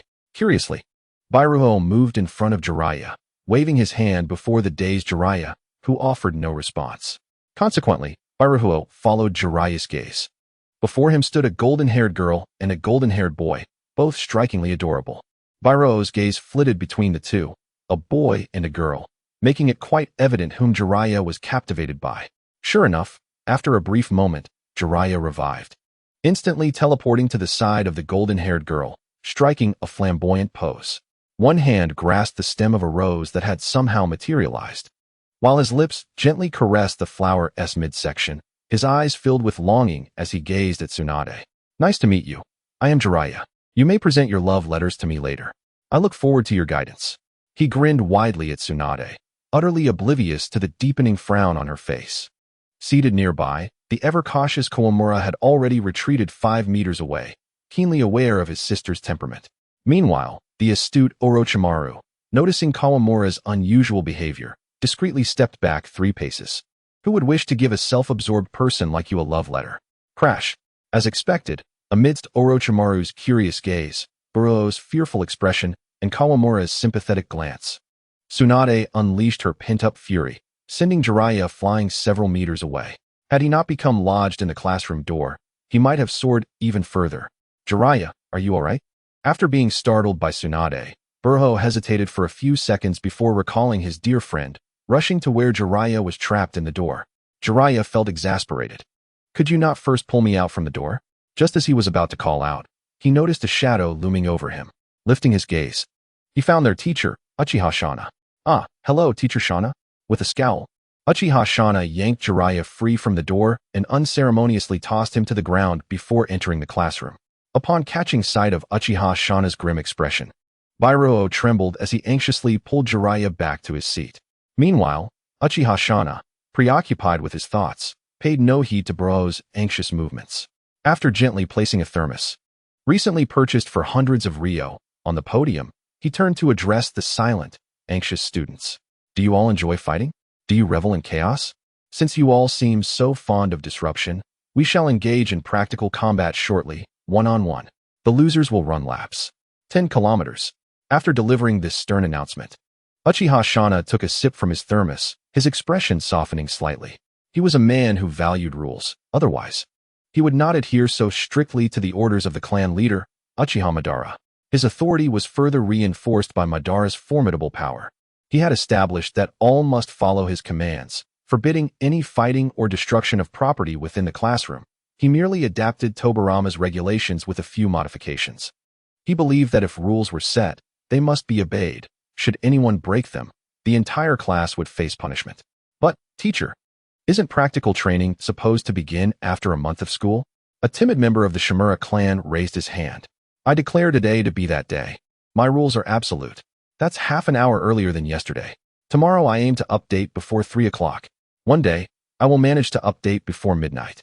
Chapter 8. Practical Training. Is there any dissent? Uchiha Shana cast a dispassionate glance over the students, and upon seeing no one step forward, he continued, "Then gather on the playground." With that, feeling quite pleased with the authority he had established, Uchiha Shana gracefully stepped forward. Before leaving the classroom, as if recalling something, he coughed into his hand and shot an intimidating glare at Jiraiya, who, still recovering from the shock, felt quite wronged. After all, he was the one who had been struck. As Uchiha Shana led the way out of the classroom, the listless students sluggishly rose, reluctantly making their way toward the playground. Just before exiting, the students, who had appeared dazed, suddenly regained their spirits, glaring fiercely at Jiraiya as they exited in unison, their collective fury so palpable that even Bo, an innocent bystander, trembled at the sight. Especially the wrathful gaze of Tsunade terrified Bairuo, making him wish he could hide in a dark corner. While even the self-proclaimed fearless Jiraiya felt a shiver run down his spine. "Humph." Glaring menacingly at Jiraiya, Tsunade stormed out of the classroom with Kawamura in tow, her mind racing with thoughts of revenge. If she were not the one to spar with Jiraiya, she would simply follow him after school and deliver a sound beating to vent her frustrations. How infuriating. Even a beating wouldn't suffice to quell her anger. It was all Jiraiya's fault. He approached her with nonsensical words, leading her into this ridiculous situation of combat training. Truly, it was utterly exasperating. Bailuhu cast a weary glance at Jiraiya, who had become the target of animosity from the entire class. He sensed that his comrade, with whom he had shared trials and tribulations over the past few days, would soon find himself under scrutiny. All he could hope for was that he would not be implicated in the backlash. At that moment, the playground, usually modest in size, was brimming with the students of the elite class, their gazes predominantly fixed upon a single individual. Was this not a testament to the person's popularity? Clearing his throat, Uchiha Shana subtly redirected the attention of his classmates back to himself, feeling somewhat overlooked. "I know you are all eager to begin, but please bear with me a moment. I have prepared something special for you, which I believe you will all appreciate." With a mysterious smile, Uchiha Shana walked towards a large tree, retrieving 2 boxes. He returned to the crowd while casually stating, "Within these boxes are 25 slips of paper each. Every name of our class is included." Surveying the circle, Uchiha Shana noticed the students' expressions were devoid of excitement, resembling lifeless fish eyes. Disappointed, he continued, "Yes, even the name of that certain white-haired boy is among them. Should you draw the name of someone you desire, you will have the opportunity for a joyful one-on-one encounter." As soon as these words left his lips, the previously subdued elite class erupted into fervor. Their gazes, once dull, now gleamed with anticipation, particularly Tsunade, who had recently forged a deep-seated grudge against Jiraiya, practically itching to seize the boxes for herself. Who will be the first 2 fortunate souls? Uchiha Shana mused, reaching into the left box. After a few seconds of suspenseful digging, he extracted a slip of paper, shaking it to build anticipation before leisurely revealing the name. The first lucky individual is Aoki Chuan. Yay. Shana-sensei, draw the second one. Let us see if my opponent is Jiraiya. Not a chance. Jiraiya is mine. No one else can claim him. Excuse me. You dare contest me for Jiraiya? What power do you even possess? Silence. Jiraiya belongs to me. No one else is permitted to claim him. In the crowd, the usually humble elite students engaged in a boisterous quarrel, all vying for Jiraiya's attention. Meanwhile, our protagonist, Jiraiya, fell silent. For the first time, he wished to remain inconspicuous, realizing that even Baloo, who had stood beside him through thick and thin, was now distancing himself. This slight retreat pierced Jiraiya's tender heart, revealing a disheartening barrier between them. Just then, Uchiha Shana drew the second card, slowly unveiling it. Aoki Chuan's opponent is Shimizu Reiko. Upon hearing this, both Aoki Chuan and Shimizu Reiko sighed in disappointment, while those who had not been drawn perked up with newfound energy. See, I told you Jiraiya is mine. Indeed, Jiraiya belongs to me. I declare it. Even the Sage of Six Paths cannot alter this. Everyone back off. Jiraiya is mine. No one is allowed to contest my claim. The 5-year-old Jiraiya observed this absurd scene in silence, lowering his head. Is it still possible to withdraw from school at this point? He pondered. How vexing. I should have postponed updates until noon. My mind is about to explode. Additionally, the elite protagonist, a high-ranking shinobi, had obtained the 12 trials, a concept akin to the ability to resurrect 11 times. It seemed to be a conceptual treasure. Name: Artoria. Age: 12. Height: 152 centimeters. Ninjutsu: B. 5558 430 0000. Taijutsu: B. 2446581500000. Jinjutsu: B. 9888 530 0000. Chakra: B. 294455 3000. Skills: Anti-magic. A. Pertaining to Naruto attributes: Writing. B. Unique skills: Instinct. A. Charisma. B. Magic release.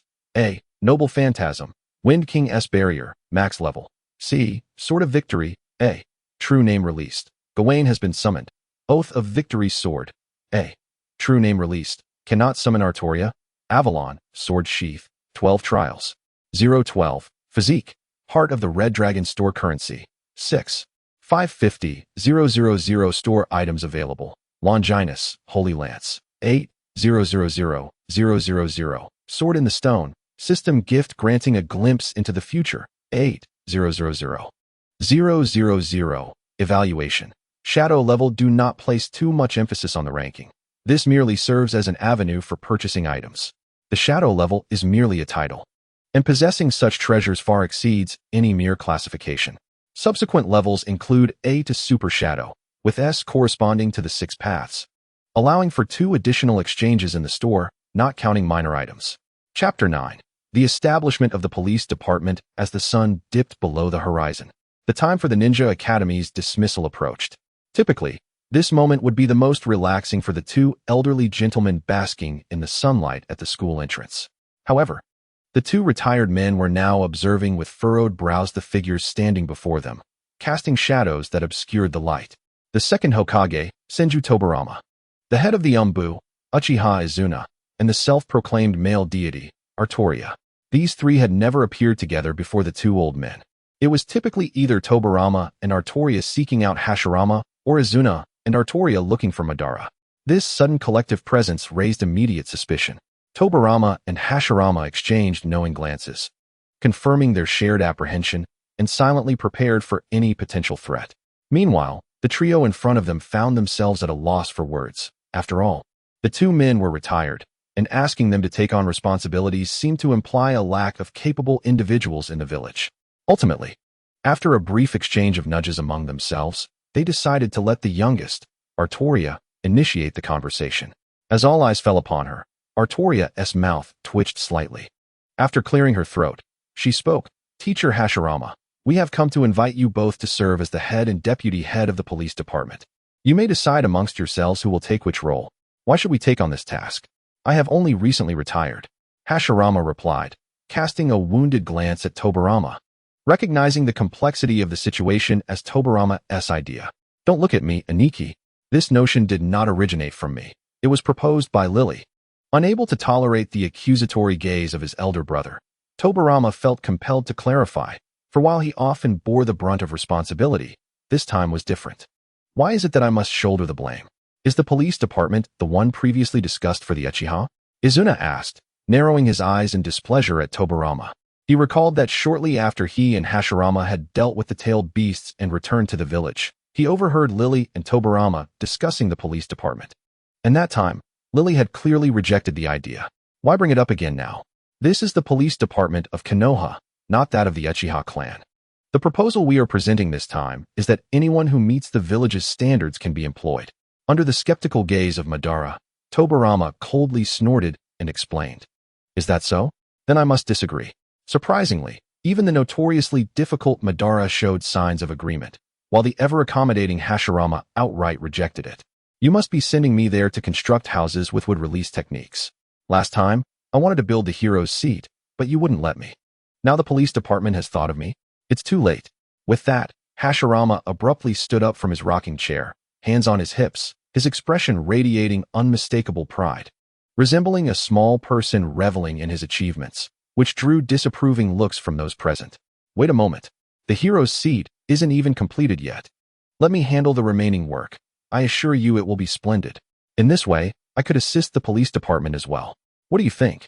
Hashirama, maintaining a broad smile, edged closer to Aru. He had intended to approach Tobirama, but the fierce look in Tobirama's eyes frightened him halfway, prompting him to gravitate towards Aru instead. Ever since the news about constructing the hero's seat spread, he had taken the time to learn what it entailed. After gaining a general understanding, he had persistently pleaded with Tobirama and Aru for quite some time, only to be jointly dismissed by the two. Hashirama-sensei, haven't we discussed the hero's seat numerous times already? But don't you think it is significant for the village's first Hokage to construct the hero's seat?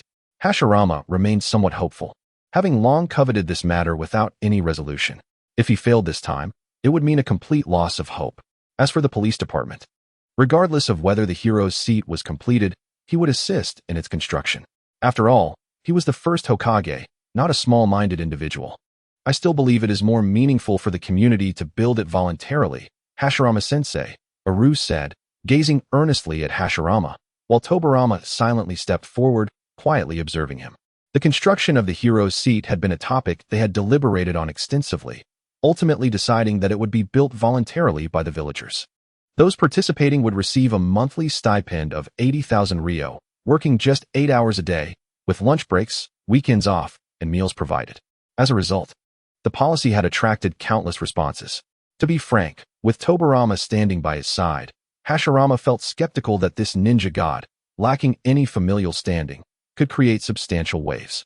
Indeed, under the combined scrutiny of Aru and Tobirama, the formidable Hashirama once again relented. All right then, let the head of the police department be Madara. I shall take on the role of deputy minister. Unable to achieve his objective, Hashirama slumped back into the rocking chair, his entire demeanor turning gray. His vacant eyes staring blankly at the sky, appearing sorrowful as though awaiting consolation from those around him. Unfortunately, everyone present was accustomed to his demeanor and paid him no mind. Even Madara merely cast a sidelong glance before returning to bask in the sun. After a long wait for comfort, Hashirama silently wept within. "Man, I am sorry, brothers." Dingling, dingling. Soon, the school bell rang at the ninja academy, and the 5 elderly gentlemen sunbathing outside heard the cheerful chime. Today marks the first day of school for Tsunade and Kawaguchi, Tobirama suddenly remarked. Indeed, yesterday was merely registration, and today is their official first day of classes. Their teacher should be Uchiha Shana, if I remember correctly. Aru responded uncertainly, reflecting on the exhausting years he had endured. It seemed Tobirama had entrusted him with half of the village's affairs to nurture him, but he sensed it was not that simple. He believed Tobirama merely wished to experience the joys of brotherhood from years past. Lily, dear? Feeling someone calling her. Aru turned and saw a golden-haired lowly pulling along a golden-haired boy, rushing toward her. Soon, Tsunade leaped into her arms, her cheeks still flushed from running, looking exceedingly adorable. Good afternoon, Grandpa. Good afternoon, second Grandpa. Good afternoon, Grandpa Ban.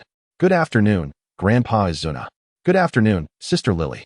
The brought-over Kawaguchi politely greeted everyone before standing beside Aru. Good afternoon, Grandpa. Good afternoon, second Grandpa. Good afternoon, Grandpa Ban. Good afternoon, Grandpa Izuna. Good afternoon, Sister Lily. Kawaguchi's actions seemed to remind Tsunade, who, feeling a bit impolite, rose to greet each elder before returning to Aru's embrace.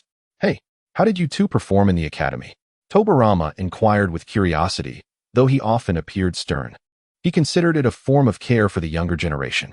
Not good. There's a brat named Jiraiya who started saying nonsensical things. And I ended up getting scolded by teacher Shauna. Tsunade exclaimed angrily, her flailing limbs reflecting her frustration. Shauna, you say? Madara, sunbathing nearby, murmured. He actually had a fondness for the two younger generations, perhaps because their presence brought a sense of liveliness? He believed it certainly wasn't merely because they were Hashirama's grandchildren. As for Shauna, he felt he needed to have a serious talk with him about being more considerate. What was the point of scolding such young children? As for the boy named Jiraiya, he was just a child. Perhaps the nonsensical remarks Tsunade mentioned were simply Jiraiya's way of trying to prove his strength by challenging Tsunade, who belonged to the Senju clan, a behavior he considered quite normal, as he himself had acted similarly in his youth. Come on, don't be angry, Tsunade. Later, Grandpa will go build houses. Do you want to come and watch? Build houses? All right. Grandpa is going to construct the police department for catching bad guys. Catch bad guys? Kawaguchi, who had been trying to diminish his presence, suddenly asked with curiosity, his lively eyes betraying his interest. Yes, the police department dedicated to catching bad guys. This was proposed by your sister Lily. How about helping her promote it to the villagers tomorrow? Seeing Kawaguchi's interest, Hashirama eagerly inquired, thinking that with Kawaguchi and Tsunade assisting in the promotion, he could take a back seat on the matter. Perhaps he had just found a direction for his grandson's future? Yes, I want to help. Kawaguchi immediately nodded vigorously in agreement. For some reason, every time he saw Sister Lily, he felt an inexplicable sense of trust and submission, as if he were destined to be loyal to her. I want to help too. Tsunade, feeling a bit left out, eagerly chimed in. All right then, let's go watch Grandpa build the big house. Hey, what's so interesting about building houses? Of course, it's fascinating. You just don't appreciate it, little Tsunade. No way. It's clearly not interesting. This daily routine will likely continue for another chapter before settling into a proper rhythm. Admittedly, the quality of this chapter is not particularly high, as my mind has been preoccupied with future plot lines. I had initially intended to write 2 more chapters, but since you all mentioned that I was dragging it out, I shall hasten the pace. I have also been contemplating 5 new titles for the upcoming book. What a splendid opportunity. I've long since grown tired of this current title. The friends of the author often say that the name is a blend of human and machine, which is rather vexing. If I could think of a good name, would I even choose this one? By the way, what are your thoughts regarding the title? Chapter 10. Mysterious. The following afternoon at the Ninja Academy, Uchiha Shana, with 2 large bumps on his head, expressionlessly announced the end of classes, prompting a wave of cheers from the students. Due to their prior commitments, Kawaguchi and Tsunade had vacated their seats half an hour earlier, and the brothers Jiraiya and Bairu, sitting in front of them, were also absent. In fact, the two had not attended school that day due to their injuries. During the practical exercise, Jiraiya was fortunate enough not to be selected by Tsunade, but rather by Orochimaru, who harbored no animosity towards him. In that battle, with parents still alive, Orochimaru displayed a remarkable restraint towards Jiraiya, and despite the vast disparity in their strengths, the two remained locked in combat for a full minute without a clear victor.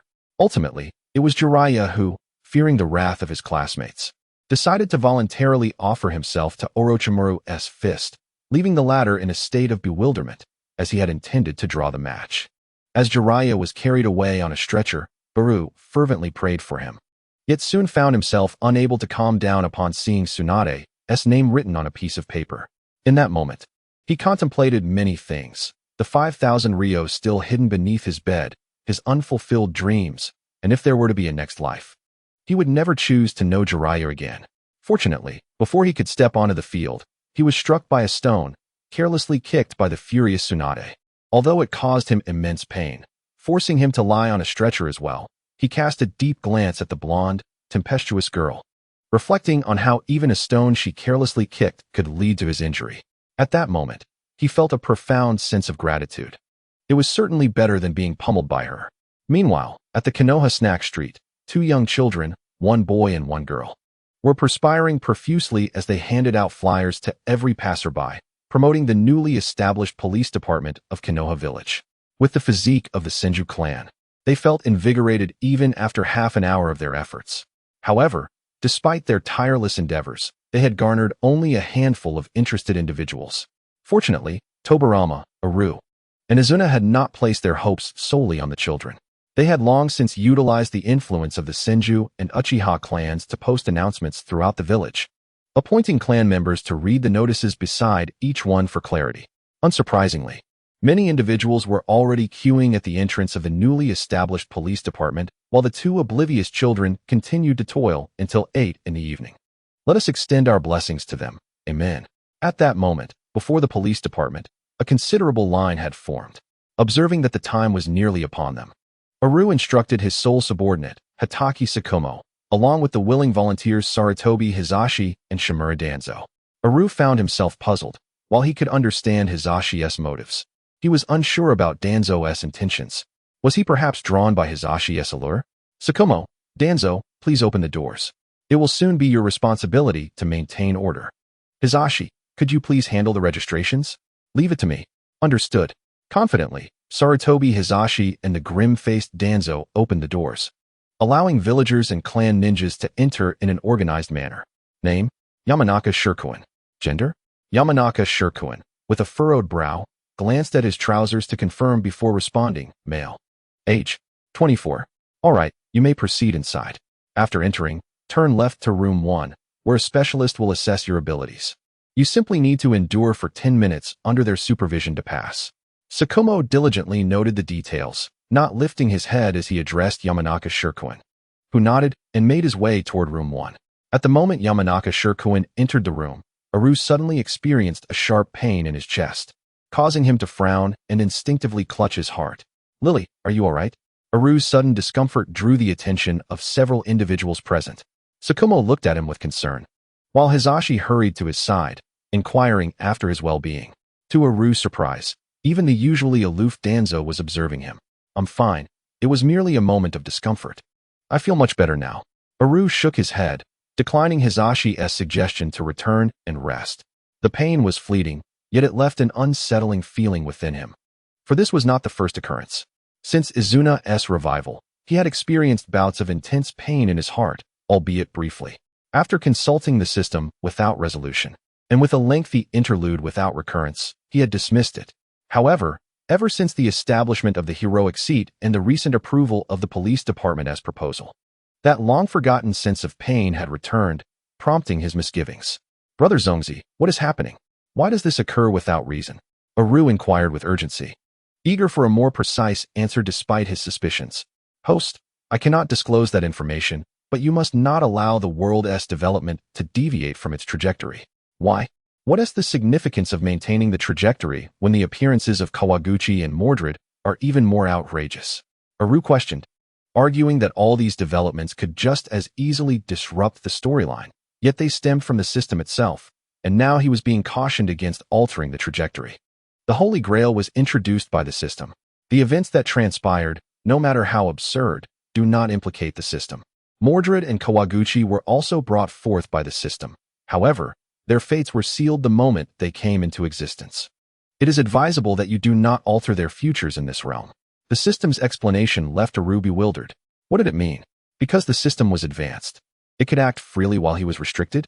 Indeed, host, you alone cannot change anything. Even with the system's assistance, you could only make harmless alterations to a few matters. Should you attempt to forcefully change the larger currents, it would only lead to your own detriment. Aru fell into silence, pondering the implications of this. What then is the fate of Mordred and Kawaguchi? Death, and the resurrection opportunity granted by the Holy Grail? That is not permissible. But Izuna was also revived. Was he not? He belongs to this world. Mordred and Kawaguchi do not. The system strongly advises you to abandon that thought. Can't you resurrect them either? Aren't you invulnerable to consequences? That is not an option. How ironic. Since their ends are already predetermined, why do you still bring them into my life? It seemed challenging to reconcile, yet it was simpler to cast blame upon the system, which was evidently superior. Rest assured, there will be no blade drawn. It will ultimately be a happy ending. The outline has already been meticulously crafted. I am confident. As for why it cannot be used to resurrect Xiaomo, well, I shan't divulge that. In any case, Xiaomo will not perish this time. He. Moreover, after pondering for an entire day yesterday, I still could not come up with a suitable title for the book. Upon perusing the comments section, I found that you all possess far more knowledge than I do. He. The next chapter will resume its course, featuring a slightly more mundane narrative for a while. There's no avoiding it. The second volume will be somewhat longer than the first, as the first volume primarily consisted of daily life interspersed with elements of the Holy Grail and a few minor foreshadowings. The second volume will commence laying the groundwork. Chapter 11. A year passed swiftly, with spring giving way to autumn once more. Throughout this year, the ninja world remained tranquil, with no significant movements from any of the major nations. The ninja world endured another year under the formidable presence of the warring states F4. At this very moment, in the Hokage's office in Konoha, Tobirama occupied the main seat, flanked by Hashirama and Madara on either side. Al and Izuna sat beside Hashirama and Madara, while Sarutobi Hiruzen and Kakashi stood near Al. Shimura Danzo and Uchiha Kagami were positioned next to Izuna, and Akimichi Choji and Tsurugi Kosuka occupied the farthest corners of the room. Typically, individuals like Danzo would not partake in such gatherings. But Al suddenly recalled his initial intention of assigning Danzo under Madara's command. Thus, during a meeting, he seemingly casually suggested that Madara take Danzo under his wing, claiming he had significant potential. Coupled with Hashirama's encouragement, Madara readily agreed. Consequently, Danzo, along with the other two under Madara, namely Mido and Tsurugi, were taken to the police department, and from that moment, the trio's demeanor began to shift unnaturally, becoming increasingly peculiar after a year of Madara's tutelage. Returning to the matter at hand, within the tense atmosphere, Tobirama suddenly rapped his fingers sharply against the desk. Over the years, the village's expenditures had escalated significantly, and there was no surplus remaining. At this juncture, Tobirama's piercing gaze swept over a certain individual, causing that person to tremble involuntarily. I have summarized the reasons for this predicament into a few key points. Firstly, the construction of the heroic spirit seat cannot be overlooked. It is unreasonable to expect the villagers to willingly assist the village without compensation. Secondly, the police department has frequently faced complaints regarding excessive force during arrests, resulting in damage to many villagers' shops and homes. This issue must be rectified. Do you hear me, Anko and Madara? Tobirama's crimson eyes fixated intently on the two individuals he had singled out, although the misdeeds were primarily instigated by Madara's subordinates. What relevance did it hold for him? Feeling somewhat wronged, Hashirama retorted, claiming he spent his days basking in the sun and gambling, never having visited the police department. Dare you say that again? You claimed you would serve as deputy minister. Tell me, how many times have you actually gone? Tobirama's anger nearly shattered the desk, his furious aura causing Hashirama to shrink back into the corner like a frightened quail. Madara averted his gaze, unwilling to confront Tobirama's frustrated expression. After a moment of hesitation, he finally replied, "Understood," while casting a disapproving glance at Danzo and the others, who had conducted themselves like reckless hooligans, tainting their reputations within the village. Thirdly, dear brother, refrain from frequenting the gambling establishments. Especially do not take Konohamaru along. The village cannot withstand the two of you gambling like this.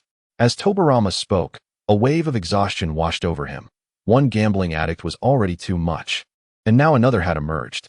Were it not for the fact that Konoha's future leader, Gawain, did not possess such a vice, he would have considered starting anew.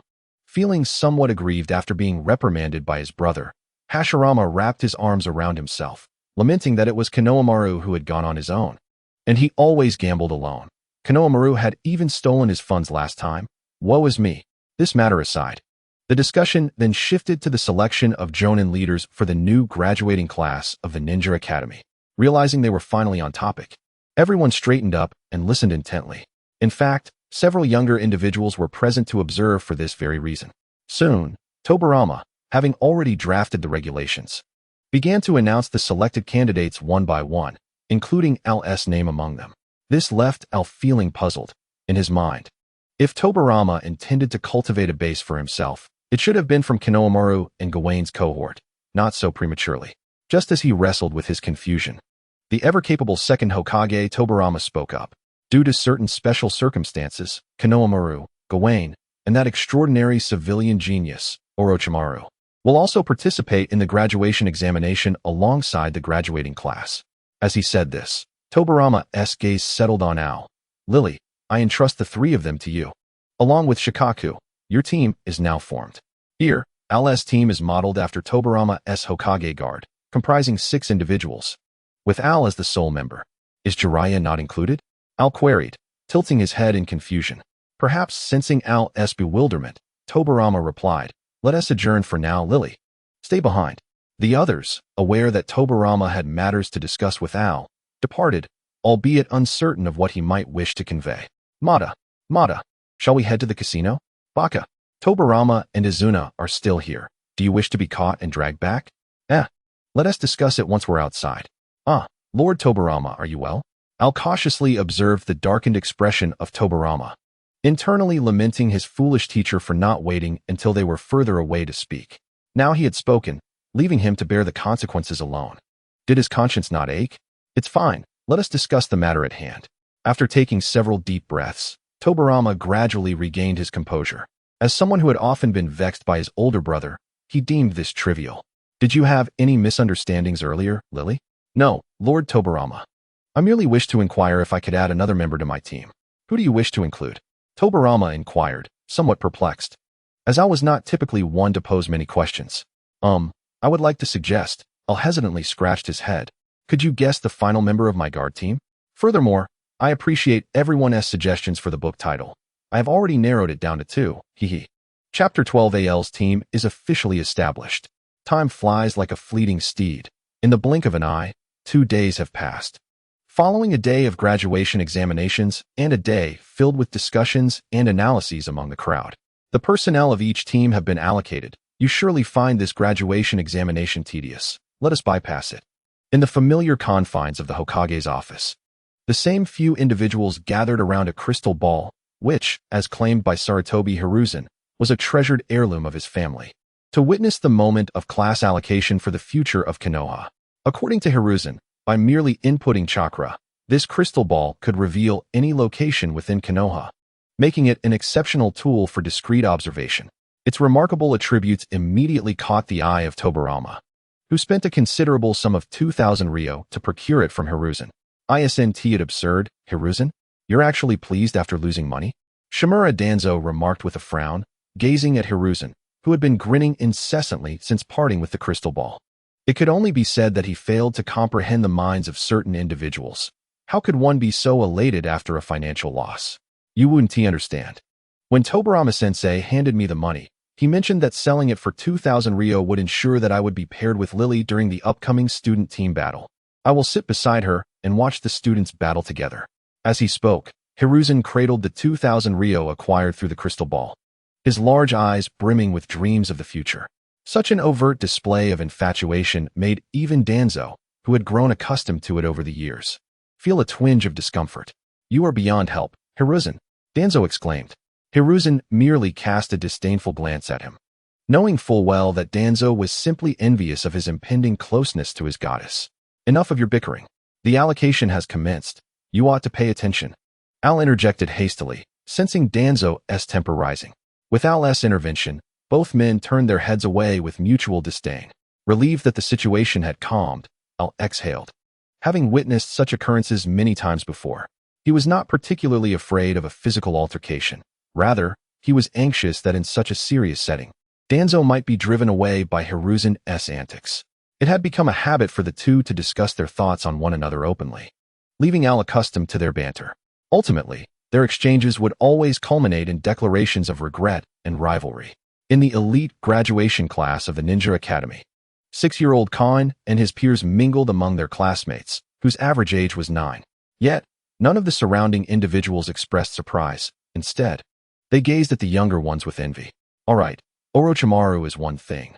But Jiraiya, how did you manage to join Lily's team? Did you employ some underhanded tactics to bribe her?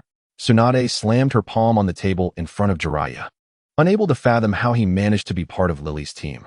Little Tsunade, you cannot insult Lily. She is a noble knight, and no amount of praise could adequately express her exceptional qualities. Such a person could never be swayed by your bribery. Of course, Jiraiya is also quite exceptional. I believe he would never resort to such measures, Khan retorted, intending to complete the formalities before returning to his daily sword training of 5,000 swings. As he matured, his admiration for Lily deepened, yet he found it difficult to articulate. If he were to define it, he would say he was her sword, sharpest and most loyal, eager to clear any obstacles in her path. It was a curious sentiment, particularly since Lily was merely a child herself. Don't be ridiculous. I didn't bribe Lily. I don't even know her.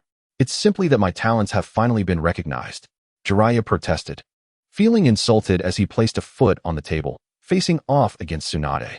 What did you say? How dare you even utter that? If you had any talent, would you still be at the bottom of the class? You white-haired lecher. Shut up. I'm not afraid of you, flat-chested brute.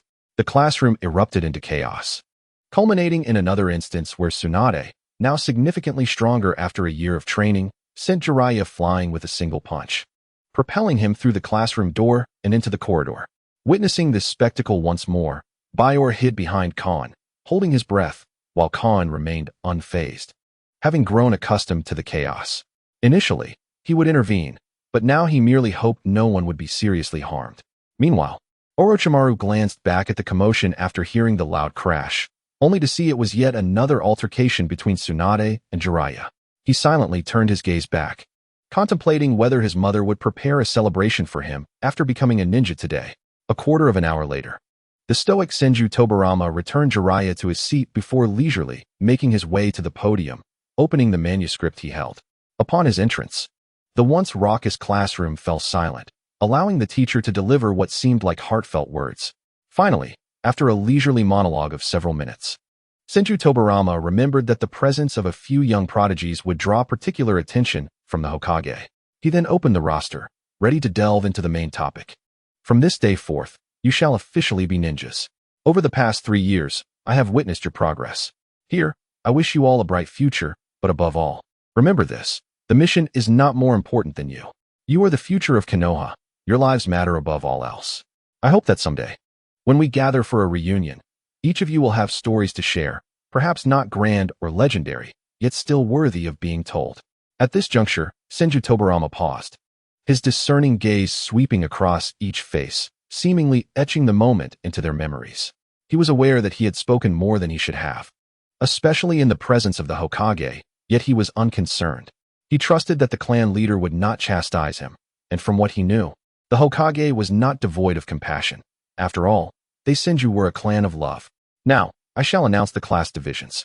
Class 1 consists of Ao Kikawa, Reiko Shimura, and Akira Saratobi, led by Jonin Ao Kikawa. Class 7 includes Su Lu from the Yamanaka clan, Haruna Akido from the Akimichi clan, and Shikaka Nara, guided by Jonin Saratobi Hizashi.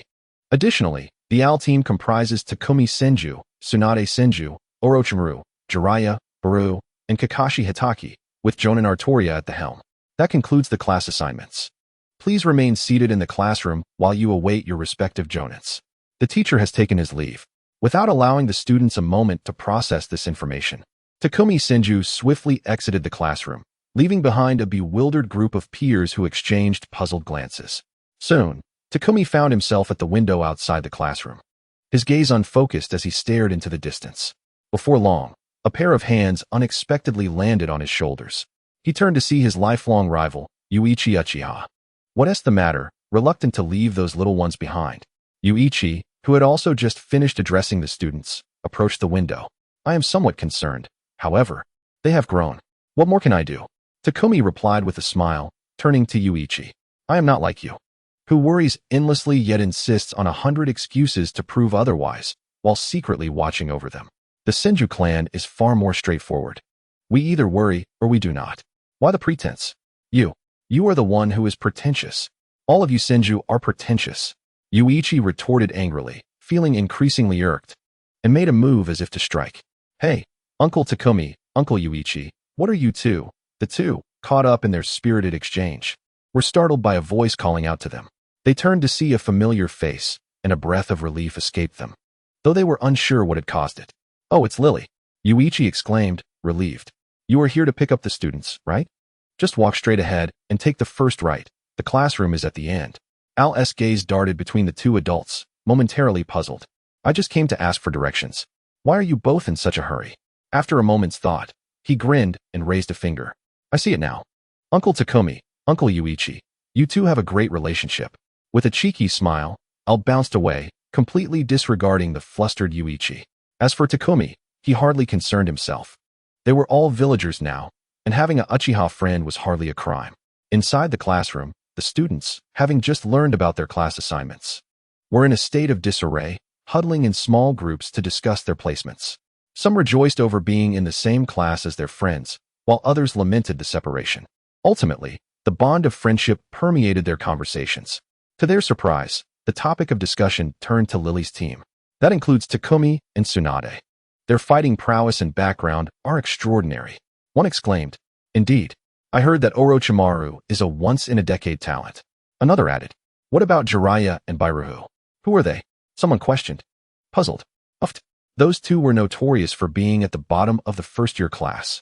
You've never heard of them? Came a dismissive response. How did they even get in? At that moment, the back door of the classroom was kicked open, and a golden-haired figure appeared, halting the discussion abruptly.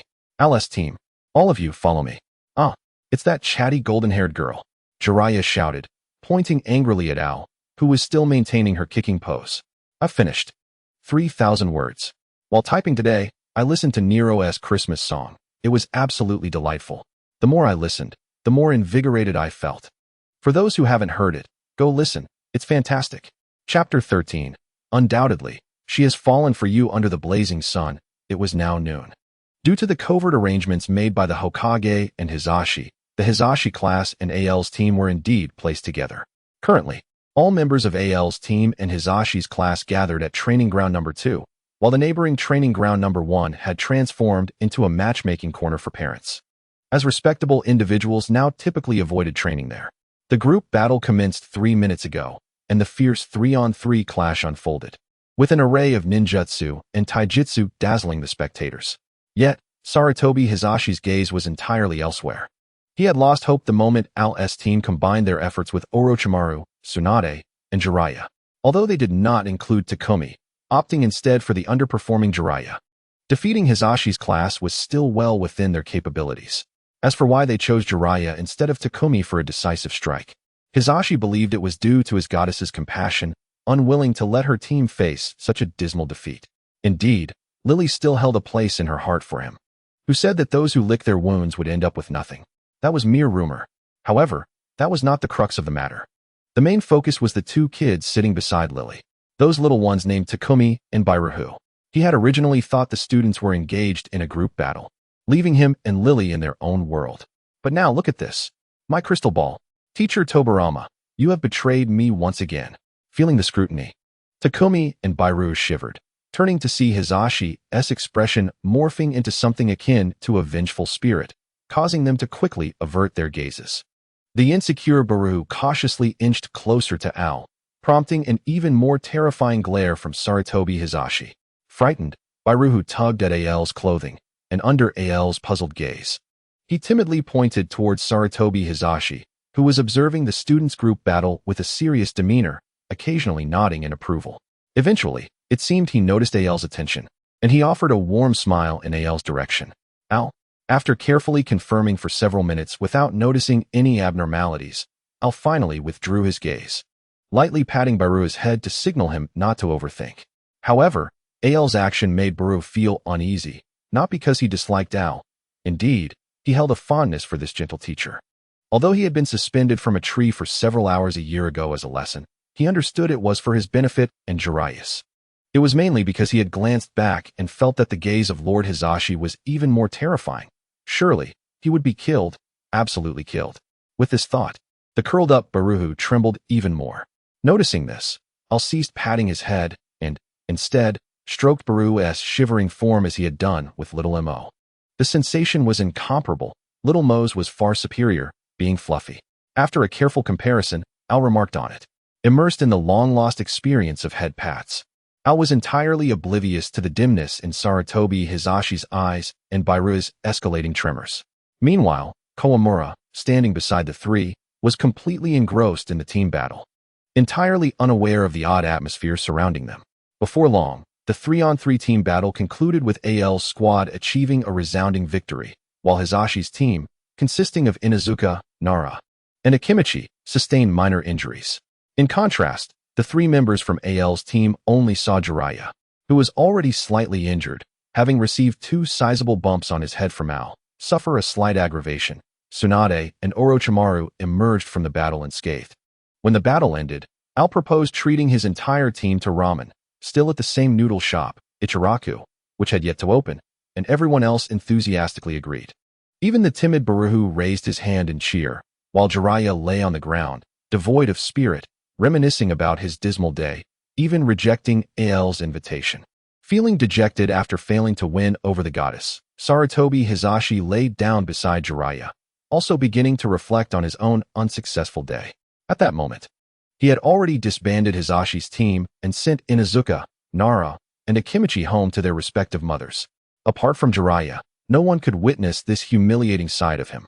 "What are you doing lying here, you love-struck fool chasing after Teacher Lily for years without success?" Jiraiya mocked, the instant Hisashi lay down. Although he was uncertain if it had truly been years, he could feel the prowess of this young sycophant beside him in just half a day. One could say, without a decade or 2 of experience, one could not possess such mature flattery. Thus, when Hisashi lay down beside him, Jiraiya couldn't help but tease, not wanting to end up in the same predicament.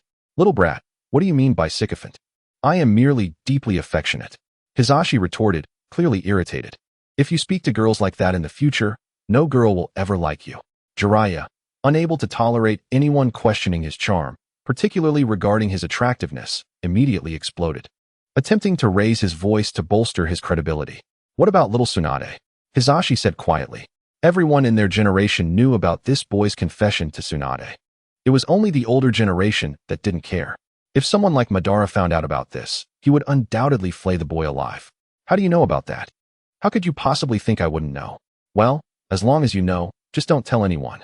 Jiraiya nervously glanced around, and upon seeing Hisashi nod in agreement, he spilled out everything that had transpired between him and Tsunade over the past year. "Lord Hisashi, do you think I still have a chance?" Jiraiya asked, sitting cross-legged with a pained expression. He had exhausted all possible methods this year, yet Tsunade remained unyielding, and he saw no glimmer of hope. "From what you described, I have gathered some insights," Hisashi said, standing with his back to Jiraiya, hands clasped behind him, embodying the demeanor of a sage. "Well, Lord Hisashi," Jiraiya exclaimed. Observing Hisashi's posture, his initial doubts transformed into unwavering confidence. "Undoubtedly, she has fallen for you. She is simply too shy to confess," Hisashi declared, turning to point at Jiraiya with certainty. "Really? Is that true?" "Of course. Think about it. Why does she only hit you and not anyone else? Why does she vent her frustrations solely on you and not on others?" Faced with Hisashi's probing questions, Jiraiya fell into contemplation. Finally, looking at Hisashi's inscrutable expression, he hesitantly ventured, "Is it because I make her unhappy?" Bang! Hisashi delivered a punch to Jiraiya's head, exasperated. Jiraiya, already sporting 2 bumps, now bore a third. "Are you foolish? This indicates she cares about you. Girls only express their negative emotions toward those they are close to. Her daily irritation with you signifies what? What does it signify?" Jiraiya, having learned from past experiences, was now cautious about speaking up. "It signifies that in her heart, you already occupy a very close position. You only need a single opportunity to ascend and become her boyfriend." After speaking, the romantic sage Hisashi slightly raised his head, a look of self-satisfaction gracing his features. Each word he uttered was drawn from years of experience. "So what is that opportunity, Master Hisashi?" Jiraiya, now fully convinced, regarded Hisashi's wisdom with newfound reverence, completely disregarding his earlier disdain for him as a sycophant. "Your opportunity lies in the casino." "The casino?" "Precisely. A wise person once told me that to woo a girl, one must cater to her interests, and as far as Tsunade's preferences go, this is undoubtedly the only one." With that, Hisashi let out a somewhat regretful sigh. A few years ago, he had heeded Mito's advice and spent every day at the Arthur Casino, showering Lily with money, only to nearly bankrupt himself within 2 years, prompting him to stop. In hindsight, had he persisted for another year or so, perhaps he would have won her over. "Then I shall head to the casino to provide Tsunade with gambling funds," Jiraiya declared, increasingly convinced of the plan, rising to sponsor Tsunade. However, he was swiftly lifted back down by Hisashi. Turning back, he saw Hisashi's face, filled with resignation. "First, Let me finish speaking. To triumph in this war called love. Such recklessness will not suffice. Then what should I do? Love is war. Knowing she has already fallen for you. You should take the opposite approach and encourage her to confess to you. The timing seems somewhat abstract. Let me adjust after I wake up. Just playing around a bit. As I happened to rewatch Kaguya-sama, there wasn't originally a plot like this, but I could not help it. Wanting to write this way, haha. It won't affect the subsequent storyline. It's just a little joke. Chapter 14. And you, my friend, are the true hero. Rustle, rustle, rustle. The sound of weeding. I searched online for a long time, but couldn't find it, so this will have to do. In the yard of a retired old man. 5 little radishes diligently bent over, enthusiastically weeding. Not far away, under a tree, Al was savoring sunflower seeds, watching the backs of these future strong ones at work. While beside him stood a smiling yet troubled Shikaku. Isn't this a bit inappropriate, Captain? Kakashi Tsukumo refers to the act of eating sunflower seeds. Aru tilted his head, seemingly perplexed by the meaning behind the words, and after a moment's pause, he finally grasped what was being indicated. He reluctantly glanced at the bag of sunflower seeds and hesitantly shook it in Tsukumo's direction. Then, would you care for some? No, Captain. That's not what I meant. Oh, it's splendid that you meant nothing of the sort, Tsukumo. Once Aru reconfirmed that Tsukumo had no intention of competing for food, he breathed a sigh of relief and redirected his gaze to the courtyard. Hey, where's the 5th one? Aru rubbed his eyes and looked again, still seeing only 4 obedient children. The remaining white-haired rascals seemed to have vanished. Why are we the only ones completing the task, while you, Teacher Lily, are not? Jiraiya, squatting 2 meters in front of Aru, initially wanted to question him, but upon receiving a sharp glare from Aru, he quickly donned his most obedient expression. He didn't wish to appear cowardly, yet the woman's gaze involuntarily reminded him of that fateful day, the day he faced her wrath. But I, your teacher, had to endure similar trials in the past. Aru jested, increasingly recognizing the resemblance between young Jiraiya and Naruto. Both were equally amusing, though Naruto was less lecherous in his youth. As for whether Jiraiya had truly endured such trials, weren't the most basic missions classified as C rank? TCH, Jiraiya murmured softly, hastily interjecting before Aru could react. Teacher Lily, when will this damn D rank mission come to an end? I yearn to undertake higher level tasks, S rank or A rank. I would gladly accept any. B rank would suffice as well. Jiraiya complained to Aru, clearly having grown weary of these meager tasks that paid only 500 or 1,000 ryo. He had heard from Master Hiruzen that Tsunade could easily spend tens of thousands at the casino in a single visit.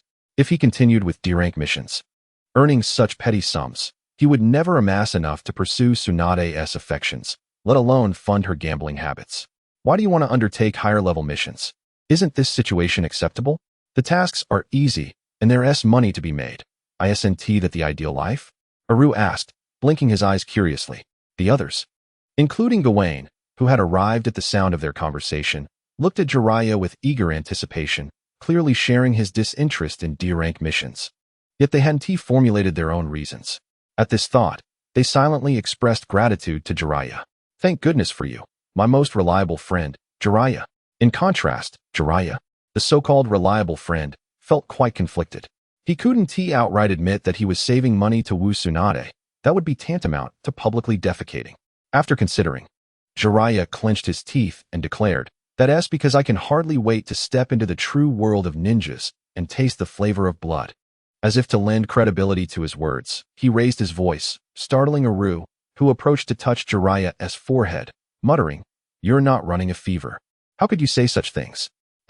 Jiraiya looked at Aru in confusion before turning his gaze to Tsunade and the others, only to find her small face openly displaying disdain towards him, with the reactions of the others mirroring her sentiments.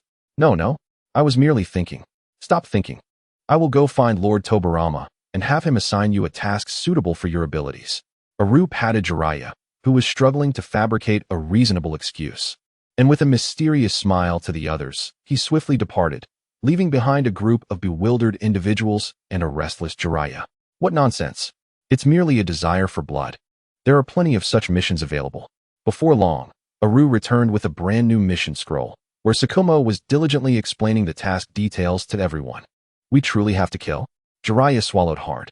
He understood that as a ninja, killing was an eventuality, yet he was far from mentally prepared for it. He was merely 6 years old. Indeed. Your mission is to complete your current task swiftly and return home to pack your belongings. We will gather at the village gate at 8 tomorrow morning. Gulp. Upon hearing the reality of the situation, Jiraiya anxiously observed the expressions of the others. Gawain was deep in thought. Orochimaru also pondering. Tsunade calculated their earnings, while Boruto trembled in a crouched position, evidently frightened. Seeing Boruto in fear, Jiraiya felt a wave of relief wash over him. Thank goodness for you, my friend, Boruto. With the thought of mutual support among friends in mind, Jiraiya immediately set off to comfort Boruto, but after a few steps, he noticed Aru had already crouched down, gently reassuring Boruto. You traitor, I misjudged you. Jiraiya's frustration flared, and he swiftly retracted his foot. On the other side, after Boruto's spirits had lifted somewhat, he sighed and slowly stood up, his mind racing with thoughts of how increasingly difficult it had become to manage the young ones. He recalled how, after becoming Aru's disciple, he didn't have to trouble his teacher, and at times, even found himself caring for his teacher in return. After silently venting for a while, Aru gathered his thoughts, extending one hand to grasp nothingness, and in the next moment, the sword of victory appeared in his grasp. Almost instantly upon its appearance, Gawain felt a surge of unease, his eyes drawn uncontrollably to the sacred sword. Gawain, come here. Noticing Gawain's expression, Aru had no intention of teasing him. In fact, this sword rightfully belonged to him. After the sword of victory manifested, it had become nearly obsolete. Gifting it to Gawain was a preparation made upon hearing of Gawain's progress, as the system had stipulated that he must wait until Gawain was 6 before bestowing the sword upon him. Upon hearing Aru call him, Gawain momentarily froze. He indeed cherished the sword, but he had never entertained the notion of taking what belonged to another, especially since it was Sister Lily's. Come here, Gawain. Don't worry unnecessarily. Faced with Aru's persistent call, Gawain hesitated briefly before finally approaching, unable to refuse his command. Once Gawain stood before him, Aru smiled as he handed the sword of victory to Gawain. Ding! The sword of victory has been transferred to Gawain. Gawain's special trait, Saint's number, has awakened. Saint's number, for 3 hours from 9 a.m. to noon, and 3 hours from 3 p.m. to sunset, strength will triple. Ding! The sword of victory has been correctly transferred. The host gains an additional sword of victory, along with 5 disguises and 5 low-level plastic puppets. Disguise can transform into the likeness of any character. Each disguise can be used for 1 month, only changing appearance without acquiring the target's abilities. Low-level plastic puppet can summon an unconscious puppet, fully controlled by the host, and appearance and abilities can be freely exchanged by the host, costing shop currency. And only the most basic version of the target's abilities can be exchanged. A puppet can only exist for 3 days. Upon reading the messages from the system, Aru's expression transformed into one of sheer delight. Facing the curious young ones, Aru left them with a simple instruction: we gather at 8 tomorrow morning, before hurriedly making his way home. Upon returning home, Aru couldn't contain his laughter. Ha ha ha! Today is a glorious day for me, Aru. Ha ha ha! Well done, brother Zongzi. Ha ha ha! After a few chapters of excessive calmness, I feel compelled to stir things up. This tranquility does not align with my purpose in writing. I am almost at a loss for crafting daily life narratives. Chapter 15. You must be hungry the following day, at 10 o'clock. All members except for Al had gathered early at the village entrance. Gavin, having spent an exhilarating sleepless night, stood in place, diligently polishing the sword of victory, oblivious to his adorable sister's pleas for money. Orochimaru was engrossed in perfecting his shuriken shadow clone technique, while the frightened Baru trembled in a corner, gripped by fear. What is there to be afraid of, Baru? If you are scared, just leave everything to me, Jiraiya remarked, unable to contain himself as he observed Baru's pitiful state. Though he himself felt his legs quaking with trepidation, he was determined not to let his friend remain in such a state. Upon hearing his friend's words, Baru gradually ceased his trembling. When he looked up, he was met with the sight of Jiraiya bathed in sunlight. As a close friend, he understood that Jiraiya was equally frightened, yet he could utter such comforting words to ease Baru's anxiety. Actually, I'll manage on my own, Jiraiya. I will adapt. Baru replied, his voice trembling yet resolute, a stark contrast to his usual demeanor. This was indeed his beloved friend, Baru. Gavin observed the interaction between the two with a hint of admiration. He could see that, despite their fear of killing, They possessed the courage to challenge themselves. Gavin had always been generous with his admiration and praise for the brave. Tsunade momentarily paused, then quickly regained her focus, turning to her brother in search of money. She hadn't visited the casino in several days, leading her companions to believe she was ill. Then there was Lily, who had yet to receive a gift from Gavin. She was determined to extract something from her today.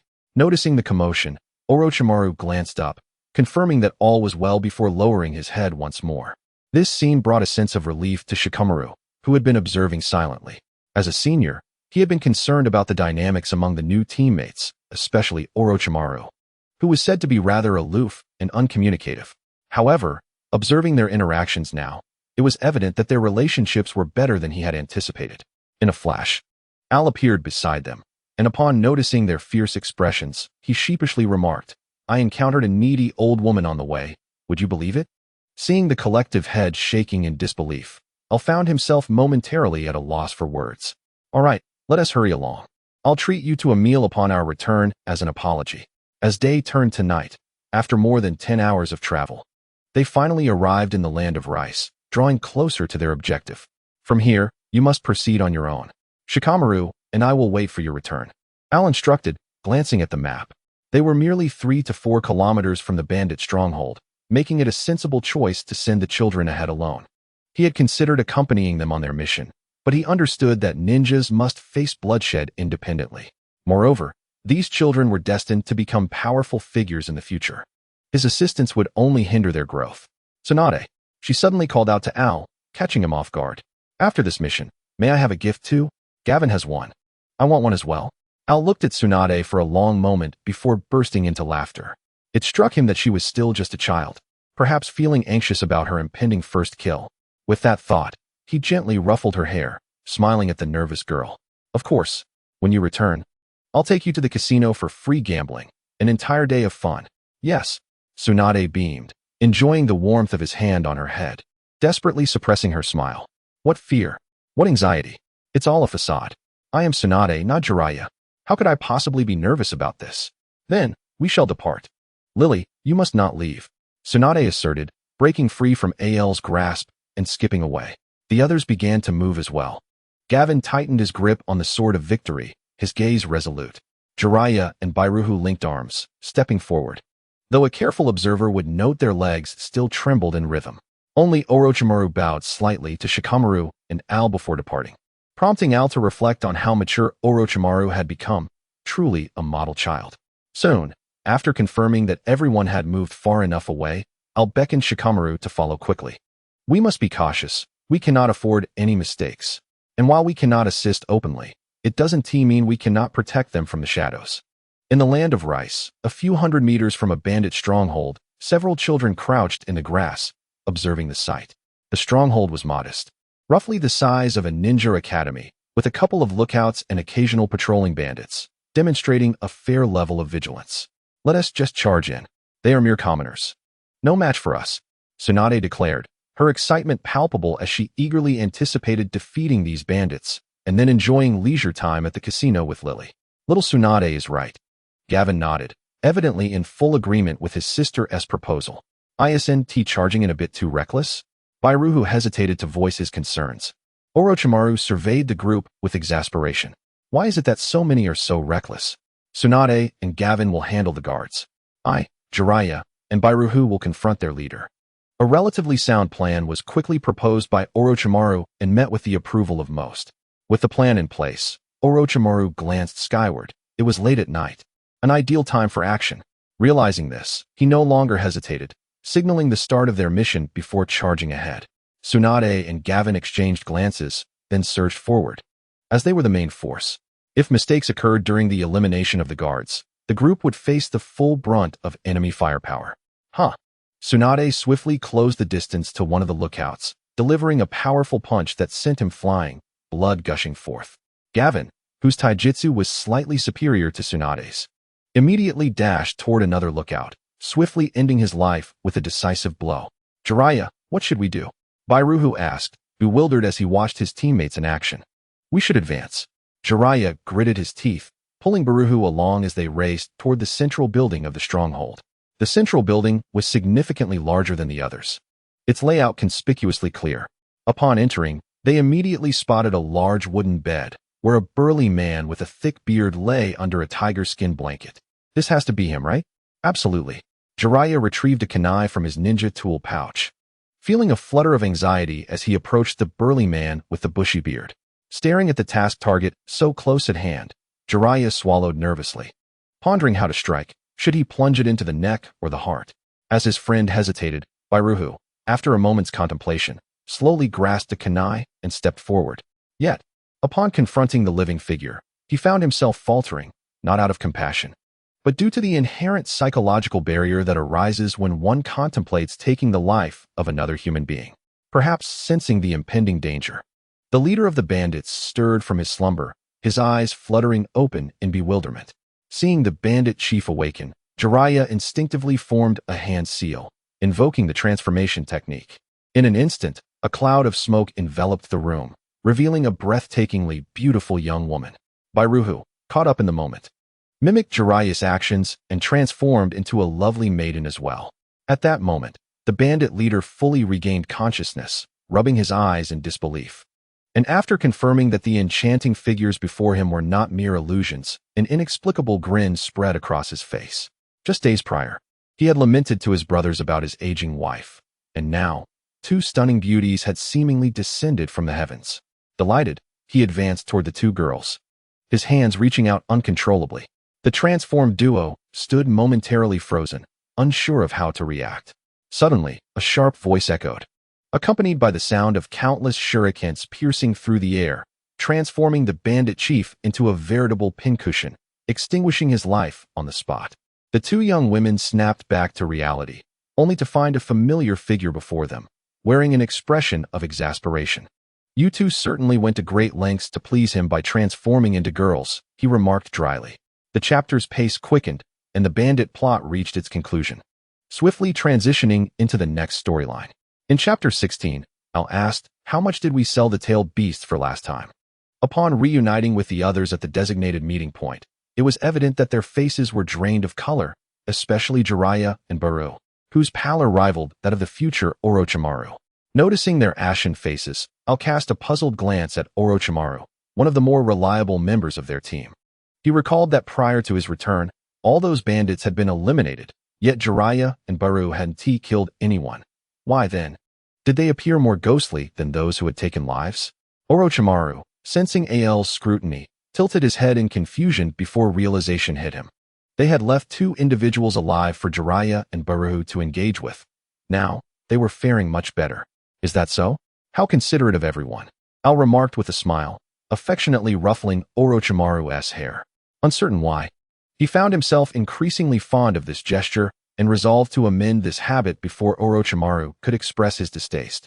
By the way, let us head back, Tsunade interjected. Although her condition wasn't optimal, her tone still conveyed excitement. Is the allure of the gambling den truly that captivating to you? Al mused, but ultimately conceded that the young ones were indeed fatigued. All right, let us set forth, Al said, a gentle smile gracing his lips. It was impossible not to be tender.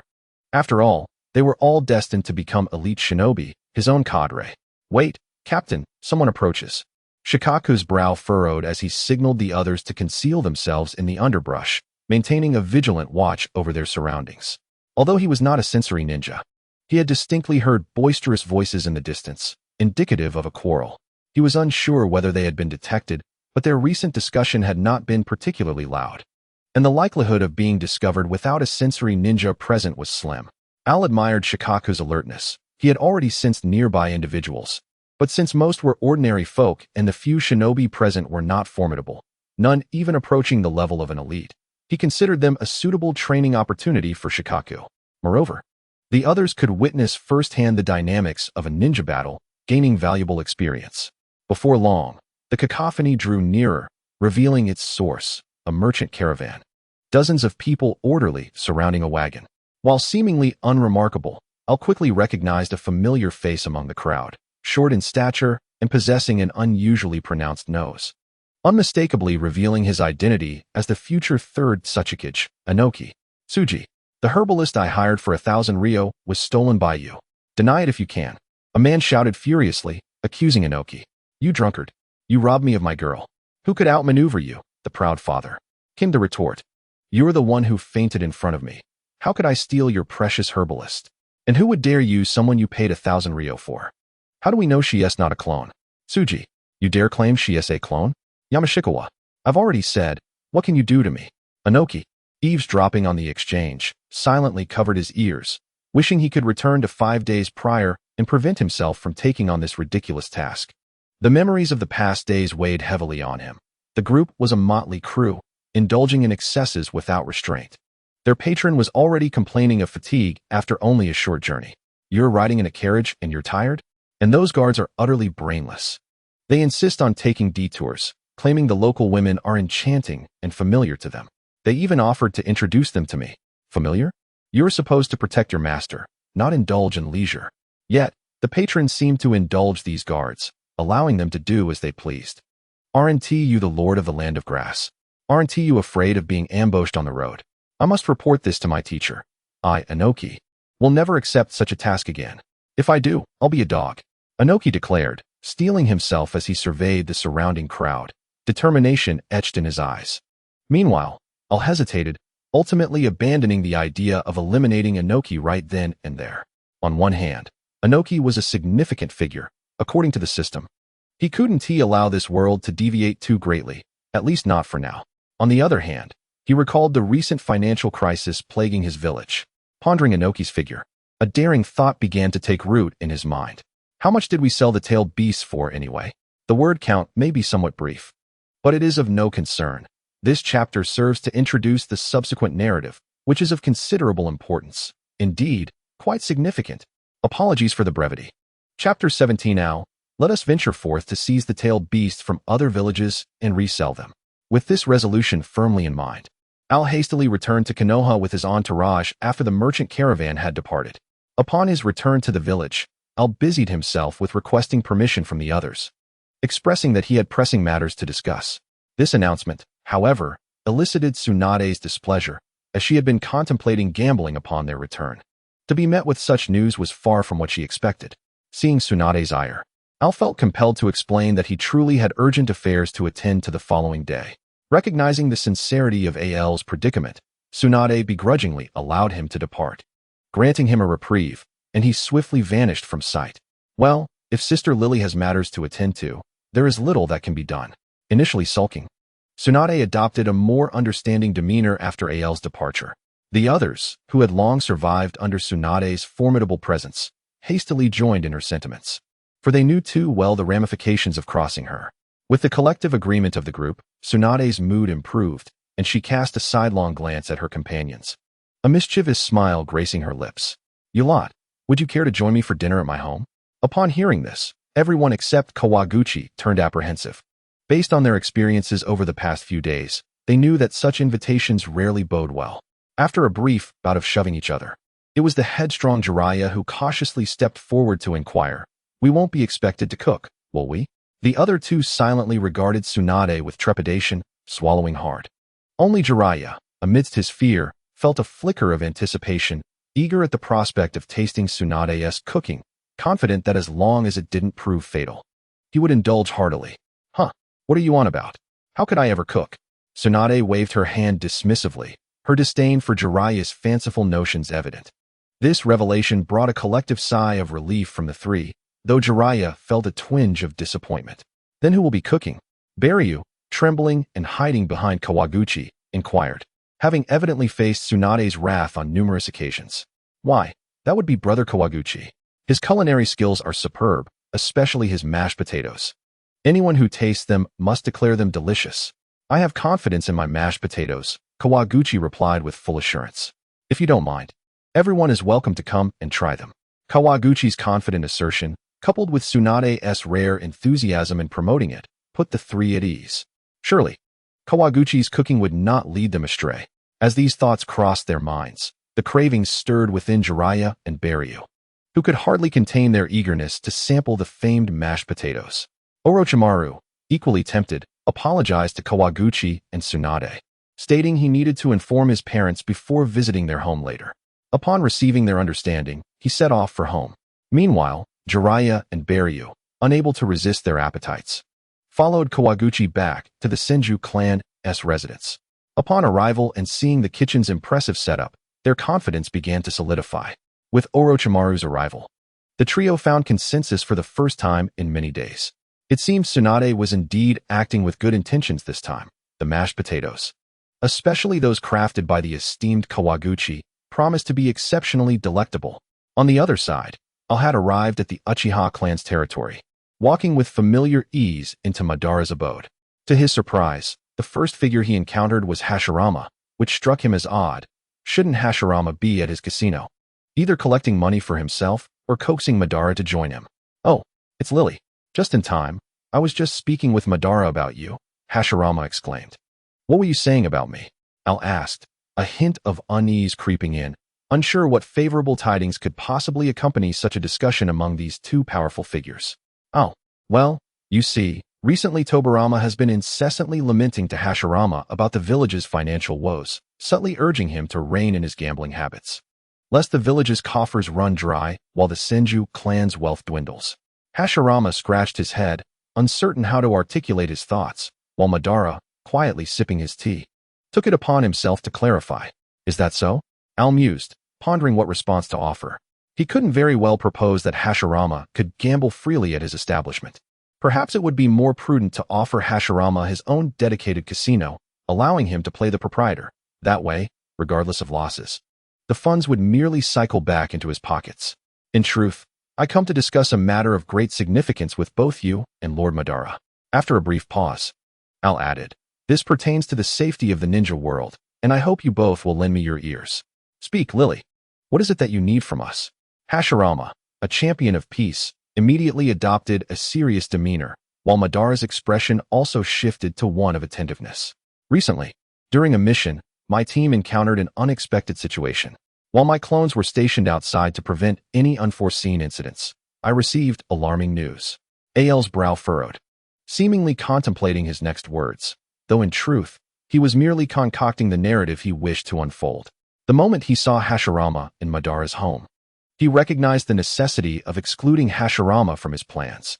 Thousands of years ago, the people of that era knew nothing of chakra, nor were there tailed beasts. Instead, there existed a colossal divine tree bearing a singular fruit. This detail, however, was secondary. What truly mattered was that a girl named Kage Otsutsuki consumed that fruit. And so, Hashirama pondered, perplexed by how this related to the safety of the ninja world, while Madara calmly enjoyed a piece of sushi, silently urging Al to continue. After consuming the fruit, the girl acquired unparalleled power and was thereafter revered as the goddess of the moon. Shortly thereafter, she gave birth to two children, one named Hagoromo Otsutsuki and the other, Hamura Otsutsuki.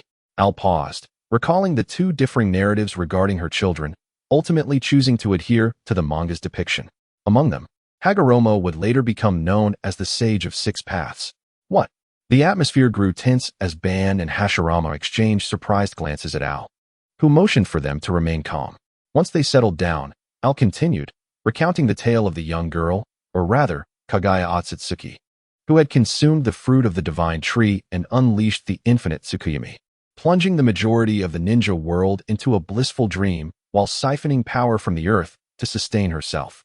Though my memory of this is somewhat hazy, having read it years ago, I did refresh some of the details. Feel free to correct me if I err.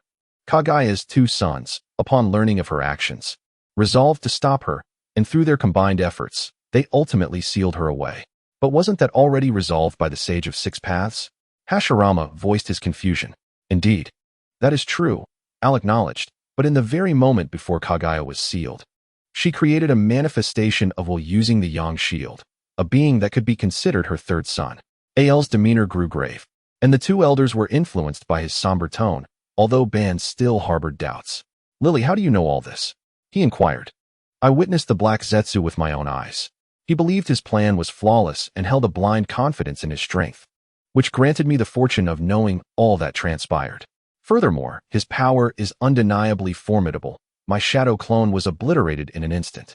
As Al spoke, a flicker of fear swept through his eyes, revealing that he had yet to fully recover from the events he described. "Lily, what is his plan?"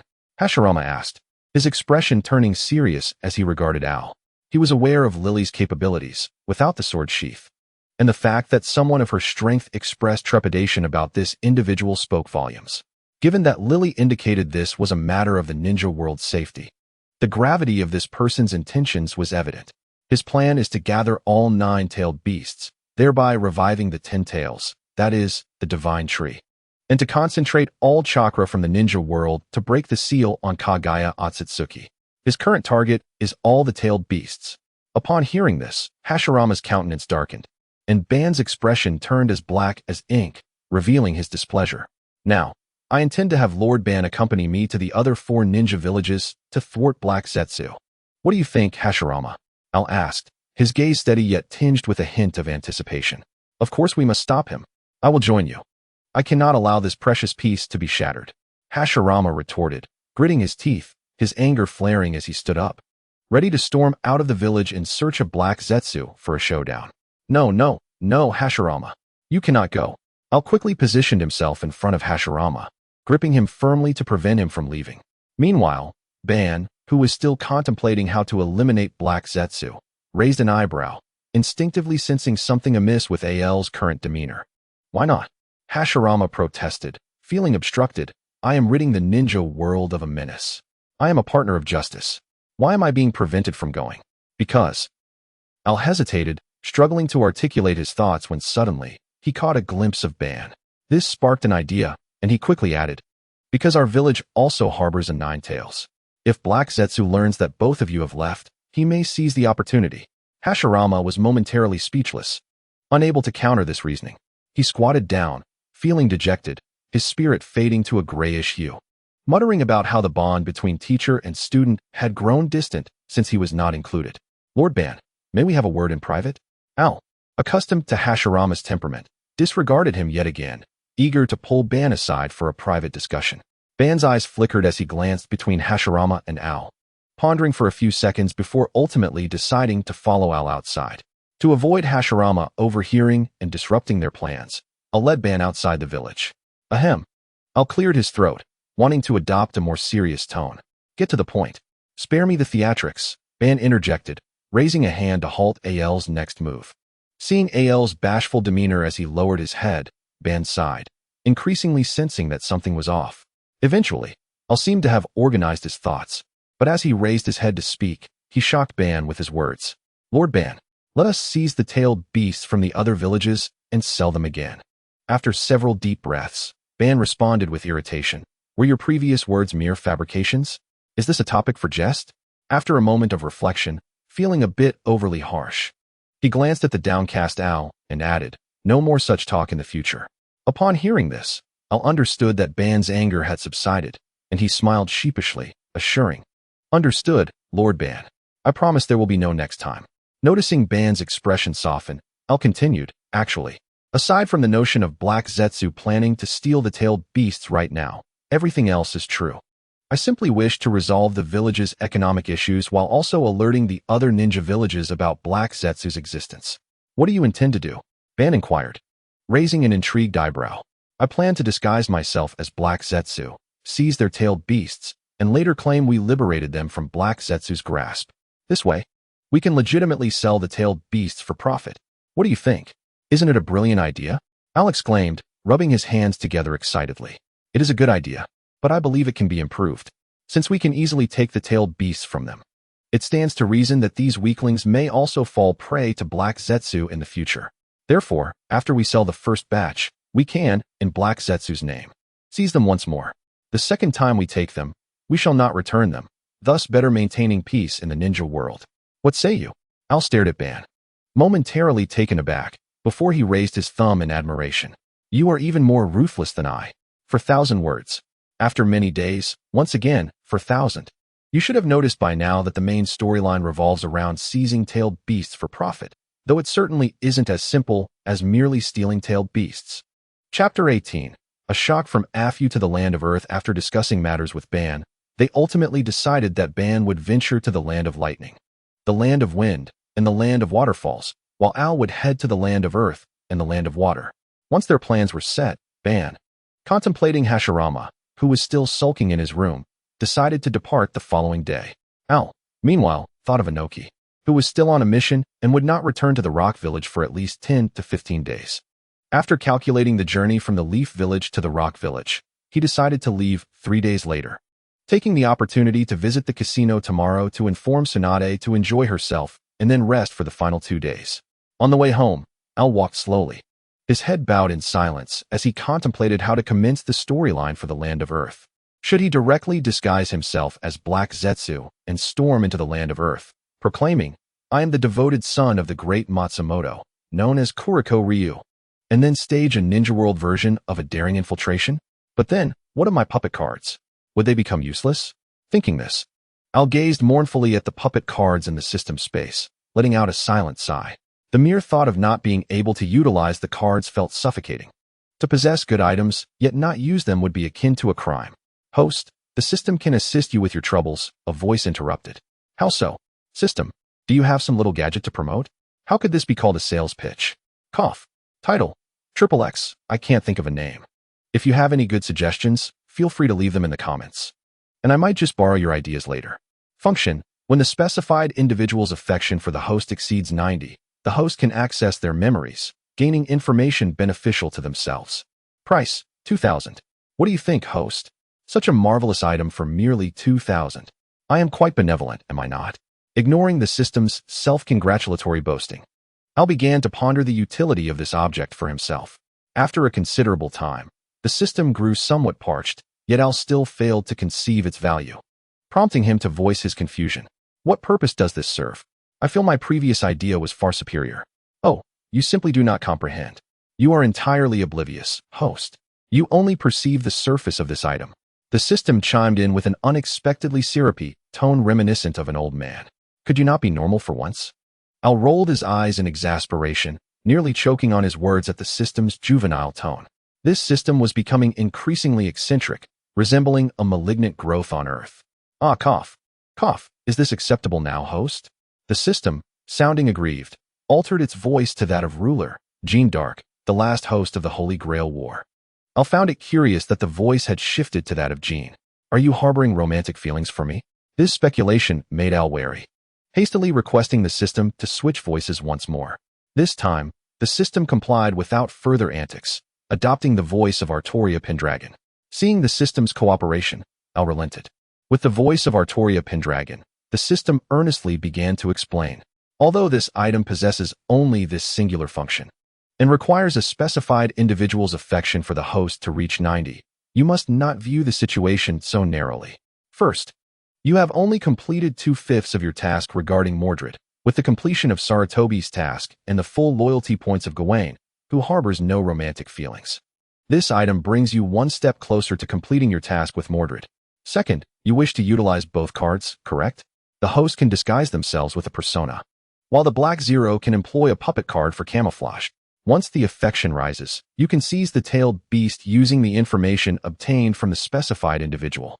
Lastly, when the affection level increases and you eventually perish at the hands of the faux Black Zero, how could the specified individual not loathe the true Black Zero? Host, can you not feel exhilarated at the thought of that scene? What? I assumed you had a grand idea, but it turns out you are merely a source of amusement. Al sighed wearily. You should be accustomed to the system's unreliability by now. Isn't this akin to pulling down one's trousers to relieve oneself? Clearly, one could simply seize the opportunity directly, yet the system insisted on taking a convoluted route to gather clues before proceeding. However, recalling Mordred made Al hesitate. Even after only a few days together, he shouldn't harbor such profound feelings for her. What was it that linked them? Was it the unknown blood relation? Al lifted his gaze, catching a glimpse of a radiant smile in the dim sky. He pondered how lonely that child must be alone in the throne of heroes. With her mischievous nature, she surely couldn't endure solitude. Thus, 2,000 it is. I shall make the exchange, dear system. Excellent. The fee is 2,000. When you wish to use it, simply inform the system of the specified individual, and this item will activate automatically. I understand. For now, I won't utilize the persona or puppet. Can I first confirm my appearance and abilities? Al inquired curiously, as he was imbued with a bold idea and felt an urgency to finalize his choices before he might regret them later. Of course, that is no problem. You are free to do as you wish, the system graciously replied, allowing Al to relax a bit as he shifted his attention to his inventory. Since I can, I shall first confirm my persona identity. He opened the persona card, which presented 3 options: appearance, weapon, and mount. Both the mount and weapon sections bore bolded text indicating no special functions, with a note that special abilities required additional payment. Al realized the implications. Indeed, this was a world governed by monetary value. Grinding his teeth in frustration, he vented before opening the weapon inventory. Upon entering, he discovered the persona indeed lived up to its name, offering a plethora of weapons, complete with a search box. With a mindset of having no abilities, Al randomly selected a long spear with a gold and white design, and for his mount, he chose a rather dashing eagle. To his surprise, aside from the lack of abilities, the foe mount performed equally as well as a genuine one in terms of speed and size. The long spear, too, was remarkably sharp, barely inferior to the authentic version, aside from the inability to unleash its true name. Finally, Al opened the appearance search box and skillfully typed in Astolfo. The moment the pink-haired figure materialized, he hastily selected an outfit and confirmed. Satisfied with the finalized appearance of his persona, Al nodded in approval. After selecting the persona, Al proceeded to the puppet options, which also contained 3 selections but lacked the bolded text. All abilities and noble phantasms were available, albeit in a severely reduced version. Al was unconcerned. He merely needed to choose a strong one.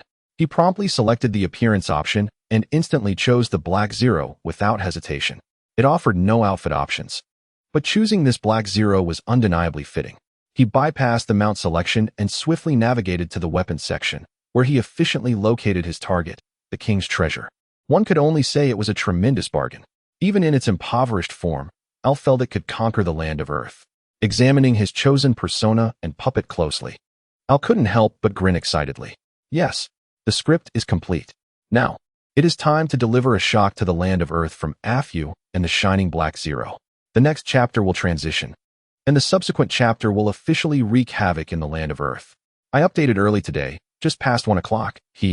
As for the impoverished version of the Shining Treasure, well, it's still the Shining Treasure, and even in its destitute form, it remains unrivaled in the ninja world.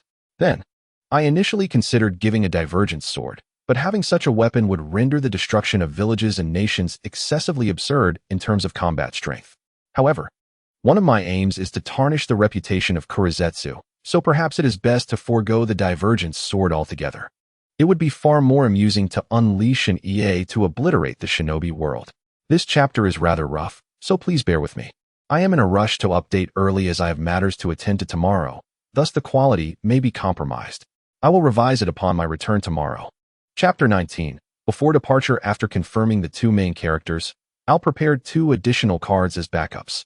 Once he was certain there were no issues, he returned home to begin work on the script for the Land of Earth. Perhaps due to overwhelming excitement, Al found himself wide awake even after completing the outline at 3 in the morning. Despite feeling drowsy, he could not manage to find sleep, tossing and turning in bed without success. This resulted in a sleepless night, and sensing that sleep would elude him, he decided to head downstairs for some sword practice. Continuing until he was dragged to the casino by a bemused Tsunade at 7 in the morning, still devoid of any fatigue. He couldn't help it.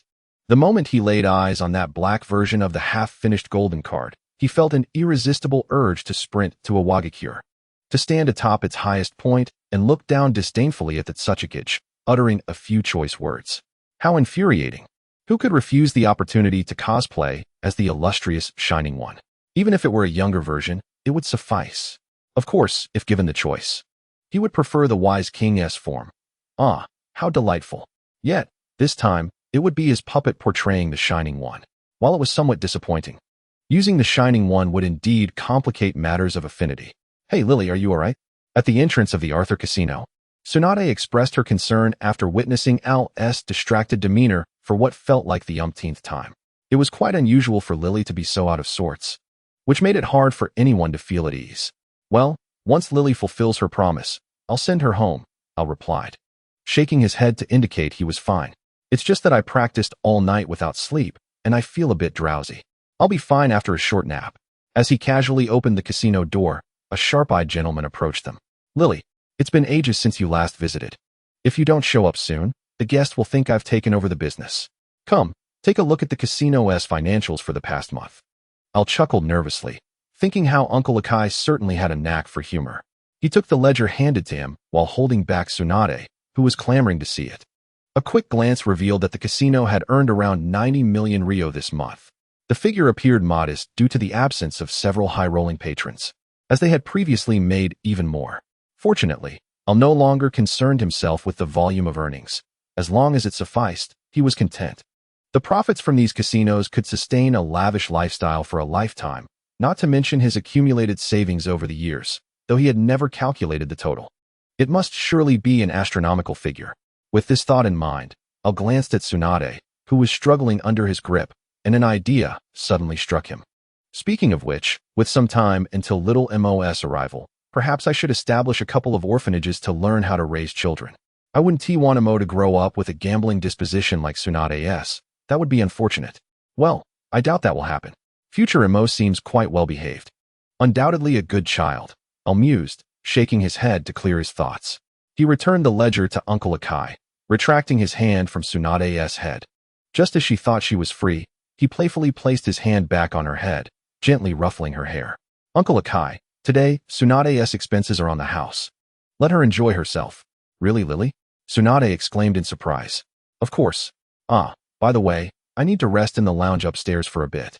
So I'll leave Tsunade in your capable hands, Uncle Akai. Hey. Tsunade looked at Al with a hint of displeasure, stomping her foot in a show of indignation. Seeing her reaction, the experienced Al scratched his head, casually raising 3 fingers to indicate she could enjoy herself at the casino for 3 days. Tsunade's eyes lit up, and she generously forgave Al before dashing off to wreak havoc in the casino. Al chuckled helplessly, further solidifying his resolve to establish a couple of orphanages. He was determined that little Mo should not grow up in the same manner as Tsunade. In the casino lounge, Al closed his eyes, recalling the demeanor and gestures of Astolfo, preparing to begin his clumsy imitation. As he had donned someone else's persona, he felt it necessary to pay homage to the original. Though not aiming for perfection, he sought a resemblance of at least 30%. Then, Al recalled Astolfo's words, uncertainly taking a few tentative steps before stiffly extending his index finger forward, affecting a high-pitched voice. Those summoned, please introduce yourselves. Something felt amiss. Al silently withdrew his finger and lowered his leg back to the ground. It seemed he needed to point at the sky, then lift his leg, accompanied by a commanding attention, everyone. After reviewing the details again, he confirmed everything was in order, and with newfound confidence, he donned a smile. All right, let us do this again. Al inhaled deeply, raised one finger towards the sky, and lifted his left leg, pouting slightly. Attention, everyone. Click. Lily, what are we having for lunch? Just as he was about to practice the next move, Al was startled by the sound of the door opening. Before he could lower his hand or leg, he heard Tsunade's bold voice. Turning awkwardly, he found Tsunade staring at him, her adorable mouth agape in disbelief, her eyes wide with incredulity. For a moment, the atmosphere in the room became exceedingly awkward. After what felt like an eternity, Tsunade finally regained her composure, nervously swallowing, and quietly raised her trembling hand. Taking a step back, she gently closed the door behind her, muttering almost inaudibly, sorry for interrupting. Lily, please continue. That's not how it is. Okay, transition complete. By the way, when using Astolfo's persona, should I revert to Astolfo's name or continue as Al? What do you all think would be better? Chapter 20, Astolfo is a boy. Half a month later, in the land of Earth, Iwagakure within the mission room, a disgruntled, short young man was meticulously sifting through a pile of mission scrolls. He glanced at the more challenging S-rank tasks, but tossed aside any escort missions, no matter how lucrative the reward. This piqued the curiosity of Mr. Yamamoto, who managed the mission room. After observing for a while, he couldn't resist asking, Ohyuki, that escort mission you just passed on is one of the easiest A-rank tasks. Escorting a wealthy merchant from the land of water will earn you a cool 10 million Rio. Why would you toss it aside without a second thought? Escort missions? Not even a dog would take those. Whoever wants to do them can go ahead. Ohyuki scoffed dismissively, determined to find a new task. Thanks to past experiences, he had sworn never to accept escort missions again. If he did, he'd be no better than a dog, his own words. And even the sage of 6 paths wouldn't change his mind. Are you not considering the one in your hand? I, Anoki, am a man of my word. When I say I want to take on a task, I shall not. It has come to my attention that the employer of this particular mission is a rather charming young lady, and the bounty is quite substantial. 30 million Ryo. Mr. Yamamoto feigned a sigh of regret, for even he, an old hand, found himself somewhat tempted by the allure of such a reward. 30 million Ryo. Were it not for the stipulation that one must possess the strength of at least a jonin, he would have clandestinely claimed it for himself. Now, he can only hope to leave a favorable impression on Inoki, the grandson of the first Hokage and the disciple of the second, so that he might see a raise in his salary in the future. Cough, cough, how much? Inoki tightened his grip on the scroll, nervously glancing around to ensure no one was eavesdropping before leaning closer to Mr. Yamamoto for confirmation. It is indeed 30 million Ryo. You have not misheard, he assured. And I assure you, this young lady is truly adorable. You can trust me. I, Yamamoto, never deceive. Yamamoto chuckled, flashing Inoki a knowing smile. What young lady? I am merely attracted to the 30 million Ryo. Inoki's expression stiffened, realizing his earlier hesitation had been caught by Yamamoto, yet he stubbornly refused to concede. Yamamoto raised an eyebrow but chose not to press further, understanding that teasing could only go so far. Provoking someone too much could lead to unwanted consequences. I must seek out my teacher for a moment. I shall not pursue the mission any longer, Inoki declared abruptly before dashing out. Observing that he still clutched the scroll, Yamamoto felt a surge of satisfaction, regardless of the outcome. As long as Inoki was pleased, his prospect of a salary increase seemed assured. Watching the young man's hasty retreat, Yamamoto couldn't help but reflect, to be young again. Shortly thereafter, in a designated resting room for employers in the Iwagakure village, a pink-haired figure clad in feminine attire sat upon the bed, merrily swinging her legs and humming a cheerful tune she had composed. Knock, knock, knock. A gentle yet distinct knocking echoed, prompting the pink-haired individual to leap to the floor in an instant. Coming. I'll open the door right away. Click. So? Has my task already been claimed by someone? The pink-haired one exclaimed eagerly as she flung open the door, only to find the uncle who had arranged her accommodations, his discomfort palpable under her sparkling gaze. Mr. Astolfo, Lord Tsuchikage has informed me that your task has been accepted. Please follow me to the Tsuchikage's office. The uncle endeavored to maintain a neutral expression, though he faltered momentarily upon uttering the title of Mr. even after 7 or 8 days. He still found it hard to believe that this individual, more exquisite and charming than most girls in the village, was indeed a man. Truly astonishing. Oh, I see, uncle. Please lead the way. Astolfo joyfully twirled around, closing the door behind her before bouncing off, her exuberance palpable. Uncle, are you not coming? Noticing the uncle lagging behind, Astolfo turned, blinking curiously. Just a moment, the uncle replied, taking a deep breath as if bracing himself before trudging to Astolfo's side to guide her. Astolfo grinned, humming her merry tune as she skipped along, her pink braids swaying rhythmically, causing the uncle to feel the weight of his steps even more heavily. After some minutes, the uncle found himself inexplicably relieved as they approached the Tsuchikage's office door. Glancing at the expectant Astolfo beside him, he firmly knocked on the door. Knock, knock, knock. Come in. Upon receiving a response, the uncle took a step back, gesturing for Astolfo to enter while he excused himself. Astolfo flashed a bright smile at the uncle, waving energetically in farewell. Surprised that she would bid him goodbye, the uncle hurriedly waved back, quickening his pace. Astolfo blinked, puzzled as to why the uncle seemed to be in such a rush, but as soon as he disappeared from sight, she shrugged it off, turning to the door. After a brief adjustment of her appearance, she pushed the door open. Click. As the door swung open, the Tsuchikage immediately recognized the pink-haired figure. For this boy had left a deep impression on him. Not only had he been generous with the 2 million Ryo deposit, but he also instilled confidence that he would fulfill the remaining payment. Considering their village's strength, he felt assured that no one would default on their payment. Good morning, Lord Tsuchikage. Mr. Astolfo, this is the jonin who has accepted your task. Although he is alone, his capabilities are beyond question. At the mention of Inoki's prowess, a sense of quiet pride swelled within the Tsuchikage. This was his disciple, already exhibiting the strength of an elite jonin at such a young age, rivaling even the likes of Sarutobi Hiruzen from Konoha. He felt Inoki stood shoulder to shoulder with the renowned prodigy, Artoria. Though he had yet to master dust release, he was merely a step away from attaining the level of a Kage. Oh, are you the ninja who has accepted my task? What is your name? Initially listening to the Tsuchikage, Astolfo's eyes suddenly sparkled with curiosity as she zipped in front of Inoki, inquiring eagerly.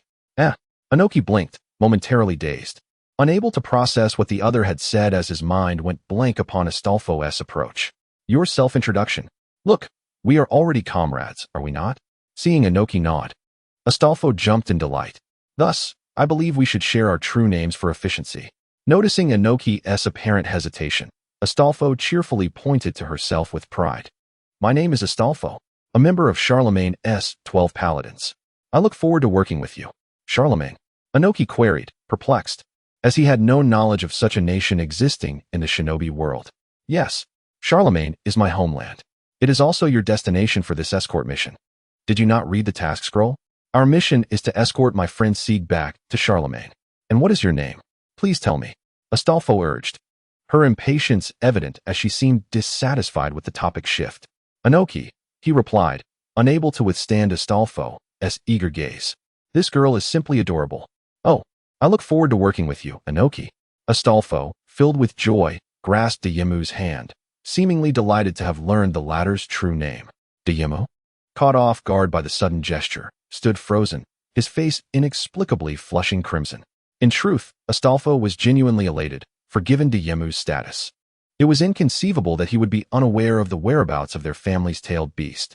Although Astolfo could have directly used a puppet or assumed a different identity to demand the information, he refrained. Mr. Astolfo is a male, Deyemu thought, disconcerted by his own emotions. Observing Deyemu's despondent expression, Wui realized what he was contemplating. Despite his reluctance to shatter his disciple's dreams, he had to admit, I'm sorry, Deyemu, but this is indeed a male. What? No way.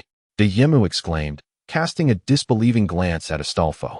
His eyes, wide with terror, sought a denial from Astolfo, yet the latter, having embraced his masculine form after a rare occasion, could not shamelessly affirm his femininity. Thus, he merely paused for a moment before nodding in affirmation, responding to Wui's statement. Isn't that obvious, Deyemu? No. Deyemu's heart screamed in despair.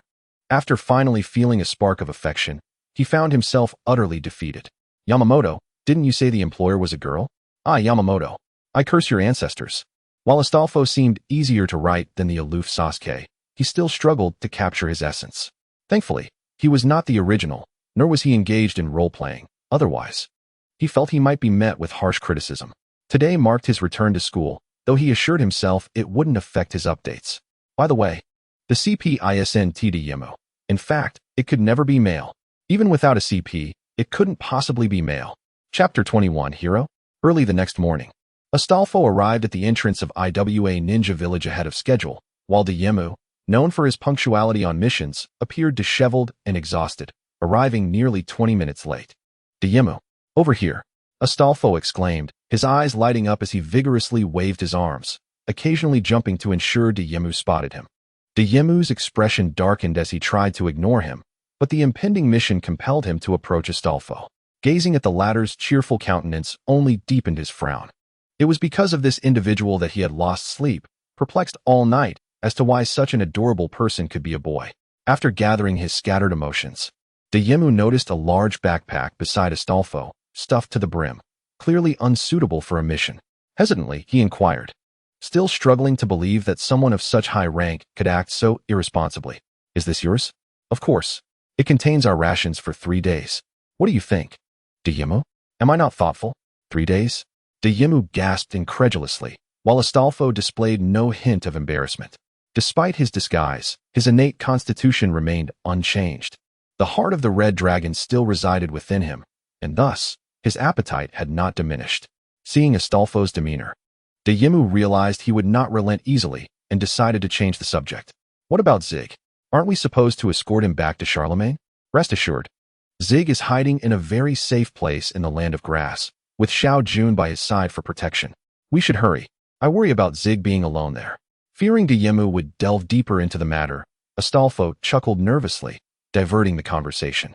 This was his first time undertaking such a task. He merely feared wasting the 3-day puppet card time on the journey. Hence the mention of Zig being in the land of grass. He hadn't thought much of it.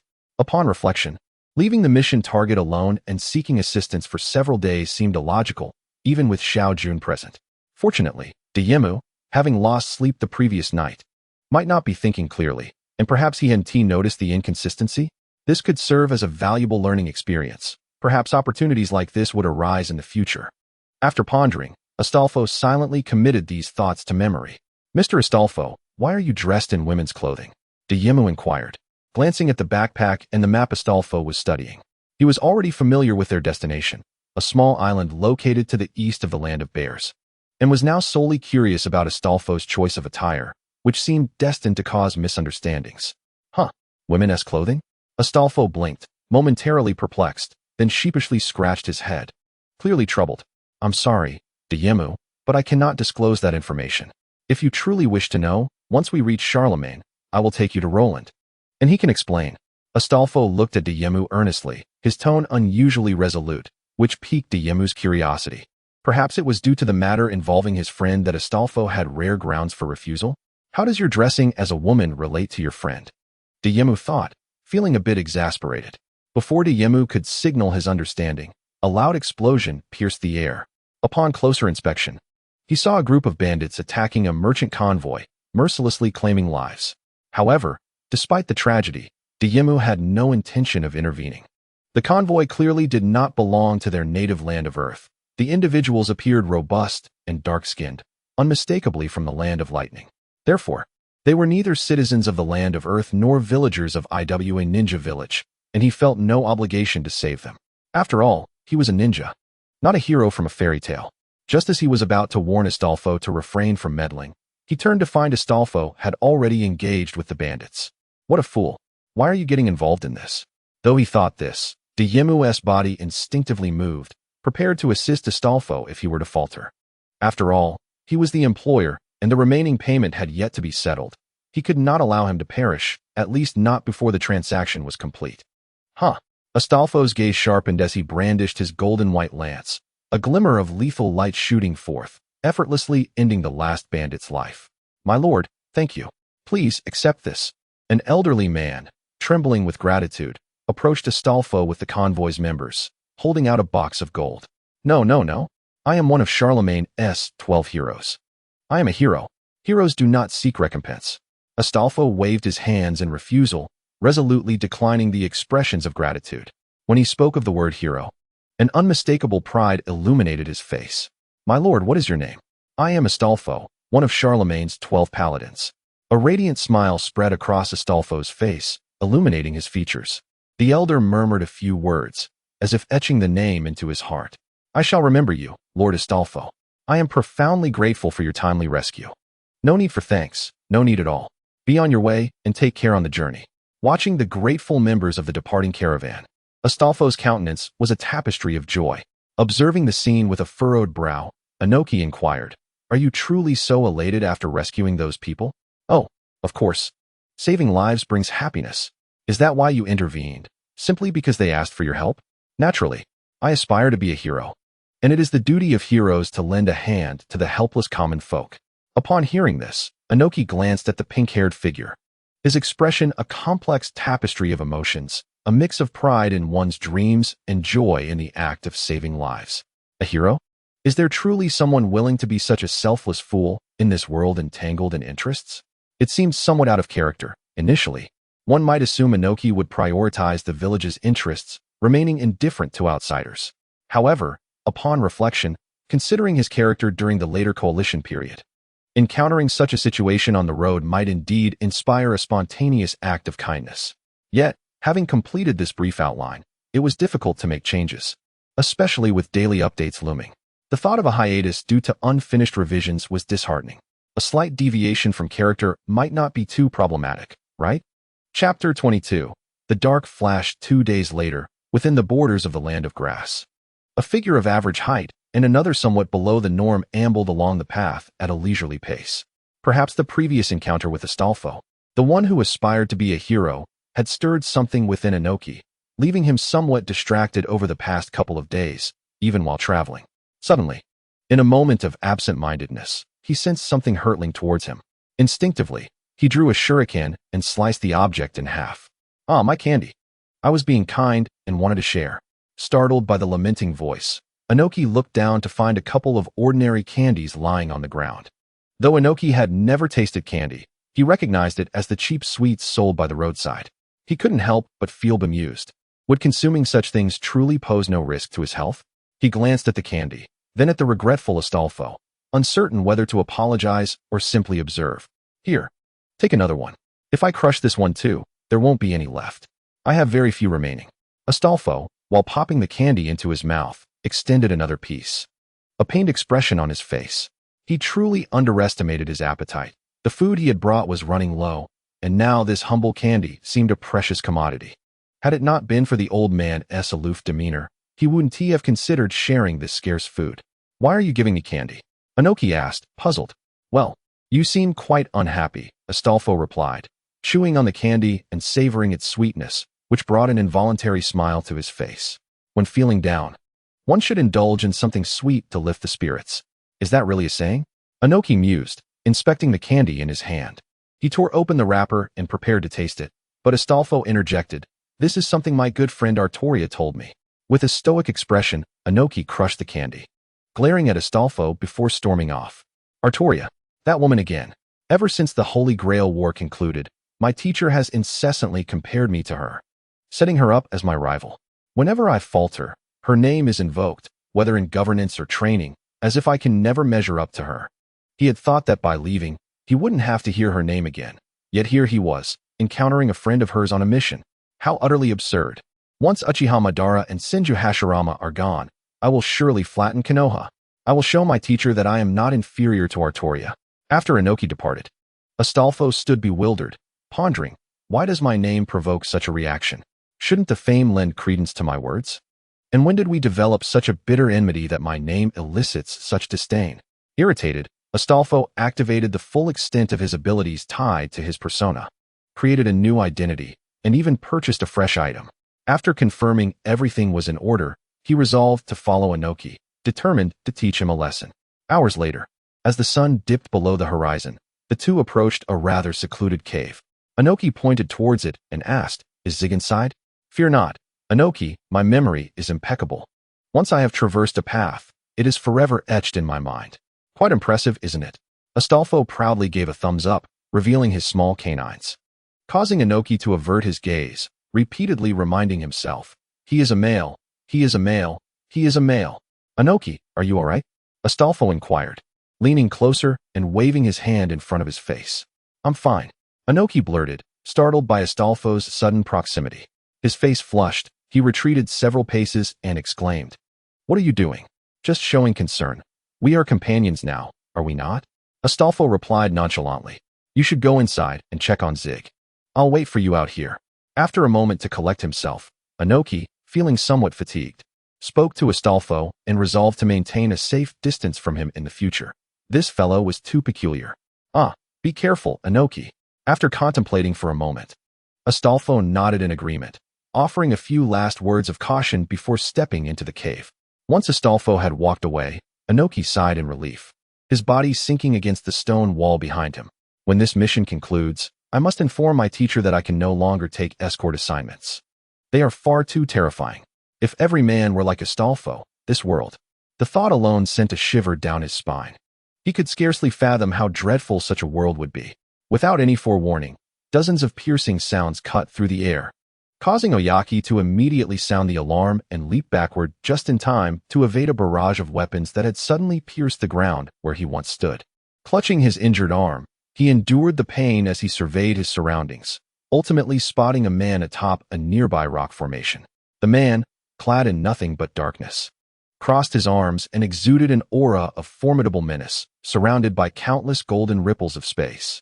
After a prolonged moment, the man looked down upon Oyaki with disdain. "Who allowed you to meet my gaze, mixed blood?" His words dripped with arrogance, a level of hubris that even the likes of Uchiha Madara might not possess. "You lack the right to look at me. A mere insect should remain forever bowed before the ground."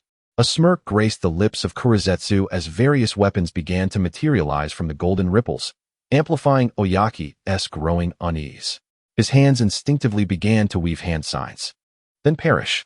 Countless sharp weapons erupted from the golden ripples, hurtling towards Oyaki like a meteor shower infused with golden magic. As he completed his hand signs, a wave of anxiety washed over him. Earth release, stone golem technique. Almost instantaneously, a colossal rock creature emerged, its massive form facing the onslaught of golden meteors, granting Oyaki a brief moment of relief. Boom. In mere moments, the rock giant, which Oyaki had placed immense hope in, was pierced by the meteors, obliterating his technique. The relentless weapons continued their assault, mercilessly piercing the edges of Oyaki's clothing and pinning him against the stone wall. Curse it! Oyaki grimaced as he turned his neck, the only part of him that still had mobility, and caught sight of the visible delight on the dark-skinned man's face. It dawned on him that his opponent had likely not even exerted full effort. Rather, he was merely toying with him. But why must he die? They had no prior interaction. Did he desire the bounty on his head, valued at 500,000? Very well, let your pitiful demise amuse me. Mixed blood. Kurizetsu said with glee, raising a finger as more weapons materialized from the golden ripples. Then, with a gentle motion, that finger descended. Swish! The golden river reappeared, the approaching light counting down the moments of Oyaki's life. Sensing the imminent danger, he quietly closed his eyes. Although the threat was absurdly sudden, he braced himself for death. As a ninja, one must always be prepared to lose their life. It is a fundamental lesson every competent ninja must learn. Farewell, teacher. It seems I will not have the opportunity to surpass Artoria. His heart trembled with fear on this moonless night, yet he would not falter. A gust of wind swept across Oyaki's face, stinging his cheeks. Before he could ponder further, a familiar voice echoed in his ears. Upon opening his eyes, he was met with the sight of a peculiar creature, its upper half resembling a griffin and its lower half a horse, standing protectively in front of him. Upon closer inspection, he recognized two figures riding atop this strange beast, Astolfo and an unfamiliar individual, likely the target, Sieg. Astolfo held a grimoire, and as he began to chant, the pages of the book disintegrated, swirling around him like golden leaves. Release the noble phantasm. Declaration of destruction, Casa di Logistilla. The golden river collided with the pages of the grimoire, and astonishingly, the previously formidable meteors could not harm the pages in the slightest. The violent winds and surging energy danced together in a magnificent display. Ah, did you see that? The power of this book! Astolfo exclaimed, reveling in the moment, his pink hair flowing in the wind, while Sieg, equally a protagonist, gazed at him with admiration. How impressive, Mr. Astolfo! Astolfo scratched his head, then suddenly recalled something, exclaiming, "All right, Oyaki." With more than half the pages remaining intact, Astolfo confidently directed his steed closer to Oyaki. However, with time running short and Kurizetsu closing in, Astolfo swiftly grabbed Oyaki by the neck and yanked him forward. Rip! The sound seemed to come from Astolfo, who, due to the clothing being pinned down, inadvertently separated Oyaki from his garments as he pulled. A chill breeze swept through, and before Oyaki could gather his wits, he instinctively wrapped his arms around himself. Mixed blood. Hand over that wretched creature on the griffin's back. The awkward atmosphere was shattered by Kurizetsu's voice. Glancing back at the pursuing Kurizetsu, Astolfo hesitated but ultimately tossed Oyaki behind Sieg. Although he was the cause of the chaos, he clearly wished to keep his distance from the exposed individual. However, upon being thrown behind Sieg, Oyaki suddenly noticed something. The creature on the griffin's back had not approached him. It seemed to be conversing with Astolfo. Was its true target Sieg? Excellent. Now that everyone is present, onward we go. Soon leaving Oyaki behind, Astolfo energetically pointed forward, and the sentient mythical beast galloped straight ahead. First, find me some clothing, Astolfo. Oyaki whimpered, shivering in discomfort as he sat behind Sieg. Kurizetsu, unable to keep pace while running on two legs, merely seethed in frustration, tossing a couple of weapons at Astolfo and the others as a means of venting. After a while, having been distanced from them, Kurizetsu abandoned the pursuit, opening a map to examine it, finally fixing his gaze on a small deserted island. Prepare to offer your life for my arrival, mixed blood. How did you know I drew Bradamanti and Little Mo from the 20 pulls? Chapter 24. Remain here and do not move 3 hours later. Astolfo and his companions successfully entered the borders of the land of waterfalls. The griffin's speed should have been swifter, but the anxious Oyaki intermittently cried out in distress. Hold on, Astolfo. Find me a place to get some clothes. I need clothes. Stop chatting with Sieg and listen to me. This type of conversation invariably revolves around clothing. which compelled Astolfo to urge the gallant eagle to reduce its speed, allowing for a more thorough search for nearby villages or towns. After yet another insistence from Daimyo, Astolfo, diligently scouring the area, could not help but express his frustration. Little did he expect that Daimyo would explode with rage upon hearing his words, glaring fiercely at Astolfo and exclaiming, "Who do you think is at fault here? Apologize at once, you scoundrel." After hurling his accusations, Daimyo, panting heavily, glanced at Astolfo and, upon seeing his unyielding demeanor, felt his ire intensify. How infuriating! To think I was deceived by him that day. Now, let us all calm down, interjected Zig, caught in the middle and sweating nervously, compelled to act as a peacemaker, especially since Daimyo's spittle was landing on him. Apologize at once, you scoundrel. I am deeply sorry. Astolfo, realizing Daimyo was genuinely angered, cautiously glanced over, only to meet a pair of eyes that seemed ready to kill. Adhering to the principle of yielding when necessary, Astolfo reluctantly lowered his head in submission.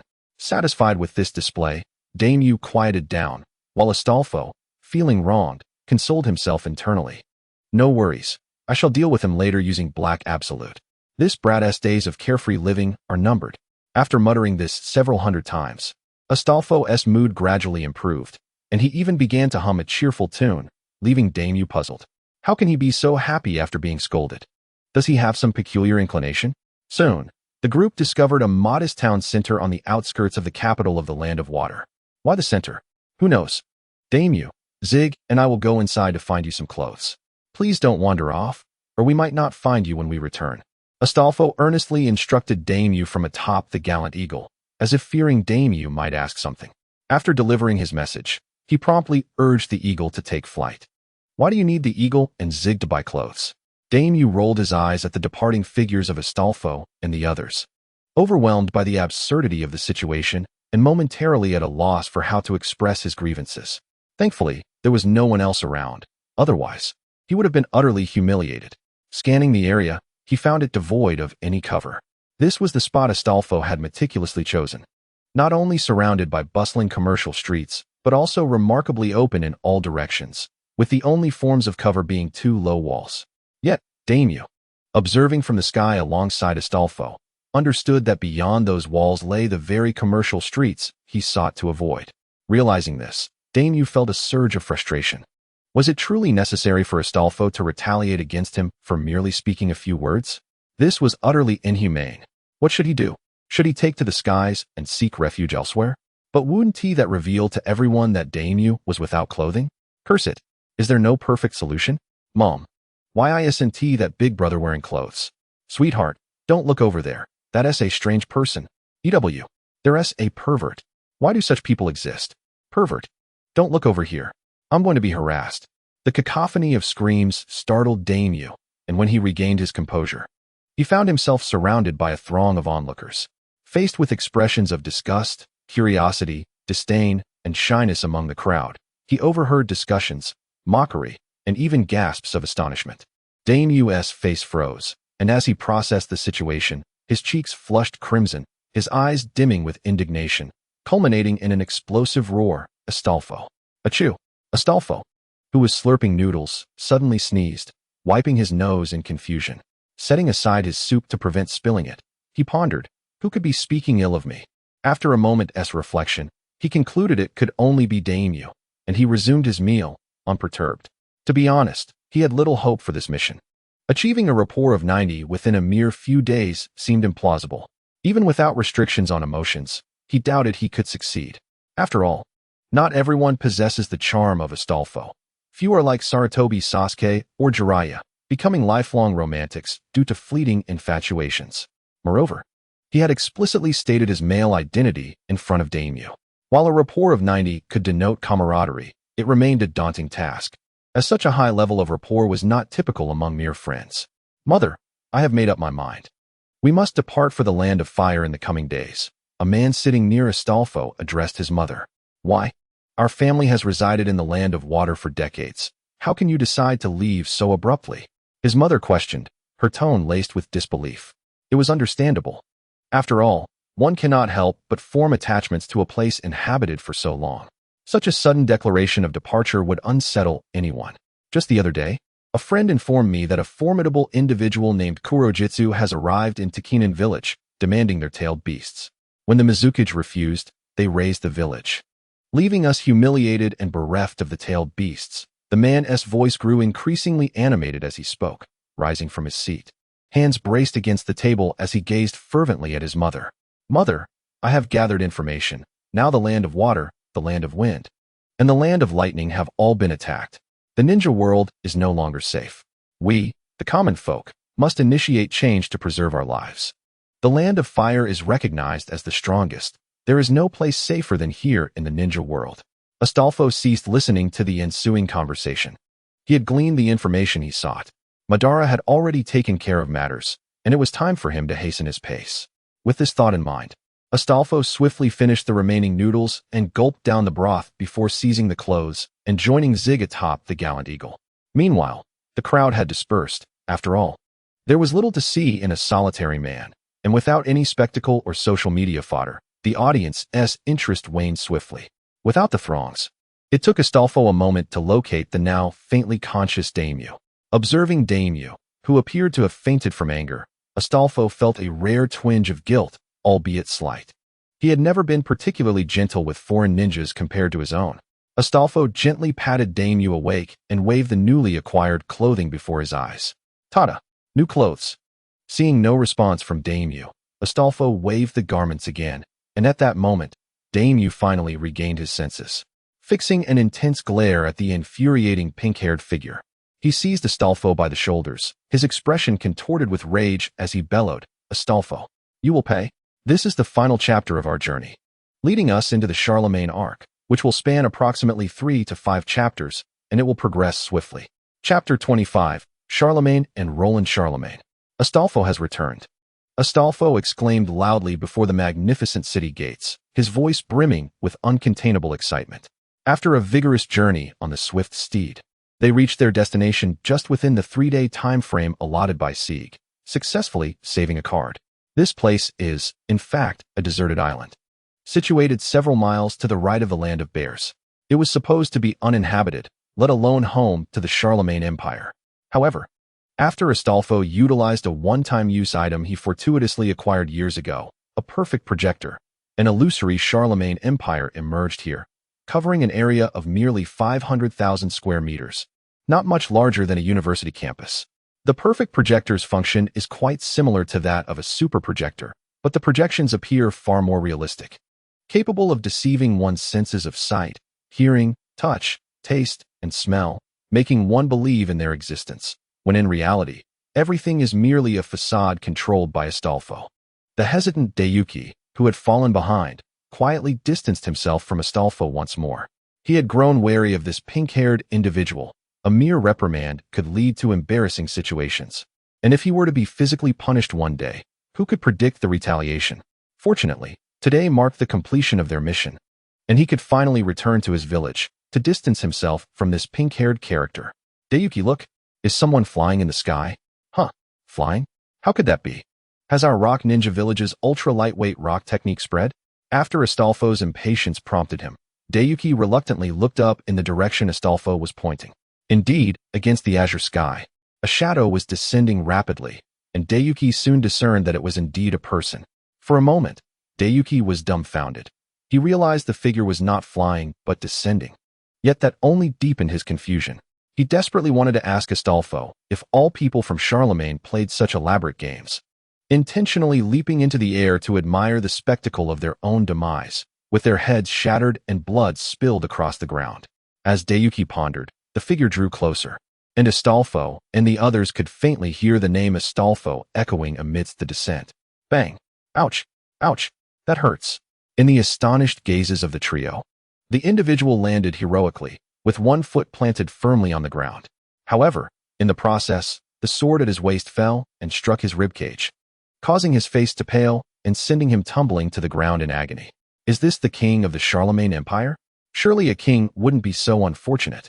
Daiyuki watched the unfolding scene with uncertainty, yet the image of the king Astolfo had once shown him began to coincide with this person's figure. No way. Could there really be such an unreliable king? My king. Astolfo stepped forward solemnly, gazing at Charlemagne with disappointment. This alleviated Daiyuki's anxiety, and he felt a sense of relief watching Astolfo's back. Even someone as unreliable as Astolfo would surely be unable to tolerate his king's disgraceful behavior before outsiders. Thank goodness. This nation, named Charlemagne, still had hope. From Daiyuki's perspective, Astolfo looked down upon his king and spoke each word with gravity.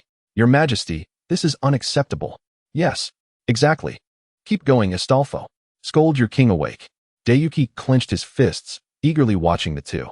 Although he felt some displeasure towards Astolfo, he equally believed that Charlemagne's actions at this moment were unbecoming of a ruler. Thus, he temporarily sided with Astolfo in this matter. You are far too dashing, Your Majesty. Astolfo beamed, his eyes sparkling with joy as he grasped the still rolling Charlemagne's hand. Caught off guard, Charlemagne instinctively curled up his body, momentarily stunned before fixing Astolfo with a resentful gaze. You've taken my hand. Why not help me up as well? Despite knowing that such a gesture with a sword could be perilous, the audacity with which he welcomed their king was undeniably impressive. Right? Next time, I will make an even grander entrance. Perhaps like King Gilgamesh, standing atop a street lamp would be even better? As Charlemagne pondered this, Astolfo joined him in contemplating the most stylish entrance, leaving Daiyuki speechless. He instinctively sensed that this nation was beyond saving. Your Majesty, I have arrived. A sudden, mature voice imbued with an inexplicable cheerfulness shattered the peculiar atmosphere. The group looked up to see a golden-haired youth clad in hollow shoulder armor, a hint of stubble on his chin, approaching briskly. Ah, Astolfo, is that you? It's been ages, the young man exclaimed, helping Charlemagne to his feet while casting a delighted glance at Astolfo. Oh, Roland, over here. This is my friend, a remarkable ninja from Rock Ninja Village who accompanied me to escort Sieg back, Daiyuki. Astolfo stepped back to Daiyuki's side, patting his shoulder with a cheerful smile as he introduced him to Roland and Charlemagne. So he is a friend of Astolfo. Indeed, Roland observed Daiyuki with a smile, extending his hand. I am Roland, one of the 12 warriors of Charlemagne, just like Astolfo. He paused before grinning.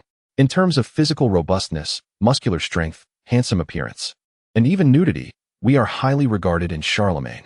And this is our king, Charlemagne. Though he may not seem to embody the regal demeanor, he truly is our king. What a peculiar situation. No wonder Astolfo could strip people without a hint of guilt. It seems the entire nation is rather unconventional. In that moment, Daiyuki understood Astolfo. He cast a sympathetic glance at him. This child had grown up in such an environment, with such a king and predecessors. It must have been quite challenging. Of course, sympathy aside, he would not choose to forgive Astolfo, as this could be deemed a lifelong shame. Ha ha ha, Roland, you remain as amusing as ever. Ah, by the way, Daiyuki, you may discover many common topics with him. Astolfo laughed heartily, slapping Daiyuki on the shoulder. With his favorability rating consistently hovering between 30 and 50, he had given up on pretense. He would embrace joy as it came, leaving the outcome to fate. Common topics? Oh, is it about nudity? Daiyuki, do you enjoy being naked too? Why not join us in Charlemagne? With your talents, you could soon become the 13th warrior of Charlemagne, and the top of the 13 warriors would be within reach. Roland excitedly teleported in front of Inoki, firmly grasping the latter's shoulders and shaking him vigorously. It was evident that Roland held a genuine admiration for Inoki, although the specific qualities he appreciated remained a mystery. Who would even appreciate nudity? Ah, but that was precisely what Astolfo had claimed. Astolfo would never utter a falsehood. Just then, a squad of patrolling soldiers approached, whispering something into Charlemagne's ear. The once jovial expression on Charlemagne's face visibly darkened. After a moment, his demeanor softened slightly, and with a serious tone, he instructed the soldiers to continue their patrol before mustering a strained smile for the others. I am truly sorry, Mr. Inoki, but it seems you cannot leave for the time being. Upon hearing this, Inoki's expression shifted to one of concern as he looked at Charlemagne, opening his mouth to inquire further. He initially thought Charlemagne wished to keep him for some purpose, or perhaps simply wanted to retain him to appease his subordinate, Roland. However, before he could speak, Charlemagne raised a hand to halt him, his solemn countenance alerting Inoki to the gravity of the situation. Black Zetsu has appeared by the seaside. Black Zetsu has arrived? He has actually chased us here. Does this mean war? Inoki furrowed his brow, uncertainty clouding his thoughts. Although Charlemagne was unaware of the true extent of the threat, he could glean some insight from Astolfo's demeanor. It seemed implausible that anyone from the shinobi world could confront this nation single-handedly. Aside from those two individuals, none would manage it. Was Black Zetsu truly so audacious, so rampant, so confident that he could face a multitude all alone?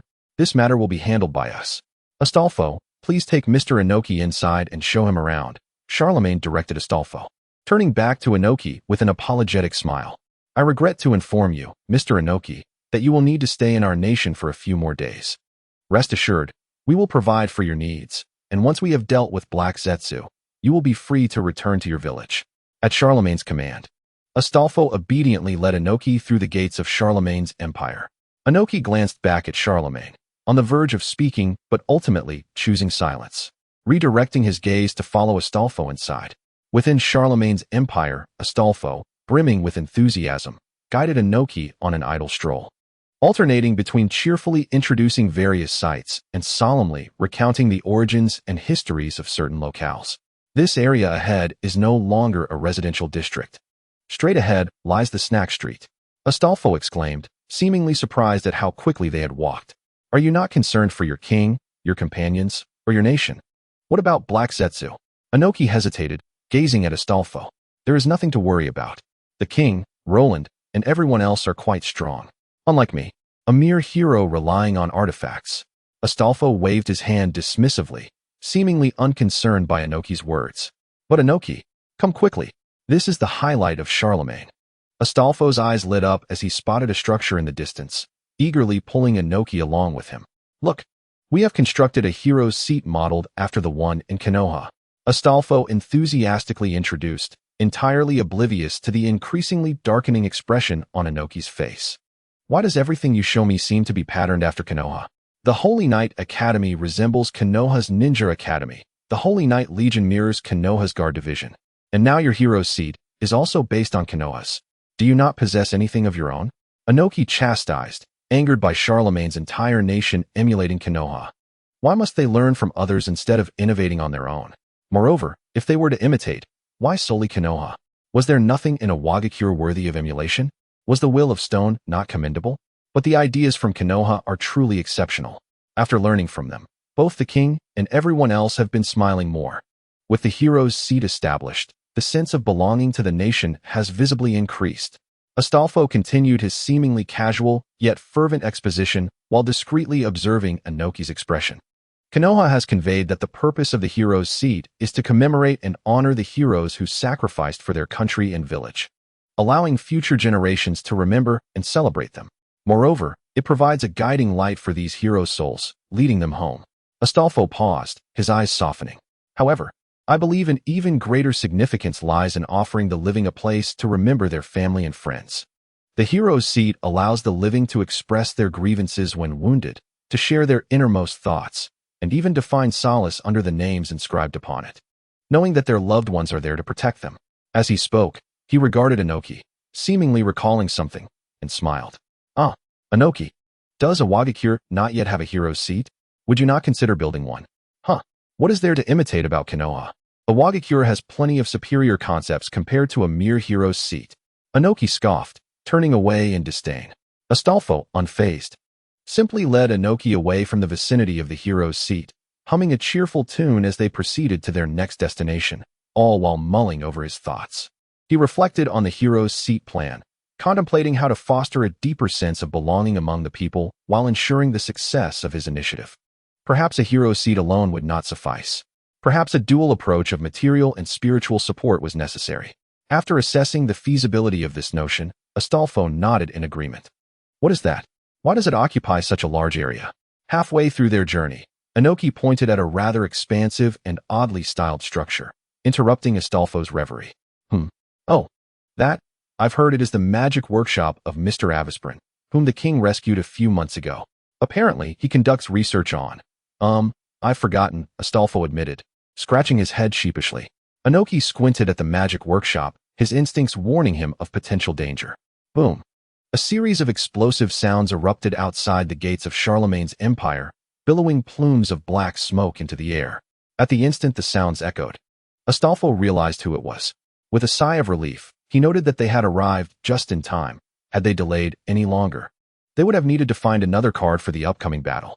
This confrontation was indeed necessary, not only to extract the remaining value from this card, but also to demonstrate Charlemagne's strength, ensuring Inoki felt secure enough to remain and await the defeat of Black Zetsu, thereby preventing him from fleeing back to his village prematurely. It is an enemy attack. It must be that dark creature from before. Astolfo gritted his teeth, extending a hand forward as a golden and silver spear materialized in his grasp. Do you require my assistance? Oyanoki hesitated for a moment before finally speaking up. No need, leave it to me.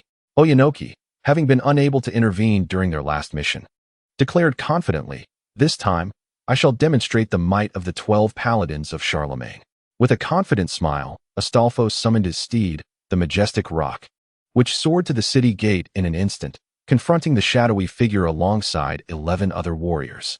Ultimately, Oyanoki gazed at Astolfo, wrestling with his indecision.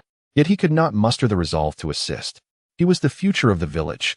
He could not afford to throw his life away, even for someone like Astolfo, with whom he had shared a relatively harmonious relationship, barring a few exceptions. At the city gate, Astolfo regarded the ominous figure perched atop the lamppost with grave intensity. Halt! Whatever your intentions may be, your adversaries are the 12 paladins of Charlemagne, and you stand no chance of victory. Beside him, the bear Roland nodded vigorously. Indeed, as Astolfo has rightly stated, your chances are non-existent. Hey, Achan, that rock isn't mine, is it? Bradamanti paid no heed to Roland's nudity. In truth, she had experienced countless such awkward situations as a member of the 12 paladins of Charlemagne. She had grown accustomed to it. But now her attention was drawn to the steed beneath Astolfo. If she wasn't mistaken, it was indeed hers. Hey, I'm calling you. The black figure, known as Kurahibe, raised an eyebrow, a flicker of disdain crossing his features. How pathetic. Do you truly believe that gathering a few more misfits will elevate your standing in my eyes? No, you are mistaken. We do not seek your approval, Astolfo interjected, disregarding Bradamanti's discontented gaze and meeting Kurahibe's eyes with unwavering determination. We are here to defeat you. Ha ha ha. Defeat me? Ha ha ha. You intend to topple me? Ha ha ha. Do you truly believe that you can make me laugh myself to death? Ha ha ha. This jest is utterly foolish. Even my patience has its limits. Humph. Astolfo gritted his teeth, furiously pointing at the guffawing Kurahibe perched upon the lamppost. Apologies for interrupting, but Mr. Kuro, since you are so delightfully entertained, might we forego the battle? Bradamanti inquired naively, as she had many other matters to attend to and preferred to avoid conflict if possible. Fool, who is laughing with such glee? Are you blind? I am not some easily amused adolescent. Kurahibe retorted, his eyes narrowing. Huh. Bradamanti was about to ask why only adolescents were easily amused when Roland, who was lightly armored, pulled her behind him. Does this mean there is nothing left to discuss?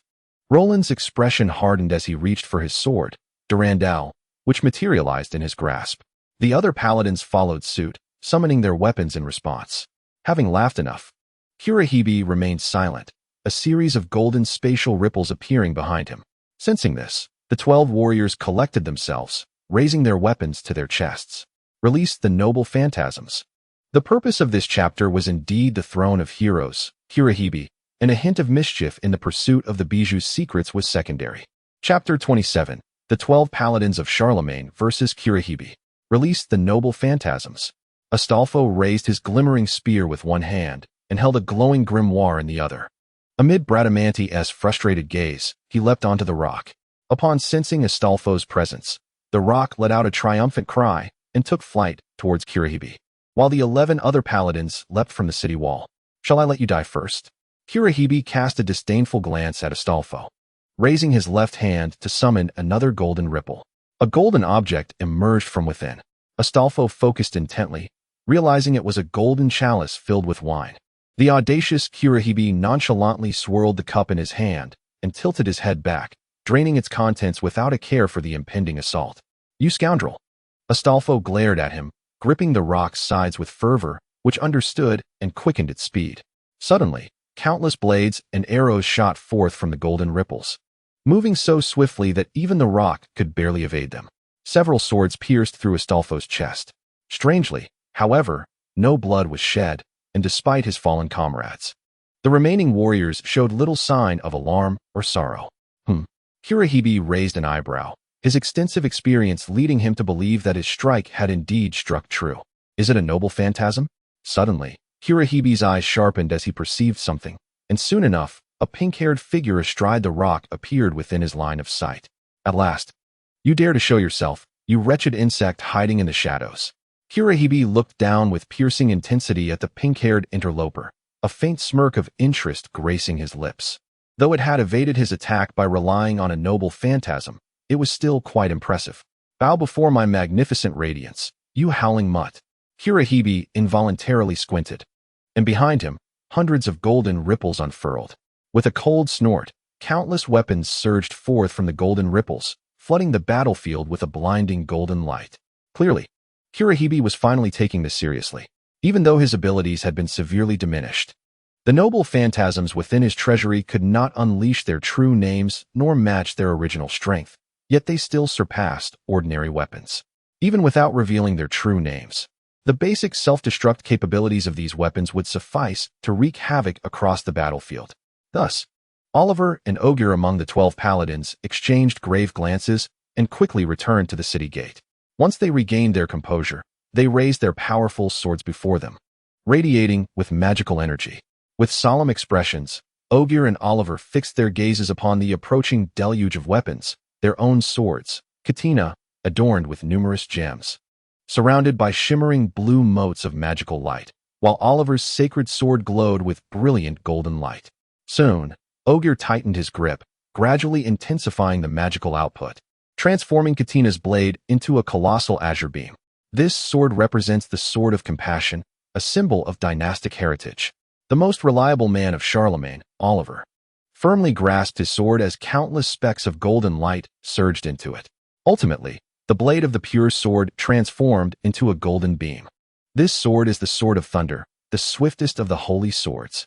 In quick succession, the two warriors stepped back half a pace, their arms straining with effort as the golden and blue beams descended, standing firm against the onslaught of weapons that resembled a celestial river. Prepare to receive our challenge. Hotaclear, Curtana. Two knights roared in fury, and with the release of their noble phantasms, golden and blue radiance nearly enveloped the entire realm, captivating the attention of all present. Meanwhile, the once bustling streets of the city fell silent, ravaged by the fierce winds unleashed by the clash of magical energies, leaving the Charlemagne Empire in chaos. At this moment, Inoki stood in a daze, gazing blankly towards the city gates, indifferent to the winds that tousled his hair. He was entranced by the golden ripples that seemed to dominate the heavens, as well as the confrontation between the golden and blue lights that emerged in opposition. He glanced around, then thought of his own village, unable to discern which was the five great shinobi villages and which was merely an inconspicuous little nation. This realization filled him with an inexplicable sense of helplessness. While he could accept Konoha's status, now even a nameless nation could contend with the might of the great shinobi villages. Suddenly, a force on his shoulder jolted him from his reverie. Turning to look, he found himself face to face with Charlemagne's king, who he had only met once. Roland and the others are far stronger than you might imagine, Mr. Inoki. Please do not worry. Do you think I am afraid? Inoki gently shook his head in response to Charlemagne, signaling that he was fine. He returned his gaze to the scene reminiscent of the epic battle between the two great heroes during the Holy Grail War, mesmerized by the sight of the servant Indra. At that moment, a question echoed in his mind. What was it about Sieg that compelled that man to risk offending the formidable Charlemagne to obtain him?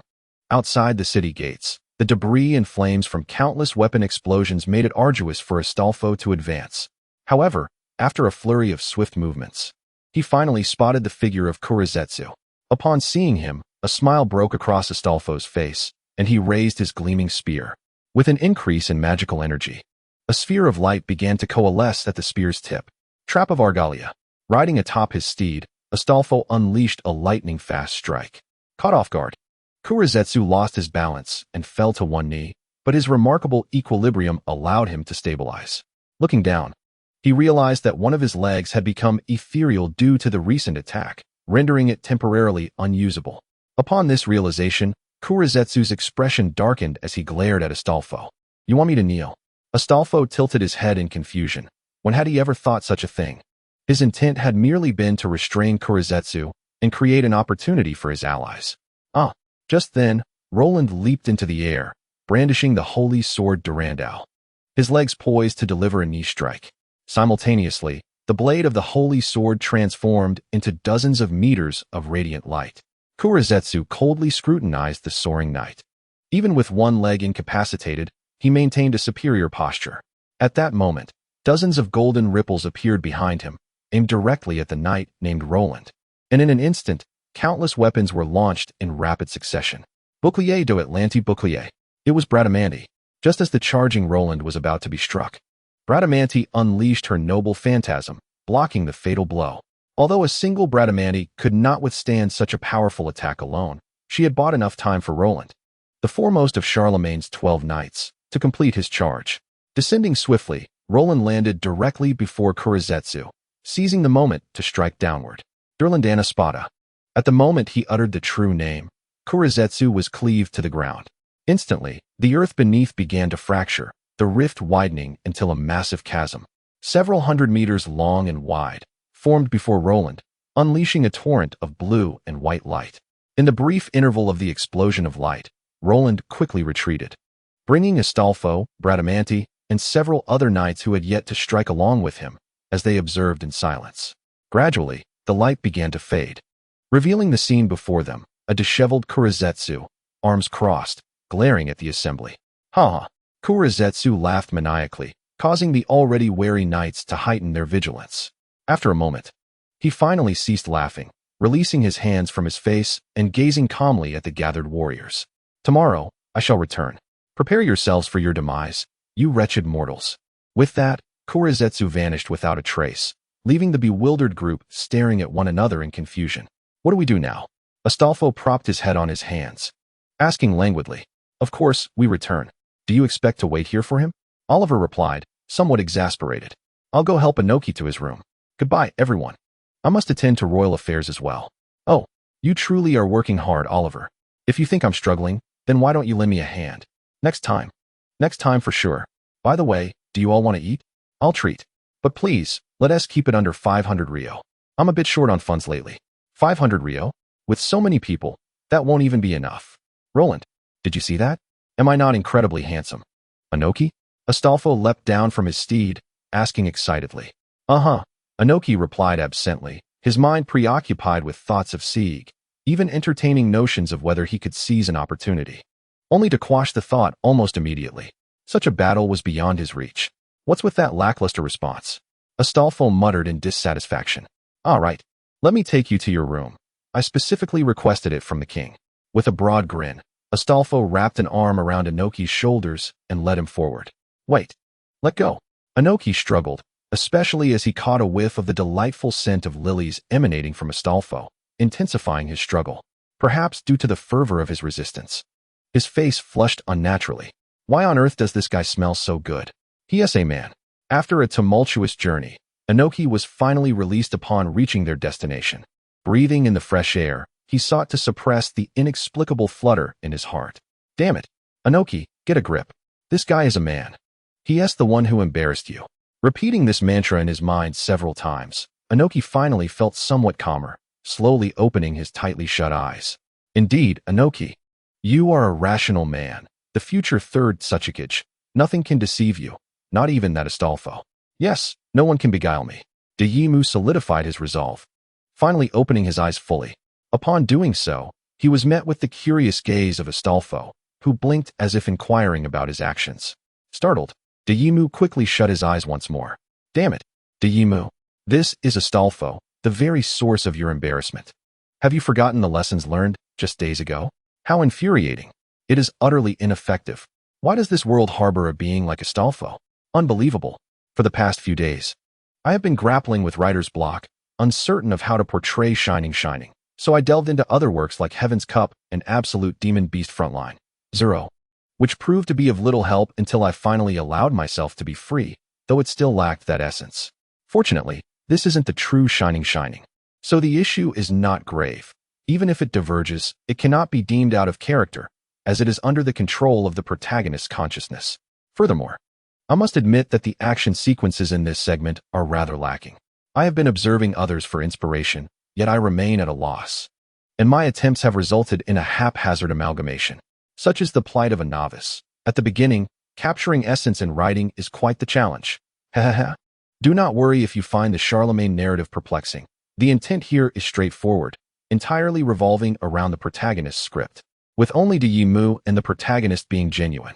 Additionally, I have been preoccupied with retaking exams due to failing last semester, which may cause slower updates. My sincerest apologies. Lastly, I wish myself a happy birthday. Hehe. Chapter 28. Perhaps a day in the life? Time flies swiftly.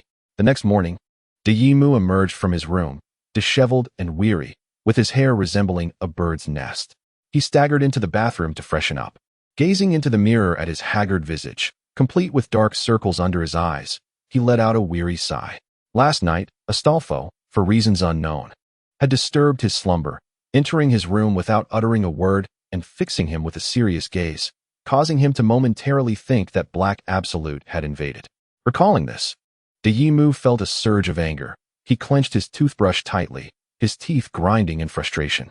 This man, this inexplicable individual, had dragged him into an all-night poker game, and he had not won a single hand. It was evident that the man was inexperienced. Yet every round he played seemed mysteriously favorable. How uncanny! As the thoughts continued to plague him, Mu resolved to clear his mind, refusing to dwell on them any longer. Indeed, once he emptied his thoughts, his mood lightened considerably. After rinsing his mouth and tidying up, he swiftly approached the door, crouching down to put on his shoes before heading outside. Having witnessed the prowess of Charlemagne's 12 knights, he had mentally labeled this diminutive territory as extremely perilous, particularly since it was governed by an enigmatic king. To him, the so-called 12 knights, aside from Astolfo, who relied on his noble phantasm, were all elite shinobi, those who had not yet revealed their strength, or even above shadow-level power. The bizarre exhibitionist, Roland, was especially formidable, even without delving into specifics. His devastating strike surpassed that of his own teacher, and whether he was as powerful as the two men was uncertain. But it was clear they were not entities that could be trifled with by the rock shinobi village. As for the others, he was unsure. They likely hovered around shadow-level strength. Nevertheless, Mu was certain that without his noble phantasm, Astolfo would not be particularly strong. Now, he intended to gather intelligence about this sudden, or rather, long-hidden mysterious realm, seeking to understand its true might. Of course, this was not to position himself as an enemy to Charlemagne. It was merely a precautionary measure. Moreover, regarding Zieg, Mu's gaze sharpened. Observing the man's peculiar demeanor only deepened his conviction that this situation was likely more intricate than he had anticipated. What could possibly compel a top-tier powerhouse to risk their life to seize it? It could not be a trivial matter. Perhaps what Zieg possessed had the potential to alter the dynamics of the shinobi world. Good morning, Mu. Are you heading out? Astolfo, emerging from his room with sleepy eyes, inquired as he approached Mu from behind. I was just planning to take a stroll. By the way, why are you still here? Didn't we agree you would return to your room? Mu replied, perplexed. I am in my room, see? Astolfo scratched his head and pointed towards his room's door. Following his gesture, Mu noticed, in a secluded corner, a slightly ajar door revealing a modest interior, neither shabby nor lavish, merely the standard of an average household. However, Mu would never associate this unassuming room with the cheerful figure before him. You live there? Mu asked incredulously. Wasn't Astolfo one of Charlemagne's 12 knights? Surely, he ought to reside in something more befitting, not in such a humble abode.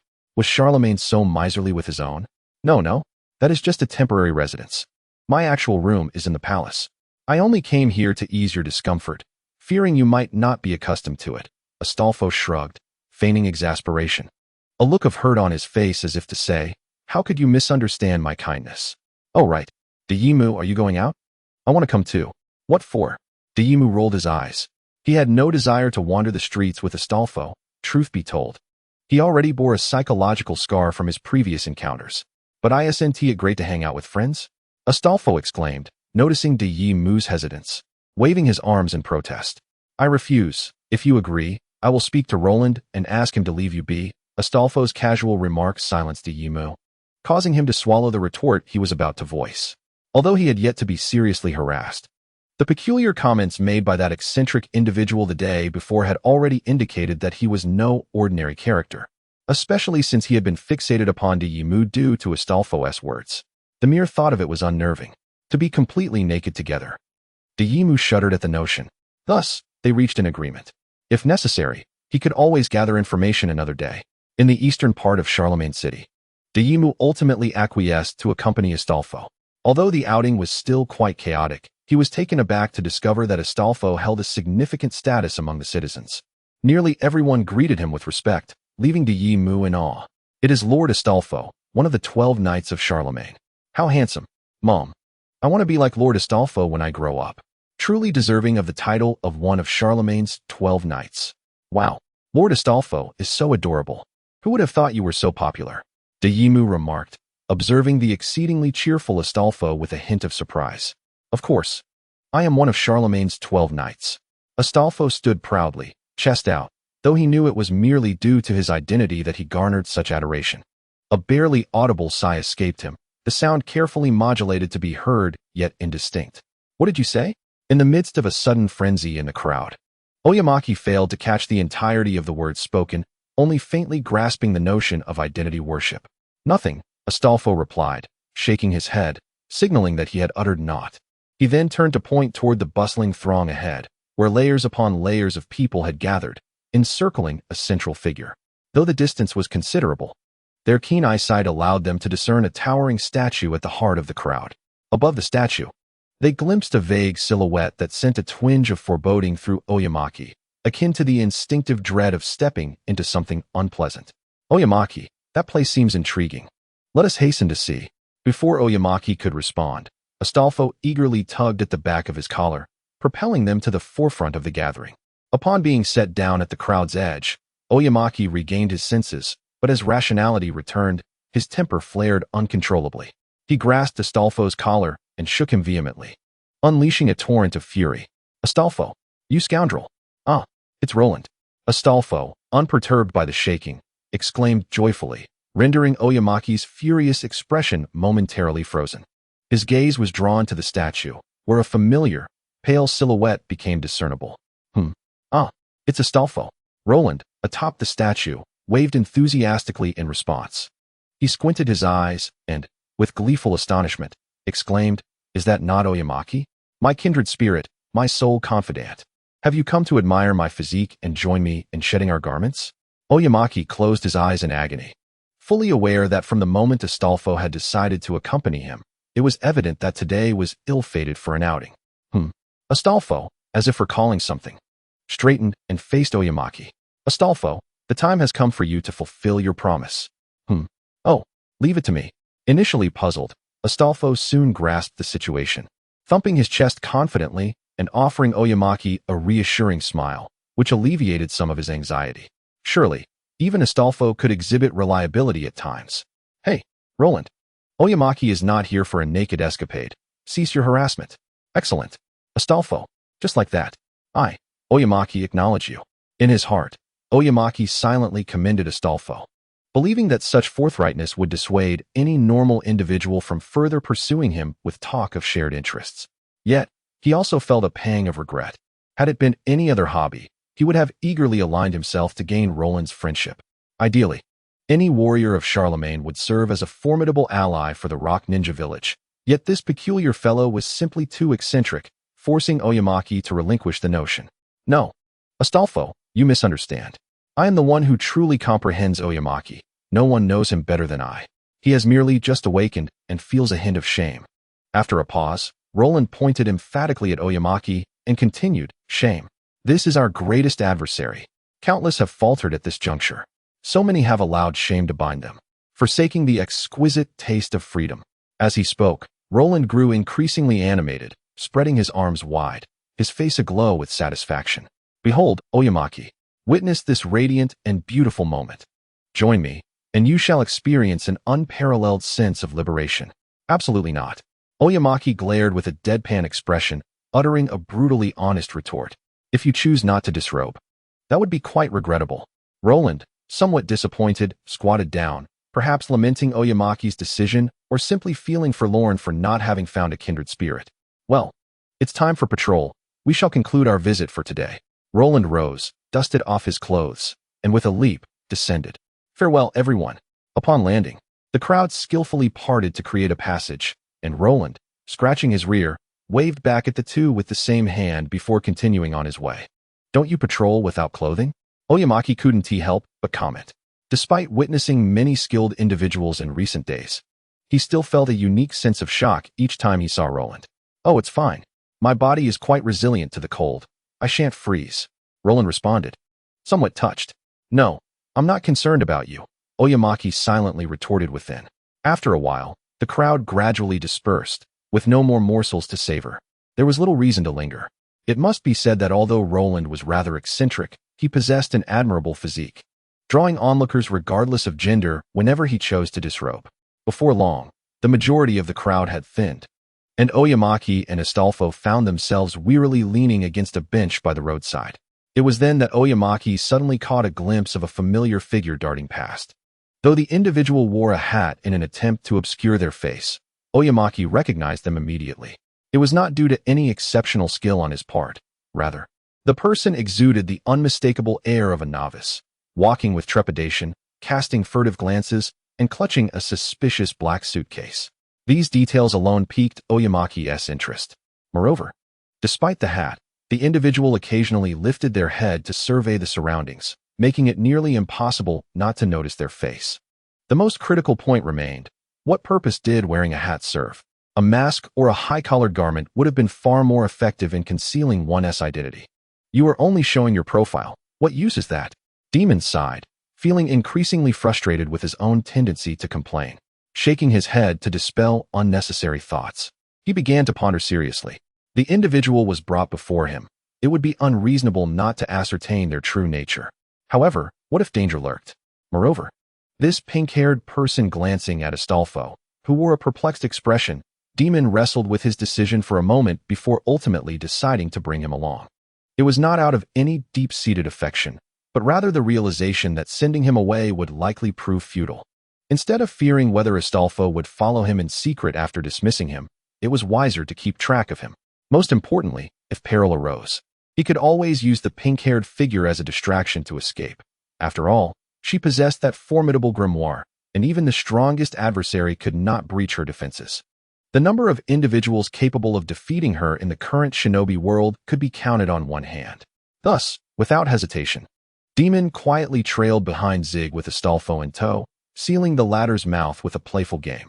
Whoever spoke first would be deemed a dog. Remarkably, events had unfolded quite smoothly thus far. Soon, they arrived at the entrance of an enigmatic house, one that Demon had encountered not long ago.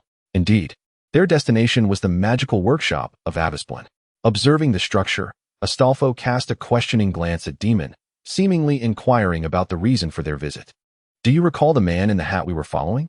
I suspect he is a spy sent by that dark-skinned individual, Demon replied vaguely after a moment of contemplation. He feared that naming Zig would jeopardize their mission, given Astolfo's propensity for reckless actions. Ha ha ha, you've lost, you're a dog. Astolfo erupted into laughter, slapping his thigh with glee, prompting a grimace from Demon. As Demon continued to ignore him, Astolfo gradually subdued his mirth and, after a lengthy internal debate, timidly asked, were we really tracking someone? The exhaustion of exams weighed heavily on him. The loss of bonus points had left him drained and anxious about the possibility of retaking courses. For the past few days, he had been studying, managing to carve out a few moments to write, averaging about 700 to 800 words daily, resulting in some disjointed passages. He could only lament the inefficiency of it all, hoping to return to a regular update schedule after the exams concluded. If time permitted, perhaps he could manage a triple update as compensation? After the exams on Thursday, he planned to resume normal updates on Friday, and during the interim, he would write whenever possible. His apologies were sincere. He fervently hoped to pass. Retaking courses was not something he desired. Chapter 29. The Truth of This World. 1. After a brief silence, Demon, exasperated, seized Astolfo by the collar and stealthily continued to follow Zig. Before long, Demon and the bewildered Astolfo found themselves in a spacious room. Perhaps due to a lack of strength and experience, Zig remained oblivious to the two trailing behind him. Upon entry, he headed straight towards the center of the room, granting Demon and Astolfo the opportunity to conceal themselves behind a massive black statue. The room was vast, yet visibility was limited. Upon entering, they encountered hundreds, if not thousands, of cultivation tanks, each filled with a green liquid. hidden in the shadows. Demon noticed that these tanks contained not just liquid, but rather individuals, naked and with eyes tightly shut, seemingly in slumber. What is happening? Are they conducting human experiments? Demon furrowed his brow, while Astolfo's eyes widened in shock, ready to rush out, his strength nearly overwhelming Demon, who was only a step away from the shadowy realm. Why won't you let me save those people? Don't you want to rescue them? Astolfo glared at Demon, his eyes aflame with anger tinged with disappointment. He had assumed Demon shared his idealistic dreams of heroism. Do not act impulsively. The situation remains unclear, and we have yet to gather any information. Do you not wish to uncover their intentions with these individuals? Do you not want to know the schemes behind conducting human experiments in your homeland? Seeing Astolfo's internal struggle, Demon seized the moment, leaning in close to whisper, do you not yearn to capture all the villains once they reveal themselves? To save everyone here and become a true hero? Astolfo, taken aback that Demon would employ dreams to manipulate him, concealed his surprise well, his face reflecting indecision as he grappled with his choices. After a long pause, Astolfo finally resolved to nod in agreement with Demon's proposal, which elicited a sigh of relief from Demon. For now, they simply needed to remain in place. At that moment, a noise came from another large door across the room, startling both of them. They instinctively shrank further into the corner, too fearful to shift their gaze toward the door, lest they be discovered. The sound of footsteps echoed, thud, thud, thud, somewhat erratic, indicating two individuals approached. Demon, seasoned in such matters, quickly discerned that there were indeed two people. As the footsteps drew nearer, they halted a mere 10 meters away, presumably where Zig stood. Silence fell for a considerable time, causing Astolfo to doubt whether those individuals had departed.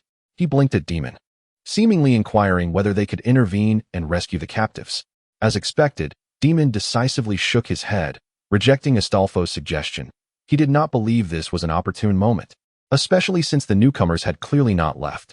Exiting now would be akin to courting disaster. Did you bring it back?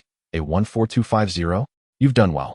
A man's voice suddenly pierced the silence, causing both to tense up and listen intently. His voice was low and somewhat hoarse, suggesting he was likely a middle-aged man, certainly fitting the archetype of a villain. That is my duty, Mr. Avesplin, Zig replied respectfully, stirring curiosity in the two hidden observers regarding what Zig had delivered. Could this be the reason that dark-skinned figure pursued Zig? Teacher, is this heart truly that important?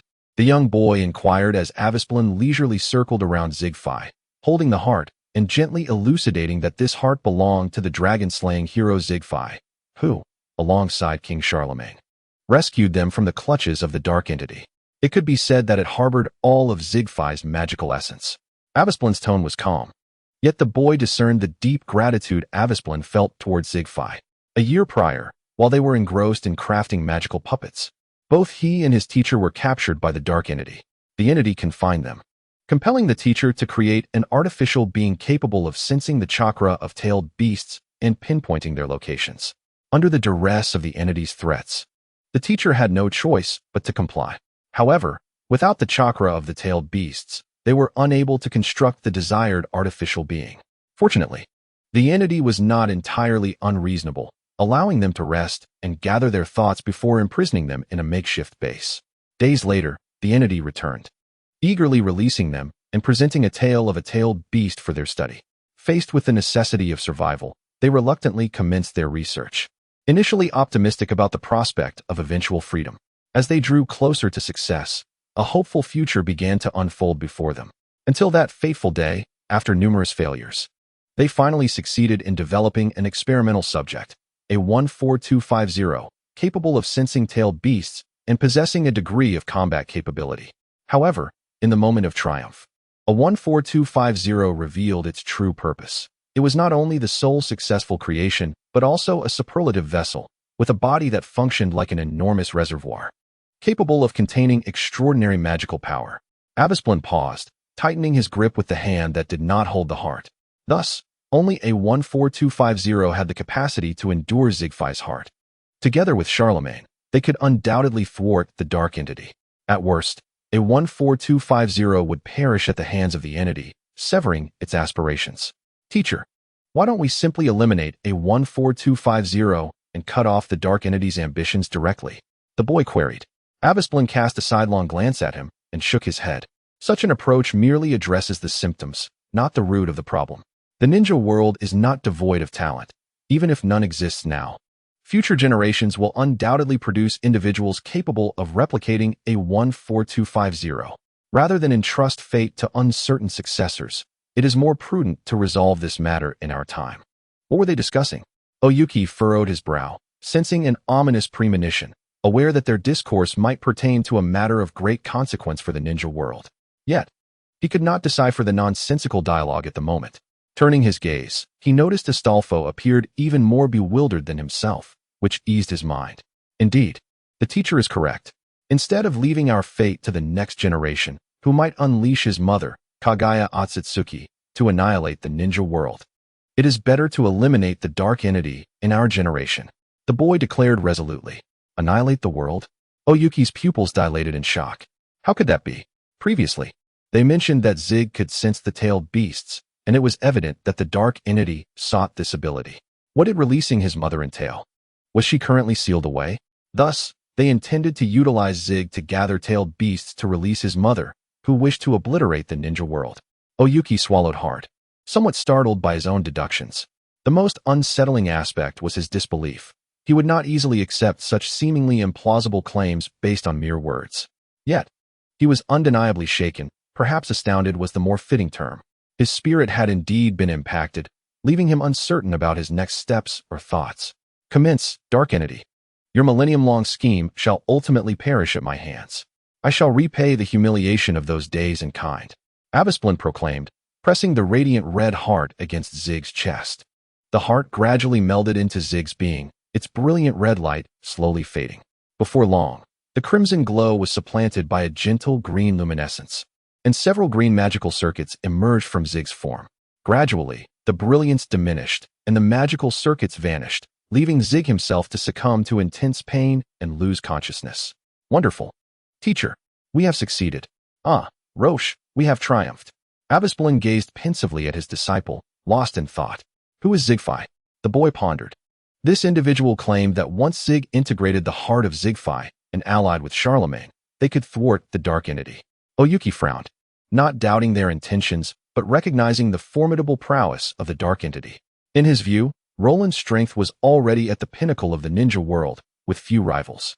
The other 12 warriors of Charlemagne displayed equally impressive abilities, yet even this collective force could not completely subdue the dark entity.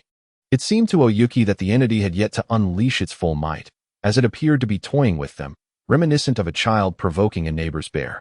After a moment of hesitation, Oyuki understood he should not entertain such thoughts, yet the entity's demeanor did indeed suggest a certain mockery. The two hidden behind the magical puppets had been listening intently and could now emerge. Startled by the mention of their names, particularly Oyuki, who prided himself on his stealth skills, he was taken aback by how easily he had been discovered by Avasplin. Though he suspected he had been detected, Oyuki chose to remain still, unwilling to abandon his struggle until death was imminent. What is your purpose in capturing so many people? A voice filled with righteous indignation rang out. Recognizing the familiar tone, Oyuki stiffened and craned his neck to see. Indeed, a pink-haired individual brandishing a weapon stood defiantly against a masked figure. Observing this scene from the shadows, Oyuki felt beads of cold sweat trickle down his forehead. What was happening? Why was it this pink-haired individual again? When did this pink-haired warrior charge out? It turned out to be Astolfo, one of the 12 warriors. But what of the other individual? Would they not emerge now that their companion had revealed themselves? Avasplin disregarded Astolfo's inquiry, gazing calmly at the figure concealed behind the magical puppet. Do not divert the topic. You have yet to answer my question. Astolfo glared at Avasplin, his teeth clenched in frustration. As he prepared to erupt in anger at being ignored, he felt a weight on his shoulder. Turning his head, he found himself face to face with the very person he had tricked, Oyamuki, who towered over Astolfo by a head, resting his hand on Astolfo's shoulder. His expression devoid of emotion as he regarded Avasplin. It turned out they were the two who had escorted Zig back. Surely, they could not have come merely to inquire about these artificial beings. Avasplin cast a penetrating glance at the duo and inquired, artificial beings? Astolfo gasped in shock, while Oyamuki, equally surprised, glanced at the cultivation tanks. Are you saying these are all artificial beings? Indeed, but they are merely thoughtless failures, Avasplin replied. Thoughtless artificial beings? Astolfo murmured in a daze, momentarily unable to comprehend. If they were thoughtless, perhaps it would be easier to accept. Enough of this trivial chatter. Let us not squander time on these useless failures. Speak of your purpose, Avisprin said slowly. This mechanical dialogue felt peculiar to Oyamuki, who had been idly observing. It was reminiscent of an NPC in a game, responding to inquiries as if hastening through a quest. What we wish to know is the truth behind Kurizetsu and his mother, what that millennia-old plan entails, and how you can prove the veracity of your claims, Oyamuki insisted. His gaze fixed intently on Avisprin's exposed eyes, awaiting an answer. Astolfo too looked eagerly at Avisprin. The answer was no longer merely about the fate of a nation or Oyamuki's return to his village. It had escalated to a matter concerning the survival of the entire ninja world. While unsure of Kurizetsu's mother's abilities, it was evident that Kurizetsu's desperate quest to save her indicated her formidable strength. The notion that Kurizetsu was simply a dutiful son seemed implausible. A being that had lived for a millennium could hardly be swayed by emotions. Is this what you wish to know? Let me consider where to begin. Ah, yes. That day when Rocher and I were crafting the magical doll, the one you previously hid within, he began, skipping over the details already covered in the prior chapter, as they were well known. So, Kurizetsu now seeks to gather the nine-tailed beasts to rescue his mother, Otsutsuki Kagaya, and to annihilate this world? Oyamuki pondered, struggling to believe that the revered sage of six paths had a mother intent on destroying the world. It was astonishing that Kurizetsu was a son driven by an unhealthy attachment to his mother. No wonder he was so determined to save her. His resolve unyielding even after 1,000 years. How can you prove your claims are true? Oyamuki asked, still seeking confirmation, despite beginning to believe. Ask him directly the next time you encounter him.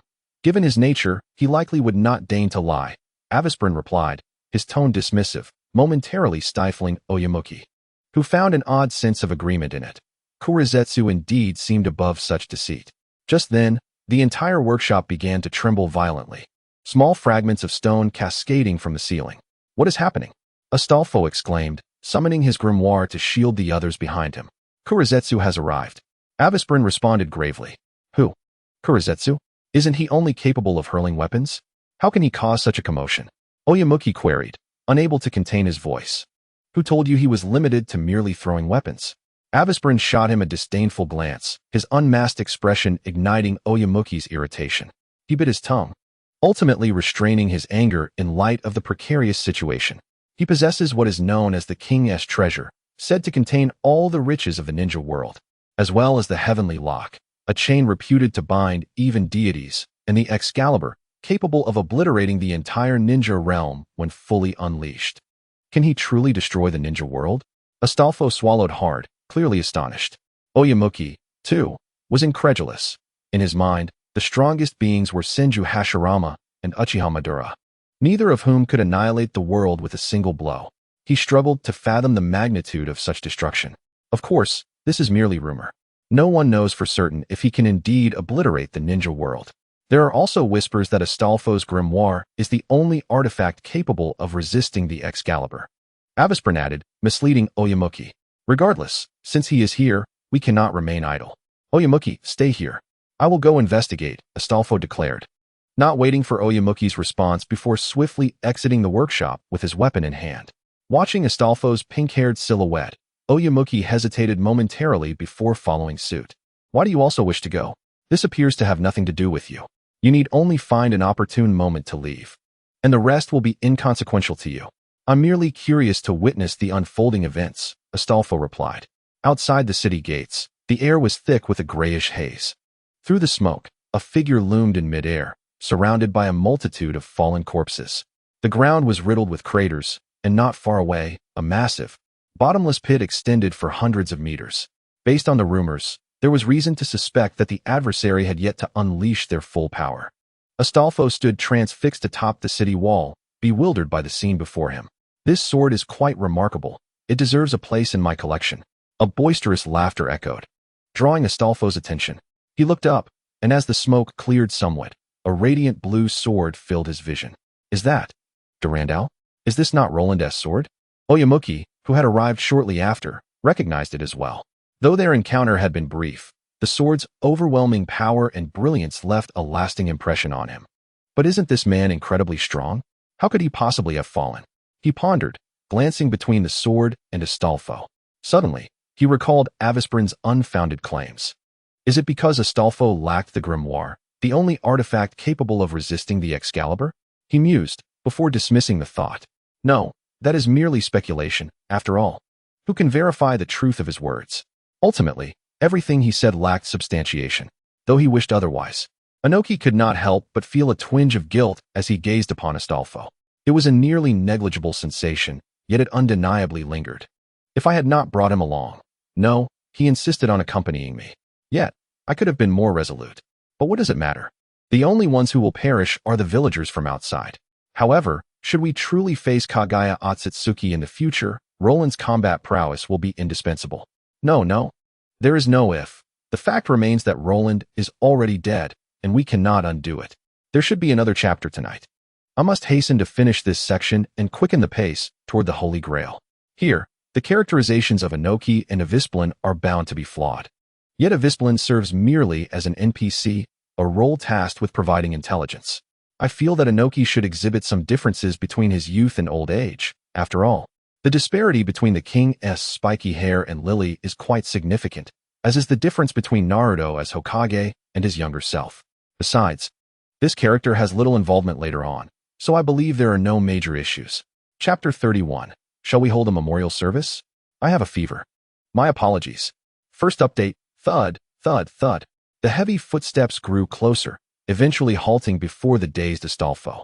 Observing the near presence of Kurizetsu, Inoki secretly braced himself. Yet he harbored no intention of aiding Astolfo. In this moment, he yielded to his heart. It was not a lack of courage, but rather the weight of an entire village's future resting upon him. He could not perish here. He understood that Kurizetsu's existence would undoubtedly threaten the entire shinobi world. Thus, Astolfo and the citizens of Charlemagne. If I manage to escape, I shall surely convey the events that transpired here to the shinobi world, revealing Kurizetsu's identity and intentions. As these thoughts coursed through his mind, his eyes scanned the surroundings, clearly indicating his intention to abandon Astolfo when the opportunity arose. Kurizetsu paid no heed to Inoki. Looking down on the powerless Astolfo, who knelt on the ground, sneering, "Pitiful worm, have you lost even the will to resist?" Receiving no response from Astolfo, Kurizetsu clicked his tongue in boredom. "Rude mutt, are you incapable of even barking?" He sighed. "Very well, in light of this sword, I shall forgive your rudeness." With that, Kurizetsu twirled his Durandal and added, "Take care of that book and gun. They belong to me," before turning to leave. It was not until Kurizetsu vanished from sight that Inoki stepped forward to pull Astolfo up. His expression tinged with concern. He seemed to have forgotten his earlier intention to abandon Astolfo and flee. As Inoki lifted him, Astolfo appeared dazed. His vacant gaze fixed on the direction in which Kurizetsu had departed. After a long moment, he finally turned his eyes towards Inoki, who dared not meet his gaze. And his hoarse voice suddenly broke the silence. "What of Roland?" Inoki remained silent. Though he did not respond, Astolfo already understood the answer, or rather, he had been asking with the answer in mind. After a brief silence, Astolfo forced a smile, and within his vacant eyes, a flicker of hope emerged. The individual who had inflicted such humiliation upon him should have been brimming with vitality. His eyes should have sparkled with life. Yet now, they resembled those of a drowning person searching for driftwood in the water, intensifying Inoki's guilt, albeit still minimal, for he was a ninja destined to become the third Suchikage. A leader must possess a heart of stone. But what of the others? Perhaps they did not witness it and are still alive? How wonderful it would be if they were still alive. Astolfo murmured softly, trembling as he took a step forward. "What are you planning to do?" Inoki furrowed his brows, blocking Astolfo's path. Astolfo seemed oblivious, tightening his grip on the gun and mechanically advancing. His gaze grew sharper, and deep within his eyes, a hint of regret flickered. What was he regretting? Was it that he had not seized the opportunity to strike Kurizetsu while he was distracted? Without time for further thought, Inoki swiftly positioned himself in front of Astolfo, but when he received no response, he placed his hands on Astolfo's shoulders to halt his advance. "What do you intend to do? Are you seeking Kurizetsu? Roland has already fallen to his hands. What right do you have to seek vengeance?" Astolfo lowered his head in silence, but his trembling shoulders betrayed his emotions. Observing this, Inoki instinctively placed a hand on his head, gently patting him. He felt an unexplainable guilt towards Astolfo. It was not entirely unfounded, as he had indeed contemplated abandoning him to escape. Therefore, as long as it did not involve life-threatening danger, he would allow Astolfo to proceed as much as possible. Consider it a form of atonement for his previous ignoble thoughts, even if he would not regret it. Roland. The nearby sound of muffled sobs startled Inoki. Upon closer inspection, he realized that tears streamed down Astolfo's face. His hands clenched tightly, perhaps out of rage. How can he be dead? He was such a formidable individual. And we had promised to serve the king together for a lifetime. And everyone is such a good person. Why? Why did it come to this? I cannot forgive. Only Kurizetsu. I absolutely cannot forgive him. As he gazed at Astolfo, Inoki's expression grew increasingly complex. He felt a measure of sympathy for Astolfo and guilt. The resentment stemming from their earlier encounter nearly dissipated. Ding. Inoki's favorability increased by 30 points. Guilt. Current favorability, 71. 70. Still immersed in the moment, Astolfo was taken aback. Clearly surprised that his favorability had risen so significantly, and due to guilt, no less. Why should he feel guilty? I have yet to exert myself. What is there for him to feel guilty about? Yet indeed, the favorability had increased because of this. Perhaps I should hold a memorial service later to see if it can rise further? Astolfo pondered while clutching the eye drops he had acquired with a few currency points from the shop, lost in thought. I sincerely apologize. I have caught the flu from my roommate, and am still unwell today. My mind is rather foggy.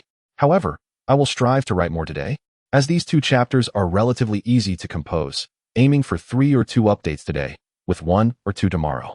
Upon returning after so many days without writing, I was touched to find the rating still at 7. You have not resorted to low scores. I had expected the rating to drop to 68 or 69 upon my return. Chapter 32. The Funeral in the Kingdom of Charlemagne. Thousands of citizens gathered spontaneously to attend the funeral of the fallen heroes at the hero's seat, causing a considerable crowd to form before it. Inoki and Astolfo stood at the forefront of the throng. In truth, it may seem presumptuous, but Inoki still could not comprehend why, with Kurizetsu still posing a threat. There was such urgency to conduct the funeral. Were they afraid that there would be no chance in the future? The memorial dedicated to Charlemagne was quite substantial, approximately the size of a standard football field. At its center stood several larger stone tablets, inscribed with countless names, birth dates, and deeds of the honored. Surrounding these prominent stones were dozens of smaller tablets, equally adorned with intricate inscriptions. The mourners gathered before the memorial bowed their heads in sorrow, their hands clasped in prayer, fingers interlocked, beseeching safety for their valiant heroes on their eternal journey. Occasionally, the soft sobs of children could be heard, accompanied by the comforting murmurs of adults. It was universally understood that these brave souls had perished to protect them, prompting heartfelt prayers for their heroes. Given the nation's modest size, the Great War unfolded almost under the watchful eyes of every citizen, leading to a collective awareness of the menacing enemy that loomed over them. Yet, despite their anxiety, they bore no fear, for the presence of their king instilled a sense of security. But why? They wondered. Did the king feel the need to apologize? Confusion washed over the crowd as they beheld their king, Charlemagne, standing before Roland's monument, his face etched with remorse. His absence during the crucial moments had resulted in the tragic demise of Charlemagne's heroes at the hands of the Dark Abyss, nearly leading the nation to ruin. He took a deep breath, his voice grave as he acknowledged, I bear an inescapable responsibility for this. The needless sacrifice of our heroes and the near fall of our nation are sins I must carry as your sovereign. He continued, these transgressions I shall fully accept after we vanquish the Dark Abyss. For now, I must remain, your flawed king, to lead our efforts against this threat. I ask for your patience as I fulfill this duty. Charlemagne lowered his gaze, sincerely apologizing. Upon closer inspection, his complexion appeared pale, and his figure seemed gaunt. It was understandable. Within a single day, 11 of the 12 brave warriors had perished, leaving only Astolfo to narrowly escape the calamity, an unbearable reality for anyone. After a moment, Charlemagne raised his head, his hand wearily gesturing towards the stone tablets behind him. Our heroes have departed, but their path is not solitary. They embark upon a journey filled with honor, blessed by the prayers of the people, leading them to their warm homeland. Let us collectively offer our blessings, ensuring a safe passage for our heroes on their return home. With that, Charlemagne closed his eyes, placing his hands over his heart in a solemn gesture. The gathered crowd followed suit, extending their hands in unison. Even the young warrior, Mu, imitated the motion. 3 minutes later, Mu lowered his hands alongside the others, genuinely offering his well wishes. Though their interactions had been limited, he recognized that Roland, despite his peculiarities, was a commendable individual. It was a tragedy when such a powerful figure fell, and he couldn't help but feel a sense of loss. He sighed softly. Having once considered forging an alliance with Roland, even extending that thought to the entirety of Charlemagne's kingdom. Yet time had eluded him, and while opportunities might arise now, the timing felt far from ideal. Additionally, with the near annihilation of Charlemagne's 12 warriors, only Astolfo and the enigmatic king remained as potential allies. The likelihood of a king, whose powers remained uncertain, becoming an asset to a village seemed rather slim. As night fell, the mourners gradually departed, leaving behind Mu, who silently observed Astolfo, who had maintained his position for hours. Several times he hesitated, yearning to speak, but ultimately swallowing his words. He had no justification to prevent a man from mourning his friend, even if it was for Astolfo's well-being. An hour later, Mu's concern grew. Even if not for Astolfo's health, he had to consider his own hunger, having missed 2 meals. He needed to eat. Resolutely, he approached Astolfo, this time without the intention of tiptoeing around. Determined not to falter this time, he was steadfast in his resolve to not let Astolfo indulge in his grief. However, the moment he stood beside Astolfo, his determination crumbled, and he found himself unable to utter a word. Indeed, he had no grounds to hinder Astolfo's lament. Just then, Astolfo broke the silence, his voice contemplative. "Do you think that when a person dies, they become a spirit?" Mu looked at him in surprise, noting that Astolfo still held his previous demeanor. "I recall the king telling us that when we die, we become spirits, continuing to protect Charlemagne. Thus, I still have a chance to see Roland and Bradamante again, right? I miss them." Mu remained silent, unsure of how to respond. Fortunately, Astolfo continued speaking, oblivious to Mu's reluctance to answer. "I remember when I was young, seeing the knights defending our homeland, thinking, wow, I want to be like them. I want to be a hero protecting my country and the common people." Eventually, we became Charlemagne's 12 warriors. Perhaps due to my perceived lack of strength, my friends gifted me with their finest treasures, allowing me to barely keep pace with them. As our fame grew within the kingdom, the others were respected for their strength, while I was honored merely for being one of the 12. Observing Roland and the others grow in power, while I stagnated, filled me with envy. I wished to stand before them, to protect them for once. With that, Astolfo opened his tear-filled eyes, gazing at Mu. "Do you think I have lost my chance?" Mu fell silent for a moment before shaking his head in response to Astolfo's hopeful gaze. "No, perhaps you have lost the chance to protect them, but you still have the opportunity to avenge them. Are you not referring to me?" Astolfo began, but Mu interrupted him with a shake of his head, urging him to swallow the remaining words. "I may not have mentioned this before, but my mentor developed a technique known as dust escape. It can disintegrate an opponent into atomic form upon contact, reducing them to ashes. Although I have yet to master it, I sense that I stand only half a step away from completion. I am uncertain of its effectiveness against Kurozetsu, but it is the only method I can conceive." Mu fixed a determined gaze upon Astolfo. This might be the most impulsive decision of his life, yet he would not risk his life for it. If it proved ineffective, or if he had not mastered it before Kurozetsu's next arrival, he would depart from this place. "So, will you train with me, Astolfo?" Astolfo stared blankly at Mu, while a familiar voice echoed in his mind. Ding. Mu's favorability level, 10, guilt, currently at 81. Astolfo's eyes lit up at this, alleviating some of Mu's remorse. He sincerely prayed within himself for the hope of achieving mastery and usefulness. Indeed, he believed that his willingness to sacrifice was not for any other reason, but primarily due to the commendable military strength of the kingdom of Charlemagne. After the incident, its existence would benefit the land of Earth far more than it would harm it. Yes, that is precisely it. A 25-hour update should be considered within a single day, I suppose. My mind feels somewhat foggy, which only exacerbates my already slow typing speed. It is quite uncomfortable. Therefore, let us make do with this chapter. My head has been aching for 5 or 6 days, and I feel that my resistance is rather feeble. Chapter 33, The Noble You and the Despicable Me. Dust Escape, Realm Separation Technique. Dust Escape, Realm Separation Technique. As dawn broke, Mu knelt upon the walls of the kingdom of Charlemagne, his hands trembling slightly, his face pale as he gasped for breath. "Are you all right?" Astolfo, who had been observing Dianmu's training, asked with concern. Dianmu wiped the sweat from his brow and silently shook his head. After a brief rest, he resumed his training. In truth, he had been training for several hours with no progress, and he felt a twinge of regret. Observing Dianmu's diligent efforts, Astolfo sighed inwardly. To be honest, he could not fathom how things had escalated to this point. Dianmu's favorability had surged unexpectedly, and the guilt noted in parentheses perplexed him. He found it difficult to comprehend the source of Dianmu's guilt.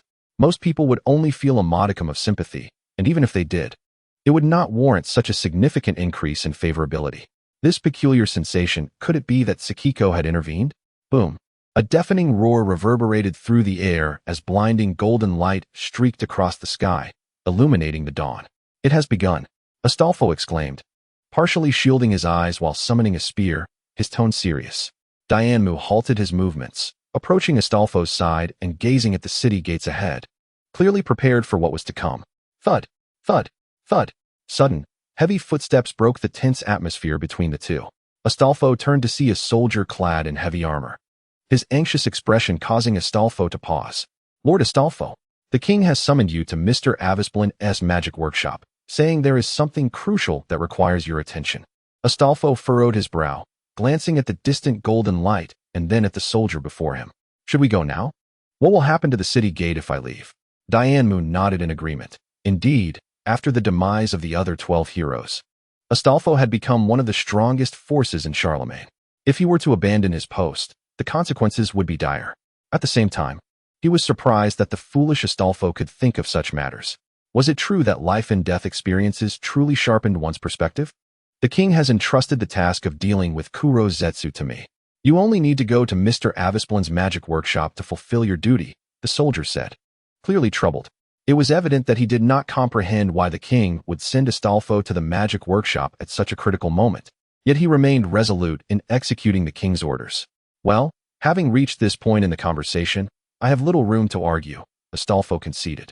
It was apparent that the king had issued the command early, positioning this soldier here to relay the message as soon as Kuro Zetsu arrived. Perhaps there is more than one soldier involved, he speculated. Meanwhile, Charlemagne stood amidst the ruins of the shattered city gates, facing Kuro Zetsu, who regarded him with an amused expression from a distance. At this moment, he donned the regal attire unique to the king, gripping the illustrious sword named Juggernaut, its black and red blade gleaming with metallic luster, causing Kuro Zetsu to frown. "Have we come to this, and still you stubbornly refuse to yield? Zazu, do not test my patience. Without that guide dog, I can still gather the tailed beasts. Your actions, akin to a dung beetle hiding filth, are utterly meaningless. Save for provoking my laughter. Meaningless? Who can say?" Charlemagne replied, a slight smirk gracing his lips. He swung the sword forcefully forward, and 6 additional swords appeared behind him, 3 on each side. Before Kuro Zetsu could react, Charlemagne summoned his magical energy, and the 6 swords transformed into streams of red and blue light, hurtling towards Kuro Zetsu. Seeing this, Kuro Zetsu snorted coldly, and 6 golden ripples materialized behind him, sending 6 swords to intercept Charlemagne's assault. Boom. The moment of collision unleashed a tremendous surge of magical energy, sweeping up debris and dust, obscuring the surroundings in a whirlwind of chaos, making it nearly impossible to see. The violent winds whipped through the air, stinging Charlemagne's face, yet he understood that this was only the beginning. Now, he could only hope that Astolfo would act swiftly, for it was their only chance of survival. "Magic workshop, do you all remember?" Avisplin asked gravely. "Absolutely," Astolfo affirmed, thumping his chest with assurance. "Excellent. Now you may proceed." With that, Avisplin turned to leave. "Mr. Avisplin, where are you going?" Dianmu inquired curiously, especially since he could not fathom where one might go at such a time. "I am going to finalize my research on my magic doll. I am but 1 step away from completion." Without allowing the two any opportunity for further questions, he departed hastily. "How impatient he is," Dianmu remarked casually, though he understood the urgency. After all, if he did not act now, he might never have the chance to complete his magic doll. Speaking of which, he seemed to have missed the appearance of that little boy last time. Enough of this. "Dianmu, I am about to begin." Astolfo found a clean patch of ground, studied it for a moment, and then began to draw a magic circle. However, The patterns within it, is that a mouse? Dayinmu hesitantly pointed at the magic circle, unable to believe that in such a serious moment, Astolfo would conjure a mouse within it.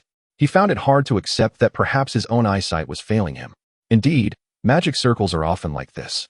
Astolfo remarked with a serious expression as he indicated the electric mouse within the circle. Now, pay close attention, Dayinmu, Astolfo solemnly instructed, which piqued Dayinmu's interest. Although he was unsure why Astolfo insisted he observe intently, he had already resolved to commit this moment to memory. In times of a nation's peril, the ultimate means of survival must be incredibly potent, especially for a powerful nation like Charlemagne. Astolfo stepped aside and picked up a peculiar golden cup, then entered the magic circle with it. According to the king, by combining the Holy Grail, albeit a counterfeit, with this formation, one could establish a connection to the throne of heroes, essentially summoning a replica of a heroic spirit.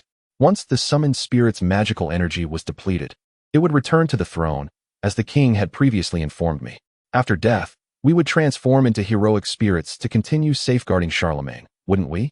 Astolfo spoke casually. Yet within Dayinmu, a tempest of disbelief brewed as he gazed at Astolfo and the cup in his hand. Why is the Holy Grail here? Can it really perform such feats? Isn't it merely a wishing machine? However, since this was not the true Holy Grail, but merely an imitation forged from accumulated magical energy, it came with numerous limitations. Although the genuine Holy Grail has its own restrictions as well. Does the Holy Grail really have limitations? What are they? Dayinmu inquired.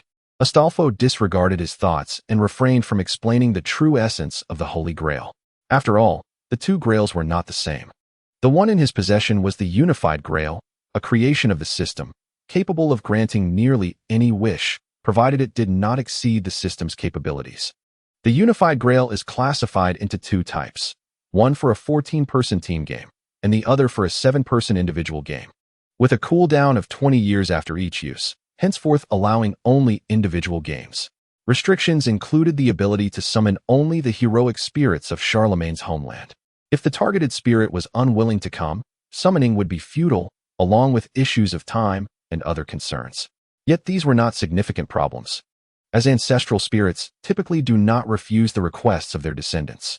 Most critically, it cannot grant wishes. Upon reaching this point, Astolfo's expression grew serious. Now, remember this well. After a brief pause, noticing that Dayinmu was ready, he refocused on the Holy Grail. Taking a deep breath, he began to chant, Makabaka, Akawaka, Makamakam, Makabaka Abayaka, Ikaka-o, Hemdam Akagi, Yeo Makabaka, Akawaka Makamakam. Did you remember it? Astolfo asked earnestly. Dayinmu was momentarily speechless. He had memorized it, yet it felt awkward to admit. Do I have to say it? I must. Fine, I remember. That's good enough. In the battles ahead, we'll manage just fine. You don't need to strain yourself any further. Astolfo beamed, and if memory served him right, this was the brightest smile he had worn in days. What do you mean? Dayinmu stammered, slightly bewildered, as he struggled to grasp Astolfo's meaning. Astolfo tilted his head, then handed the useless Holy Grail to Dayinmu. It's nothing special. It just means our affairs won't burden you. Then why are you still practicing with me? Dayinmu queried, surprised by Astolfo's willingness to assist. Oh, it's rare for you to make such a request. It's difficult for me to refuse, Astolfo chuckled, nudging Dayinmu with his elbow. Honestly, sometimes you need to be more straightforward. If you want something, just say it. Being too prideful won't get you far. Dayinmu stood there, momentarily frozen, as if stripped of his ability to react. It seemed Astolfo was fully aware of everything. Previously, when he contemplated abandoning him to flee, Astolfo surely should not have known. It was merely a fleeting thought. Yet even so, Dayinmu's emotions became extraordinarily complex. If his earlier feelings of indebtedness stemmed from a moment of impulse, now he felt an indescribable shame. After a long silence, Dayinmu sighed inwardly. This is why I say I can't possibly like someone as simple-minded as you. You, with your noble heart, extend kindness to all, while I, ignobly, exploit your trust. Ding. Dayinmu's favorability has risen to 87. I often feel that when I write scenes with male characters, I struggle to express myself freely and write slowly. It's perplexing since it shouldn't be that difficult. Writing for Xiao Mo is much easier. I can write as I wish without feeling awkward or blocked. Therefore, this lengthy passage feels somewhat unnecessary. I will be more mindful next time. Chapter 34. The Sword of Dissonance. 1. Transitional chapter. As both remained silent, the atmosphere grew increasingly awkward. Dayenmu found himself on the verge of speaking, yet his instincts held him back. After all, he had never intended to sacrifice himself here. Thus he believed Astolfo was correct. After a moment of turmoil, Dayenmu ultimately made a decision. He gazed at Astolfo with a complex expression, feeling a hint of regret, yet curiously lacking any sense of reluctance. So be it, Astolfo. Thank you for your contributions to the shinobi world. From this moment forth, you shall be recognized as my friend. I will erect the most splendid tomb for you in the most beautiful spot in IWA Ninja Village. One day in the future, I will avenge you. It may take some time, but please trust that I will come before your grave and offer you the head of Kurojitsu as an apology. Quickly, Dayenmu. If you delay any longer, you may miss your chance to escape. Astolfo, having completed the magic circle, pushed Dayenmu with mild irritation, attempting to usher him out of the sorcery workshop. Wait, Dayenmu exclaimed, flustered as he tried to steady himself, frequently glancing back at the magic circle. He wished to see if the formation truly held any efficacy. Although he had memorized the chant, if the magic circle were ineffective, then remembering the words would be futile. But if it worked, at that moment, the electric mouse within the magic circle began to emanate a blue glow, with countless azure motes gradually ascending to coalesce in midair, forming an ethereal silhouette. This is... Dayenmu's pupils contracted in astonishment.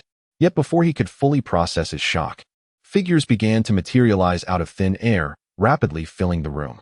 If Dayenmu had scrutinized closely, he would have noticed that the 11 figures appearing before him were none other than the 12 Knights of Charlemagne, who should have perished at the hands of Kurojitsu yesterday. Did it succeed? This means it truly works. Thank you, Astolfo. We shall take it from here. The first figure to appear, now fully materialized, Roland exclaimed with a smile. Dayenmu had expected that, given his personality, Roland would jokingly inquire about the events that transpired after his death. However, he was surprised to see him so earnest upon his arrival. It seemed even Roland understood the gravity of the situation. There was no time for jest. Yes, let Kurojitsu witness the full might of Charlemagne. Astolfo's face was beaming with joy, clearly expressing genuine happiness, devoid of any signs of apprehension in the face of formidable foes.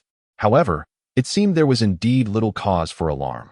With Charlemagne's 12 warriors and the king himself, even the Black Zetsu would be met with defeat. Despite the fact that, just the day prior, 11 of Charlemagne's warriors had been annihilated by the Black Zetsu, he remained steadfast in his belief. Yet, he couldn't shake the feeling that perhaps the Black Zetsu had grown stronger, or maybe they had not fought at full strength before. After all, it was hard to fathom how Roland and the others had fallen so swiftly.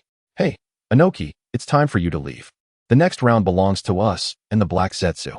If you don't possess the resolve to face death, it would be best for you not to participate, Astolfo said, his gaze serious as he looked at Inoki. His words succeeded in making Inoki lower his head. Resolve to face death? How could I not have that? But the timing isn't right. The village still needs me. At least until a worthy successor to the 4th Hokage emerges, I cannot afford to die. If it were 20 or 30 years from now, I would certainly say, don't underestimate anyone, Astolfo. But now, I'm sorry.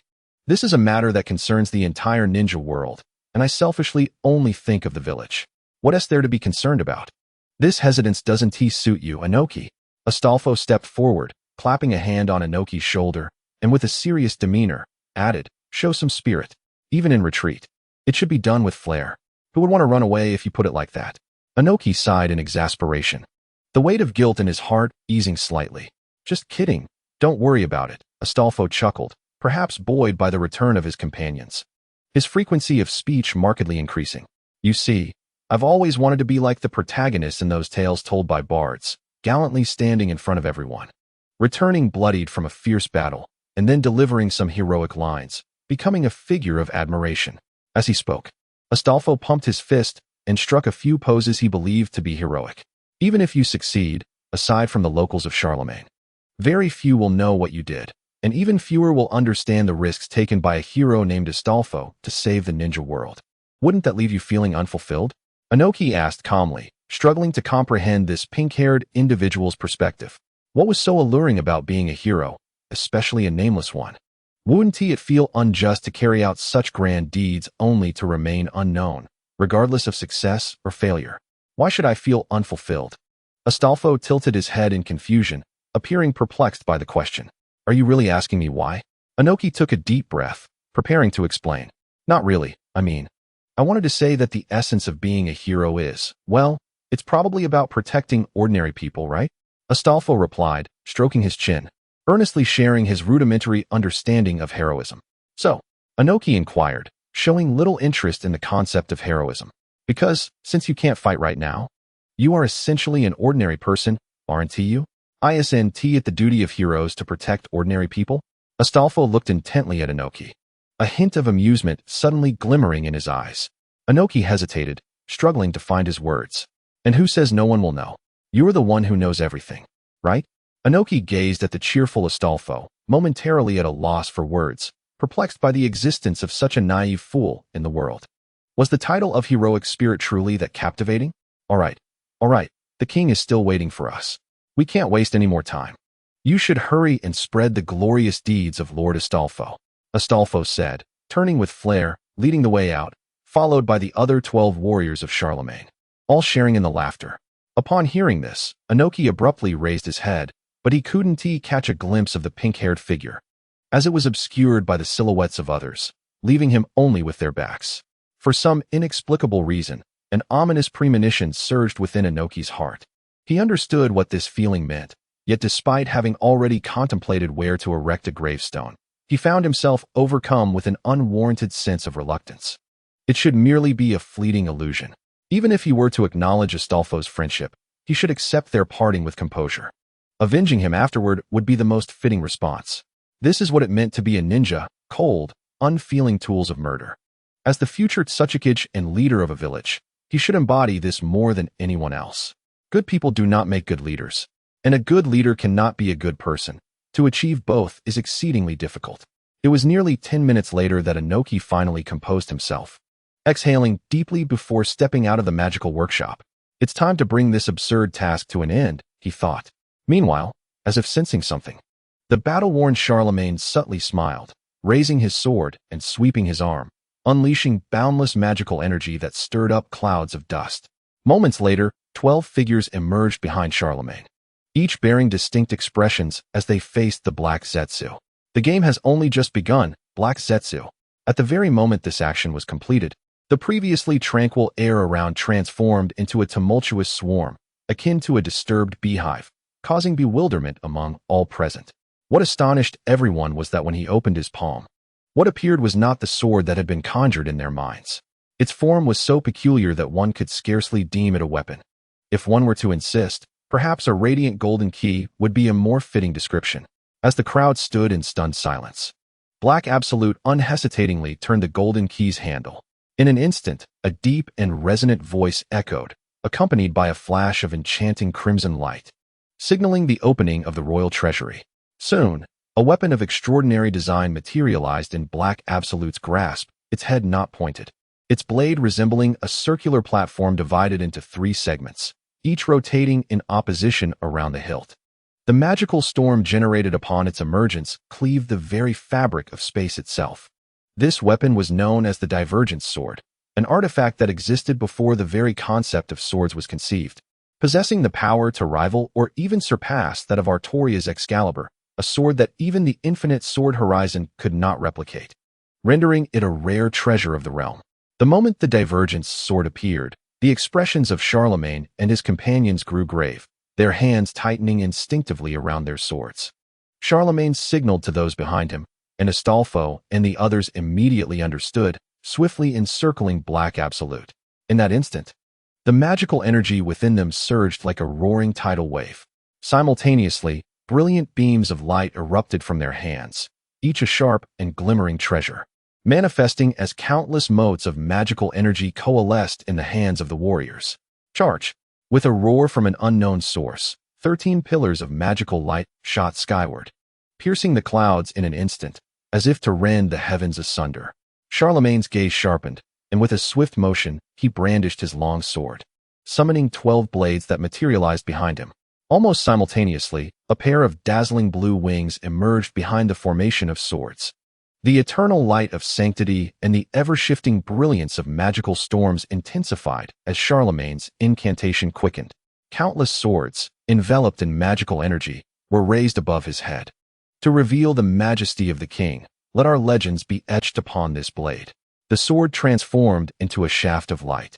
As the 12 poised swords aimed at the intrigued Black Absolute, a keen observer might have discerned that Black Absolute's lips were also moving, uttering incantations of his own, to narrate the primal origin, when the void offered its congratulations at the dawn of creation. With my divergent sword, I shall rend the world. As his words faded, the 3 segments of the divergence sword began to spin, unleashing a tempest of magical energy that ravaged the surrounding space. Standing in stark opposition to Charlemagne, the hell above the star-filled abyss is the terminus of creation's eve. The divergent sword was raised high by Black Absolute. Crimson magical energy flooding the space, save for the golden light at the sword's tip. Let your demise quell all. Black Absolute bellowed, lowering the divergent sword. Now aimed squarely at Charlemagne and his compatriots. Enuma Elish, genesis of the divergent star. The golden light at the sword's tip erupted violently. Akin to a sun bursting with inexhaustible energy, its brilliance surging forth like a volcanic eruption, instantly saturating the surrounding area in a golden hue. This radiant light did not dissipate. Rather, it swiftly coalesced, transforming into a massive crimson pillar of light, resembling a fire dragon descending from the heavens, roaring with ferocity. Its scale vast enough to envelop the entire island.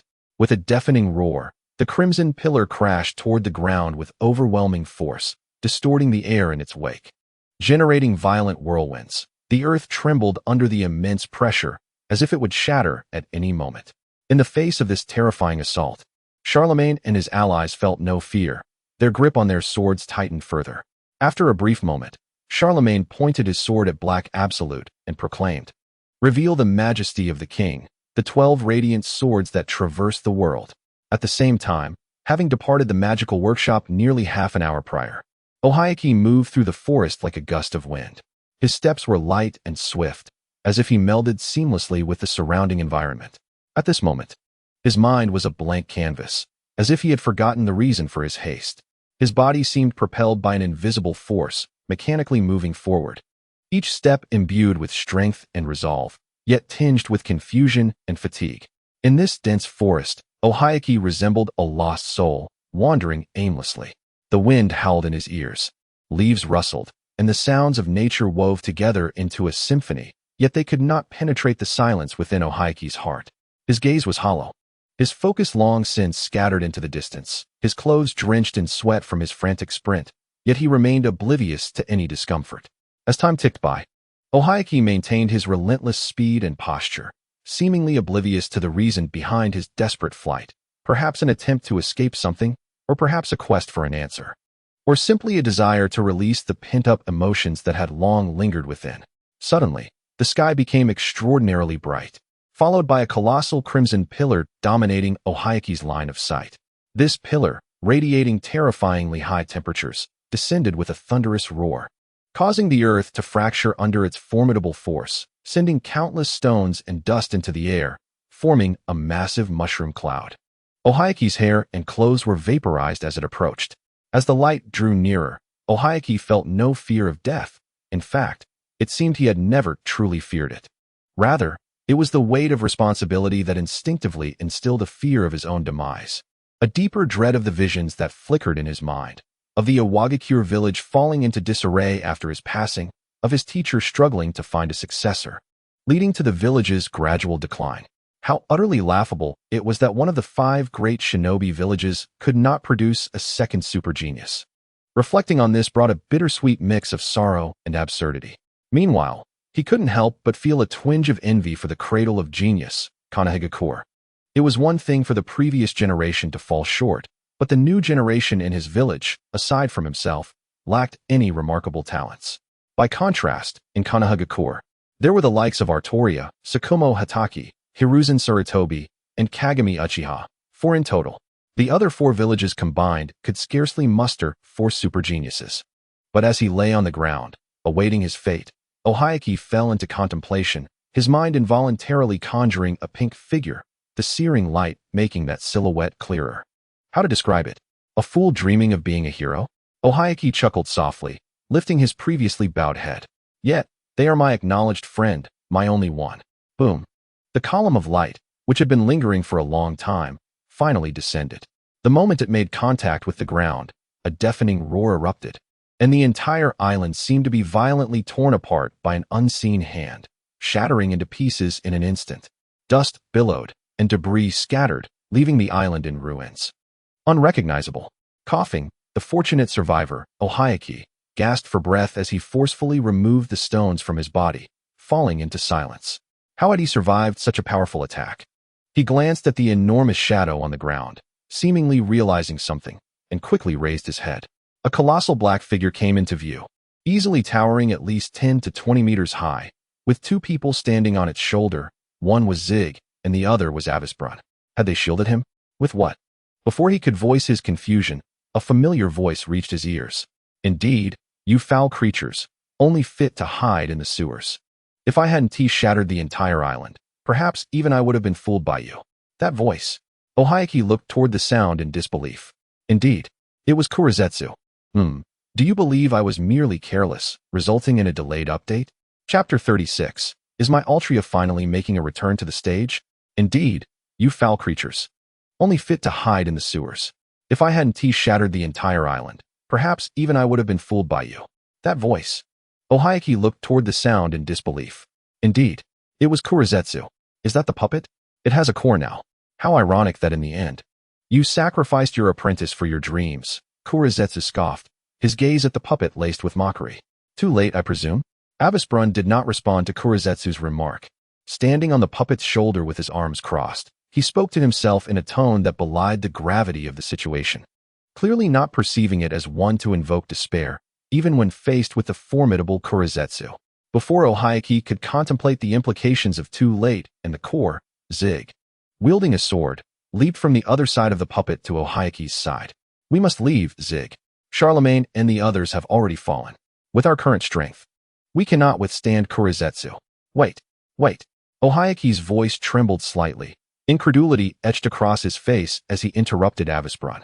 Astolfo and the others, as you surmised, they have all perished. Avisbrun replied coolly, then turned to Zig to continue his interrupted thought.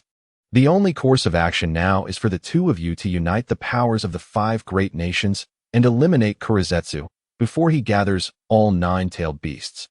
Zig silently nodded in agreement with Avisbrun's plan, which left Ohayaki struggling to accept it. Why is everyone so calm? Astolfo and the others are dead.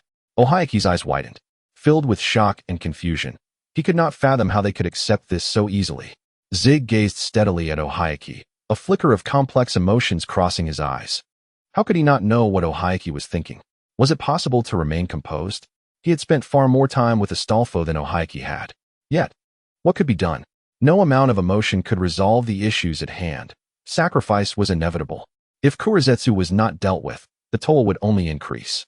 Avisbrun regarded him. You are the future of your village, are you not?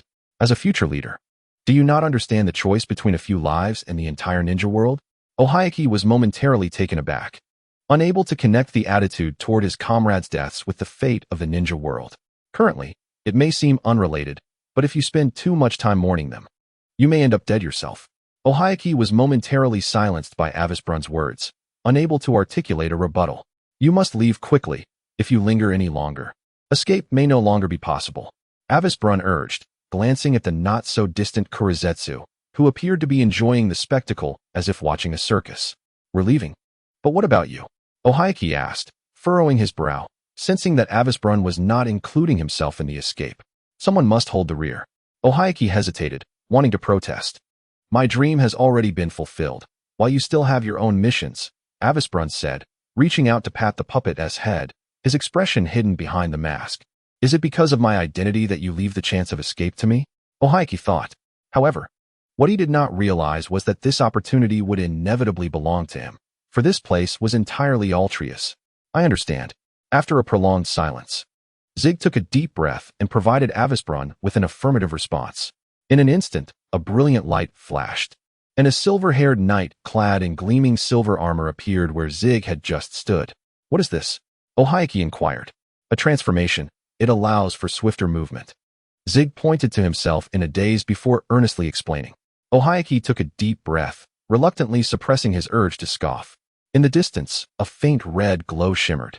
Upon closer inspection, Kurizetsu, wielding the sword of departure, wore a mocking smile, with swirling, vibrant red magic surrounding the blade. It seems you are all prepared. Ohayaki and Zig felt a tightening in their chests, while Avisbrun shielded the two from behind with the puppet. Run! Avisbrun barked, his demeanor suddenly frantic, which Ohayaki attributed to Kurizetsu's presence. Unbeknownst to him, it was merely because Mr. Altrio was eager to conclude matters. The objective had nearly been achieved. Only a final spark was needed to complete this mission. Thus, after Zig and Ohayaki had moved a distance away, the projection effect around Avisbrun and his puppet was promptly cancelled, causing them to vanish from sight. After all, with the protagonists gone, who would care to witness this unnecessary spectacle? If there were concerns about suspicion, a couple of strikes with the sword of departure would surely create a commotion. Boom, boom. Two resounding explosions echoed through the skies, followed by a powerful gust of wind that struck Ohayaki and Zig, stinging their cheeks. Suddenly, a colossal red beam surged toward them, its searing heat distorting the space even before contact. To the sword. Let it fill. With silver hair flowing freely, Zig fixed his gaze on the incoming beam, gripping the hilt of his sword with determination. The blade transformed into a pale blue light, and the knight's resolve solidified as the beam swelled in an instant. The wicked dragon shall inevitably fall, severing all light and shadow. The world now stands at dusk. Let the great sword of fantasy strike down. I have received private messages asking if my updates of a chapter every 7 or 8 days are due to saving up manuscripts for a grand release. Is it possible that my procrastination is the true cause of the 7 or 8 day intervals? Nonetheless, this is indeed unsatisfactory. I intend to devise a method to restore the former pace of one update every 1 or 2 days. After concluding this Ohayaki arc, we shall delve into the main storyline. The Holy Grail is also approaching. I have been contemplating how to approach it. Should it be akin to the previous Grand Grail, or the Moon Grail? The most classic subspecies, after much contemplation, I have decided to employ the most traditional class titles, like Saber and Lancer, without substituting them for anything else. Otherwise, it becomes uncomfortable for you to read, and equally displeasing for me. Doge, I will endeavor to update more diligently. Being mocked in the group as a weekly updater is excessively irritating, though it is indeed a fact. Sorrow, Chapter 37. The failure of dust release the malevolent dragon shall inevitably fall. The light and shadow that sever all ties. The world has now reached the twilight hour. I shall strike down the fantasy great sword. The demon shall fall. The crimson beam of light collided with the azure one, momentarily contesting for dominance. Yet, before the two could breathe a sigh of relief, the azure pillar was swiftly consumed by the crimson. Boom! With a deafening roar, the figures of the two were engulfed by the crimson light. The earth trembled violently, and countless enormous fissures spread rapidly like a spider's web. Soon, as the dust settled, Black Zetsu stepped forward, disdainfully observing the two wretched figures before him. Zig, with disheveled hair, lay on the ground. Unable to maintain his zig-flying form due to having endured the brunt of the attacks, his head tilted at an odd angle, he had evidently lost consciousness. Meanwhile, Anoki was sprawled on the ground, one hand propped up, his furious eyes concealing a hint of barely perceptible fear, which drew a frown from the hidden observer, Al. It seemed he had inadvertently instilled psychological trauma in the boy, which was never his intention. He merely sought to complete his task. To provide Anoki with a concept of the throne of heroes, and to take a jab at Black Zetsu along the way. He never intended to instill such fear as Madara had done. What if, after developing such trauma, Anoki could no longer muster the courage to confront Black Zetsu? However, hidden in the shadows, Al took a deep breath and manipulated Black Zetsu to advance. The arrow was knocked. There was no time for regret. You're still alive. You truly are a fortunate little pest, Black Zetsu scoffed, an array of golden ripples appearing behind him, prompting Anoki to lower his head in despair. This monster is insurmountable, he thought. How could anyone possibly defeat such a being? Even the mighty Roland and Charlemagne's 12 paladins perished at its hands. And even that enigmatic King Charlemagne could not last long against this creature. Surely, the two monsters of Konoha would not stand a chance either. Humph! Perish in your hideousness. Cowardly insect. One by one, treasures from the golden ripples shot forth, and the sheer force of the wind stung Anoki's cheeks, not to mention the visible terrifying power.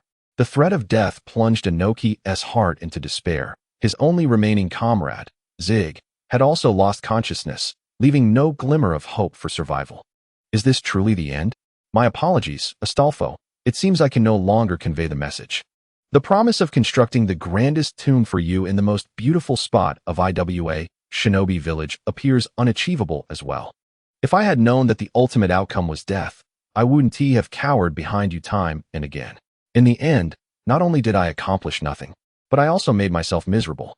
If there's a next time, I will undoubtedly be like you, an unyielding hero, if you are still here. Release of the noble phantasm. Declaration of destruction. Casa di Logistilla. A familiar voice resonated. Anoki, in bewilderment, lifted his head, and before his eyes was that familiar pink-haired figure. What are you doing? Anoki asked in confusion. Why have you given up resisting, Anoki? Astolfo interrupted, visibly flustered. This is only natural. We have not won any hope, have we? Anoki replied with a bitter smile. How could anyone defeat such a monster? Astolfo furrowed his brow. The situation seemed even more dire than the blow dealt by Madara. There was no longer any desire to resist. Thinking of this, he raised his voice in rebuttal. If you cannot win, will you not fight? What will the villagers of your village think of you? If someone were to invade your village in the future, would you surrender without a fight, allowing them to destroy your home? Is this how you intend to live? Answer me, Anoki. Of course not. Anoki clenched his fists, finally breaking the silence. The village that had nurtured him since childhood could not simply be compromised. So what is different about the current situation? It seems there is no difference. My teacher is still waiting for me to grow, and the people of the village are also waiting for my growth. I must survive. The crucial point was that Black Zetsu needed to be defeated by the alliance of the shinobi world, and that required him to stay alive and relay the message. Anoki took a deep breath and stood up resolutely. He could not fall here. Many were waiting for him, and the pink-haired figure before him had always believed in him. No matter what. That's the spirit. Astolfo smiled brightly at him. This was the Anoki he knew, one who refused to succumb to despair, allowing him to proceed with the next phase of his plan. I can only activate this noble phantasm once. Now that I have Black Zetsu occupied, Anoki, quickly use your dust release to defeat him. Dust release. Anoki paused for a moment before nodding. Though he had yet to master dust release and had never successfully activated it, he believed that in this moment of crisis, he would surely be able to unleash it and turn the tide, saving the shinobi world. Crack. A series of fissures appeared, heightening Astolfo's anxiety. Hurry. Anoki, hurry. There's no time left. Taking a deep breath, as he observed the cracks multiplying on Astolfo's noble phantasm, Anoki quickly began to channel chakra. When he sensed the timing was right, he raised his hands and shouted, Dust release. The technique of world disintegration. But how could this be? Anoki stared incredulously at his hands. Why? Why didn't it succeed? At such a critical moment, why did I still fail? Failed. Then you should flee. Quickly take Zig and escape. Turning in disbelief, he saw Astolfo's face still adorned with a smile, devoid of any reproach. Why are you not blaming me? I was supposed to protect you, yet I proved utterly useless. Crack, crack. Anoki, I have always been grateful for your kindness. Thank you. Thank you for not dismissing my somewhat naive dream of heroism. If possible, please be sure to survive and relay what transpired here to the shinobi world. He said this, and until the very end, he did not cast blame upon the ninja who had failed to fulfill the duty of protection. That vibrant figure was swallowed by the golden river moments later. Astolfo, it was a hasty miscalculation. I misjudged the timing. The next chapter, or the one after, will mark the conclusion of Anoki's arc. I plan to store some drafts for next month to ensure full attendance. It's rare to have drafts at hand, yet I forgot to release them. Chapter 38, The Dazzling White Light. Roar. Your fortune is extraordinary, isn't it, Jashio? You have survived against all odds. Heiju kicked the disoriented Anoki to the ground, placing a foot mockingly on his chest, gazing down at the man beneath him. Yet, the dazed Anoki exhibited no reaction. He did not even instinctively cry out in pain. His dim, lifeless eyes stared blankly ahead, and this lackluster response elicited a disapproving click of the tongue from Heiju. With a hint of irritation, he kicked Anoki down again, casting a glance at the rigid form lying on the ground. Truth be told, were it not for the slight rise and fall of Anoki's abdomen, he might have genuinely believed the man was dead. That vacant gaze, that expression of hopelessness, could easily mislead one into thinking Astolfo held immense significance in Anoki's heart. However, upon checking the affinity level, all fell into silence. The glaring score of 90 took him by surprise. When did this happen? Had he actually succeeded in his endeavor? After a brief moment of astonishment, Al regained his composure. His gaze towards the barely alive Anoki now tinged with disappointment. Indeed, it was disappointment. While merely a conjecture, he could discern some of Anoki's thoughts. Essentially, he is the future of the village. He cannot perish. If he were to die, it would spell doom for their IWA ninja village. Such thoughts, while somewhat valid, considering that Anoki was the sole prodigy of the village, were not ones Al endorsed. As a super genius, encountering formidable foes yet being unable to act, cowering in fear. Even when witnessing the death of a close friend without a flicker of response, such a person, regardless of innate talent, would likely achieve limited success in the future. Perhaps many would view this self-preserving behavior as justifiable. After all, who would forsake the future of their village for others? Yet, even if everyone acknowledged this point, Al, who aspired to emulate the self-sacrificing King Arthur, would not agree. In his eyes, this Anoki was a far cry from the tempestuous Tsuchikage he envisioned. Shaking his head, he ceased to dwell on such matters and instead stepped over to where Zig lay motionless. After all, Anoki was merely a youth. There was no need to impose such high expectations upon someone so young. Reflecting upon his own actions, he pondered whether he had truly managed everything perfectly. If he had, how could Mordred have met his demise? Moreover, the pressing concern now was how to deal with Zig appropriately. Otherwise, should he encounter Heiju again without having eliminated him swiftly, it would surely expose him. Thus arose the question, how to eliminate Zig in a manner that seemed reasonable. On the first day, he could already extract chakra. Truly, he is the grandson of the first Hokage. The teacher at the Ninja Academy looked upon the young Anoki with immense pride. Anoki, the future of IWA Ninja Village, your destiny is bright. The second Tsuchikage spoke solemnly of his expectations for Anoki. Completing an A-rank mission single-handedly, you are indeed worthy of the title, Lord Anoki. The villagers expressed their heartfelt admiration for the pillar of their village's future. Throughout his teenage years, from the moment he began to realize his potential, it seemed he heard such words daily. Thus, raised under such expectations, he grew up knowing he would one day become Tsuchikage, bearing the weight of the entire village upon his tender shoulders, a burden that steadily increased from the age of 6. He had never disappointed the villagers, and in the future, he would almost single-handedly bear the fate of the village for decades to come. Anticipation, hope, these sincere and beautiful expectations placed upon leaders and successors often felt more like a burden than mere blessings.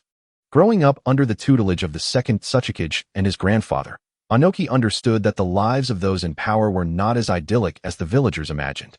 That Tsuchikage's existence was far more arduous than that of an ordinary leader. The weight of an entire village rested upon his shoulders. Do well, and the people exalt you. Falter, and they cast you into despair. Such is the harsh reality of humanity. Perhaps he did not yet confront these pressures directly, but witnessing the second Tsuchikage struggle under the weight of his duties made him realize that his future would not be much better, and that day would come sooner than he anticipated. At times, he pondered whether he would have the liberty to choose if he were not the grandson of the first Tsuchikage, if another prodigy existed within the village. Alas, there are no ifs, and thus, he would never know the answer to that question. Regardless, his identity would remain unchanged, and his generation would not bear another prodigy. Perhaps this was why he had never truly despised Astolfo. He represented a vision of the self he yearned to be, a different version of himself. He thought that if he had the power to choose, he might share Astolfo's sense of justice, possess his own dreams, rather than being consumed by self-interest and political machinations, remaining indifferent even in the face of a friend's death. He clenched his fist tightly, gradually rising with his battered body, the once dim light rekindling in his eyes.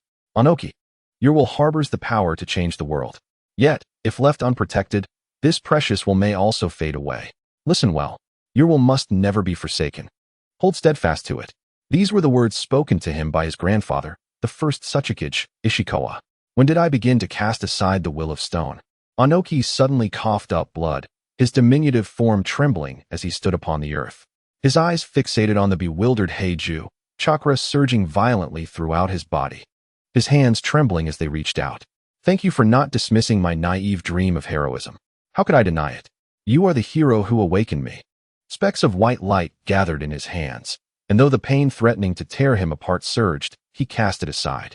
All he desired now was to hurl this manifestation of his will into the face of that wretched bastard. Watch closely, Astolfo, for this is my will of stone. The white light coalesced into a triangular prism, and Anoki knew it had taken form. As if sensing something, Heiju abruptly turned, staring in astonishment at the white light in Anoki's hands. Meanwhile, Anoki, undeterred by Heiju's gaze, grew increasingly fierce, a glint of malice flashing in his eyes. Behold, Heiju, this is my dust release. Dust of 2-day scale, my will of stone. The triangular prism of dust release transformed into a dazzling white light, accompanied by Anoki's furious roar. Dust release, technique of world detachment. This chapter seems to be somewhat poorly written, yet it also possesses certain merits. It feels rather strange, though I cannot quite pinpoint the source of this oddness. Nevertheless, it matters little now, for I am finally nearing completion and can return to my comfort zone. The Leaf Village is activating. Ultimately, I should not have embarked on this experiment, as it has proven awkward and challenging to articulate. Chapter 39, The Anoki Arc, Part 1. A dazzling white light flashed across my vision, disintegrating everything it touched in an instant. However, Anoki felt no joy. Instead, he remained vigilant, scanning his surroundings. Although there was scant evidence, he presumed that being struck by dust release would leave no corpses behind. Still, he sensed that a man as terrifying as Kage would not be so easily defeated. Suddenly, several golden ripples appeared in the still air, with several sharp swords pointed menacingly at the diminutive boy. Whoosh! Almost as soon as the sound of slicing air reached him, the ever-watchful Anoki reacted instantaneously, turning around and delivering a powerful punch. Earth Release, Super Heavy Stone Technique. Earth Release, Rock Fist Technique.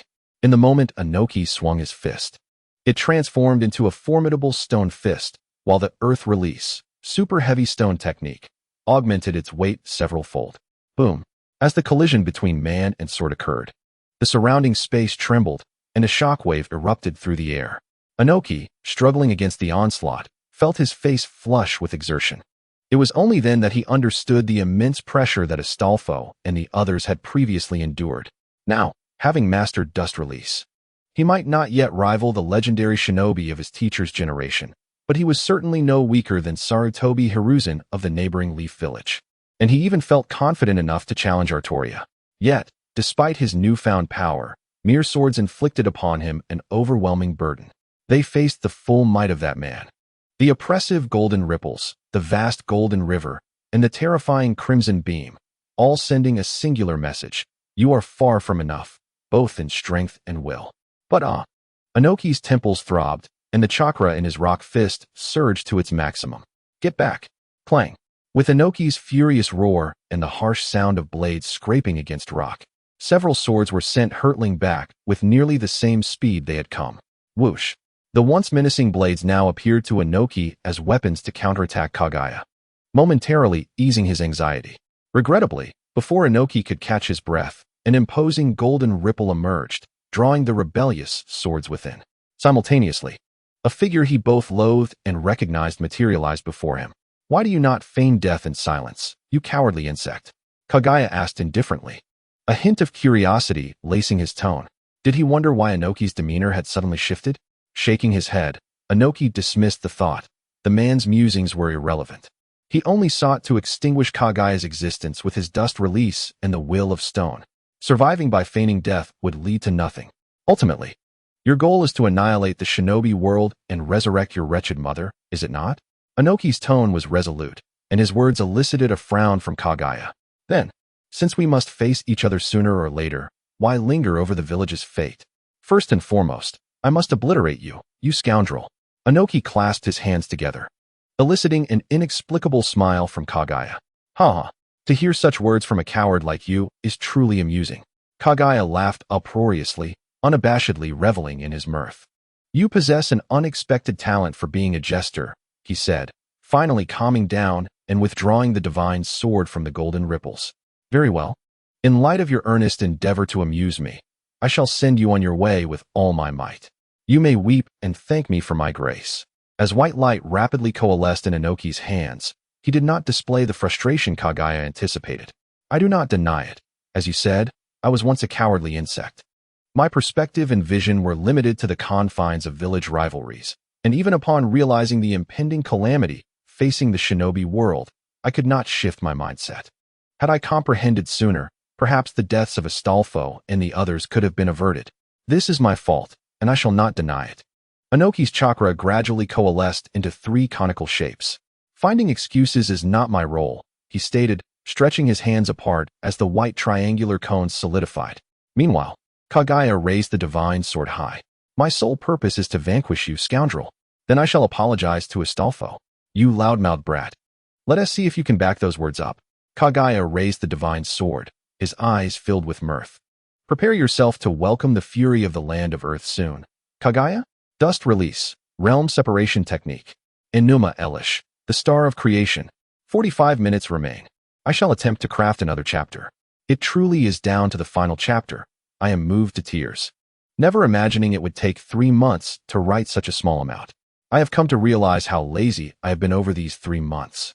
After returning to school, I have completely fallen into a rut, only booting Steam and the small broken station daily. I am emotional, surely.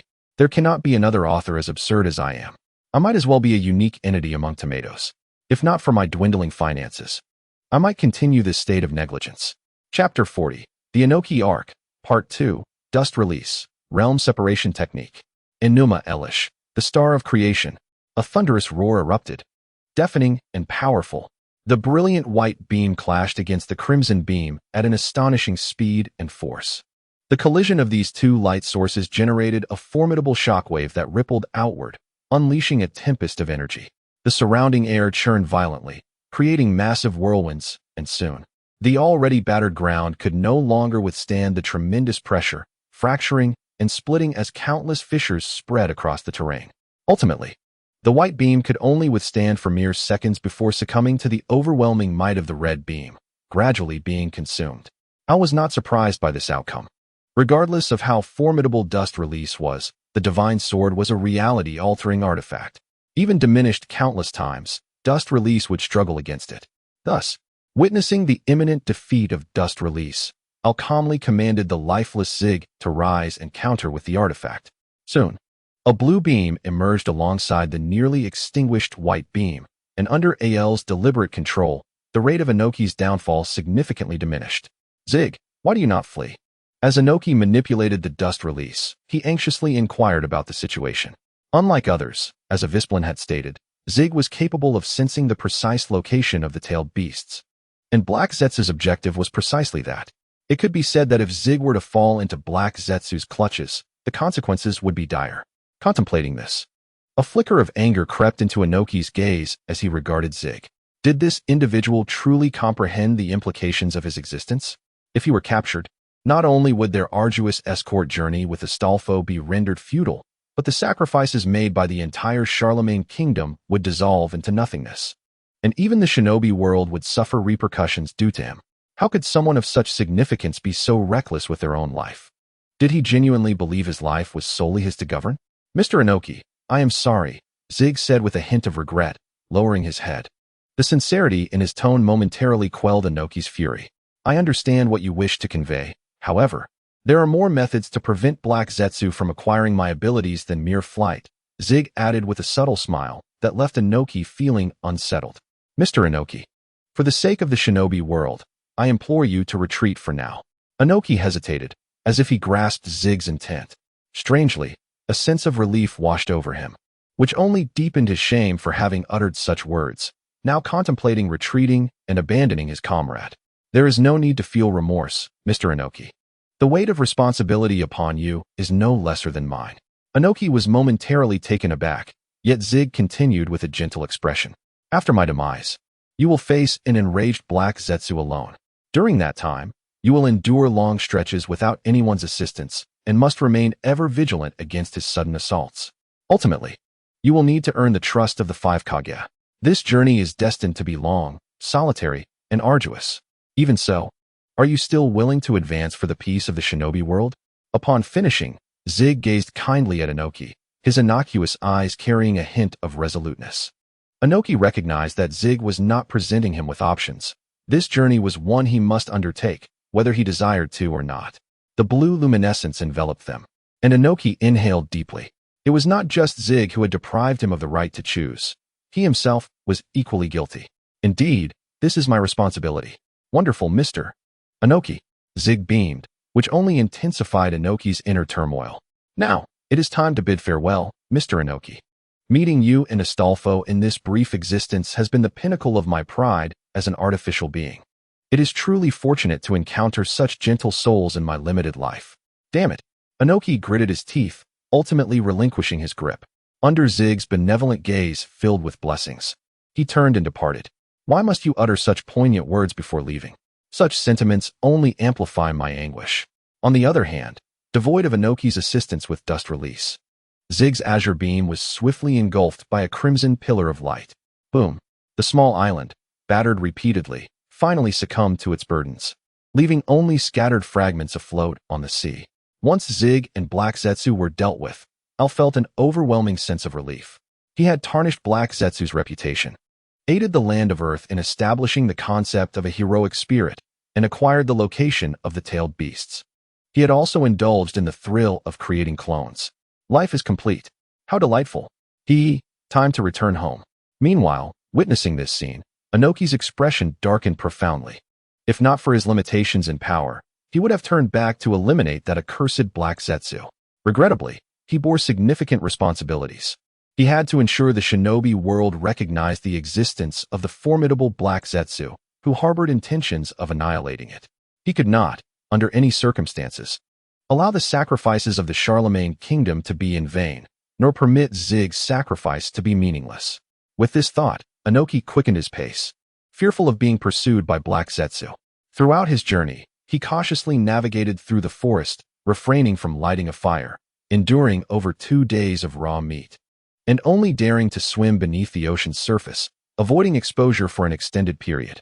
Thus, it was not until 3 days later, disheveled and weary, that Inoki returned to solid ground, realizing that Black Zetsu would no longer seek him. This revelation brought him a sigh of relief, followed by a self-deprecating smile. Recognizing that in the eyes of others, he was deemed unworthy even to serve as an outlet for their frustrations. How utterly belittled I feel. Inoki clenched his fists tightly, a shadow of darkness creeping into his heart. Just wait, Black Zetsu. There will come a day when you will meet your end at my hands. I shall make you experience despair. 7 days later, in the Land of Rain, Al had concluded his journey through the Land of Earth and the Land of Water. Due to Hashirama's presence in Konoha, the two steadfast individuals decided to relocate their meeting point to another country, and the Land of Rain was fortunate enough to be chosen by them. On the way, he glanced at his status panel, which was roughly as follows. Name: Artoria, age 13, height 155 centimeters, ninjutsu B1555843000000, taijutsu B6446581500000, jinjutsu B158985300000, chakra B354996150000, skills: magic resistance, A, corresponding to Naruto attributes, writing; B, innate skills, instinct, A, charisma, B, mana release, A, noble phantasm, winds of the King's barrier, max level, C, sword of victory, A, true name released, Gawain summoned, sword of oath, A, true name released, unable to summon Artoria, Avalon, sword sheath, 12 trials, 0-12, items, holy crystals, 15, holy crystal fragments, 0, XXX, used, physique, heart of the Red Dragon shop currency, 66. 58 million available items, Luffy's spear, 8 million, sword in the stone, system bonus glimpse of a future fragment, 8 million evaluation, shadow level remarkably. 3 additional holy crystals had appeared, as the system indicated that the bond function had been unlocked, increasing the affinity of 5 shadow-level powerhouses to 90 or above. Uchiha Madara, 93.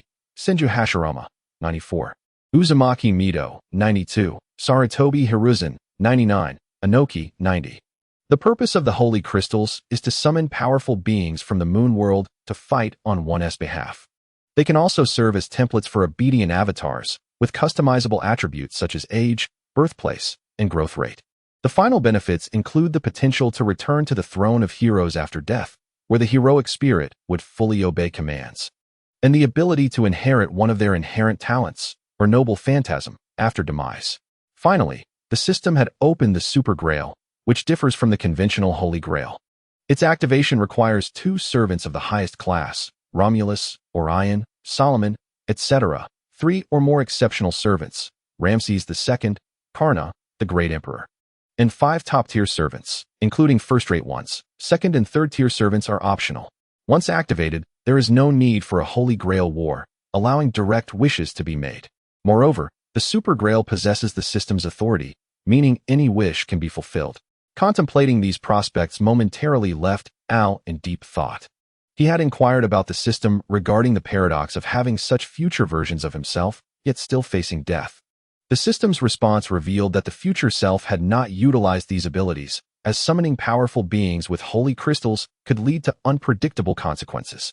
However, Al was unconcerned, believing that if his future self met demise without using these powers, his own attempts could hardly yield worse outcomes. Resolute in his decision, Al promptly decided to utilize 15 holy crystals, drawing 3 at a time, sufficient for 5 draws. With fervor, he exclaimed, "Let us go all in." Soon, under Al's direction, 3 holy crystals returned to the system's inventory. In an instant, countless white sparks flashed, revealing a 3-star card before Al's eyes. Upon closer inspection, he was taken aback by the 4 bold characters emblazoned upon it, Meipo Tofu.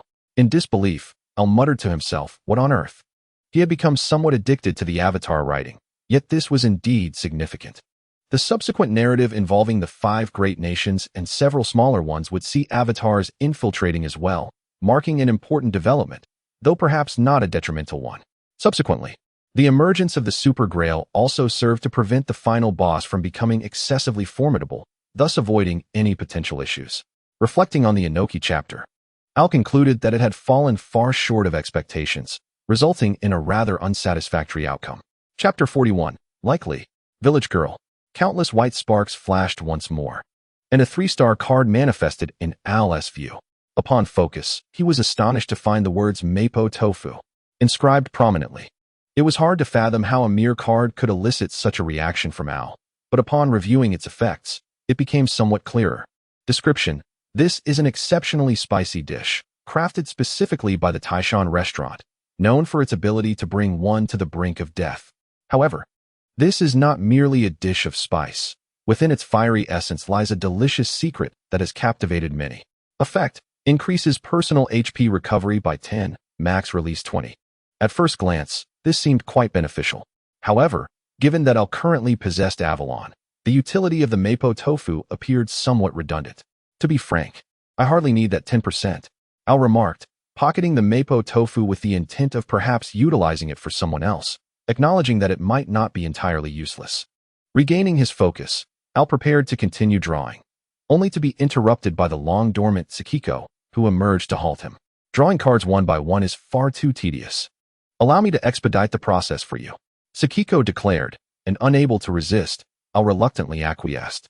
He had hoped to achieve a miraculous single draw, yet it seemed that opportunity had slipped away. Before long, under the system's manual operation, a familiar white light shone before Al once again. This prompted an instinctive displeasure as he clicked quickly on the system screen, exclaiming, "I'll skip ahead."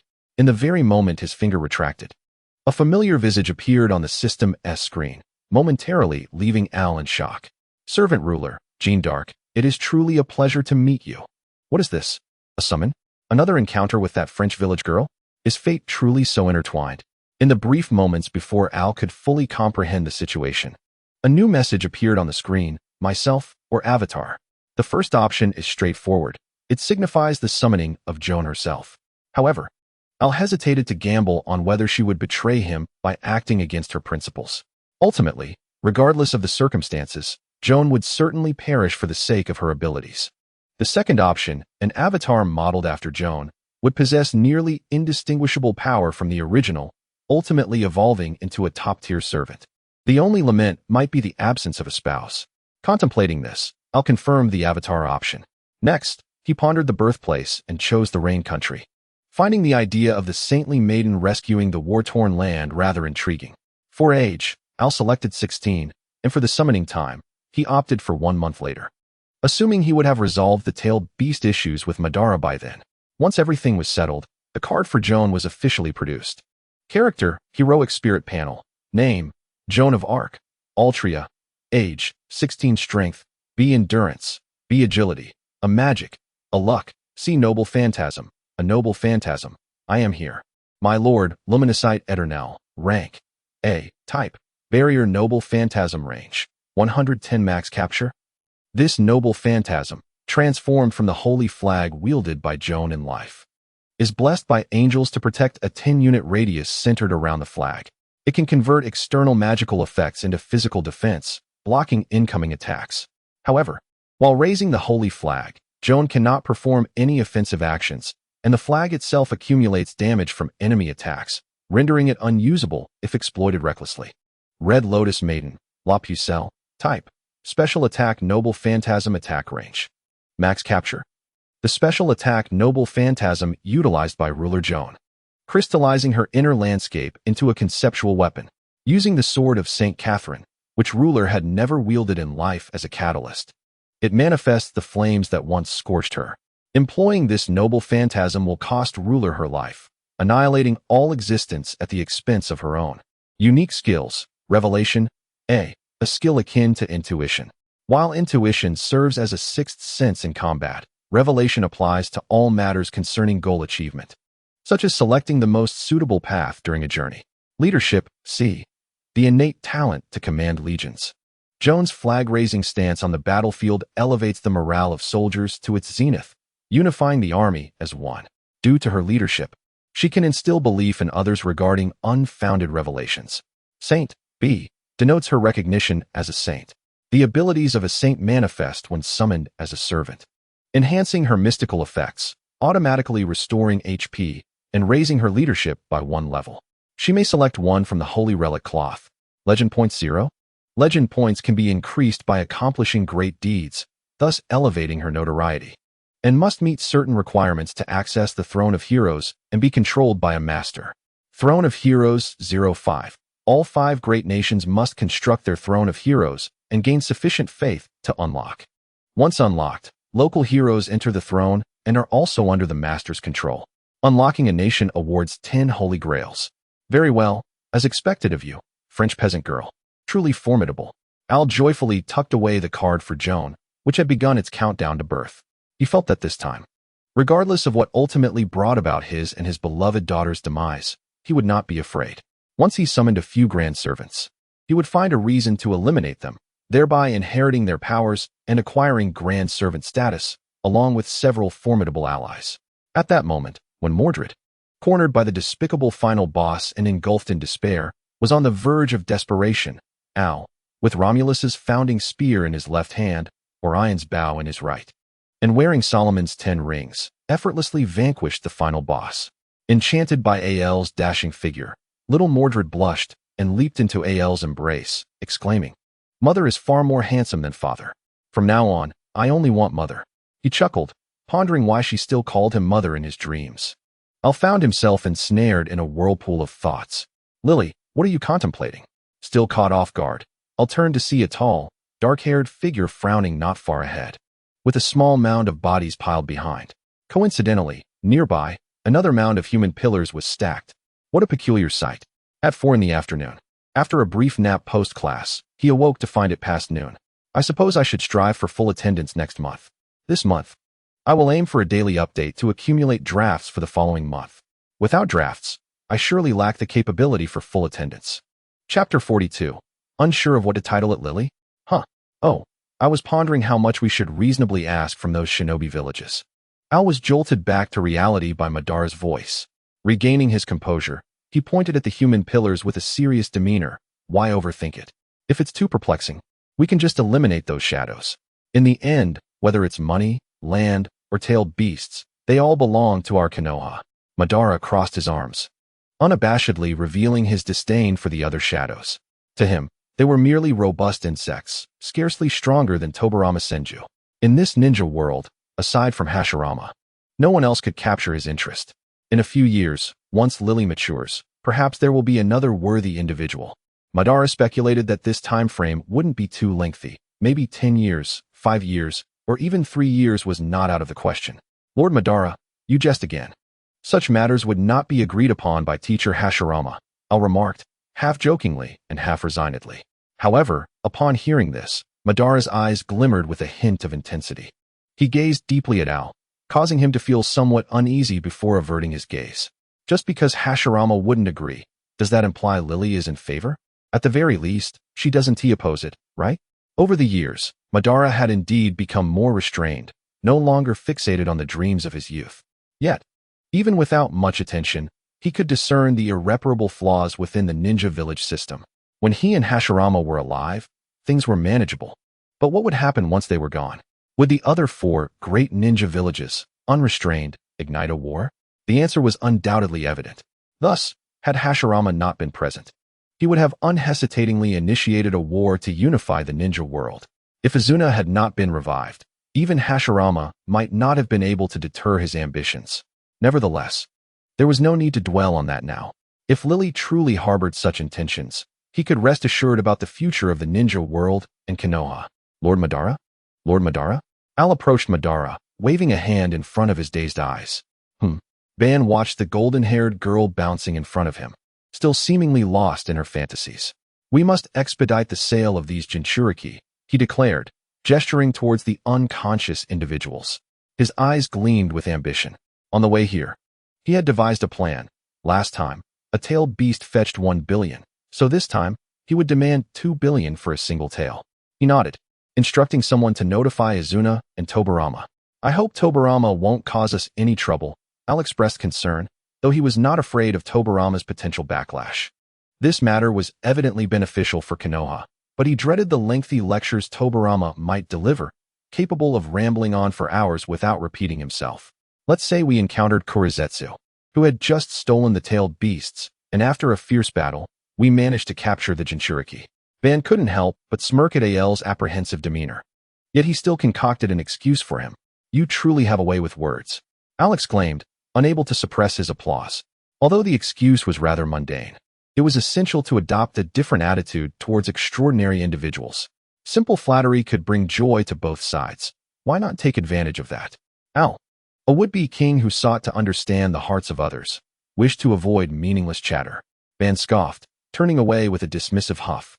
Yet Al's keen eyes caught the slight upward curve of Ban's lips as he turned his head. What a surprise! Even Uchiha Ban isn't so difficult to please. Tap, tap, tap. The rhythmic sound of fingers drumming on the table echoed in the Hokage's office. I understand. You may leave now. Tobarama wearily waved his hand, signaling the Jonin to depart. Yes, Hokage-sama. The Jonin replied with respect, straightening his posture before cautiously exiting the room and closing the door behind him. The sound of the door closing reverberated in the not-so-large office, leaving Tobarama feeling even more drained. Capturing tailed beasts for profit without raising suspicion should have been a good thing, a clever ruse that did not tarnish Konoha's reputation. However, Ban's last remark about leaving negotiations entirely to him and Lily made the situation far from perfect.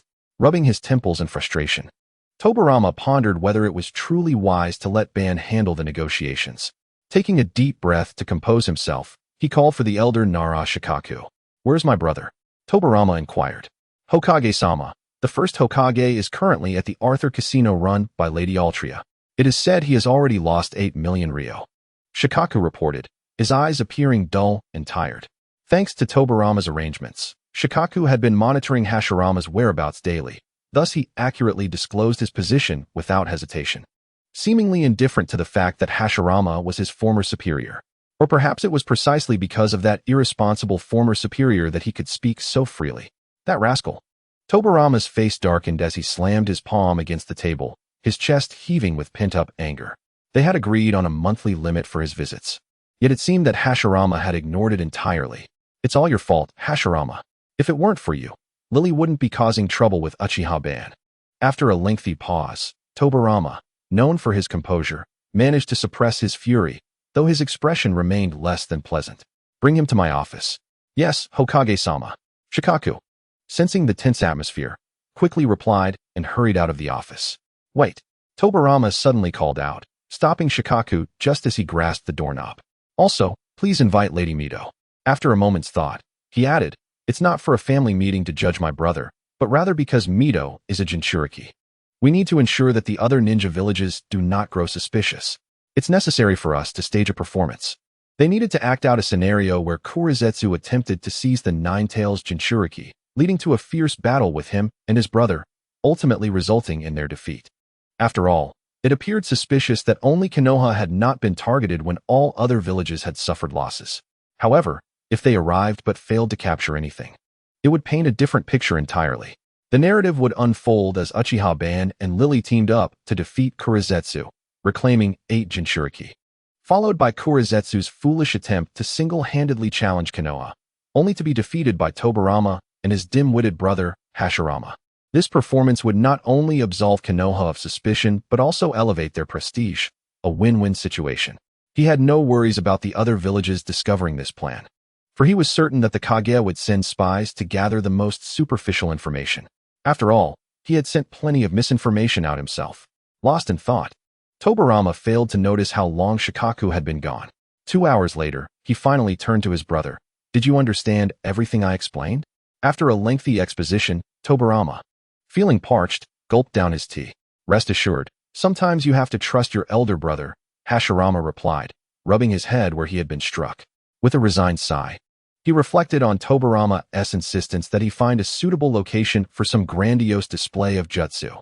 Frankly, it felt like he was being told to find a place to plant trees. It's absurd that this trivial matter was repeated 3 times. Tobirama must think I'm a fool. Hashirama lamented. Sister-in-law, I hope you can handle this. Tobirama's tone softened as he turned to Mito. Clearly recognizing the challenges she faced as the wife of the village chief's simple-minded brother. Not at all. I'm merely standing by. The real challenge lies with you, Mito said with a gentle smile. Though she could be a source of amusement at times, she was usually the epitome of grace. Why did you suddenly call me back to plant trees? I haven't won anything today, Hashirama muttered, feeling dejected. As soon as he entered, Tobirama had given him a light punch to the head, and before he could express his anger, Tobirama poured out the entire plan with visible encouragement, declaring that the future of Konoha rested on his shoulders. So, instead of letting me gamble, you want me to plant trees to improve the environment as a means of saving Konoha? When did my hobby gain such significance? Hashirama felt a wave of melancholy wash over him. I don't want to keep losing. I want to win too.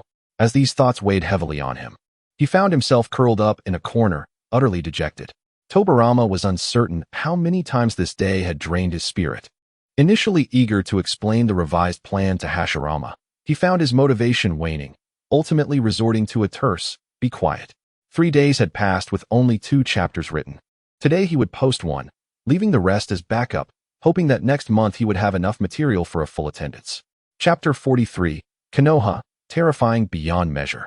Bang. Wood release. Wooden man technique. Wood release. Wood dragon technique. Wood release. Birth of the tree world. In the plains several hundred meters outside of Konoha, Hashirama idly observed as Tobirama, transformed into Black Zetsu, using his shadow clone, unleashed ninjutsu with abandon. Meanwhile, Mito, who had also entered the tailed beast cloak form, One Tail, occasionally cast a couple of jutsu to join in the fray. Tobirama had never encountered Black Zetsu before. The only information he received from Madara was a fleeting mention of a black monkey. Thus, he could only rely on his imagination for the transformation, especially since none of the scouts had seen it either, and they were quite distant. The most crucial aspect was that Konoha had signaled, indicating that they had also been targeted, which meant this incident was unrelated to them. As long as the other ninja villages were not foolish, even if they suspected a connection to Konoha, they would swallow their doubts, for they would never wish to provoke another formidable enemy in the presence of an already potent threat like Black Zetsu. Remarkably, despite the casual transformation, there was indeed a striking resemblance to Black Zetsu. That's enough, Tobirama declared, using his prowess to repel his own clone, preventing Hashirama, who was still caught up in the excitement, from pursuing further. The ground around them, ravaged by their battle, had transformed the once flat plains into a nascent forest due to Hashirama's wood release. Perhaps this could be repurposed later as a training ground for the younger generation. Tobirama mused, his thoughts racing. Meanwhile, within Konoha, the commotion caused by Hashirama and Tobirama was significant, and given the proximity, both clan members and ordinary villagers witnessed the spectacle of the first Hokage planting trees. The first Hokage is truly terrifyingly powerful, a member of the Nara clan, who was out shopping with his girlfriend, exclaimed. Is he battling someone? A chubby member of the Akimichi clan pondered aloud, staring at the scene. How could that be? You fool. Who else could withstand a fight with the first Hokage for so long besides Lord Madara? A blonde from the Yamanaka clan chuckled, playfully nudging the Akimichi boy. I think I also saw Lord Tobarama and Lady Mito. A sharp-eyed Hyuga clan member exclaimed excitedly. Who is that black figure? Is the first Hokage fighting him? Another member of the Hyuga clan frowned in inquiry. Huh. Someone who can compete with both Hokages? Where? A curious young girl from the Hyuga clan jumped onto the back of a clan member, eager to know. Use your Byakugan. Oh, you can't see it anymore. That black figure was driven away by the Hokage. The clan member chuckled, stroking the girl's head. I can't see, and you're still laughing. You're so mean. The girl fumed, repeatedly punching the boy's back. The boy and girl began to playfully tussle in the street, while others around them simply smiled at the scene. For them, the presence of the first Hokage and Madara in their village was a source of immense safety, and indeed, it was the truth. Is this the god of ninjas? A spy from the Cloud Village stood dumbfounded, unable to utter a word after witnessing the first Hokage in action. 7 days later, in the land of Earth, Iwagakure. What did you say? Konoha was also attacked? Inoki rose abruptly, his expression shifting as he gazed at the Jounin kneeling before him. Konoha had been attacked. Yet he felt no joy. Now, with the tailed beasts of the 4 major ninja villages and Takigakure plundered, according to Inoki, if Konoha's 9 tails were also seized. A cataclysm of unprecedented scale would engulf the ninja world. Yes, Lord Tsuchikage. The assailant is said to be a powerful figure clad in black. Confirmed to be the notorious Black Zetsu, the Jounin replied solemnly, head bowed. Black Zetsu attempted to seize the 9 tails, but was thwarted by the first Hokage, Senju Hashirama, and the second Hokage, Senju Tobarama, who ultimately repelled him. The Jounin reported without a hint of emotion, though a tempest brewed within him. Black Zetsu, though relatively obscure in reputation over the past few years, had become a household name in recent days. In less than a month, Black Zetsu had ruthlessly seized the 7 tails from Takigakure, the 3 tails and 6 tails from Kirigakure, the 1 tail from Sunagakure, the 2 tails and 8 tails from Kimogakure, as well as the 4 tails and 5 tails from Iwagakure. That day, the day of despair for all Iwnin, I will never forget. That man, that dark figure, that golden ripple that obscured the sun, in but a moment, he vanquished our invincible second Tsuchikage, trampling his proud head beneath his foot. Had it not been for the 2 Jinchuriki who could not bear to see their Tsuchikage humiliated and chose to follow Black Zetsu, I fear Iwagakure would have been obliterated. With this thought, the Jounin felt utterly powerless. Black Zetsu likely regarded their village with utter disdain, daring to act against them. A shameful, profound disgrace. If Naruto knew his thoughts, he might exclaim in indignation, as the navigational tools ultimately led to Iwagakure, unaware that the 2 Jinchuriki were leisurely dining. This meat is right at our lips. Who could resist? Moreover, the experience card was running out of time. Otherwise, they could have waited until evening to spare them some face, right? Was he not defeated by the first Hokage? He murmured in a daze, only to snap back to reality. Regardless, this was indeed a piece of good news. Knock, knock, knock. 3 short, urgent raps on the door broke the tension, successfully drawing the Tsuchikage's attention. Collecting his thoughts and exhaling a heavy sigh, he called out to the person outside. Lord Tsuchikage. The newcomer knelt respectfully, and upon Inoki's gesture for him to rise, he eagerly shared his intelligence. Lord Tsuchikage, a messenger from Konoha, seeks an audience. He claims that their Uchiha Madara and Altria recently defeated Black Zetsu and successfully reclaimed all the tailed beasts. Heh, the rating actually increased. It's the first rise in 3 months. How delightful. Chapter 44. Are you in love? Let him in, Inoki said, resting his chin on one hand and waving with the other to invite entry. He was not surprised that Uchiha Madara could defeat Black Zetsu. Perhaps it was due to the recent news of Hashirama's victory over Black Zetsu that Madara's capability seemed less astonishing. Yet, as he pondered, a sudden shiver coursed through him. Moreover, those who had not faced Uchiha Madara could never truly fathom the sense of helplessness akin to standing before a deity. Although Black Zetsu was undeniably formidable, there was still a slight disparity when compared to Madara, Inoki firmly believed. With 4 of the 5 major ninja villages having been effortlessly dismantled by Black Zetsu, Hashirama and Madara had become the last bastion of hope. Thus, the news of their triumph over this madman intent on obliterating the ninja world was undeniably uplifting. You say he fought alongside Tobarama and Altria? Don't be ridiculous. It's clear to anyone that it was merely to bolster the reputation of the two. One is the current Hokage, and the other the future Hokage. As for Tobarama, let us not even discuss him. What strength could a 13-year-old child like Altria possibly possess? At best, she might reach the level of a Hokage. How much assistance could a single Hokage provide Madara? It is merely a matter of creating momentum for the young lady. Ensuring her ascent to the esteemed position of Hokage is as smooth as possible. In that moment, Wu felt as though he had discerned all truths. Lord Tsuchikage, this is something Lord Madara sent for you.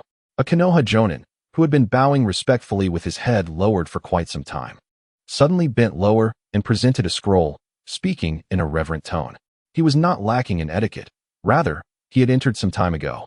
While the Tsuchikage remained lost in his own thoughts, oblivious to the passage of time and silent in his contemplation. The urgency from Lady Artoria weighed heavily upon him, and the delays on the way had left him little time to waste idly before the Tsuchikage's distraction abruptly pulled from his reverie. Wu frowned and glanced at the scroll held out by the Jonin, then cast an eye towards the rock shinobi beside him. The rock shinobi immediately understood, hastily stepping forward to take the scroll and respectfully handing it over to Wu. Furrowing his brow, Wu began to peruse the scroll. To be frank, he had no desire to read its contents, for he already knew what it would entail. If it was sent in the name of Senju Hashirama, then it would undoubtedly be a proposal for another 5 Kage summit to discuss the return of the tailed beasts. However, if it came from Hashirama's dark-hearted brother or Uchiha Madara, it would likely demand his participation in the summit under duress, possibly even proposing the sale or auction of the tailed beasts. As he read, Wu's apprehension grew with each line, culminating in a fit of rage as he slammed his hand down, shattering the table, his eyes blazing crimson as they fixated on the seemingly composed Konoha Jonin. Do not disgrace yourself, Konoha. Though the rock Jonin was unaware of the unfolding situation, seeing his Tsuchikage's anger, he stepped forward, fists clenched, fury igniting in his gaze. Yet, the Konoha Jonin remained unflappably calm, casting a casual glance at the two, stating, "This is Lord Madara's directive. I implore the Tsuchikage to consider it carefully." What a farce. He was a messenger for both Lord Madara and the Hokage. Who would dare to challenge him? Uchiha Ching was willing to wager 100 ryo that this irate Tsuchikage would ultimately have to make a strange visit to the Land of Rain to see Lord Madara. Indeed, Wu's expression shifted rapidly, and soon his thunderous countenance transformed into one of relative calm. He regarded Uchiha Ching with a somber gaze, saying, "Understood. Relay to Uchiha Madara that we, the rock shinobi, shall be punctual in our attendance." Uchiha Ching smiled, his eyes curving with satisfaction, unable to conceal his pride. "I told you so. With Lord Madara's influence, how could this Tsuchikage dare to refuse?" With a sense of triumph, Uchiha Ching exited the office, while the disgruntled rock Jonin could no longer contain himself, muttering, "Tsukikage, are we truly just going to?" Before he could finish, Wu, irritated, cut him off. "What can you do against Uchiha Madara?" The rock Jonin fell silent, deflated. Wu sighed heavily. Since the departure of the first Hokage, he was left bearing the weight alone. The previously promising Inoki had become obsessed with training since their last escort mission. Wu had initially felt a sense of relief when Inoki mastered Dust Release, believing he could retire soon after a few more years as Tsuchikage. To his dismay, the lad outright rejected the notion, insisting he wouldn't take the mantle until he had slain Kage, nearly driving Wu to a fit of rage. "Go tell Inoki to accompany me to the 5 Kage summit in a few days. If he refuses, inform him it concerns Kage." "Yes, Tsuchikage." At the Inoki residence. After a day of rigorous training, Inoki had just cleaned up and donned fresh attire, sitting at his desk, scribbling in a notebook. He was engrossed in his writing, his sole activity outside of training and basic needs over the past few days, crafting a novel. Indeed, he had heard that many young people in the ninja world enjoyed reading novels, though they were often of a more risque nature. And thus he was inspired to pen a tale that romanticized the events surrounding Charlemagne. He believed that figures like Astolfo, Charlemagne, and Roland should not merely be forgotten heroes, failing to make even a ripple in the historical tide. He sought to have his novel circulate throughout the ninja world, ensuring that Astolfo's name would forever be etched in the annals of history, achieving the status of a resplendent hero. Knock, knock, knock. The sound of knocking jolted Inoki from his creative reverie, and instinctively, he snapped the book shut before impatiently heading to the door. As he opened it, he was greeted by the excited rock jonin, Ishiyama. Lord Inoki. The Tsuchikage, bang. The moment he uttered Tsuchikage, the door slammed shut. Ishiyama even heard the familiar refrain.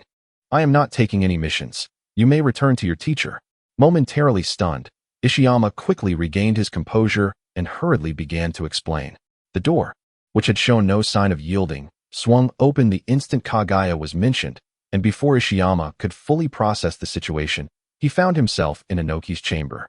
What did you say? Madara defeated Kage? Is this summit meant to address Kage? Inoki gripped Ishiyama's shoulders tightly, oblivious to his grimaces of discomfort. His eyes fixed intently on Ishiyama. Perhaps? I'm not entirely sure. You should inquire with the Tsuchikage, Ishiyama replied, gesturing with a pained expression. Forget asking. I will go. Inoki released his grip, letting out a dejected sigh. What was there to inquire? His teacher would surely be evasive, and without a clear answer. He would never pass up this opportunity. He would insist on accompanying his teacher regardless. Then, Lord Inoki, you should, as Ishiyama prepared to take his leave. He caught sight of the notebook on the desk. The cover boldly proclaimed the title, The Lady Knight Astolfo and the Ninja Inoki. Oh, this seems to be a romantic novel. And one of the protagonists is none other than Lord Inoki himself. Who would have thought the esteemed Inoki harbored such youthful sentiments? No, it seems he has indeed fallen in love. No wonder he has changed so much these past few days. Lord Inoki, are you in love? Upon uttering this, Ishiyama nodded emphatically, convinced that the title alone indicated Inoki's romantic entanglement. What would be expected of a man of such standing? What kind of gift would he be required to present at the wedding? Shishiyama, feeling somewhat troubled, tugged at his hair. He contemplated inquiring about Ohayaki. But in the fleeting moment his gaze shifted, he retracted the words that lingered on the tip of his tongue. He understood that he would soon no longer need to ponder this matter, for he had discerned the murderous glint in Ohayaki's eyes. Oh dear, it seems my life is at stake. Simultaneously, similar events unfolded in the villages of Yunin, Mutsuin, and Sunagakure. The leaders of the three great shinobi villages expressed their discontent with furious roars, only to reconsider their positions upon recognizing the disparity in strength between their forces and that of the enemy. Even the brash Reikage refrained from making foolish threats against Uchiha Madara. Thus, days swiftly passed, leading to the day of the 5 Kage summit. For this summit, Uchiha Madara donned his attire with great care, even rousing the slumbering Al to accompany him to the prearranged venue. Unlike the previous occasion, the absence of Hashirama was palpable, and he was joined instead